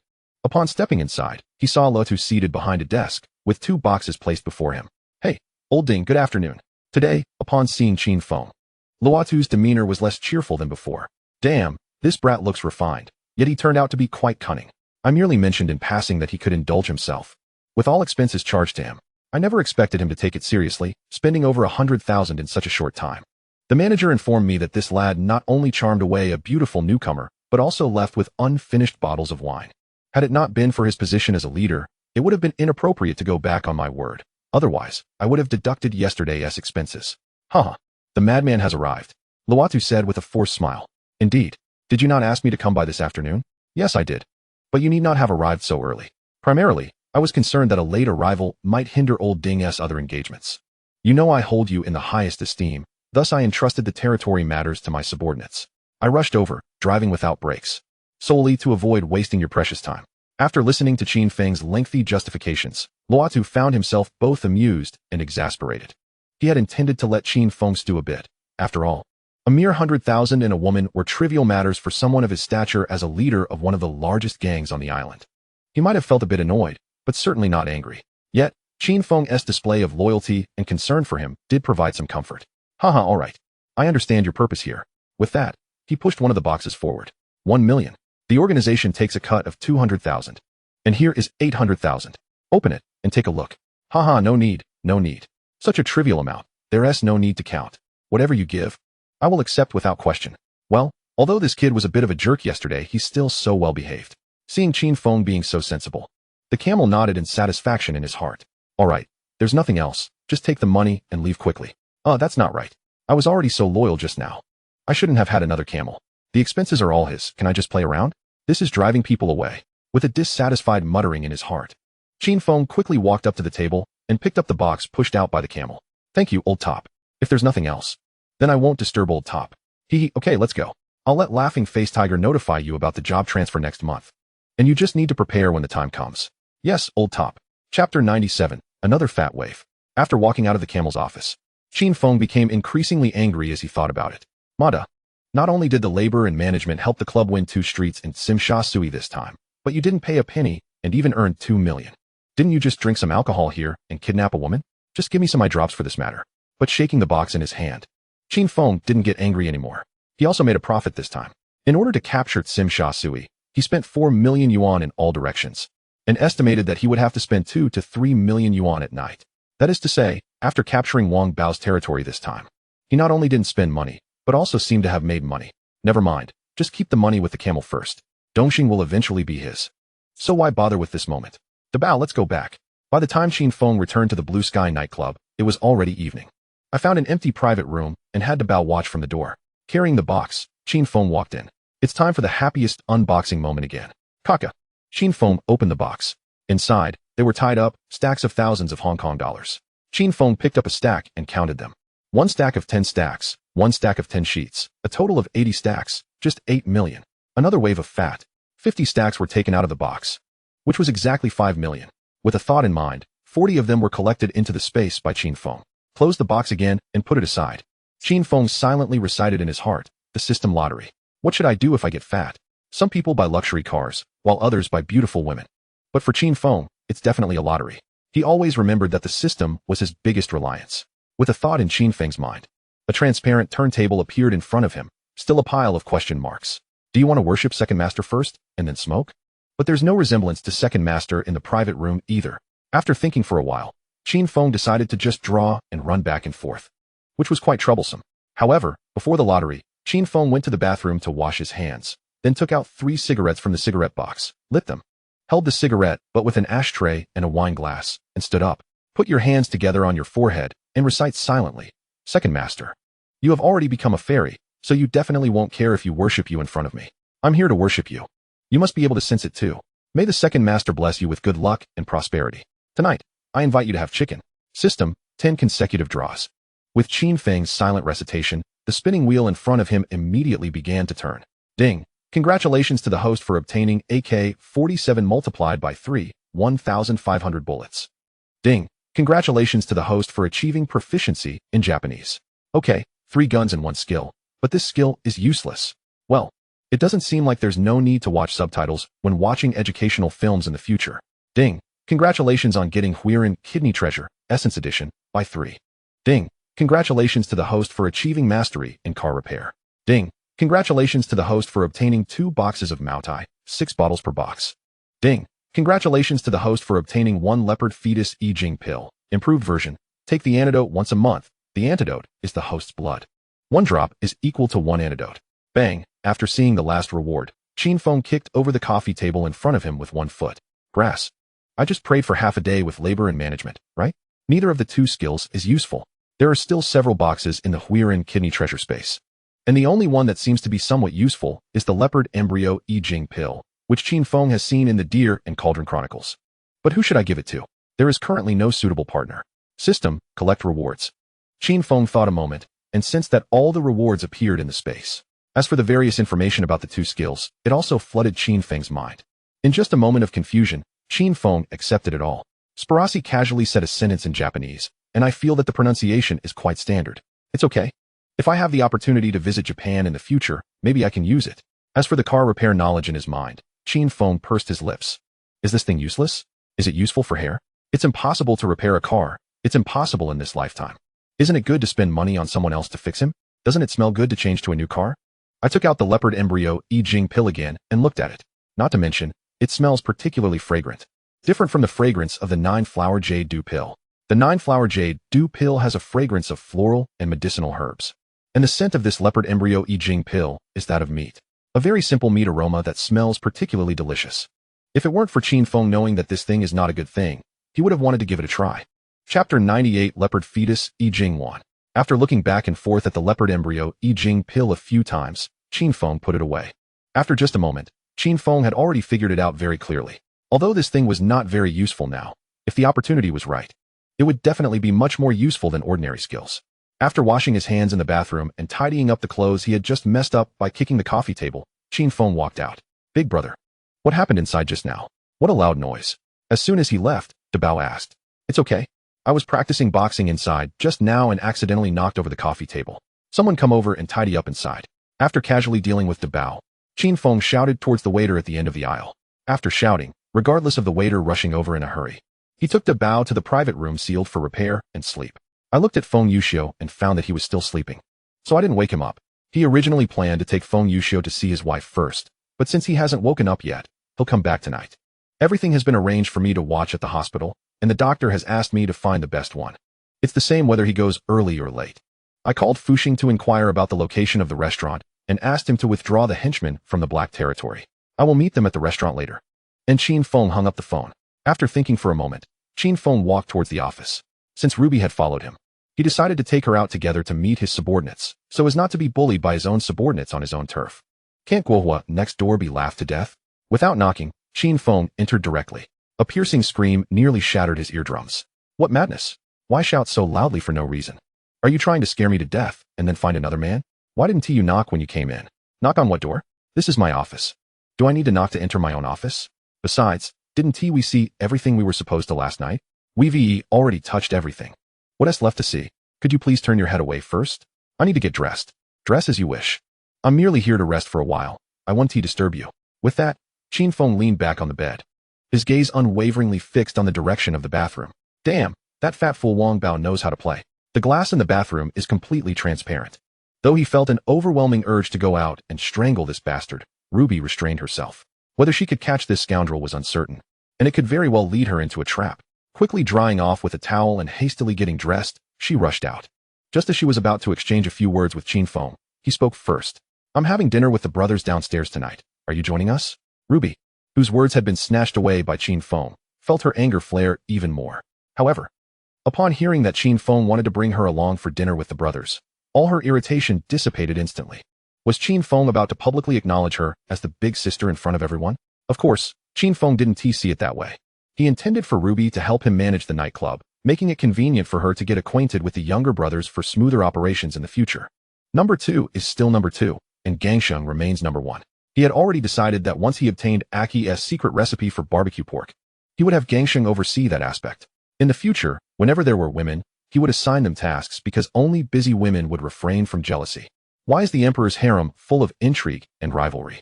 Isn't it all due to idleness? Why do emperors often die young? Isn't it because their courtyards catch fire? All right, I'll go with you. Fine, then get ready. I'll wait for you outside. With that, Qin Feng sat up and exited the bedroom. 40 minutes passed in waiting. Just as Qin Feng was lounging on the sofa, on the verge of dozing off, Ruby finally emerged from the bedroom. She nudged Qin Feng a few times. Let us go. I'm all set. Qin Feng opened his half-closed eyes and yawned. Damn. You women are truly a hassle. It takes so long just to go out. Luckily, this is for a dinner party. If it were a funeral, by the time you arrived, they might have already filled the grave. Upon hearing Qin Feng's words, Ruby clenched her small white teeth, gnashing them in frustration. If it weren't for the fear of ruining the makeup she had painstakingly applied, she would have definitely lunged at this bastard. Tall, handsome, wealthy, with many subordinates and good skills, if only he would keep his mouth shut, he would be the ideal lover for any woman. Unfortunately, he can never utter a kind word. If only this scoundrel were mute, he would be perfect. Chapter 99, Wei Jixiang. Exiting, they called out to Daba, handing him the box filled with money, and the three of them descended the stairs together. Qin Feng didn't drive. They walked towards the restaurant that Fuxing had reserved. The restaurant was not far from the Blue Sky nightclub, merely 700 or 800 meters away, which served as a good exercise. The three arrived shortly. By the time they reached the restaurant, the lobby was already bustling with patrons, and Fuxing was waiting for him at the entrance. As he saw Qin Feng approaching, he immediately came forward. Brother Feng, most people have already arrived. We were just waiting for you. All right, let us go in. Qin Feng nodded at Fuxing and stepped into the restaurant. Upon entering, the atmosphere was already lively, with one younger brother boasting about how fierce he was when he fought, while another bragged about his new girlfriend's beauty and figure. In the underworld of Hong Kong, finding capable fighters might be rare, but if it's about boasting, there are plenty to go around. The younger brothers sitting near the entrance paused their chatter as soon as they saw Qin Feng enter. They quickly rose to greet him. Brother Feng has arrived. Brother Feng looks so handsome. The one beside Brother Feng must be his sister-in-law, right? She is truly beautiful. No sooner had the words left the young man's mouth than he received a slap on the head from a nearby elder brother. Damn, do you want to die? How can you covet sister-in-law? I don't. Brother Huanyao, how could I dare to covet sister-in-law? I just think she is pretty. The young brother rubbed his head, looking aggrieved. All right, Brother Feng is here. Hurry and call everyone. Brother Feng, Brother Feng. Yes. Qin Feng smiled and nodded at the younger brothers while turning to Fuxing beside him. Have all the top performers in the territory acquisition arrived? Yes, Brother Feng. There are 3 of them. They're all seated at the front. Good, let them sit at my table later. Understood, Brother Feng. In no time, Qin Feng approached the innermost table in the restaurant's lobby. Since he hadn't arrived yet, no one was seated at the table. Qin Feng directly took the seat of honor, gesturing for Fuxing to sit on his left, while Ruby naturally took her place on his right. As for Daba, Qin Feng didn't pay him any mind. He allowed him to place the box on the table before letting him find a place to sit. After Qin Feng settled in, the lobby quieted down shortly after. The younger brothers understood that the territory had been claimed, and it was now time to discuss rewards. Once silence fell, all the younger brothers looked at Qin Feng with anticipation, waiting for him to distribute the money. Qin Feng, however, maintained a calm demeanor while observing the younger brothers before him, though the excitement in his eyes betrayed him. It had been over 4 months since he traversed into this world, evolving from someone without even an identity card to establishing his own territory in Tsimsha Sui. The struggles and pressures he faced along the way were no longer significant. What excited him was that he had finally taken the first step, suppressing his inner thrill. Qin Feng turned to Fuxing on his left. Call over the 3 best performers. Yes, Brother Feng. With that, Fuxing shouted across to the table opposite them. Sha Biao Fei Chuan. Wei Jixiang. Brother Feng wants you to come over and sit. This time, Fuxing had reserved the entire restaurant, placing the younger brothers on one side near the entrance. Meanwhile, Qin Feng's position was arranged beneath the mural of a great bird spreading its wings in the restaurant's lobby, separated by about 10 meters. Yes, Brother Fuxing. With that, the 3 of them excitedly stood up. Among the 3, aside from Sha Biao, who was one of the first 15 to follow Qin Feng, Fei Chuan and Wei Jixiang were later recruits found by Fuxing. Looking at the 3 before him, Qin Feng felt that the names Fei Chuan and Wei Jixiang sounded somewhat familiar. It seems like the protagonists from 2 different films, yet I momentarily cannot recall which ones. Wei Jixiang, what brings you here? Just as Qin Feng pondered which 2 movies it could be, Ruby, who was nearby, called out. Interrupted in his thoughts, Qin Feng tilted his head to look at Ruby. Do you know him? Of course, he is my good friend Achan's boyfriend, Ruby replied. Achan. Ruby, Wei Jixiang. The Dragon in the Jianghu. I believe that is the title. The specific plot escapes my memory, but I do recall that Wei Jixiang's character faced considerable misfortune, while the female lead was exceedingly beautiful. Upon this realization, Qin Feng cast a sidelong glance at Ruby. No wonder I was drawn to her at first sight. She is indeed reminiscent of a movie heroine. Confronted with Ruby's inquiry, Wei Jixiang was at a loss for words. Achan had always opposed his involvement in such a lifestyle. Yet as someone raised in a rural village with no skills or education, he found himself at a loss for better means of earning a living apart from mingling with gangs. Previously, while shopping with Achan, she had lingered for a long time in front of a glass window displaying a dress priced at 3,600. He rummaged through his pockets, but he was still over 1,000 short. Jixiang, I was merely looking. That dress is far too revealing. I'm just curious how one could wear it out. Let us go. I'll cook for you when we return. He understood that Achan was being considerate of his feelings, knowing full well he had little money. However, he had long perceived that Achan genuinely desired that dress, as her gaze would linger on it every time they passed that street. When Fuxing was recruiting, Wei Jixiang's only subordinate, Xiang, approached him, stating there was a job offering 300 a day. Without a second thought, Wei Jixiang followed his subordinate. He could no longer endure the torment of seeing the woman he adored covet a dress he could not afford, while she had to spare his pride. Chapter 100, Dispersing Money. Wei Jixiang never expected to encounter his girlfriend's best friend here, and it seemed they shared a rather close relationship with Crazy Brother. What business do you have with her? Leave her be. She will soon be my brother's companion. Come, take a seat. At that moment, Qin Feng noticed the discomfort on Wei Jixiang's face and promptly interjected, cutting Ruby off. Upon hearing Qin Feng's words, Wei Jixiang nodded appreciatively, grateful for Qin Feng's intervention. Once the three were seated, Qin Feng began to scrutinize Fei Chuan. Goodness, why is everyone so handsome? A subordinate like this cannot be kept close. It's better to have DeBeo, who clearly looks like a bodyguard. Fei Chuan appeared quite youthful, sporting a head of bleached hair, exuding an air of vitality, as though he were born for this gang life. After a moment's reflection, Qin Feng recalled from which film Fei Chuan hailed, The Golden List. Although he had not viewed the movie, he had occasionally come across clips while scrolling through videos in the real world. This fellow seemed to announce himself as Hong Lu Fei Chuan. Why did he not join Hong Lu and instead come to Tsimsha Sui? Yet in the film, this character appeared to possess considerable skills, unafraid to fight, albeit with a penchant for trouble. Nevertheless, since he had arrived in Tsimsha Sui and chose to associate with Qin Feng, it was only reasonable to recruit him. Qin Feng lamented his shortage of capable subordinates, with only Fuxing, Lu Qing, and Wang Jianjun available for use. Now that the opportunity to recruit talent had arisen, he would certainly not let it slip by. As for his penchant for trouble, those who avoided in gang life remain lowly foot soldiers for their entire lives. To rise in status, one must become notorious. Wasn't Qin Feng himself notorious for seizing Wang Bao's territory, thus gaining fame, which would soon allow him to ascend to the position of Red Pole? Nodding at Fei Chuan, he spoke. You are called Fei Chuan, correct? Yes, crazy brother, Fei Chuan replied as he rose. You have potential. I have high hopes for you. Remember to shout, I am Dongxing Fei Chuan when you engage in a brawl. Upon hearing Qin Feng's words, Fei Chuan was momentarily taken aback. Crazy brother called him out specifically just to instruct him on what to say in a fight? Moreover, such an enigmatic phrase. Having said that, Qin Feng paid no further attention to the perplexed Fei Chuan. It had merely been a whim of his. Turning his attention to the simple-minded Biao, he exclaimed, Haha, Biao. You performed admirably this time. I will arrange a few venues for you, and you can run them as the boss. Biao was among the first to follow Qin Feng. In terms of skill, he was not much inferior to Lu Qing, though he lacked Lu Qing's sharp wit, which is why Qin Feng typically assigned tasks to Fuxing and Lu Qing. This time, during the Turf War, several of Wang Bao and the Black Ghost's underlings were eliminated, and the small leader overseeing the sauna where Qin Feng used to sleep had been taken out by Biao. For his old comrades, Qin Feng would not be stingy. He intended to allocate several good venues for Biao. Thank you, crazy brother. Hearing that Qin Feng would provide him with some venues, Biao excitedly bowed in gratitude.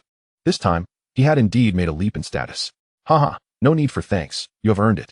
With that, Qin Feng stood up and addressed the crowd before him loudly. Everyone performed excellently this time. I have said, as long as you are my brother, I will never shortchange you. Haha, now line up properly. Come forward to collect your money. Thank you, crazy brother. Crazy brother is the best. Upon hearing they could finally collect their money, the subordinates erupted in cheers. Qin Feng opened the box, took out 60 bundles, divided them into 3 portions, and said to Biao, Wei Jixiang, and Fei Chuan, these 3 portions are for you. Take 1 each. Thank you, crazy brother, thank you. As they gazed at the money before them, excitement illuminated the faces of the 3, especially Wei Jixiang, who could finally purchase that dress Achan adored and even buy back that necklace he had long desired but could never afford. After the 3 had taken their portions, the line in front was already well formed. Qin Feng observed that the line extended nearly to the street. If he were to distribute the money one by one, it would take until tomorrow. Thus, he addressed those at the table. Pair up in twos. Ruby and I will take 1 group. And you 4 can arrange 2 groups among yourselves, one to count the money, the other to distribute it, so it goes faster. He then turned to direct the line into 3 groups. It took another 10 minutes for the line to finally organize, primarily consisting of foot soldiers. They certainly would not stand as neatly as soldiers, and some friction was inevitable during the queue.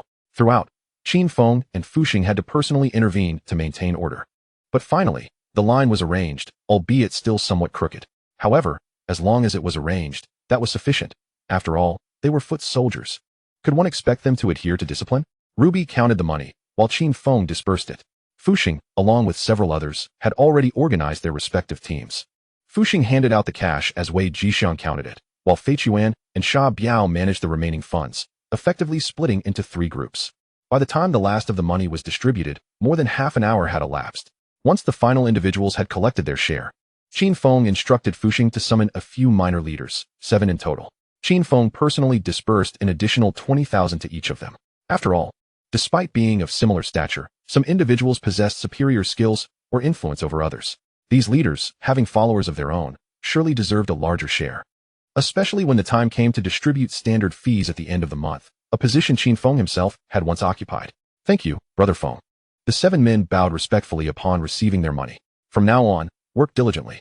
If you excel in your duties, I will undoubtedly elevate your status, Qin Feng assured them. Yes, Brother Feng, they replied in unison before returning to their respective tables, where their subordinates awaited them. Brother Hua, what did Brother Feng say? Is he planning to promote you? One of Huan Yao's subordinates inquired as he settled back at his table. What promotion? If you all had put in a bit more effort during the fights, I would have surely been promoted by now. I told you to visit the training ground less frequently and practice your skills more, but you treated my words as mere nonsense. And now, not a single well-known adversary has fallen to us. How can I expect to ascend? Huan Yao retorted, his frustration evident as he smacked his subordinate on the head. Chapter 101. Visiting Xin Shui in the hospital. Once the minor leaders departed, Qin Feng had Fuxing tally the remaining funds. 3 million had dwindled to just over 600,000. Following the recent skirmish, Qin Feng's band had swelled to nearly 600 members, with approximately 30 severely injured still hospitalized. The remaining 500 had all reported for duty. Many nursing light wounds wrapped in bandages. Each subordinate would receive 3,000, and with the 200,000 dispersed to the 7 minor leaders. More than half of the 3 million was gone. Fuxing, take the remaining funds and distribute 10,000 each as relocation fees to the brothers in the hospital. And also ensure the families of those who perished receive assistance. If the funds fall short, let me know. I have enough, Brother Feng. The money you previously provided for the hotel and the brothers' medical expenses still leaves us with a substantial amount. After Fuxing secured the remaining funds, Qin Feng had a light meal before heading back to the Blue Sky Bar. Upon his return, he found Feng Yuxiu awake, albeit still somewhat dazed. He instructed Ruby to rest in the office while he took Feng Yuxiu to Mary Hospital. By the time Qin Feng parked at Mary Hospital, it was already 10 in the evening. After securing the vehicle, he called Fuxing. Fuxing, I've arrived at Mary Hospital. Please send some of the brothers stationed here to meet me. Yes, I'm in the hospital parking lot. After hanging up, Qin Feng lit a cigarette, taking a few puffs before realizing he should probably buy a fruit basket or flowers. Arriving empty-handed seemed inappropriate. However, in less than 2 seconds, he made up his mind. He would have a subordinate fetch them. As the elder brother, it was only natural for him to delegate such errands. Brother Feng. He heard a voice call out as he finished his cigarette, spotting a chubby man with dyed yellow hair running towards him. Is someone watching upstairs? Yes, Brother Feng. Fuxing has arranged for 4 of us to take turns keeping watch, the chubby man replied upon reaching Qin Feng. Good, Qin Feng nodded, pulling out 2 large bills from his pocket and tossing them to the man. Go buy me a bouquet and a fruit basket. The rest of the money can be used for a late-night snack. The chubby man cheerfully responded, Yes, Brother Feng. I'll take you upstairs first, and then go get those. Buying flowers and a fruit basket shouldn't exceed 500. They say Brother Feng is generous, and it seems to be true. That's unnecessary. Just tell me the room number. I'll go myself. You handle the purchases and return. There's no need to trouble the boss. It's late, and I can run back and forth. That was Feng Yuxiu speaking. Having secured such a good hospital for Xin Shui, with Qin Feng covering the medical expenses, he wished to spare Qin Feng any further inconvenience. What's so troublesome about it? It's just a matter of running an errand. In our hometown, it's customary to visit the sick with something in hand. Otherwise, one might be scolded. What's the trouble? It's just a matter of speaking. The one doing the running is this chubby fellow, Qin Feng countered. Just listen to me. Yes, boss. After sending the chubby man off to buy the flowers and fruit basket, Qin Feng led Feng Yuxiu toward the hospital entrance. They stopped to ask a few attractive nurses for directions, and before long, Qin Feng located Xin Shui's hospital room. By the time he reached the door, Qin Feng had already collected the contact information of 3 female nurses. Let it not be misunderstood. He had no ulterior motives. He merely inquired about certain anatomical details. And upon brandishing his phone, they insisted on giving him their contact information. Sigh, being handsome is such a hassle, Qin Feng remarked, patting Feng Yuxiu on the shoulder. Ah, boss, I don't think being handsome is a hassle at all. Xin Shui said I looked particularly handsome when I boxed, which is why she married me, Feng Yuxiu replied. Upon hearing this, Qin Feng fell silent. What was he to say? Should he claim they were both strikingly handsome? Glancing at Feng Yuxiu's rugged, dark complexion, he clicked his tongue twice, unable to respond. Let's go in and see your wife. With that, Qin Feng pushed open the door to the hospital room, allowing Feng Yuxiu to enter first. Who are you? One of Fuxing's subordinates inquired as Feng Yuxiu stepped inside. However, upon noticing Qin Feng behind him, they all stood up, exclaiming, Brother Feng. Brother Feng. Yes, you all may leave now. Qin Feng nodded and casually instructed. The 3 subordinates, unfamiliar to Qin Feng, were among the hundreds Fuxing had recruited later on. However, it mattered little that Qin Feng did not know them, as they were well aware of his identity as their elder brother. Hearing Qin Feng's command, They quickly bowed and exited the room. Ashio, why was I suddenly transferred here? Qin Shui asked, turning to Feng Yuxiu as the three subordinates left. She had intended to inquire about the identity of the person who brought her here, but with Qin Feng present, she altered her question mid-sentence. The fact that the three men had referred to Qin Feng as Brother Feng indicated his connection to them. Shui, this is my boss, Qin Feng. He arranged for this hospital and covered the medical expenses, Feng Yuxiu explained, uncertain of how to respond to Qin Shui's query, having only met Qin Feng twice. The first encounter was when Qin Feng pursued the man known as the Black Ghost, resulting in a confrontation between them. This was the second instance. He was aware that Qin Feng was affiliated with Dongxing, though he remained oblivious to the specifics of his role there. While he did know of the Dongxing gang, he certainly could not disclose to Xiaoxue that he had joined such a criminal organization, just as Qin Feng, who had recently found a chair to sit on. Overheard Feng Yuxiu introducing himself to Qin Shui, he interjected with a smile, Haha, hello Qin Shui, my name is Qin Feng, and I run a boxing gym. I met Xiaofeng on the street a couple of days ago, and conveniently, we were in need of a coach at our gym. I noticed Xiaofeng's impressive skills, so I offered him the position. From now on, he will be our coach. Perfectly reasonable. Wang Bao happened to have a gym in Simsha, allowing Feng Yuxiu to accompany him as a bodyguard when necessary, while during idle times, he could teach the younger disciples some practical fighting techniques, an arrangement beneficial for both. Observing Qin Feng, who appeared to be several years younger than herself, Qin Shui found it hard to believe that he was the proprietor of a boxing gym. Thus, she shifted her gaze to Feng Yuxiu, conveying a look of inquiry. Feng Yuxiu, catching Qin Shui's glance, instantly comprehended her unspoken question.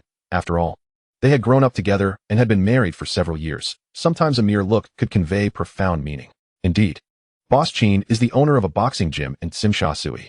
Don't be deceived by his youth. In terms of skill, I can hardly hold my ground against him.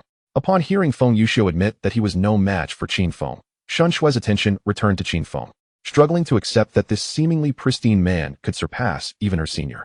However, she understood Feng Yuxiu's character. If he were not genuinely inferior, he would never have made such a statement about his own prowess. Who would have thought that Boss Qin was so young yet possessed such formidable skills? She exclaimed, Haha, Xiaofeng, you are too modest. I merely benefit from my physical strength. Otherwise, I would surely not stand a chance against you. Just as the two were engaging in mutual banter, the door swung open. Hey, Feng Ge, I brought the flowers and fruit basket you asked me to buy. A plump man, whom Qin Feng had dispatched earlier, entered with flowers in one hand and a fruit basket in the other. Chapter 102. I am not Chancellor Chao. Good. Well done. Hand them over. Qin Feng replied as he took the fruit basket and flowers from the man's hands, intending to place them on the bedside table beside the hospital bed. However, upon closer inspection of the flowers, Qin Feng's expression turned grim. What on earth is this fool thinking? I asked for flowers, and he brings me a bouquet of roses. Does he think I have feelings for Qin Shui? With that thought, Qin Feng discreetly glanced at Qin Shui, noticing her fair skin and delicate features, which seemed to carry a certain ethereal beauty, perhaps due to her prolonged illness.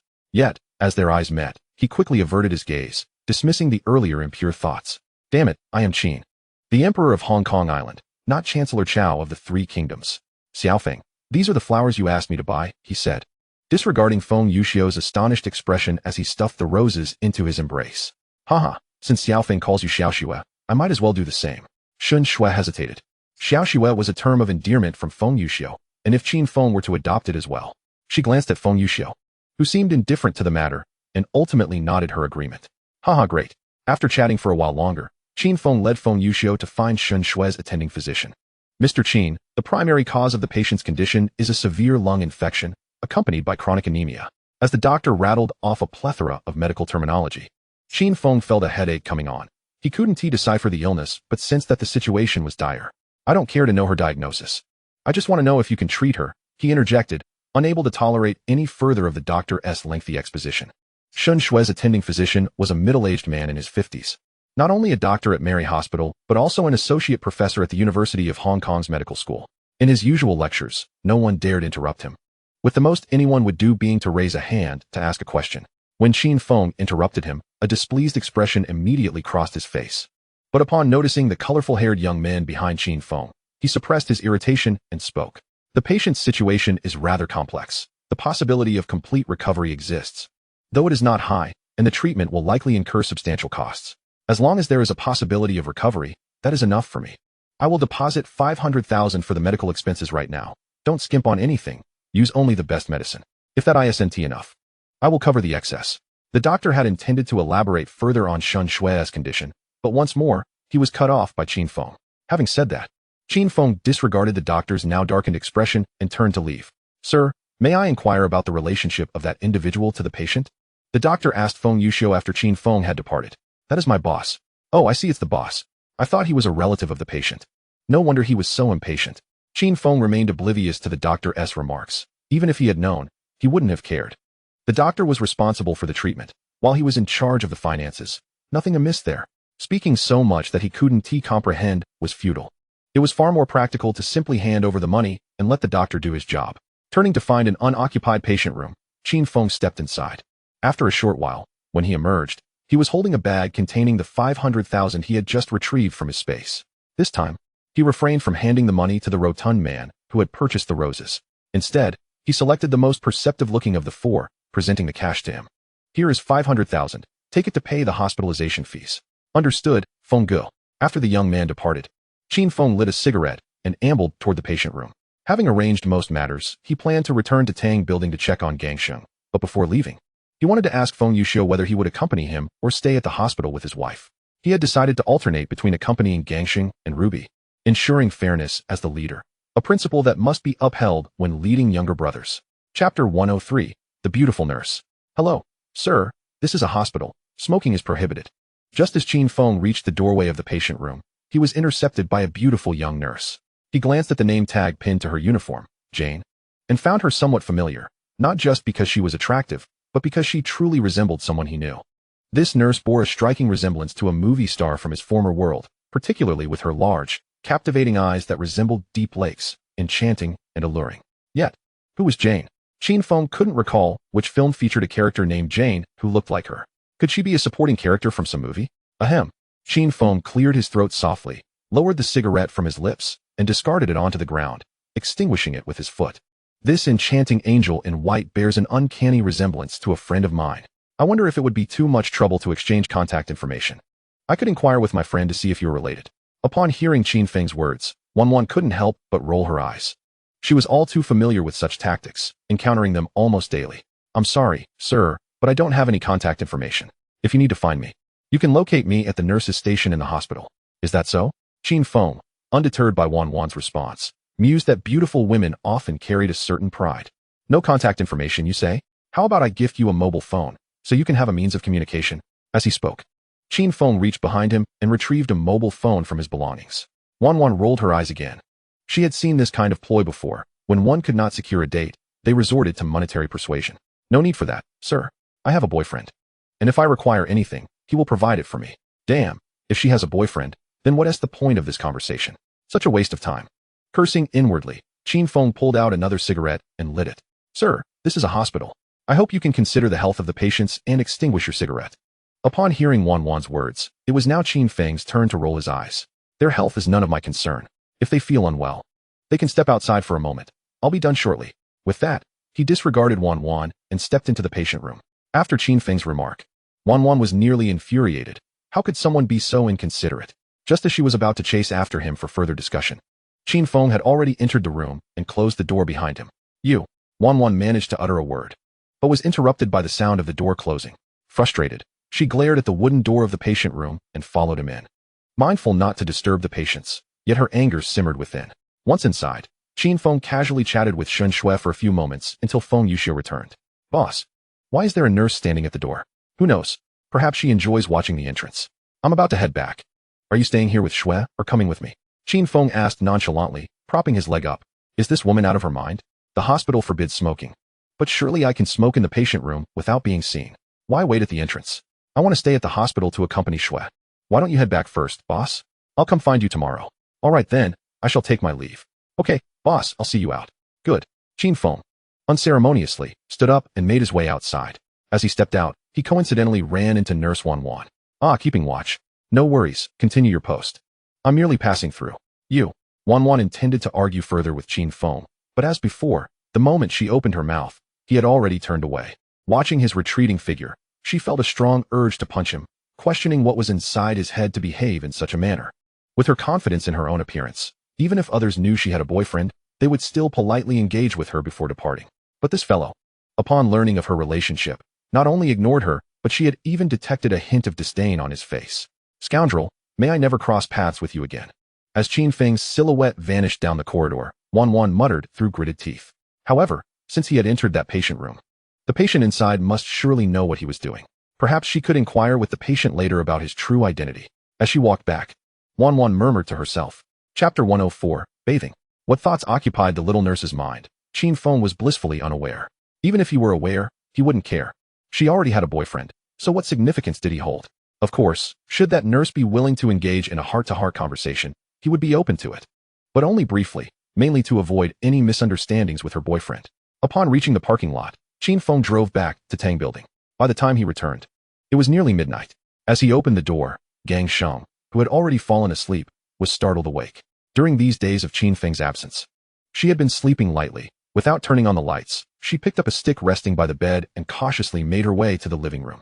Damn, what do you intend to do with that stick at this late hour? Just as Qin Feng closed the door, he turned around to see Gang Sheng sneaking out of the bedroom with a stick in hand. I thought there might be intruders, so. Seeing Gang Sheng's flustered demeanor, Qin Feng immediately understood her intentions. He gestured toward the mop handle in her grasp, both exasperated and amused. Come on. Even if an intruder were to appear, what use is that mop handle? Without waiting for Gang Sheng to respond, he continued, stop standing there. Quickly toss that mop handle aside. I'm hungry, prepare me a midnight snack. Oh, okay, Gang Sheng replied, placing the mop handle against the wall. What do you want to eat? Anything is fine, as long as it's not unpalatable. During dinner, after distributing the money and enduring a barrage of toasts, Qin Feng hardly had a proper meal. After the drinking, he rushed to the hospital to visit Xin Shui. With all that back and forth, he truly felt a pang of hunger. Damn, when I was busy without territory or underlings, it was one thing. But now that I've established my territory and gathered my crew, I seem to be even busier. I wonder if the governor is as busy as I am. As Qin Feng slumped on the sofa, pondering how he had become so occupied, Gang Sheng poked her head out from the kitchen. Would it be alright if I made you some noodles? Sure, add 2 eggs. I've been working hard lately and need to replenish. Got it. She responded before retreating to begin boiling water for the noodles. Gang Sheng's words interrupted Qin Feng's reverie. He picked up the TV remote from the coffee table and turned on the television, hoping to find a captivating drama. The last one he watched, The Return of the Condor Heroes, was quite entertaining. After flipping through a few channels, Qin Feng found the series he wanted to watch. A TVB production of The Return of the Condor Heroes. In this era, there were hardly any television stations in Hong Kong, most of which were run by foreigners and broadcast in English. Although Qin Feng was fluent in English, the nuances of English and Cantonese felt quite similar to him. He still preferred dramas featuring Chinese actors, as his aesthetic sensibilities leaned that way, finding foreign appearances somewhat monotonous. Of course, there were some differences among foreign actresses. After watching The Return of the Condor Heroes for a while, the noodles were ready. Qin Feng balanced the bowl of noodles while watching the drama and soon finished his meal. Afterward, Gang Sheng tidied up the dishes to wash them, while Qin Feng headed to the bathroom to take a shower. However, in the midst of his bath, Qin Feng felt a slight itch on his back, which he found difficult to scratch. Thus, he called for Gang Sheng to assist him in rubbing his back. Initially, Gang Sheng felt a bit shy, but Qin Feng insisted on his help. Ultimately, unable to resist Qin Feng's persistence, he entered with a towel in hand. After omitting 80,000 words, Qin Feng emerged, cradling Gang Sheng in his arms. Women are indeed troublesome. Even a simple bath can render one weak in the legs. Qin Feng scoffed, disdainfully saying, sigh? Busy during the day, busy at night. Not even a little bee works as hard as I do. Upon hearing this shameless remark from Qin Feng, Gang Sheng, who was languidly nestled in his embrace, felt a twinge of irritation in his fingers. However, having been utterly exhausted moments ago, she could only helplessly roll her eyes at him. Chapter 105. The opening of the sauna. It was 11 in the morning once more when Qin Feng turned over in bed, stretched lazily, and picked up the clothes Gang Sheng had prepared for him at the head of the bed. After casually putting them on, he got out of bed. As he exited the room, he found Gang Sheng watching television. You're up? Let me heat up the food for you. Just wait a moment. Without waiting for Qin Feng's response, she dashed into the kitchen. Qin Feng had initially planned to dine out, but seeing Gang Sheng's busy demeanor, he thought better of it and decided to eat at home. Reclining on the sofa, he contemplated his tasks for the day, starting with taking Feng Yuxiu to the boxing gym and later visiting Achi. The 9 flowers jade dew pill had been in his possession for a few days now. It was time to see if he could heal Achi's injury. Sigh. Another busy day ahead. Let us eat, Gang Sheng said as she set the table. All right, Qin Feng replied. Gang Sheng once again handed him the bowl and chopsticks, serving simple home-cooked dishes. Qin Feng consumed his meal rapidly, finishing in just a few minutes. I'm heading out to work. If you have nothing to do, you can go for a stroll. You don't need to stay home every day now. With that, Qin Feng prepared to check the bar to see if Feng Yuxiu had arrived. Are you going out to work again? Will you be back tonight? I have quite a few things to take care of today, so I probably won't be back tonight, Qin Feng said while changing his clothes. Oh, can I come along? I'm going to the boxing gym, filled with smelly men. What do you want to tag along for? As soon as Qin Feng finished speaking, Gangsheng displayed a look of disappointment. In truth, it didn't matter to her where they went. She simply wished to stay by Qin Feng's side, longing for his company. During the days he had been away, even while sleeping, she kept a stick by her bedside. Although Qin Feng often infuriated her with his words, she felt an inexplicable sense of security whenever he was nearby. Fine, if you want to go, then go. Seeing the pitiful expression on Gangsheng's face, Qin Feng replied impatiently. Women are truly troublesome. Upon hearing Qin Feng's willingness to take her along, Gangsheng's previously disgruntled expression instantly transformed into a radiant smile. Then wait for me a moment. I'll go change my clothes. With that, she hurried off to the bedroom to change. Are you ready yet? Qin Feng called after 5 minutes. Almost, just a moment. 10 minutes passed, then 15, with Qin Feng repeating the same question, receiving the same answer each time. Damn, do women take this long just to step out? It wouldn't take that long to buy a new outfit and change. Half an hour had passed, and Qin Feng ceased his calls, slumping back on the sofa to watch television. After a while, Gangsheng finally emerged from the bedroom. How do I look in this dress? She asked, twirling in front of Qin Feng while wearing a white sundress. Upon seeing her at last, Qin Feng immediately stood up from the sofa, took her hand, and walked out, grumbling as he went. Looks good. Looks good. You look good in anything, even better without it. Having waited so long, Qin Feng was already impatient. Now, as long as Gangsheng was not wearing something overly revealing, he would compliment her, fearing that if he voiced any criticism, she might retreat to change for another half hour. You scoundrel, what nonsense are you spouting? Gangsheng felt elated by Qin Feng's initial compliment, but as soon as the latter part left his mouth, her face flushed crimson with embarrassment. This scoundrel, why must he always infuriate me with his words? How could such a good person have a mouth that can provoke others to the brink? Qin Feng parked the car at the Sauna's entrance, and immediately, a subordinate rushed over, shouting, Brother Feng is here. After distributing the money yesterday, all of Qin Feng's subordinates were now aware that the red Toyota M2 was his vehicle. He casually nodded to a few subordinates before entering the sauna. As soon as he stepped inside, the manager, Li Guangyao, was already waiting at the door. Oh, Brother Feng has arrived. Well, old Li, how's business? Qin Feng inquired nonchalantly. They had previously agreed that the establishment must open within 3 days, and today was the day. Had it not been for seeing Li Guangyao here, Qin Feng might have forgotten. Brother Feng, we were closed for a few days. We just opened today.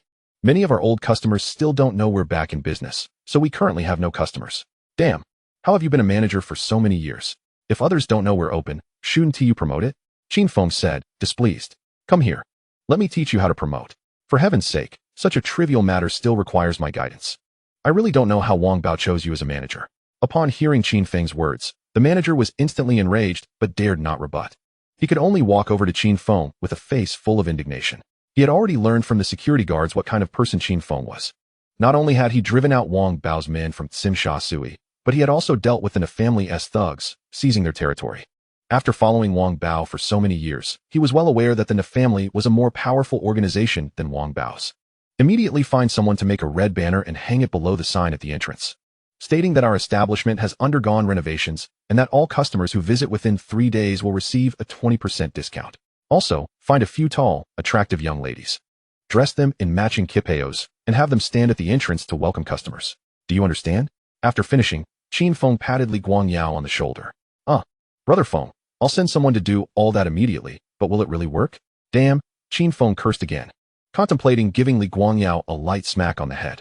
However, after some thought, he decided against it. This was not solely Li Guangyao's fault, after all.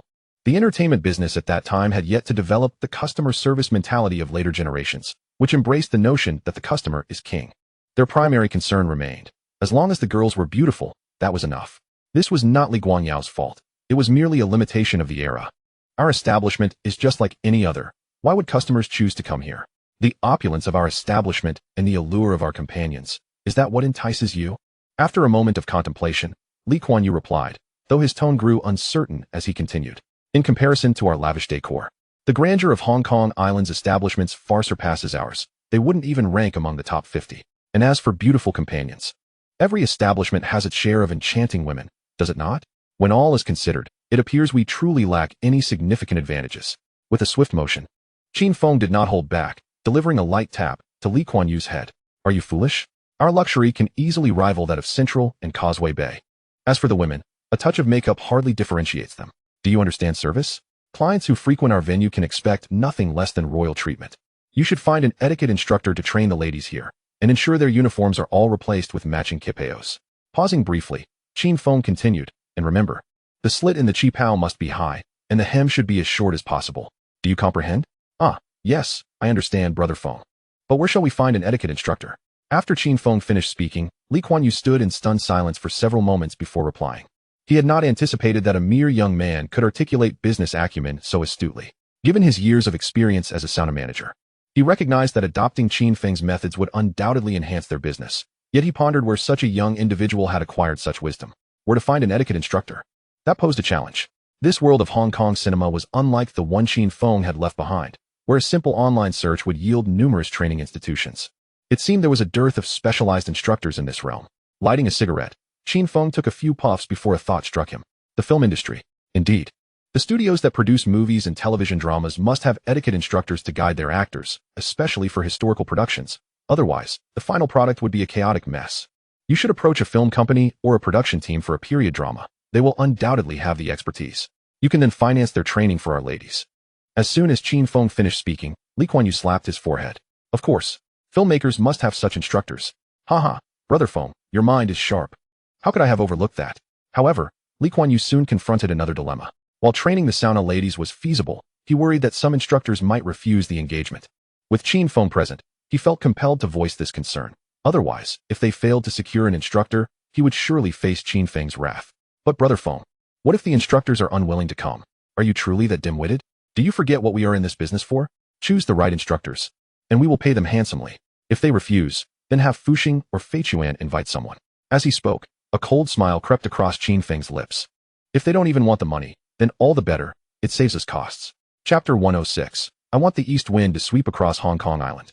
After discussing some contemporary service concepts with the manager, Li Kuan-yu led Qin Feng into the most luxurious private room in the entire sauna. It was exponentially more opulent than the room where Qin Feng had previously rested, featuring not only a single bed, but also a bathing pool, a mahjong table, and a billiard table. Enjoy yourself. I'll make a call to Fuxing, Qin Feng said as he reclined on the lavish sofa, pulling out his mobile phone to dial. All right, take your time. I'll just browse around, replied Hong Shang, who, since arriving in Hong Kong, had never ventured out to explore. This was his first encounter with such a lavish room, and he busied himself examining every corner, finding it anything but tedious. Hello, Fuxing. Has Feng Yuxiu arrived at the bar? Brother Feng, Feng Yuxiu has been here since early morning, waiting for you downstairs. Then bring him to the sauna. And also gather Dabo, Wei Jixiang, Fei Chuan, and Shabiao. We'll go check out Wang Bao's boxing gym. Yes, I'll escort them over right now. All right, I'll be waiting for you at the sauna. After hanging up, Qin Feng contemplated and decided to call Wang Jianjun as well. Since Feng Yuxiu was going to the gym to teach boxing, it would be wise to invite Wang Jianjun to join him to instruct military combat techniques during his free time. Otherwise, allowing his talents to languish would be a waste. Once he set down the phone, Qin Feng found himself restless.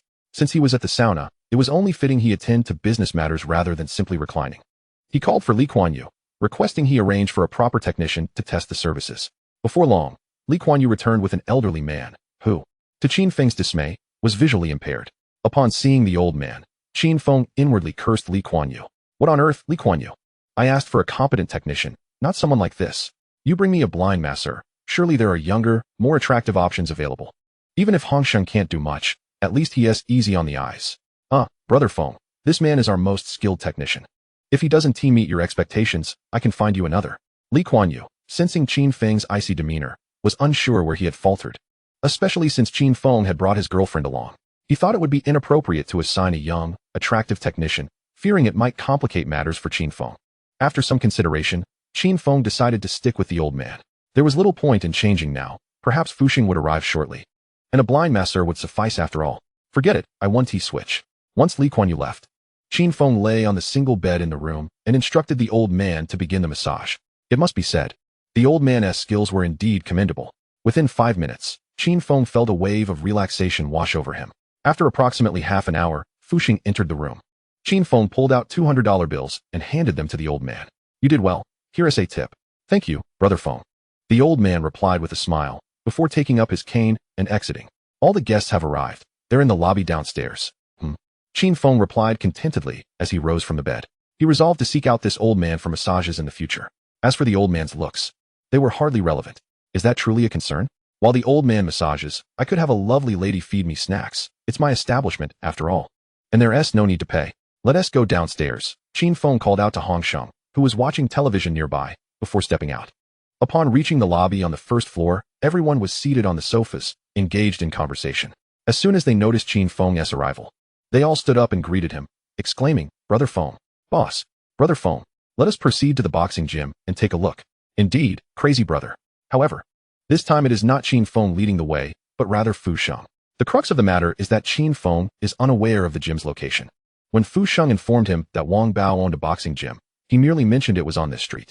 Fu Sheng intended to elaborate, but Qin Feng interrupted him, stating that all his skills were acquired through the system's lottery, rendering practice unnecessary. Why would he need to visit a boxing gym? In truth, Qin Feng had previously passed by the gym when he dealt with the Black Thug, but it was night then, and amidst the chaos, he paid no heed to it. Regardless, it was not far, so he decided to walk over. After a short stroll of around 10 minutes, they arrived at the entrance of a narrow alley. The sign read King of Boxing Gym. Damn, how tasteless of Wang Bao, this scoundrel. If he were truly the king of boxing, how could he have been killed? Qin Feng pointed at the sign hanging on the gym's door and remarked, "Fu Sheng, go back and have this sign replaced. It's inauspicious being associated with that scoundrel Wang Bao." "Yes, crazy brother, but if we change it, will it still be called King of Boxing?" "Of course not," Qin Feng replied definitively. "That name is far too cliched. It does not suit my temperament. Besides, Wang Bao's gym was named King of Boxing and yet he was killed. Just based on that, I wouldn't want to continue using that name. Who knows, perhaps it was the name's arrogance that led to Wang Bao's demise. But what should we call it? It must be grand yet auspicious." Qin Feng pondered, stroking his chin. Meanwhile, Wang Jianjun and Feng Yuxiu, witnessing Qin Feng's pause at the gym's entrance, joined him in contemplation. After a moment, Gang Sheng tugged at Qin Feng's arm and asked, "Ah Feng, have you come up with a name? Should we just go inside and think later?" "Right. Why not use my own name for the gym?" Qin Feng murmured, pulled from his thoughts by Gang Sheng. How about calling it Qin Feng Boxing Gym? It sounded decent, yet lacked a certain flair. What should it be? How about Dong Feng Boxing Gym? What do you all think? After a few more minutes, Qin Feng suddenly asked the group behind him, "Dong Feng, that's a good name. We are from the Dongxing Society, and crazy brother. Your name contains the character Feng as well. Dong Feng Boxing Gym is both imposing and fitting, a splendid choice." It was Fu Sheng who spoke, having spent the longest time with Qin Feng, and thus grasping his intentions immediately. The others, upon hearing Fu Sheng's explanation, chimed in with their approval. Except for De Bao, who clutched his chest and chuckled, "Hee hee, if the elder brother says it's good, then it is indeed good. If it's bad, it's still good." Damn, after that dinner at the Western restaurant, Qin Feng was once again rendered speechless by De Bao. "Haha, splendid. The gym shall be named Dong Feng Boxing Gym, Fu Sheng. Return and change the names of the nightclub and sauna to all begin with Dong Feng. I want the winds of Dong Feng to sweep across the entire Hong Kong island." Qin Feng declared grandly at the entrance of the boxing gym. Chapter 107, A Grand Showdown. Having settled on the gym's name, Qin Feng led his companions inside. The gym was already bustling with activity, as his subordinates were practicing. Since this was now his territory, it was imperative to make full use of it. "Crazy brother." The subordinates greeted him as he entered. Nodding in acknowledgement, Qin Feng made his way to the boxing ring. "Who among you wishes to practice?" "I do. Crazy brother. I want to give it a try," spoke Fei Quan, feeling for some reason that Qin Feng did not regard him highly. Thus, as soon as Qin Feng finished speaking, he was the first to step forward. "Very well, who else wishes to give it a go?" Qin Feng said, patting Fei Quan on the shoulder. In truth, Fei Quan had misinterpreted Qin Feng's demeanor. He was indeed valued for his courage and intelligence, though his arrogance was a concern for Qin Feng, who intended to let him stew in his own thoughts for a while. After Qin Feng inquired again, Sha Biao stepped forward. "Hee hee, crazy brother. How about I join Fei Quan for a bit of fun?" Originally, Qin Feng had intended for Feng Yuxiu and Wang Jianjun to spar, but considering his current skills, watching an average fighter battle him would be uninteresting. Thus, he decided to organize a small boxing match instead. "Haha, splendid. This time, in the boxing match, whoever wins in the end, I shall award a prize of 50,000. A wave of excitement erupted as the subordinates, mostly fighters who had trained in various combat skills, gathered around. Upon hearing about the prize, those confident in their abilities eagerly lined up to take part. "Crazy brother, is it true that if you win, you can claim the 50,000? Qin Feng glanced at the questioner, a tall and muscular fellow, his physique impressive, especially his chest muscles, which were undoubtedly well-defined. He reached into his suit pocket and, upon withdrawing his hand, revealed a thick stack of cash. "Gang Sheng, standing nearby, looked at Qin Feng's chest with curiosity, wondering how such a thick wad of cash could fit in the pocket of his suit, which he had previously laundered, knowing it could barely hold a pack of cigarettes. Ignoring Gang Sheng's curious gaze, Qin Feng tossed the money onto the boxing ring. The money is right here. As for who will take it, you will find out once you give it a shot. Seeing the cash, the crowd erupted in enthusiastic cheers. Amidst the commotion, a muscular man climbed onto the boxing ring, shouting at Fei Quan, "I am Debo, and I intend to claim that money. If you doubt it, come up and try." With a scoff, Fei Quan disregarded Debo's taunt and leaped onto the ring. Damn, what good is being muscular if you cannot fight? When it comes to mixing it up, it all boils down to skill. As the two stood across from one another in the ring, Qin Feng called out, 3, 2, 1, begin. No sooner had he finished speaking than the two charged at each other. Debo struck first, launching a left hook aimed at Fei Quan's head. However, just as Debo's punch was about to connect, Fei Quan ducked, evading it, and countered with a punch to Debo's ribs. Then, stepping forward and circling around, he aimed a punch at the back of Debo's head. Of course, Debo was no pushover. Before Qin Feng arrived, he was the strongest in the gym. Otherwise, he would not have dared to be the first to challenge when the prize money was thrown onto the ring. Realizing Fei Quan had evaded his left hook and circled behind him, he knew he could not turn in time.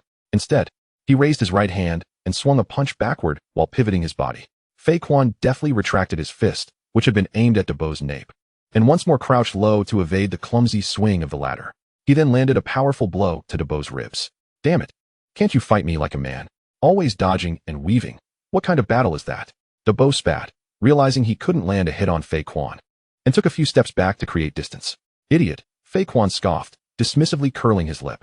Given the stark contrast in their physiques, only a fool would engage in a head-on confrontation with this muscular adversary. At this point, Qin Feng had already surmised the outcome of the match. It seemed Fei Quan was destined to win.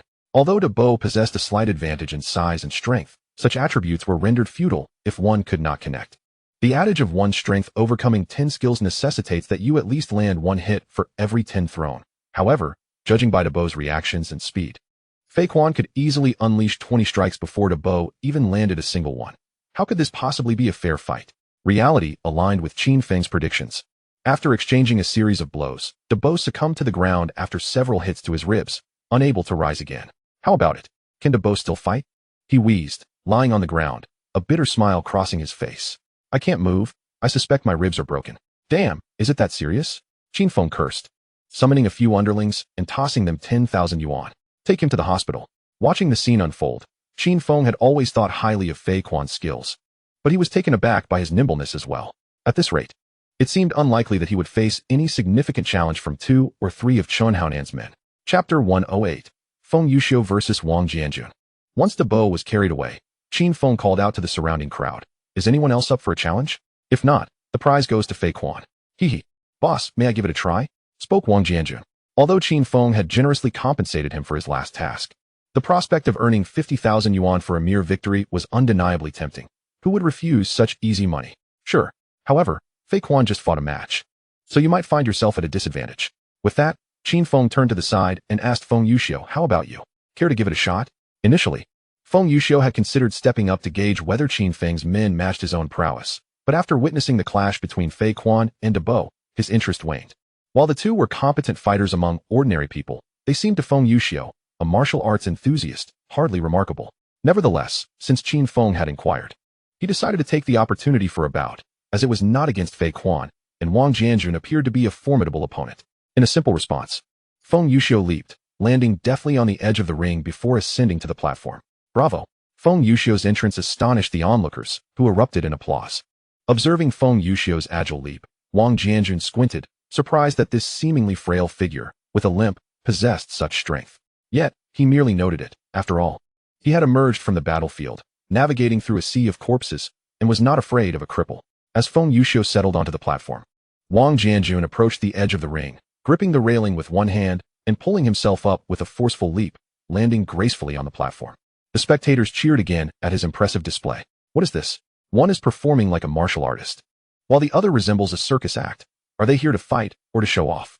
Qin Feng mused internally as he listened to the crowd's cheers. Feng Yuxiu from Foshan. I asked for your guidance, he declared, cupping his fists in respect towards Wang Jianjun. Immediately, Wang Jianjun surged forward. Propelled by the instinct ingrained in military training, attack was his primary duty. Feng Yuxiu, caught off guard by Wang Jianjun's rapid advance, had anticipated an exchange of pleasantries, only to find his opponent already at his doorstep, launching a high roundhouse kick aimed at his head. In a rush, Feng Yuxiu raised his right arm to block the strike, but due to the hurried nature of his defense, he was sent stumbling to the left by the force of the kick. Losing the initiative, Wang Jianjun followed up with a barrage of relentless attacks, leaving Feng Yuxiu no opportunity to counter. He could only defend himself from side to side. Who would have thought Wang Jianjun possessed such skill? It appears Feng Yuxiu is on the verge of defeat, Fu Sheng remarked from the sidelines. The surrounding spectators nodded in agreement, echoing his sentiments. Indeed, this Feng Yuxiu is small and limping. How could he possibly overcome Wang Jianjun? True, but Feng Yuxiu is impressive in his own right. Did you see how he leapt onto the stage? It was like he soared into the air. Could he possibly be one of those legendary figures who defy gravity? As the crowd debated, Qin Feng shrugged. While he had never fought Wang Jianjun, he had sparred with Feng Yuxiu. He had witnessed Wang Jianjun's prowess in Kowloon walled city, and from his perspective as an experienced fighter, unless Wang Jianjun maintained his offensive, he could only last about 30 rounds against Feng Yuxiu. Now that he had initiated a flurry of attacks, he might manage only a dozen more. Clearing his throat, Qin Feng waited for the crowd to settle before stating, Feng Yuxiu should come out on top. With that, he pulled out a cigarette and placed it between his lips. Beside him, Wei Jixiang had already produced a lighter as Qin Feng prepared to light up. Just as Qin Feng brought the cigarette to his mouth, Wei Jixiang's lighter conveniently appeared. After igniting his smoke with Wei Jixiang's flame, Qin Feng offered him an approving glance before casting a meaningful look at Fu Sheng. Look at you, having spent the most time with me. See how quickly he knew to light my cigarette. And then look at yourself. Fu Sheng, caught off guard by Qin Feng's peculiar gaze, initially felt puzzled. However, upon glancing at Wei Jixiang still holding the lighter, he quickly understood and couldn't help but chuckle ruefully. Taking a drag from his cigarette, Qin Feng exhaled a cloud of smoke before addressing the onlookers. Why the disbelief? Just watch the ring. As the crowd's attention returned to the platform, Feng Yuxiu, having withstood Wang Jianjun's initial onslaught, had regained his footing.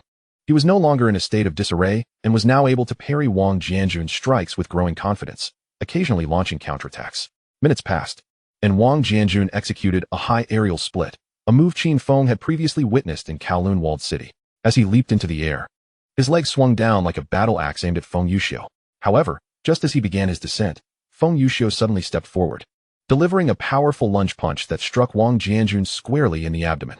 Struck by that powerful punch, Wang Jianjun was instantly sent flying, colliding with the ropes of the boxing ring before bouncing back. Chapter 109, Coach Feng Yuxiu. Cough, I concede. Once he hit the ground, Wang Jianjun rolled a few times before coming to a halt, coughing a few times before speaking. I never expected Feng Yuxiu, despite having a limp, to be so formidable.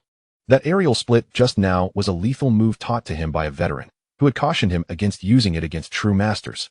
As it possesses great power, yet harbors significant flaws, a true expert can discern its weaknesses at a glance. Back when Qin Feng was in the Kowloon walled city, he recognized it immediately, but he chose to remain silent.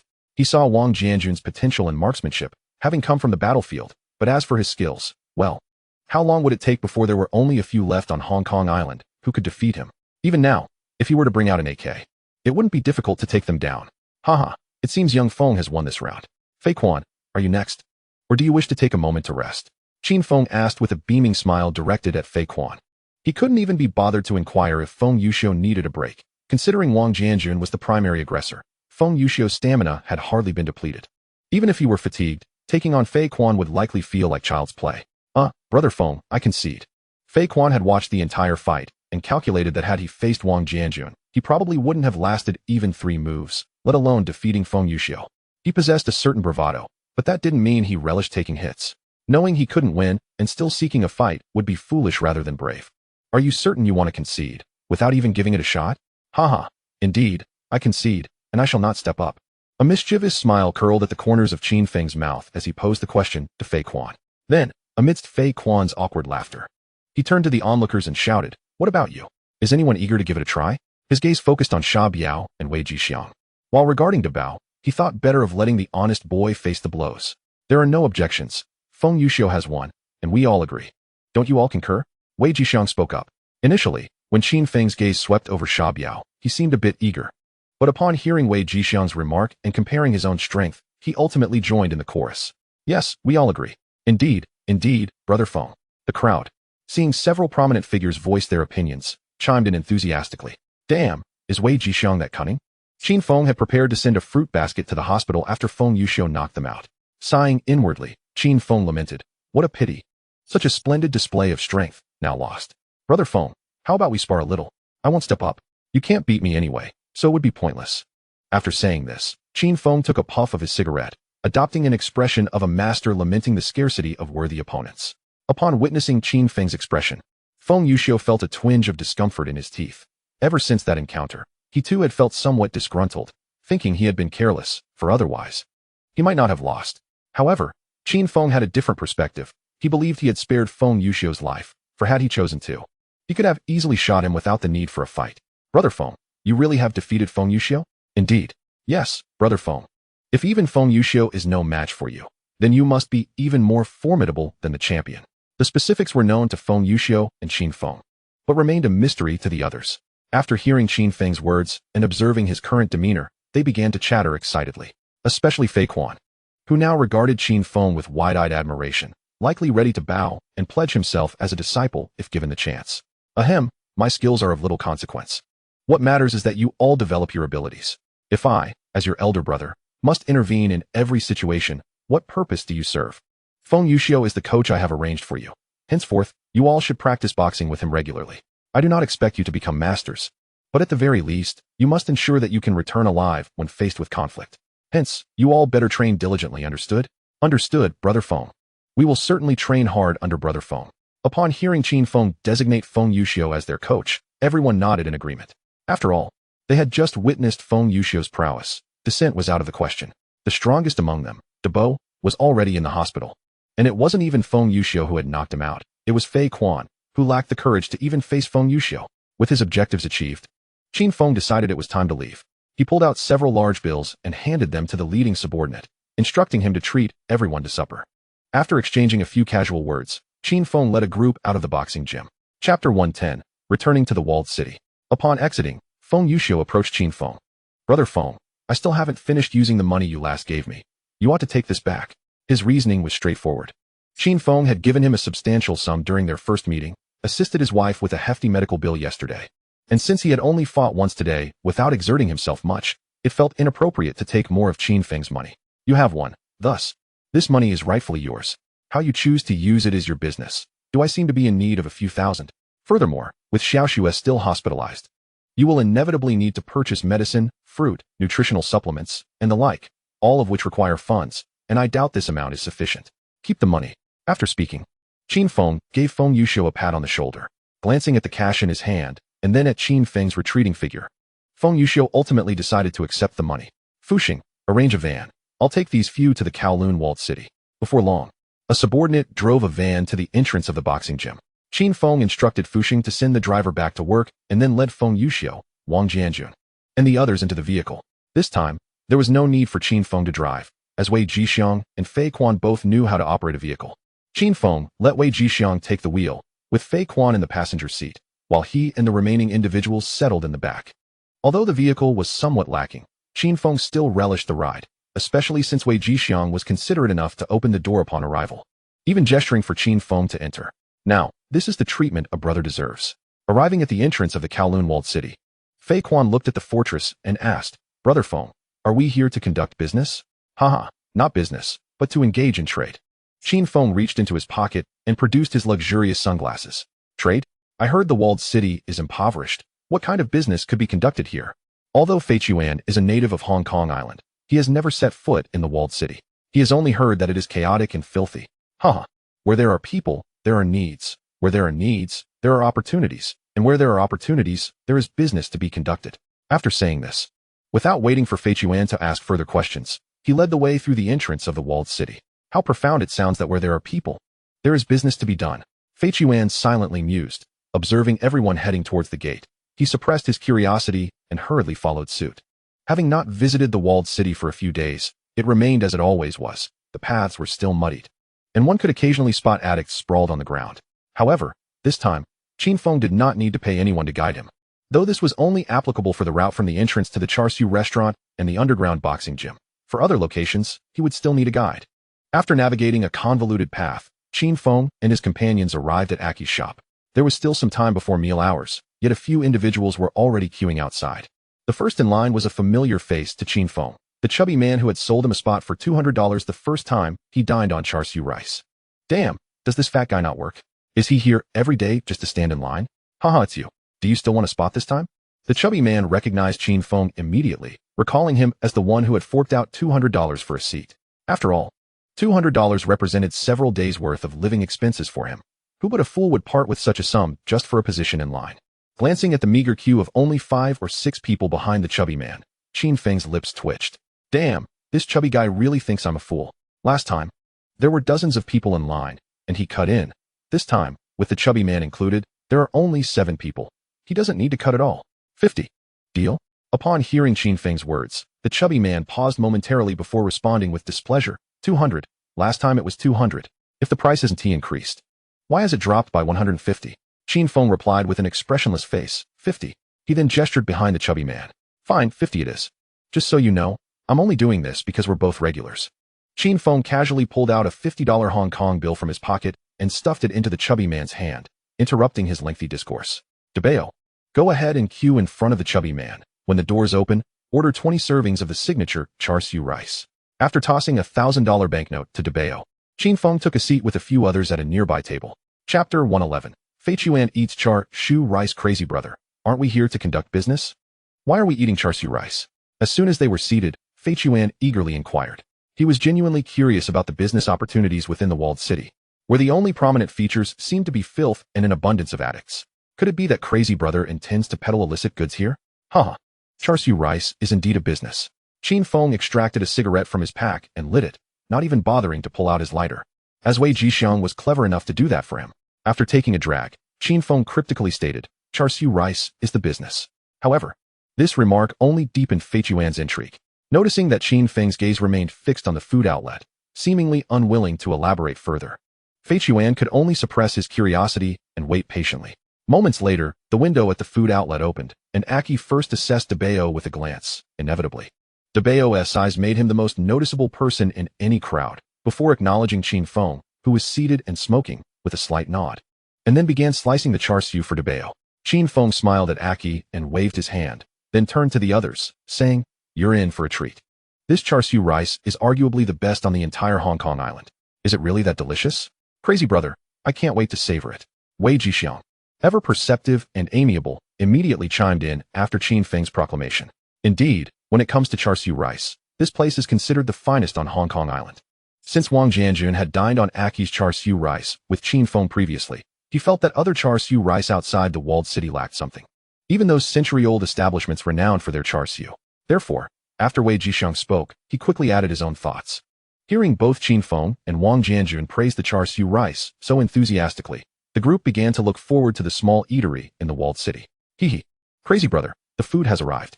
After a brief wait, DeBeo appeared balancing a tray, each laden with 10 bowls of char siu rice, and announced loudly.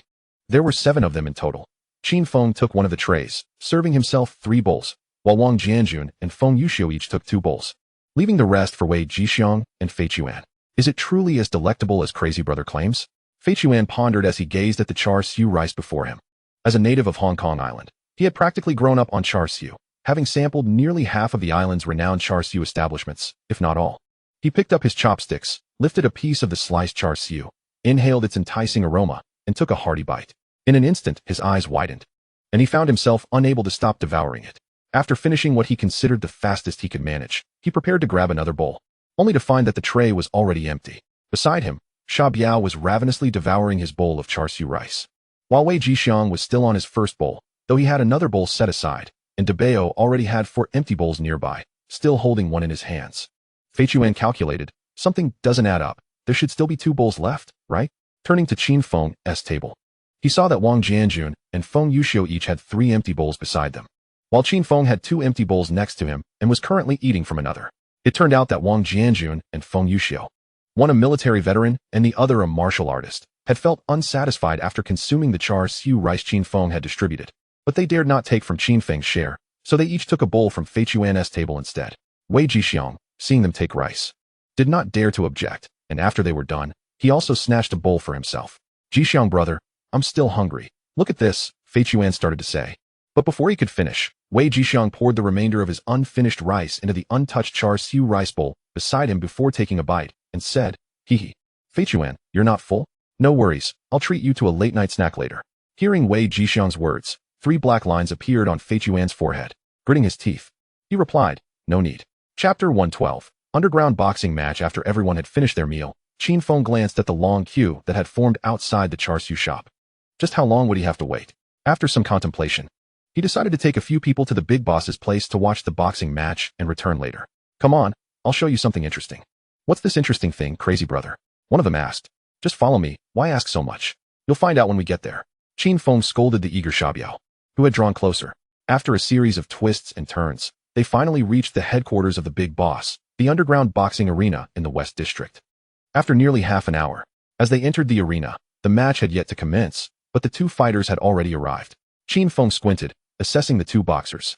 One had medium-length hair and a muscular physique, clearly a formidable opponent. After sizing up the brawny fighter, he turned his attention to the other, a slender young man clad in black. He couldn't help but scoff. How could this guy compete?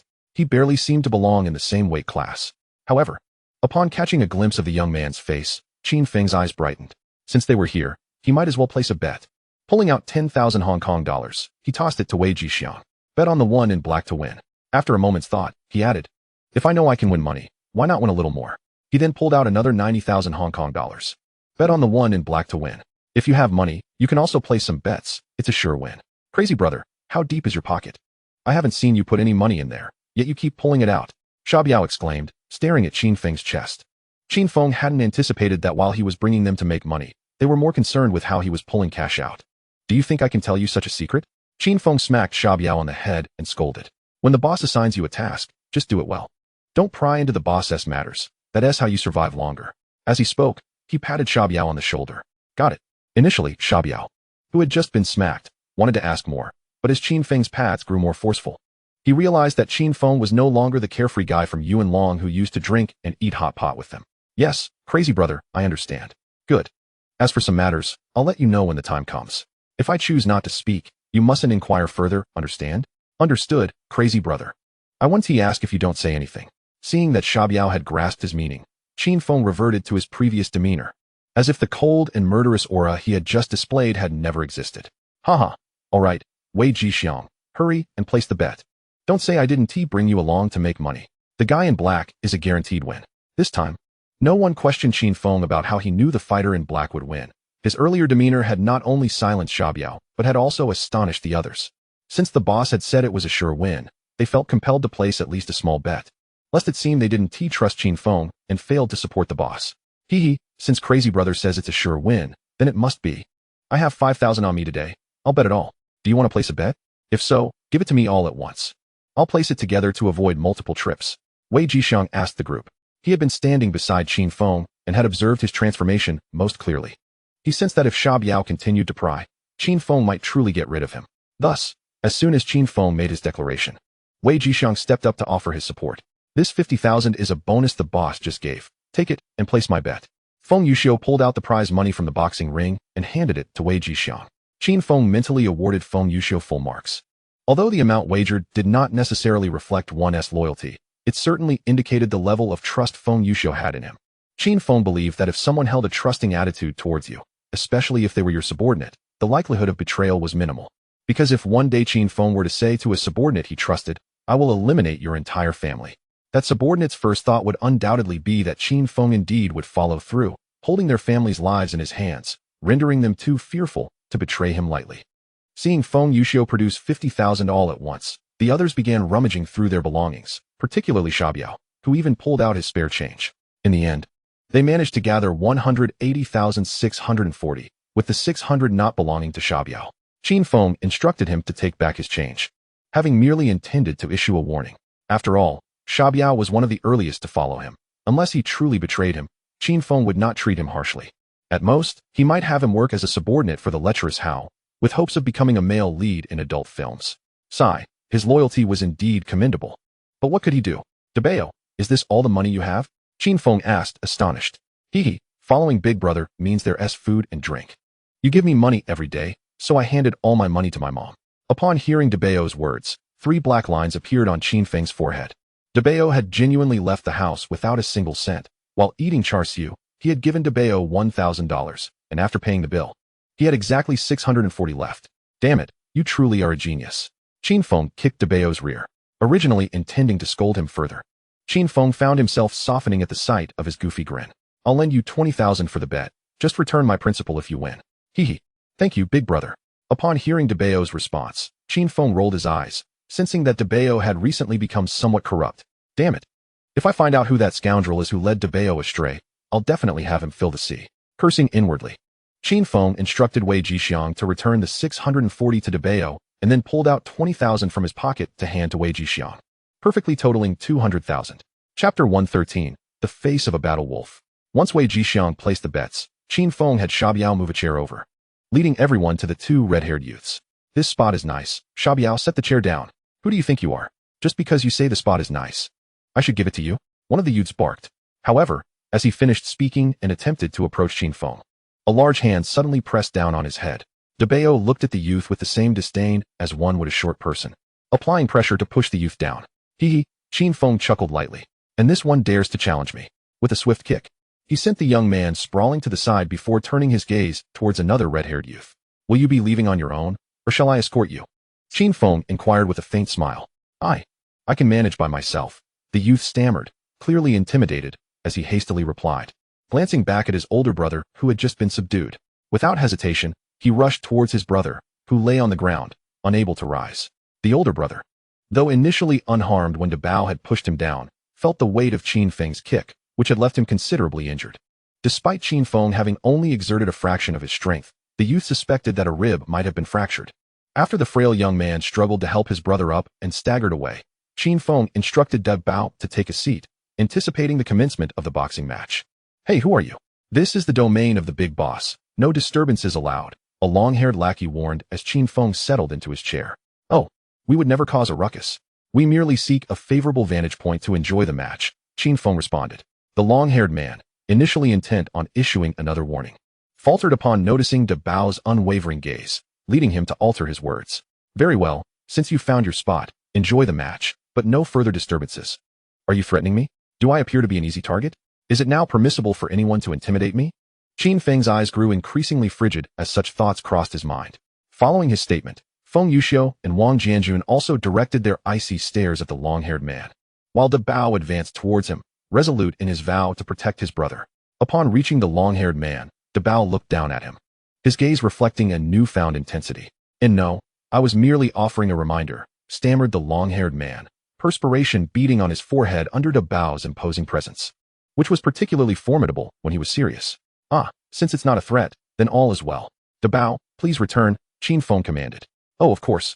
Big brother. Once DeBao returned to his side, Qin Feng waved away the long-haired man and his companions. Had it not been for the business dealings with the big boss, Qin Feng would have undoubtedly caused a scene. Reflecting on how the long-haired man seemed to think he was still the same reckless individual from months prior. Now, even without factoring in his growth and strength, he possessed territory, wealth, and allies, rendering him far less intimidated by the big boss and Wang Jiu than during their previous encounter over the ID. Give Jiugu a call, inform him that some tough characters have arrived at the boxing venue. If possible, it would be best for him to return and maintain order, Qin Feng instructed. After being dismissed, the long-haired man returned to the boxing venue's small compartment, wiping the cold sweat from his brow while relaying his observations to a nearby lackey. Yes, long-hair Gu, the lackey responded before making the call. Meanwhile, after sending the long-haired man away, Qin Feng casually remarked, do you all believe that the man in black stands no chance against that muscular fellow? How could that be? Since you, Feng Gu, believe he can win, then he certainly will. Your word is never wrong. This time, Sha Biao had learned his lesson and was determined to agree with Qin Feng, vowing to never oppose his elder brother again.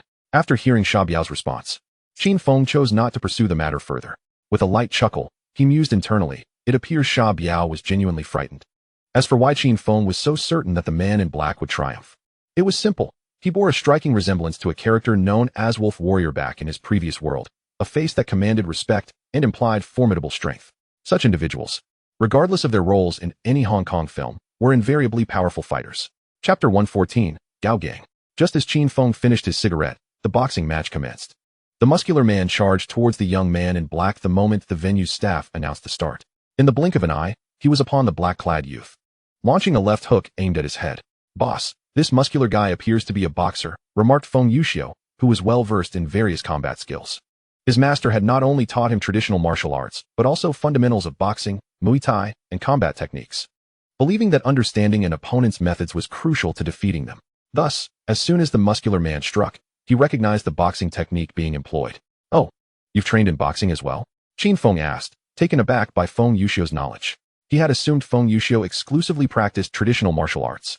"Haha, my master imparted some basic boxing techniques to me," Feng Yuxiu replied, further surprising Qin Feng.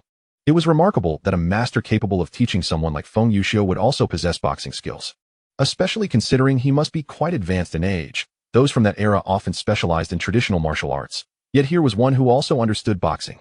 "Who do you think will win?" Qin Feng inquired, but Feng Yuxiu did not answer immediately. Instead, he observed the two fighters engaged in combat. The black-clad youth had begun to counterattack. Although the muscular man staggered under each blow, he managed to evade most of the black youth's strikes. After watching intently, Feng Yuxiu finally spoke. "This match should unfold similarly to the one between Fei Quan and Debo, though these two exhibit significantly greater skill. If the black-clad youth avoids making mistakes, he should emerge victorious." As the fight progressed over the next several minutes, the unfolding events aligned closely with Feng Yuxiu's predictions. Despite his strength, the muscular man struggled to maintain his aggressive pace, increasingly vulnerable to attacks directed at his vital points. His speed and agility had noticeably diminished since the match began. Just as he threw a straight punch toward the black-clad youth's head, the latter executed a backflip, locking his arms around the muscular man's neck mid-air. As they landed, the black-clad youth found himself behind the muscular fighter, exerting force with both hands and waist, lifting the muscular man off the ground. With a powerful thrust of his legs, the black-clad youth leaped higher than the muscular man before delivering a downward kick that struck the latter squarely on the back. The impact resounded like a heavy sack hitting the ground, leaving the muscular man sprawled on the floor. After a few futile attempts to rise, he could only lay there, gasping for breath. "What good is all that bulk? This big guy is all show and no substance. Indeed, I thought he was sure to win this time. But look at the result." Amidst the cacophony of curses from those who had wagered on the muscular man to win, it was evident that apart from Qin Feng, the majority had placed their bets on the brawny contender. As for the uninitiated, assessing victory based on physique is the most straightforward method. "Haha, Wei Jixiang, how much have we profited this time?" Unfazed by the surrounding uproar, Qin Feng paid no heed to the lamentations of the crowd. Their losses bore no consequence to him, as he had not compelled them to gamble. A bunch of incorrigible gamblers, they deserved their misfortunes. "Hee, Brother Feng, we staked a total of 200,000. And with the odds of the young man in black standing at 1 to 2, after deducting our principal, we've made a neat profit of 400,000. Haha, what are we waiting for? Let us go collect our winnings." Qin Feng's unrestrained laughter drew the ire of the disgruntled bettors, their glares directed at him and his companions laden with malice. "Haha, who would have thought that merely stepping out for a meal would yield such winnings? Money has never been so easy to earn." Aware of the hostile stares cast in his direction, Qin Feng remained undeterred, laughing even louder, more audaciously. "Damn it. You bunch of miserable gamblers, your losses have nothing to do with me. If you can't handle losing, then don't play." The more Qin Feng laughed, the more malevolent the looks from the crowd became. However, they had witnessed Bao single-handedly overpowering the red-haired man, hence they dared not approach and confront him. "Tch. A bunch of trash," Qin Feng scoffed, casting a disdainful glance at the crowd before striding towards the young man in black. "Hee, not bad, your skills are impressive," Qin Feng remarked with a grin, but the young man in black merely offered a smile in return, remaining silent. "What is your name?" Noticing the young man's reticence, Qin Feng lit a cigarette, took a puff, and continued his inquiry. Gao Gang assessed the man before him, who appeared slightly younger, clad in a red suit with gold-rimmed sunglasses, exuding an air of flamboyance. After a moment of silence, he finally replied with 2 words, "Gao Gang." "Damn, so it's you." Qin Feng felt a pang of disappointment. In truth, he had hoped to encounter Abu or Tian Yangsheng today, not that Gao Gang lacked combat prowess. But Qin Feng found his character less appealing, betrayed by a woman and left grievously wounded, ultimately losing his life. Nonetheless, since fate had brought them together, he might as well extend an invitation. Although Gao Gang was not his preferred choice, he was still a member of the Werewolf faction. Chapter 115, The Rejected Qin Feng. "Hee, Gao Gang, your skills are commendable. I hold high hopes for you. Would you care to work with me?" Qin Feng said with a smile. "Thank you for your consideration, but may I ask what line of work you are in?" Gao Gang, having endured intense training in boxing, understood that this was not a sustainable path. Yet, he had been struggling to find a more lucrative alternative to provide a better life for his girlfriend, Lily.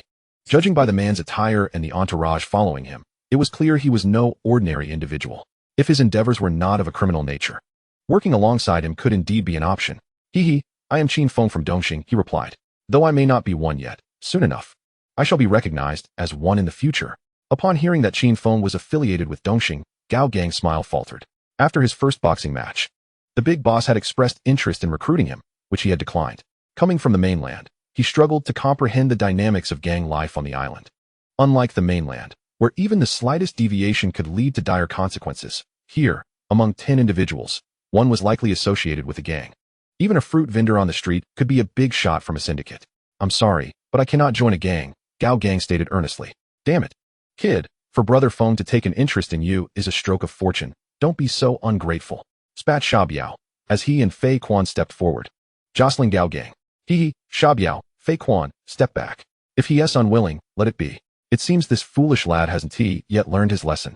If it were Abu, I wouldn't have let this slide so easily, but with Gao Gang, Qin Feng felt less urgency. After calling back Fei Quan and Xiaobiao, he retrieved a business card from his pocket and tossed it to Gao Gang. If one day you find yourself in dire straits, feel free to reach out for help, though the terms may not be as favorable by then. With that, Qin Feng chose not to engage further, returning to his seat to await Wei Jixiang. Brother Feng, are we really letting this kid off too easily? Shouldn't we? After saying this, Xiaobiao mimed a throat-cutting gesture. Qin Feng shot him a disapproving look. What was he thinking? It was a rare opportunity to encounter a character from the Werewolf, and to eliminate him would be a pity. Besides, was Qin Feng really the kind of person to act ruthlessly? Had Gao Gang chosen to ally with him today, he would have ensured he was well compensated. After all, didn't he have a passion for filmmaking? Qin Feng could easily establish a film company and cast him as the lead. However, since Gao Gang had opted not to join him, if the day came when he sought Qin Feng's assistance, it would only lead to servitude. Wasn't AG killed? Qin Feng pondered, contemplating the prospect of grooming Gao Gang to become the next AG, someone to assist him with underhanded dealings. The idea seemed promising. With a similar visage and commendable skills, a little training could turn him into a formidable enforcer. Perfect, that's the plan. Meanwhile, Gao Gang remained oblivious to the opportunity he had let slip away, unaware of the challenges that awaited him. Holding onto the business card with merely a name and phone number, he eventually tucked it away into his pocket. It wouldn't hurt to keep a fallback option. Having already offended the local boss, there was no need to antagonize the Dongxing faction as well. Damn it, why is Wei Jixiang taking so long to fetch the money? Does he think he is burning offerings at a grave? After waiting a while, without seeing Wei Jixiang return, Qin Feng stood up in annoyance and cursed. Let us go see what is taking so long. With that, he strode towards the betting area by the entrance. What is the holdup? Why is it taking you so long to get the money? Wei Jixiang was embroiled in a dispute with the betting staff when he heard Qin Feng's voice behind him. Brother Feng, they claim that there are too many bettors today, and they don't have enough cash on hand. I was told to wait a bit longer. Too many bettors. Insufficient cash? With a resounding kick, Qin Feng overturned the table in front of the staff, catching them off guard. In an instant, they were unable to evade, colliding with the toppled table and being sent sprawling. When it was time to collect, why didn't they mention there being too much money? Qin Feng placed his foot on the table, still pressing down on his subordinate, and pointed at the onlookers, reprimanding them harshly. He paid no heed to the anguished cries emanating from beneath the table. It was only after hearing the pained wails that the surrounding crowd began to react, their expressions darkening as they rushed to the cabinets by the entrance of the boxing gym to retrieve the concealed machetes and steel pipes, slowly closing in on Qin Feng and his companions. It was hardly their fault. Qin Feng had struck first with astonishing speed, leaving them no time to react. With a swift motion, Qin Feng drew 2 fully loaded handguns from behind his waist, tossing one to Wang Jianjun, and then he flung several loaded magazines in his direction. Haha, it's all good. Between us, we have over 40 bullets combined. Why not come and test my marksmanship? Let us see if I can take down 40 of you. Qin Feng bellowed with laughter at the encroaching crowd. Chapter 116, Presidential Edition. Upon witnessing Qin Feng brandishing a firearm, the onlookers instinctively took several steps back, yet none screamed or fled. This stark contrast highlighted the vast difference between the denizens of the city and those from beyond its walls. Ha, Brother Feng. Who has provoked you to the point of drawing your weapon? As the crowd grew larger, Qin Feng had resolved to break through when a peculiar voice rang out at the entrance. Despite the throngs blocking his view, he could unmistakably recognize the voice of Wang Jiao, whose laugh was simply too distinctive. Ha, Brother Jiao has arrived. Qin Feng exclaimed with a grin, tossing the gun to his companion Fei Chuan, for he had no intention of relinquishing it. Should Wang Jiao dare to turn hostile today, Qin Feng was ready to summon an AK from his space, confident that with their skills and weaponry, Wang Jiao would stand no chance against them. Brother Feng, what's the situation? Wang Jiao inquired. Ah, that would be a question for your underlings, Brother Jiao. I came to watch the boxing match, thinking it would be dull to simply spectate, so I wagered a little money, figuring if I lost, it would be a treat for you. To my surprise, I won. I sent my little brother to fetch the winnings, intending to treat you to tea later. As he spoke, Qin Feng's expression suddenly shifted to one of fury. How infuriating. Your underling had the audacity to tell me there wasn't enough cash on hand. I had only 60,000, and he claims it's not available. No, Brother Jiao. I never said there was no money, merely that there's too much cash, and we need to wait a moment, the subordinate quickly attempted to clarify. Here in the lair of the big boss, you're telling me to wait for 60,000? Do you take me for a fool? With that, Qin Feng delivered a swift kick, sending the speaking subordinate flying. By the time Wang Jiao realized what was happening and attempted to intervene, it was too late. Brother Feng, I'm delighted you're enjoying yourself in my establishment, but is it truly necessary to strike my subordinates so carelessly? It seems a bit disrespectful, Wang Jiao remarked. His demeanor now slightly strained. His subordinate had called him, informing him that someone had won a substantial amount at the boxing arena, and he had hurried back, not expecting that the winner would turn out to be Qin Feng. Haha, Brother Jiao, what are you thinking? Do you not sense the utmost respect I have for you? Qin Feng replied, retrieving a box of cigars from his jacket, premium goods he had procured last time from the Smiling Tiger, which he had kept in reserve as he was not accustomed to smoking. Look, Brother Jiao, knowing your fondness for cigars, I had a friend overseas bring these for me. My visit today was merely incidental. Primarily, I intended to present you with these cigars. More curious than about the cigars was Wang Jiao, pondering how Qin Feng had produced such a substantial box from seemingly nowhere. Did this fellow possess the legendary skill of concealment? Yet, legends did not mention pulling items from one's chest. While Wang Jiao was momentarily lost in thought, Qin Feng had already set the cigar box before him. Come, Brother Jiao. Do try this cigar. My foreign friend claims it is the current favorite of the sitting president of the White Eagle. As he spoke, Qin Feng opened the box and offered a cigar to Wang Jiao, uncertain of who the current president of the White Eagle was. Qin Feng had initially intended to refer to a queen, but realized he had never heard of a queen smoking cigars. Thus, he settled on the president, confident Wang Jiao would not know the specific brand favored by the president, and perhaps the president did indeed enjoy this particular variety. Observing the once arrogant Qin Feng now wearing a genial smile, one could hardly believe he was the same person who had just displayed such bravado. Wang Jiao found himself momentarily at a loss, yet upon glancing at the cigar offered to him, his curiosity piqued. He was unaware whether it was truly the president's choice, but the golden foil wrapping told him this was undoubtedly an expensive item. Haha, Brother Feng, you are too kind, Wang Jiao exclaimed, accepting the cigar from Qin Feng. Retrieving a cutter from the box, snipping the end, and taking a puff as a subordinate promptly offered him a light. After taking a deep drag and exhaling the smoke, he remarked, haha, no wonder the president of the White Eagle favors this cigar. It is indeed delightful. Come, brother, let us find a seat inside. With that, he grasped Qin Feng's arm, leading him toward a private area. Hee, I'm glad you like it. But what about the situation here? Qin Feng followed Wang Jiao's lead, but gestured toward the subordinate he had just kicked aside, who was still struggling to rise. Haha, that is entirely his own fault for being inept. It has nothing to do with you, brother. Let us not concern ourselves with him. We shall proceed inside. With that, Wang Jiao pulled Qin Feng further along, already aware of the latter's exploits within the territory of the notorious King Bao. This visit, accompanied by a gift, underscored that Qin Feng's earlier suggestion to align with him was no jest. The big boss often proclaimed that everything belonged to him. Therefore, any winnings Qin Feng acquired were his, and any damages inflicted were likewise his concern, leaving Wang Jiao with no claim to the matter. Chapter 117, Conspiracy of the Big Boss. Upon entering the office, Wang Jiao enthusiastically gestured toward the sofa, saying, haha, Brother Feng, please take a seat. What had suddenly transformed this scoundrel into such a warm host? Something felt amiss. Had he decided to ally with me? Or was he harboring ill intentions? Planning to eliminate me here? Logically, that should not be the case. After all, I had defeated him with a single punch last time, which should instill some caution in him. Given his suspicious nature, he should not undertake such a risky venture, should he? Haha, brother. Did you come here with a particular purpose today? If there is anything I can assist you with, please do not hesitate to ask. Especially if it pertains to the West District. There is virtually nothing I cannot accomplish. Surely, this cannot be the infamous Wang Jiao in disguise? Even the enthusiastic Qin Feng felt somewhat embarrassed. Given Wang Jiao's fervor and the absence of the big boss, Qin Feng made a decision. Initially, he had intended for this visit to merely expose his younger brother to the world. He planned to gradually recruit Wang Jiao once the smuggling business commenced. But Wang Jiao's current enthusiasm made it feel almost wasteful not to seize the opportunity. Ahem, I actually came here seeking your assistance, Brother Jiao. I wonder if you recall our agreement from our time at the nightclub? After speaking this line, Qin Feng fell silent, awaiting Wang Jio's response. Before his traversal, Qin Feng had encountered a saying online: a business that is pursued too eagerly is seldom a good one. Having laid his cards on the table, it was only reasonable for Wang Jio to provide a definitive answer if he truly wished to collaborate. Indeed, as Qin Feng finished speaking, Wang Jio fell silent. Although he had resolved to follow Qin Feng, the fear of the big boss lingered within him. Wang Jio was acutely aware of the big boss's formidable skills and ruthless nature. He had risked his life for him. If he were to directly inform the big boss of his intention to align with Qin Feng, it was certain he would not be spared.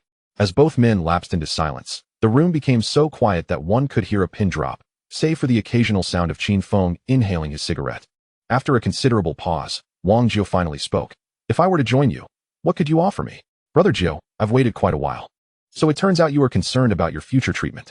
Upon hearing Wang Jio's concern regarding his prospects, Qin Feng burst into laughter. This was his forte.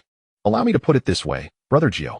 I want to inquire about your current monthly earnings. Instead, you may provide me with a figure, and I shall triple it for you. Furthermore, I assure you that this tripling is merely the baseline. Should you choose to assist me, it could even be multiplied by 30. Such a prospect is not out of reach.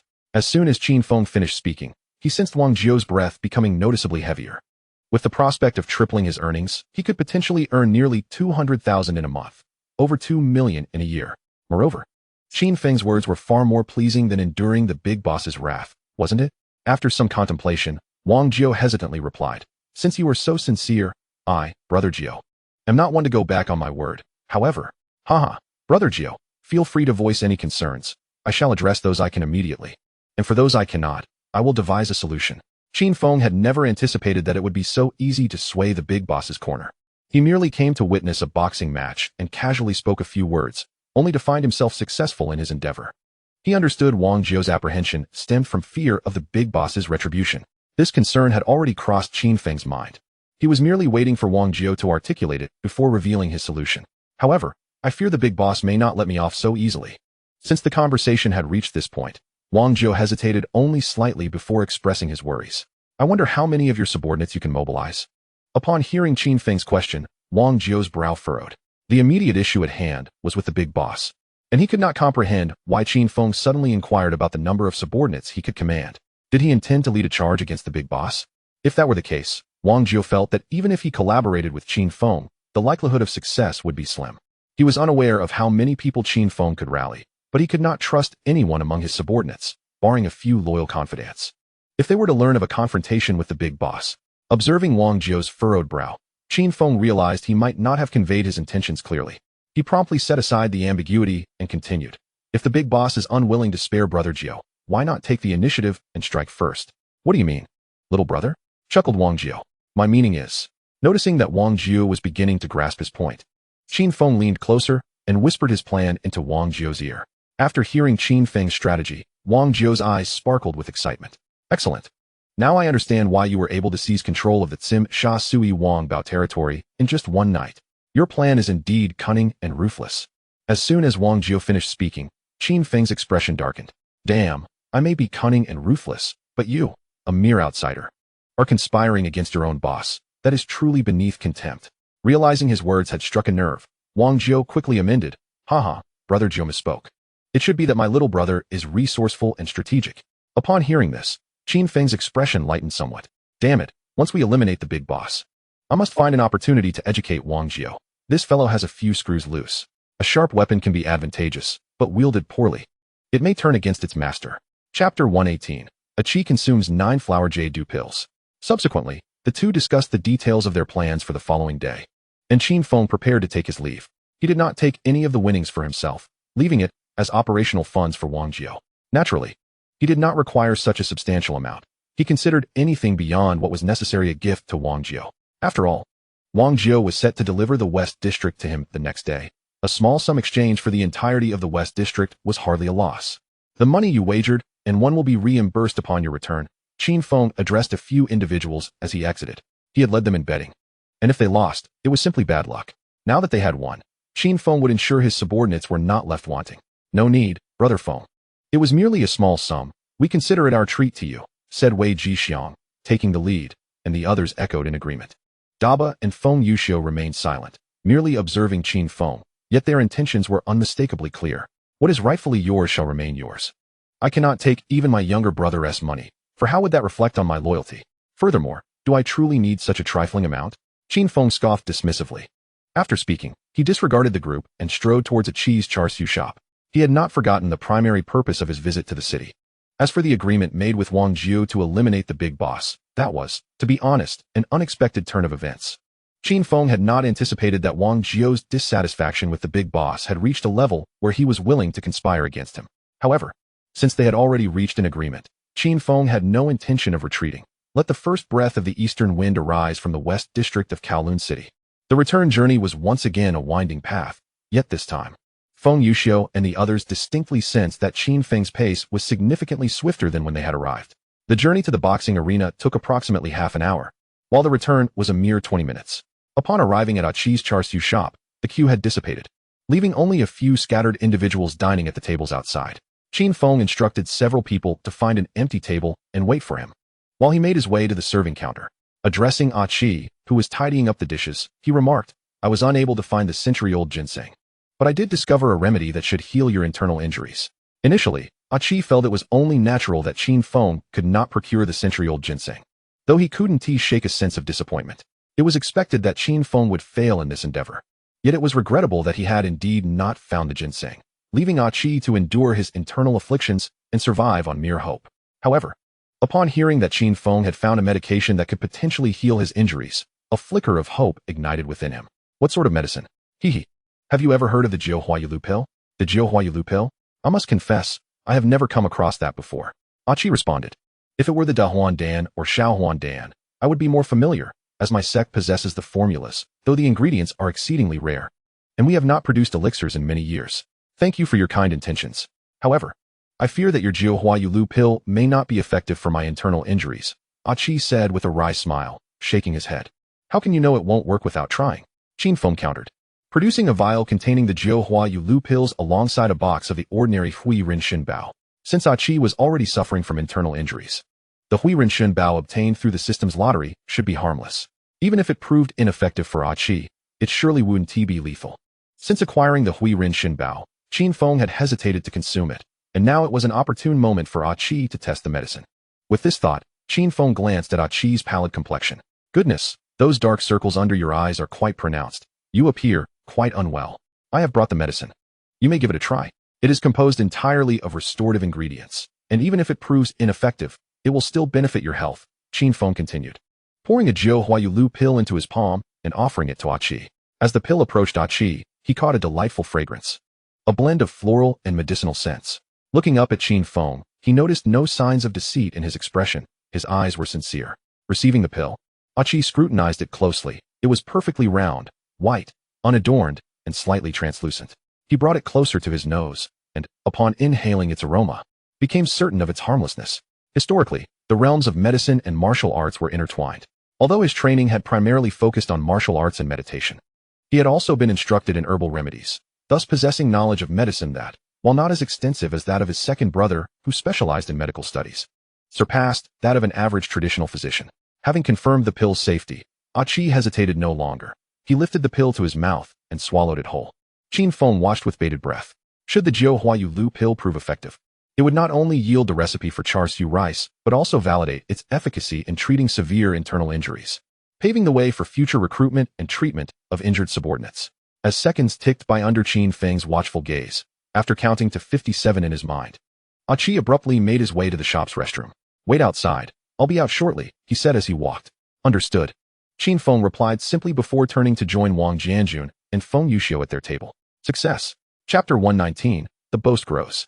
At the moment Qin Feng reached 57 seconds, Qi felt a sudden surge of warmth coursing through his body. He recognized it as the effect of Qin Feng's Jiuhuayulu pill. Eager not to squander the pill's potency, he briefly acknowledged Qin Feng before swiftly retreating to the back of the char siu shop to meditate and harness the medicinal energy for healing. Upon entering the restroom, Qi promptly locked the door, then settled cross-legged onto the single bed where he usually rested, activating his qi cultivation technique. During the pursuit of Wang Jiu, Qi had sustained injuries to his internal organs and meridians that had never properly healed, resulting in his inability to utilize even a tenth of his full qi capacity. However, He could distinctly feel that the warmth flowing through him was gradually mending the damaged meridians and internal organs at a slow, yet steady pace. Recognizing this improvement signified the efficacy of the Jiu Hua Yu Lu pill, Qi wasted no time in channeling all the available internal energy towards the warmth. Upon encountering his qi, the warmth became significantly more vibrant, and the two distinct energies swiftly merged. Following the principles of his cultivation method, he directed his internal energy to flow rapidly between the injured meridians and organs, accompanied by the warm current. Effective, Qi rejoiced inwardly. He sensed that the integration of the warm current and his internal energy had markedly accelerated the healing process, and the amount of qi he could harness was gradually increasing. Thus, he immediately infused the additional internal energy into the warm current, further enhancing its flow. Time passed incrementally as Qi immersed himself in the elation of his healing. Yet, just as he was lost in this bliss, the warm current began to wane. Reluctantly, Qi rose to his feet, testing his energy. Indeed, he had made considerable progress. Previously, he could manage only a tenth of his qi, but now, at full capacity, he could harness approximately 40% of his strength. Old Wang, gather some skilled marksmen and agile brothers to the nightclub tomorrow morning, Qin Feng instructed, tapping his fingers on the table as he spoke to Wang Jianjun. Is the boss embarking on something significant? Yes. Inform them that each brother who comes will initially receive 50,000 yuan, for those who perish. Another 50,000 will be delivered to their families. Medical expenses for the injured will be fully covered, and for those left incapacitated, each will receive 20,000. Once they recover, I will ensure they are arranged for work, guaranteeing they will never want for sustenance in the latter half of their lives. Boss, this is indeed a grand undertaking. However, with such substantial compensation, the brothers will undoubtedly be willing to participate. Rest assured, my brothers are forged from the battlefield. They excel in marksmanship and prowess. I certainly believe they are the best. However, this time, I don't intend for your entire crew to mobilize. Select only 10 of the strongest individuals. After all, we must leave opportunities for others. Boss, you could entrust the entire operation to us. I assure you it will be executed flawlessly. Upon hearing that only 10 individuals were needed, Wang Jianjun felt a wave of confusion, while his subordinates were loyal to him. They were all out for profit, and deciding who would go and who would stay could undoubtedly strain their camaraderie. 10 individuals will suffice. You may convey to the brothers who are not selected that there will be ample opportunities to earn in the future, and encourage them not to let their skills diminish, as they will be prioritized next time. After finishing his words, Qin Feng gently patted Wang Jianjun on the shoulder.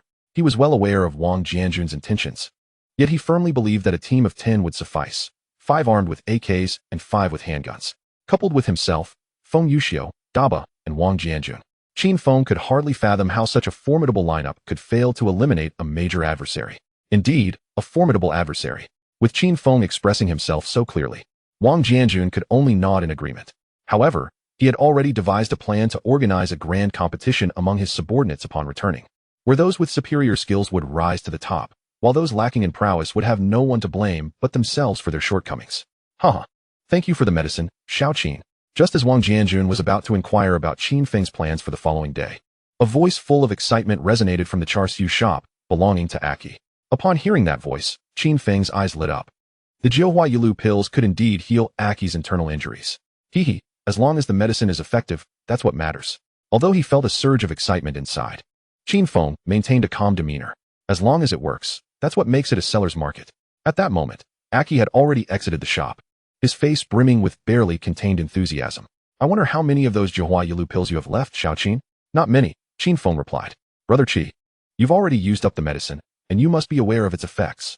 The Jiuhua Yilu pills require 9 rare flowers, combined with dozens of precious herbs, and must be infused with dew collected over 20 solar terms to concoct. Each batch yields a maximum of 9 pills, and success is not guaranteed. With a hint of melancholy, Qin Feng added, the most unfortunate part is that the old physician capable of crafting Jiuhua Yilu pills passed away last year. I just happened to save his son's life, and in gratitude, he presented me with the last few pills. Otherwise, how could I have procured such an exceptional medicine? Qin Feng's approach was to emphasize scarcity to maximize his advantage. After all, the Jiuhua Yilu pills were extracted from the system, and he was uncertain if he would ever obtain them again, rendering them truly limited edition. As for the method of crafting them, he had no knowledge. He could make it sound as mystical as he wished. If not for the fear of over-exaggeration, Qin Feng might have claimed that on the day the pills were completed, a heavenly sensation would occur, and amidst thunderous tribulations, only 1/3 of the 9 pills would successfully endure. After hearing Qin Feng's words, Aki seemed at a loss for how to respond. He had already calculated after using his internal energy that to fully recover from his injuries, he would need at least 2 Jihua Yilu pills. If it were just for himself, it would be manageable. But Wang Jiu had wounded their master when he fled from the sect. After all these years, he had no idea of his master's current condition. Thus, he contemplated asking Qin Feng for more pills if he had a surplus. However, upon hearing Qin Feng describe the Jihua Yilu pills as so precious, he felt uncertain about how to approach the matter. Meanwhile, Qin Feng fixed his gaze on Aki, awaiting his request. Once Aki spoke, he would be able to negotiate his benefits. The recipe for char siu was merely a side note. Aki's internal energy and Wang Jiu's iron cloth shirt were his true objectives. Whether Aki could perform the iron cloth shirt was not a consideration for Qin Feng. If Aki couldn't, Wang Jiu certainly could. He intended to first acquire the training method for the iron cloth shirt from Aki, and subsequently request it from Wang Jiu. Even if Aki were not proficient, it would not matter. Having trained together since childhood, they would undoubtedly know how Wang Jiu practiced. If Wang Jiu dared to deceive him with a flawed iron cloth shirt, Aki would certainly discern the truth. However, after waiting for a considerable time, Aki's lips moved several times, yet he remained silent. Damn, could it be that I've overestimated my appeal? Chapter 120. Bestowing Aki with Huiran kidney treasure. Observing Aki's hesitant demeanor, Qin Feng felt compelled to break the silence. In business, there's no shame. Hee. Although the Jihua Yilu pills are challenging to produce and are now considered a rare find. He paused briefly before continuing. If they would benefit you, Brother Qi, I can part with 4 pills for you. It was impossible to give all the pills to Aki, having confirmed the efficacy of the Jihua Yilu pills in treating internal injuries. Qin Feng had to reserve a few for his own people. After all, should Feng Yuxiu, Daba, Wang Jianjun, or his 2 companions sustain injuries, these pills might just save their lives. Upon hearing Qin Feng's offer, Aki felt a bit embarrassed. After all, he had initially proposed a century-old ginseng to exchange for the char siu recipe, intending to convey that he did not wish to sell the recipe for an exorbitant price. Now, although Qin Feng had not produced the century-old ginseng, he had offered something even more precious, the Jihua Yilu pills. This left Aki at a loss for words.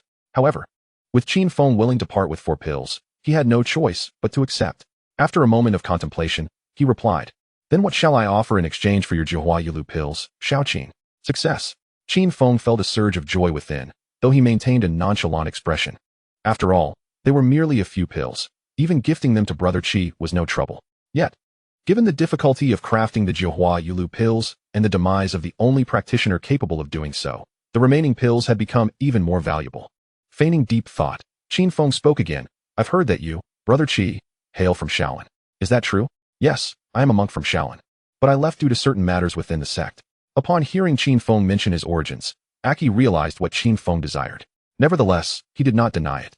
Since Qin Feng had investigated his background enough to know his sect, denying it would be futile. It was better to acknowledge it and see how Qin Feng would proceed. I'm sure you can tell that I am not lacking in wealth. Aki had already discerned this when Qin Feng first visited for char siu. His tailored suit and the gold-rimmed sunglasses he wore spoke volumes of his affluence. Seeing Aki nod, Qin Feng continued, "Since childhood, I have been particularly fascinated by legendary martial arts, leading me to seek out renowned masters and learn various combat techniques. However, my greatest interest lies in internal energy and the legendary iron cloth shirt. Yet, despite my efforts, I have been unable to find a master to teach me." Having laid his cards on the table, Qin Feng paused, awaiting Aki's response. In his heart, he was already quite confident that Aki would agree, especially since Aki had endured his internal injuries for over a decade. Faced with a chance for healing, he could hardly let it slip away. Though Qin Feng was uncertain whether Aki possessed the iron cloth shirt. As expected, Aki pondered for less than 2 minutes before nodding. "All right. I can teach you internal energy and the iron cloth shirt, but you must promise not to pass it on to others." "Haha, certainly. I assure you that I will not disclose it to anyone." The issue of disclosure could be addressed after he acquired the techniques. Once he had them, the decision of whether to share would ultimately be his. At most, he could pass it on to someone else later, instructing them not to come to the city enclave. Qi was unaware, so it could be considered as if it had never been disseminated. From his pocket, Qin Feng retrieved a vial containing the 9-flower jade dew pills and poured out 4 for Qi before putting the vial away. He then presented the Huiran kidney treasure that he had taken out earlier to Qi. This medicine, crafted by a master who specializes in the 9-flower jade dew pills, is beneficial for invigorating qi and nourishing blood, as well as reinforcing the foundation and cultivating essence. When taken alongside the 9-flower jade dew pills, its efficacy would be enhanced. Naturally, the inscription on the Huiran kidney treasure and the usage instructions had been discreetly removed by Qin Feng, leaving only the vial in front of Qi. Once Qi accepted the Huiran kidney treasure, Qin Feng continued, take 3 pills at a time, 3 times a day. As for the effects, Brother Qi, you will know once you have tried them. Qi opened the vial in his hand, poured out a few pills to examine, and inhaled their strong traditional medicinal scent. The vial bore no markings, but based on the potent aroma, Qi was able to ascertain that these pills were indeed a form of tonic, although the specific benefits remained unclear for the moment. However, bolstered by the recent effects of the 9-flower jade dew pills, Qi felt a considerable trust in Qin Feng. Thus, he did not doubt the claim that combining the two would yield superior healing benefits. He resolved that, should the medicine prove effective, he would reserve half for his master, thus aiding in his master's recovery as well. Haha, then I thank you, little Qin. Qi said with a smile after securing the 9-flower jade dew pills and the tonic. No need to thank me, it's only right, Qin Feng replied. If Qin Feng had known that Qi planned to take the Huiran kidney treasure back for his master, he might have smiled even wider. Who was Qi's master? The abbot of Shaolin. If he were to discover that Qi was giving him a tonic for vitality, he might very well consider striking Qi down on the spot. Chapter 121, The Formula in Hand. Following a few more polite exchanges, Qi was ready to share the recipe for the barbecued pork rice, as well as the methods for practicing Qigong and the iron cloth shirt, with Qin Feng. However, Qin Feng only requested the recipe for the barbecued pork rice. As for the Qigong and iron cloth shirt techniques, he intended to learn them directly from Qi after dealing with the big boss, preferring hands-on instruction over practicing from a manual. Qin Feng had already made arrangements with Wang Jiao to set a trap to eliminate the big boss the following day. The plan was quite straightforward. Wang Jiao instructed his underlings to take all loyal to the big boss to play at Bolin Street, and then, under the pretense of Qin Feng, to summon the big boss to the boxing gym for a business discussion. At that point, Wang Jiao would deal with the big boss's remaining henchmen while Qin Feng would handle the big boss himself.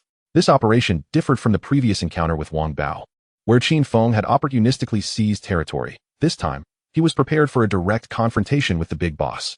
Of course, precautions were still necessary. Wang Jianjun's men served as Qin Feng's backup plan. Should the confrontation prove too challenging, he intended to resort to firearms to take down the big boss, as he could hardly believe that even the most skilled martial artist could withstand a hail of bullets. By the time Qin Feng exited the Kowloon city enclave, it was already 1 in the morning. He instructed Wei Jixiang to drive him to the Blue Sky nightclub. Wei Jixiang, take this 300,000 and distribute it. This is your winnings from tonight, he stated while seated in the nightclub's office, pointing at the money before him. Yes, Brother Feng. Initially, Wei Jixiang intended to decline, but recalling Qin Feng's words in the enclave, he refrained from saying more. He promptly approached Qin Feng, counted out 300,000 from the pile of cash on the table, and packed it into a bag to distribute later. Jianjun, you take 70,000 back. 20,000 is yours, and the remainder is to be allocated as I previously instructed. Yes, boss. Once Wang Jianjun had secured the money, only 20 stacks remained on the table. Qin Feng pointed at the remaining funds and said, Fei Chuan, Shabiao, there are 20,000 here. Each of you take 10,000. Tomorrow, bring 50 henchmen to wait for us outside the enclave. Once we have entered, you will wait for 2 hours before heading to the boxing venue where we will regroup. Both Shabiao and Fei Chuan had initially believed they were sidelined and felt a bit dejected, as those who mingled in the underworld knew that inactivity hindered their rise. However, upon being called to action by Qin Feng, they were immediately filled with excitement. Yes, Brother Feng, rest assured, we will handle this well. The two responded eagerly. All right, you may go and make arrangements. Come back tomorrow. After everyone had left, Qin Feng retrieved 1 million from his storage space. He intended to conduct 10 consecutive draws. Having not seen the movie and being uncertain about the big boss's true strength, he planned to see if he could draw several formidable skills to bolster his power before the impending battle. However, just as he was about to silently invoke the lottery after paying his respects to Yi, he was interrupted by a series of knocks at the door. Damn, why is that bastard knocking at this hour? Grumbled Qin Feng as he opened the door to find Debao standing there with a silly grin, holding 2 stacks of Hong Kong dollars. Didn't I tell you to go back and come tomorrow? Qin Feng said with irritation. Hee, big brother. This is the 20,000 you staked for me in the enclave. After distributing the money, I brought it back. Upon hearing Debao's words, Qin Feng recalled that he had staked 20,000 for Debao during the betting, having promised to return the principal once he won. You can keep this money. There's no need to give it back to me. Consider it in advance for your settling-in fee, as we have business to attend to tomorrow. Qin Feng casually remarked as he looked at the money Debao presented. He had already devised a plan for the upcoming confrontation with the big boss. He would take the front line, Debao would act as the tank. Feng Yuxiu would be the assassin, and Wang Jianjun would serve as the artillery. As for the 10 men under Wang Jianjun, they could be considered mages. He aimed to overpower the big boss, akin to slaying a mighty dragon. After sending DeBeo away, Qin Feng returned to his chair and repeated the procedure. Once again, he silently invoked the lottery. As the lights on the spinning wheel flashed, a series of reward names appeared before his eyes. Upon seeing the items he had drawn, Qin Feng was nearly overwhelmed with excitement, almost kicking over his desk. Of course, it was not because the items were subpar, but rather because they were exceedingly impressive, filling him with exhilaration. Haha, thank you for your patronage, Air Yi. May Air Yi's legacy endure through the ages, uniting the martial world. 40 M67 grenades, 3 AKs, with 1,500 rounds of ammunition. Double the proficiency in intermediate knife techniques. Martial skill, Thunderpalm. 1 bottle of fast-acting heart-saving pills, concentrated version. Aside from the fast-acting heart-saving pills, the utility of the rest remained unclear. Nonetheless, whether it was the AK or the grenades, these were all excellent items, especially the grenades, which he planned to distribute 1 to each of Wang Jianjun's men. Initially, he had intended to give each of them 3 grenades. However, considering the dilapidated state of the buildings in the enclave, he decided to limit the allocation.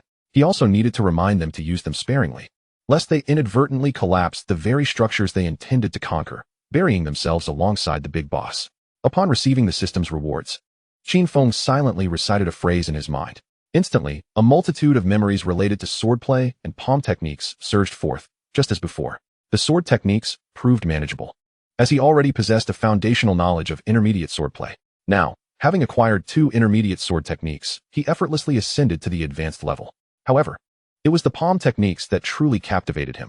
This was the first time Qin Feng had drawn a specific martial art from a lottery. According to the memories he received, the Thunder Palm is characterized by its rapid execution and formidable power, necessitating profound internal energy and exquisite palm technique skills from its practitioner. To his dismay, it appeared that the Thunder Palm could only unleash its full potential when harmonized with internal energy. The various forms, footwork, and application techniques of the Thunder Palm had become second nature to Qin Feng after absorbing the memories, to the extent that he could employ them without further practice. Yet, he lacked internal energy. Moreover, the memories did not contain any methods for cultivating internal energy. The more Qin Feng pondered, the more frustrated he became, leading him to momentarily lose control. With a resounding crack, the solid wooden desk before him splintered into 2 pieces.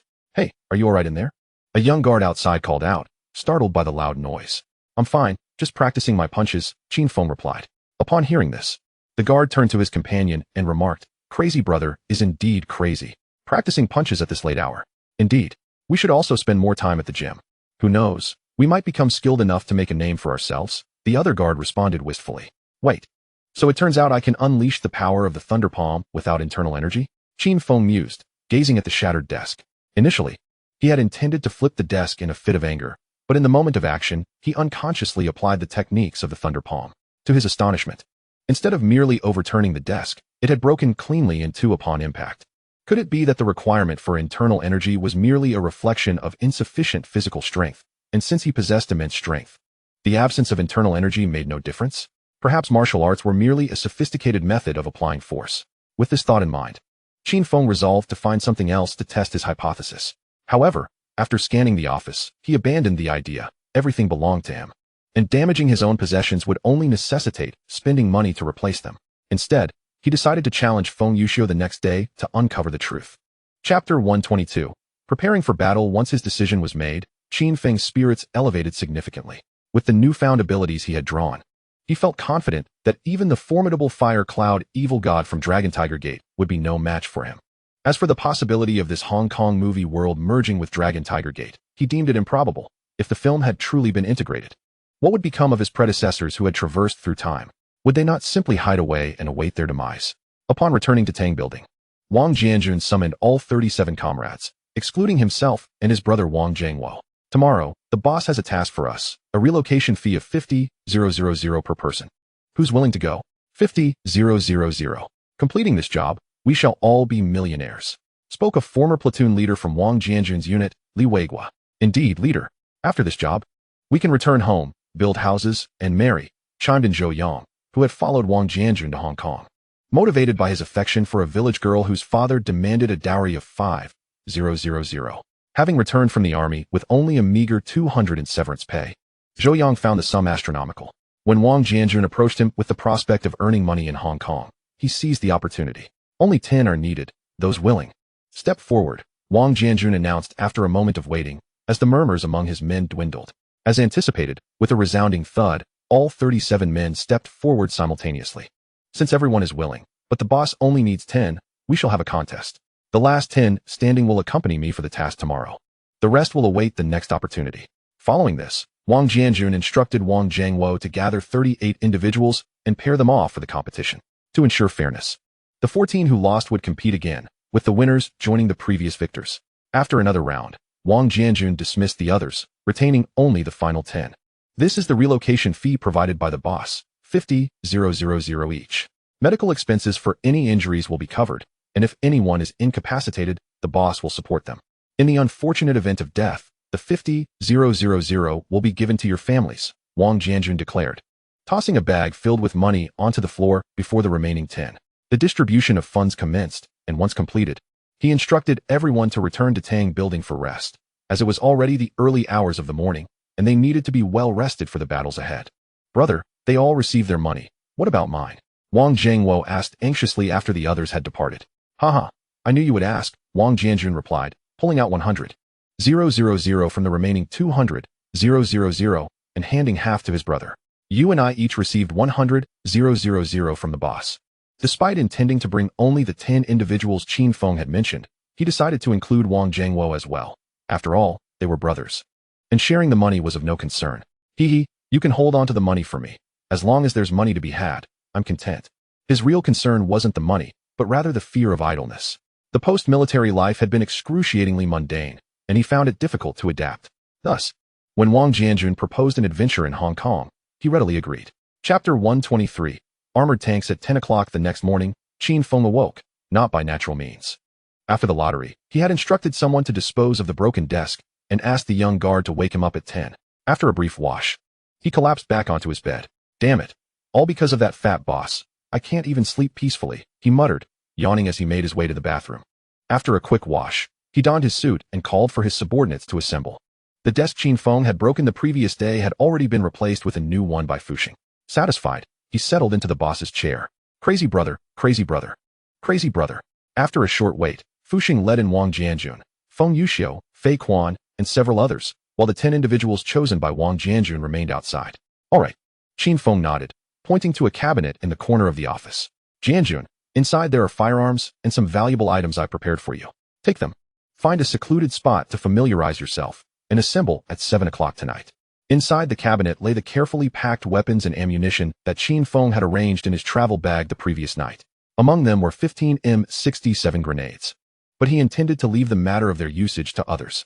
Wang Jianjun and his comrades, being seasoned veterans from the battlefield, certainly knew who was to wield what. Yes, boss, Wang Jianjun replied, approaching the cabinet Qin Feng had indicated. He bent down to open it, and, upon drawing out 2 large travel bags, his eyes gleamed with excitement at the sight within. 6 gleaming AK rifles, 6 large black stars, and a multitude of ammunition. However, his eyes sparkled even brighter when he spotted the M67 grenades. He was quite familiar with them. An American product, these standard fragmentation grenades were designed in a spherical shape, capable of inflicting widespread casualties on personnel and effectively dismantling lightly armored targets with tremendous power. His gaze swept across the contents, noting only 15 grenades. Crazy brother. Can we procure a few more of these M67s? If we had 50 of these grenades, we could take down anyone on the opposing side. After securing the zipper of the bags, he stood up and inquired. What are you thinking? We are heading to Kowloon walled city. The buildings there are all dilapidated. We should avoid using those 15 grenades unless absolutely necessary. We wouldn't want to inadvertently bury ourselves instead of taking out the big boss. Got it, crazy brother. After absorbing Qin Feng's explanation and reflecting on the ramshackle structures of Kowloon walled city, along with the chaotic tangle of wires and pipes within, it indeed seemed a plausible concern. Once Wang Jianjun exited with the 2 travel bags, Qin Feng continued, Have you arranged for all of your men, Shabi? Yes. It's all set, crazy brother. We are just waiting for your signal to commence operations, Fei Quan replied eagerly. Upon returning home last night, he had instructed his subordinates to gather their forces, and they had been waiting at the nightclub since early morning for Qin Feng to awaken, eager to make a name for themselves. If they could establish their reputation during this conflict, Crazy Brother would become the first underworld leader to penetrate the walled city. And Fei Quan would undoubtedly bask in the acclaim across Hong Kong Island. Fine, we shall act tonight. Take this money, ensure they are well fed and entertained, and assemble at the city gate by 7, Qin Feng declared, retrieving several stacks of cash from beneath the desk and tossing them onto the newly replaced office table. "Thank you, crazy brother," they chorused. Qin Feng initially intended to enter with Dabao, Wang Jianjun, Feng Yuxiu, and 10 of Wang Jianjun's men, hoping to catch the big boss off guard. If they could eliminate the big boss, Fei Quan and Shabi would then be able to step in and seize control of the territory. However, the lottery from the previous night had instilled in Qin Feng a newfound confidence. "I am already strong enough. I can simply lead my men straight in without any need for such caution." After Fei Quan and Shabi departed, only Fu Sheng, Dabao, and Feng Yuxiu remained in the office. "Fu Sheng, do you know where I might find a place that forges iron?" Qin Feng inquired. After contemplating Qin Feng's question, Fu Sheng replied, "Currently, there are no places for forging iron, but you are likely looking for a shop that sells machetes, aren't you?" "Not quite. I am seeking someone who can craft armor for Dabao. Do you know where that can be done?" Upon hearing this, Fu Sheng understood. After a moment of thought, he recalled a place that might suffice. There is a hardware store in Yuanlong that has iron sheets. They should be able to process them. "But, crazy brother, what kind of armor are you looking to create? If it's too complex, they might not be able to finish it in a short time." "Haha. As long as they can make it, that is all that matters. I'll sketch a design for you. Take the bow over and see if they can do it." The armor Qin Feng envisioned was quite simple. 2 iron plates for shoulder guards, with front and back plates for a chest and back armor, and 2 wrist guards. Unfortunately, time was limited. Otherwise, a helmet would complete Dabao's transformation into a true armored tank. Chapter 124. Bringing Feng Yuxiu to slaughter chickens. With that, Qin Feng seized paper and pen from the desk and began to draw with swift strokes. Although it sounded complicated, the actual drawing took only a few moments. And soon Qin Feng had completed his sketch. "Look here, this represents the shoulder guards. We just need to punch a few holes in them and string them together with iron wire," Qin Feng explained, indicating the oval shapes on either side. "This is where Dabao's head will emerge." Once Fu Sheng grasped his meaning, Qin Feng pointed to a somewhat irregular circular shape in the center. He proceeded to elaborate on how the chest and back armor should be constructed, as well as the design for the wrist guards. To the untrained eye, Qin Feng's sketch may not have appeared to depict armor, but his eloquent descriptions made it seem quite impressive. Ultimately, Fu Sheng failed to fully comprehend the connection between Qin Feng's spoken words and his drawing, leaving in a haze of confusion as he escorted Dabao out. After Fu Sheng's departure, only Feng Yuxiu and Qin Feng remained in the office. "How is Xiao Shui doing in the hospital?" Qin Feng asked, knowing that if he didn't initiate conversation, Feng Yuxiu could remain silent all day. "Thank you for your concern, boss. With the medical fees you provided, Xiao Shui is doing quite well in the hospital." The room fell silent once more. After a brief pause, Qin Feng found the quiet unbearable. "There is a significant event tonight. Come, I'll take you to unwind." Without waiting for Feng Yuxiu's response, Qin Feng strode toward the exit. Observing Qin Feng's departure, Feng Yuxiu remained silent but quietly followed. Upon exiting the nightclub, Qin Feng took a side path and soon arrived at the entrance of a sauna. Glancing at the red banner hanging above the door and the beautiful women in cheongsams flanking the entrance, Qin Feng nodded in satisfaction. "Old Li is quite efficient. He has done well," Qin Feng remarked, directing his attention to the ladies welcoming guests. Having recently arrived on Hong Kong Island, Feng Yuxiu, who had been preoccupied with his wife's illness, had never encountered such sights. His face flushed slightly as he followed Qin Feng's gaze, though his dark complexion concealed it from Qin Feng's notice. "Boss, what are we doing here? What else could we be doing here?" "Naturally, we are here to relax." With that, Qin Feng threw an arm around Feng Yuxiu's shoulder and led him into the sauna. "Old Li, the old man's massage technique was excellent last time. Let us have him come again today. Also, arrange for a couple of spicy ladies to join us. You know what I mean by spicy, right? The ones with alluring curves." To ensure Old Li understood his request, Qin Feng gestured with his hands, mimicking a gourd shape. "Hee, understood. Don't worry, crazy brother. I will arrange for the hottest ones," Old Li replied, flashing Qin Feng a reassuring look that conveyed, "You can trust me." Yet, despite this reassurance, Qin Feng still felt a twinge of unease. However, upon witnessing the unmistakable expression of certainty on Li Kuan-Yu's face, Qin Feng resolved to extend yet another opportunity to him. Should the outcome mirror the previous encounter, Qin Feng surmised that his remaining worth would solely lie in contributing to land reclamation efforts. This time, Li Kuan-Yu ushered Qin Feng into another private room, one of the most opulent chambers within the sauna. The moment Qin Feng stepped inside, he reclined comfortably on the massage table, while Feng Yuxiu, on the other hand, remained somewhat tense, standing awkwardly to the side. "Come on, don't just stand there foolishly. Come over and sit," Qin Feng beckoned, pointing to an adjacent massage table. "Boss, I think I'll pass. You just relax. I'll stay here to protect you," Feng Yuxiu replied. "Haha, this is our territory. What danger could possibly lurk here? Besides, you're no match for me. Do I really need your protection?" Qin Feng retorted, rising without heeding Feng Yuxiu's refusal, and effortlessly pulled him over.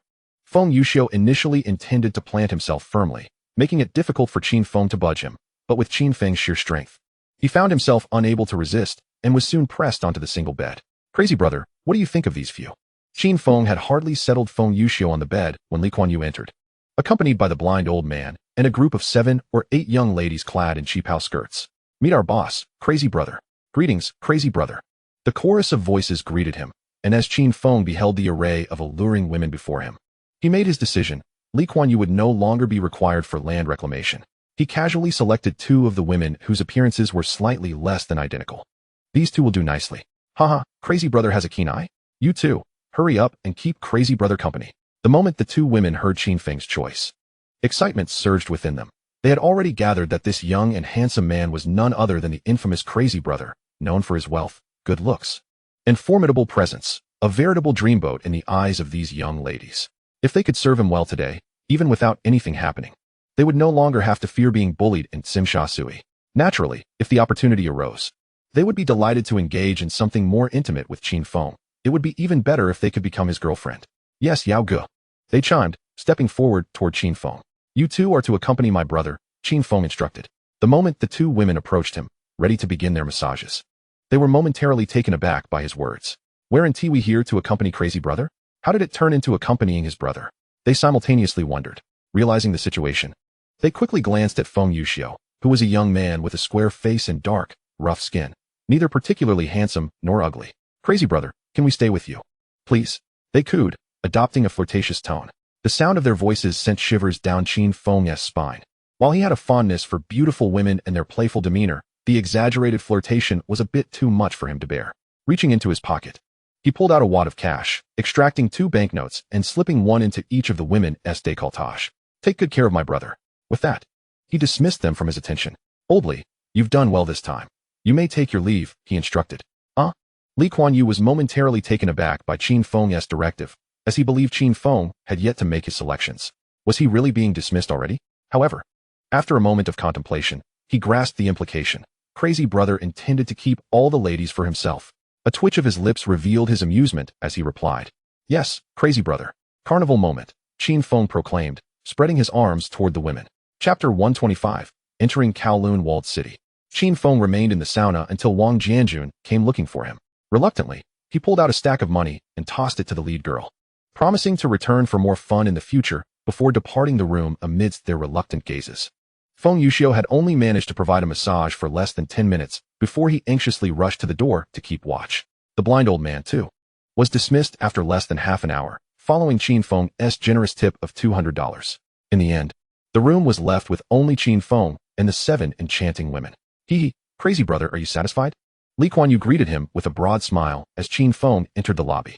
Maintaining a composed demeanor, Qin Feng, with a cigarette dangling from his lips, replied in a sage-like tone, it was satisfactory, though there are still some deficiencies in the area of etiquette.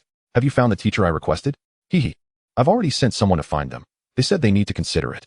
Well, if they are indecisive, have Fuxing extend an invitation, Qin Feng advised, pausing momentarily to pat Li Kuan Yu on the shoulder. Work diligently. I have faith in you. Xiao Feng, Dabao, Jianjun, let us go.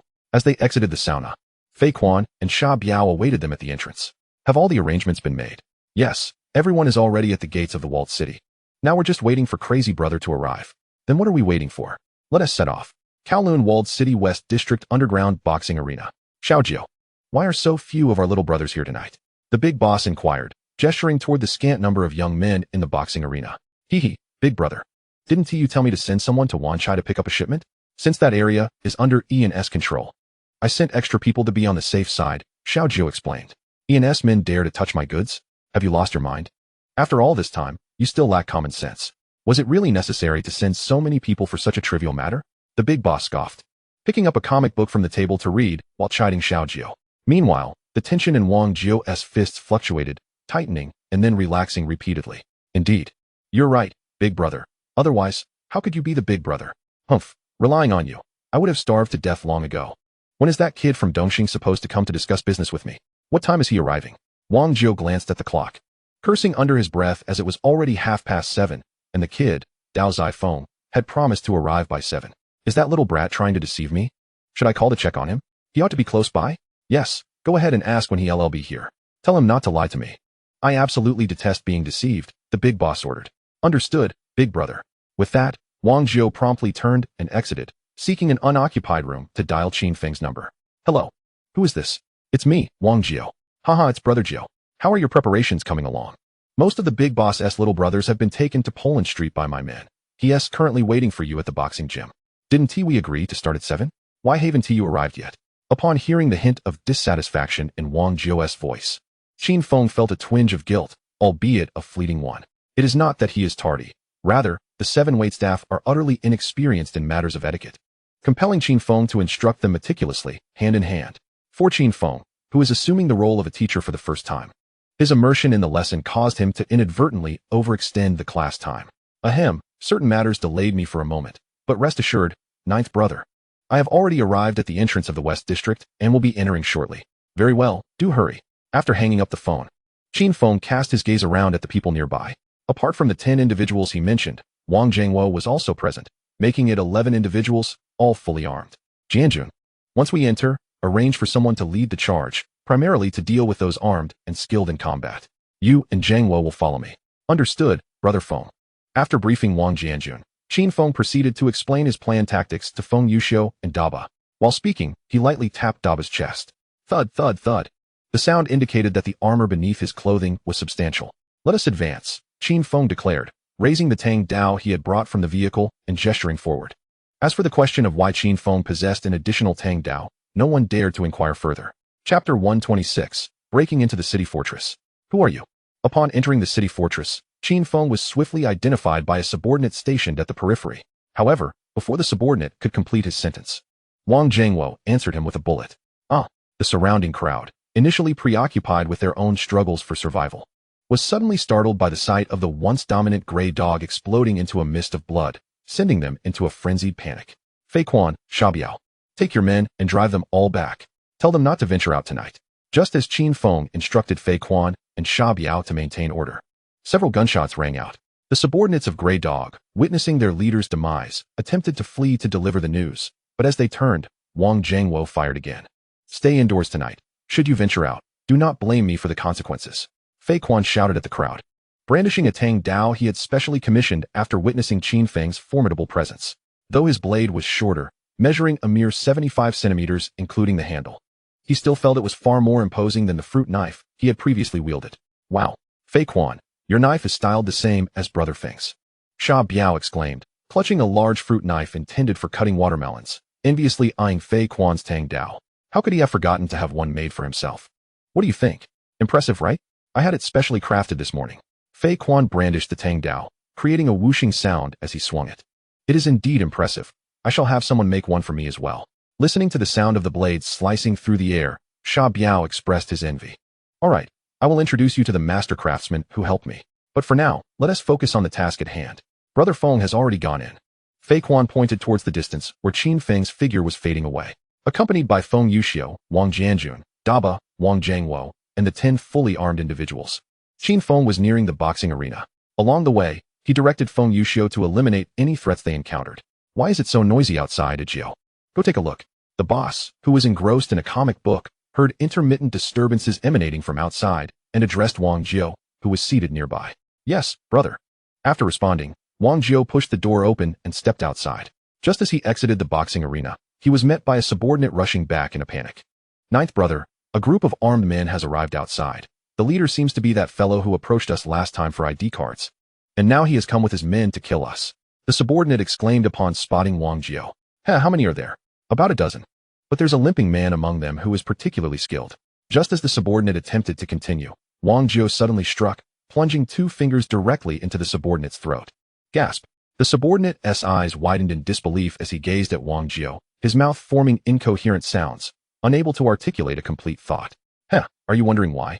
Because you deserve to die, and so does the boss. Every one of you who disobeys me must perish. With that, Wang Jiao gently shoved forward, causing the subordinate's body to collapse backward. Clap, clap, clap. At that moment, applause erupted from a short distance away. Ha ha ha, ninth brother is indeed formidable. Your decisiveness is commendable.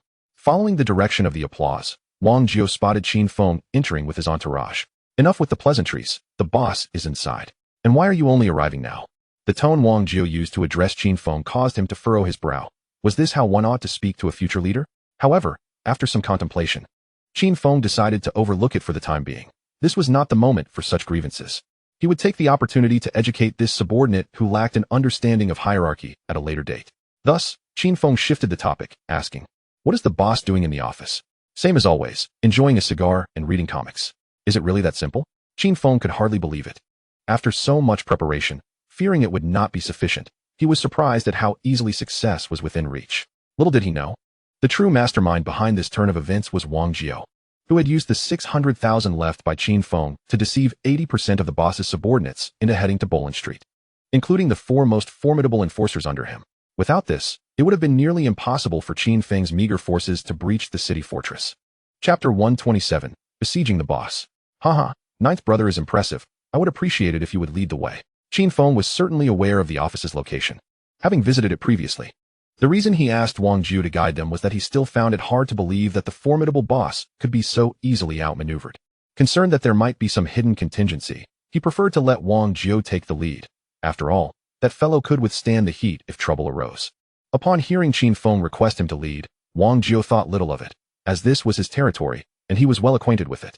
Consequently, he confidently strode ahead towards the office. However, just as Wang Jio reached the door and placed his hand on the doorknob, a sudden bang resounded as a steel pipe shot through the door, striking him in the chest. "Damn it, retreat." Qin Feng kicked Dabo aside and swiftly moved to the side. Fortunately, it was Wang Jio who was in the front. Had it been him, despite wearing a stab-proof shirt, it would have been quite painful. As for why he didn't catch Wang Jio, he was quite displeased with the tone that the fellow had used earlier. Jianjun commanded his men to advance. Upon receiving the order, Wang Jianjun waved his hand, and 5 individuals armed with AKs immediately stepped forward, unleashing a barrage of gunfire at the wooden door, which already bore a gaping hole. The rapid gunfire echoed, causing wood splinters to scatter in all directions. "Enough, cease fire," Qin Feng instructed. Peering through the substantial opening in the door, he discovered that the big boss was nowhere to be found behind it. All he could see were a toppled sofa and coffee table. "Damn it, he is still alive." "Jianjun, toss a grenade." Qin Feng pointed towards the area behind the sofa. Heeding Qin Feng's command, Wang Jianjun swiftly retrieved an M67 grenade from his belt, pulled the pin, and hurled it into the office. With a deafening bang. Just as the grenade was airborne, an ashtray flew from behind the sofa, striking the grenade mid-air, causing it to ricochet back. "Take cover," Wang Jianjun shouted as he dove to the side upon witnessing the grenade rebound.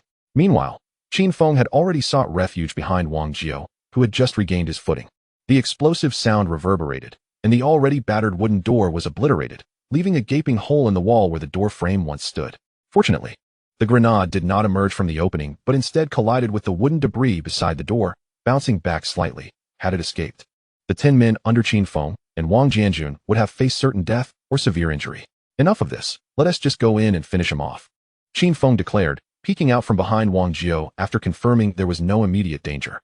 After the ashtray was thrown, the big boss immediately shrank back behind the sofa, mentally cursing Qin Feng's ancestors for daring to use a grenade in such a chaotic place as the city stronghold. Is this lunatic out of his mind? Doesn't he fear collapsing the building and burying us all? With the explosion subsiding, he realized he could no longer cower. If Qin Feng dared to throw 1 grenade, he might very well throw 10. What would he have to defend himself then? With this thought, the big boss shifted into a crouching position, forcefully pushed off the ground, and leapt into the air. At that moment, Qin Feng, wielding a tang knife, charged in. Spotting the big boss airborne, Qin Feng seized the opportunity. He stomped down, shattering the floor tiles beneath him, and propelled himself towards the big boss's landing spot, swinging his knife with lethal intent. Just as the big boss touched down, he intended to retrieve a metal rod that had been blasted against the wall by the grenade before charging out, but he had not anticipated Qin Feng's rapid entry. Seeing the knife strike aimed at him, the big boss swiftly stepped forward, raising his left arm to block Qin Feng's blow while delivering a right hook aimed at Qin Feng's chest. However, just as his fist was about to connect, a flash of steel sliced through the air towards his throat. It was Feng Yuxiu, who, upon entering and seeing the big boss embroiled with Qin Feng, had decisively lunged at him. The big boss noticed the blade, and so did Qin Feng. Initially retreating to create distance, upon spotting Feng Yuxiu, Qin Feng abandoned his defensive stance and threw a punch towards the big boss's head. Qin Feng was quite willing to take the big boss's punch, believing he could withstand it. However, should the big boss endure Feng Yuxiu's knife, the outcome would be uncertain. Would he be able to withstand the lethal thrust aimed at his throat? Clearly, the big boss was not inclined to allow Qin Feng to showcase such a deadly technique. Instead of following through with his punch to Qin Feng, he transformed his strike into a claw and aimed to grab Feng Yuxiu's arm. Chapter 128, The Duel with the Big Boss. Yet, Qin Feng was determined not to let him succeed. As Qin Feng intensified his grip on the knife, the big boss's right hand, initially blocking Qin Feng's attack, was forced down to his chest. Feng Yuxiu expertly twirled his knife, the tip pointing downward, poised to intercept the big boss's hand. Unprepared for Qin Feng's unexpected strength, the big boss found his moves disrupted. However, while he faltered, Qin Feng remained composed, landing a decisive punch on the big boss's face. This big boss seems less formidable than anticipated, Qin Feng mused internally, observing the fallen figure of the big boss. You're all watching. I intend to face him alone. Previously, the most formidable opponent Qin Feng had faced was Feng Yuxiu himself, but back then, he had resorted to trickery to eliminate a threat. Given that the big boss was not as strong as he had imagined, there was no need to call upon Feng Yuxiu, Wang Jianjun, or to bow for assistance. With his swordsmanship now elevated to advanced levels, and having acquired the Thunder Palm technique, it was the perfect moment to test its power. Wang Jiu, how dare you betray me? The big boss exclaimed, flipping upright and pointing at Wang Jiu from behind the crowd. Hey, big brother. Over the years, I've handled every matter. But Wang Jiu's words were cut short as Qin Feng charged forward, wielding his knife towards the big boss. What is the point of talking at this stage? Qin Feng's speed was astonishing. In the blink of an eye, he was before the big boss, bringing the Tang knife down towards his head. The big boss sidestepped, raising his right arm to throw a punch at Qin Feng's head. Qin Feng tilted his head, narrowly evading the blow, but the big boss seized the opportunity to step forward and delivered an elbow strike to Qin Feng's abdomen. The force sent Qin Feng sliding across the ground for 2 to 3 meters before coming to a halt. Seeing an opening, the big boss aimed to capitalize on his advantage, but just as he advanced a couple of steps, a volley of bullets rained down at his feet. Heh, you'd best not move, Wang Jianjun warned coldly, aiming his AK at the big boss. Recovering from his slide, Qin Feng spat out a mouthful of bile and silently commended Wang Jianjun's timely intervention. This man had potential, and he would reward him with a 50,000 yuan bonus later. The big boss's strength and speed were formidable. It seemed that a straightforward duel would not suffice. With that thought, he cursed Wang Jianjun internally. You big fool, why didn't you just unload a full magazine into the big boss earlier? That would have been the end of it. Now, he found himself in a predicament, unable to act as he had boasted. Even if he had a thick skin, he felt a tinge of embarrassment at the thought of using a gun after his earlier bravado. 50,000 yuan was slipping away. In a swift motion, Qin Feng hurled the Tang knife towards the big boss. There were 2 sharp sounds as the big boss's legs erupted with blood, causing him to collapse to the ground. Heh, they say you're a tough guy, but what good is that if you can't withstand bullets? Qin Feng sneered, blowing lightly at the barrel of his gun. You bastard. You promised a fair fight, yet you resort to firearms. The big boss shouted in fury, kneeling on the ground, his face a mask of rage. When the Qin Feng sword was thrown over, although the big boss was partially distracted, his eyes never left Qin Feng. And he didn't see how Qin Feng took out the gun at all, as if the gun had appeared in Qin Feng's hand out of thin air. Hee. It's a one-on-one fight as agreed. Just now, I used the gun to one-on-one with you, right? Qin Feng smiled playfully as he spoke, followed by 2 more gunshots. And the big boss's left and right hands burst out with 2 more drops of blood. Ah, you bastard, sooner or later you will die. Haha. If Wang Jiu can betray me today, he will betray you sooner or later. Haha. What I look like today is your tomorrow. After being shot twice, the big boss first let out a few screams of agony, and then shouted a bit crazily, and Wang Jiu had already walked up to the front of the crowd. When he heard the words of the big boss, his face immediately changed. He didn't expect the big boss to be so vicious and even want to harm him before he dies. Crazy brother, don't talk nonsense to him, just kill him. Speaking of which, he walked aside and picked up the steel pipe that had just been blown away by a grenade, preparing to personally take down the big boss and submit a petition. Haha, brother Jiu, there's no need for you to do this yourself. Jianjun, you come. Ask where his money is. Qin Feng grabbed Wang Jiu, who was carrying a steel pipe, and walked towards the big boss. Haha, Dao Zai is crazy, are you dreaming? Do you think I'll tell you?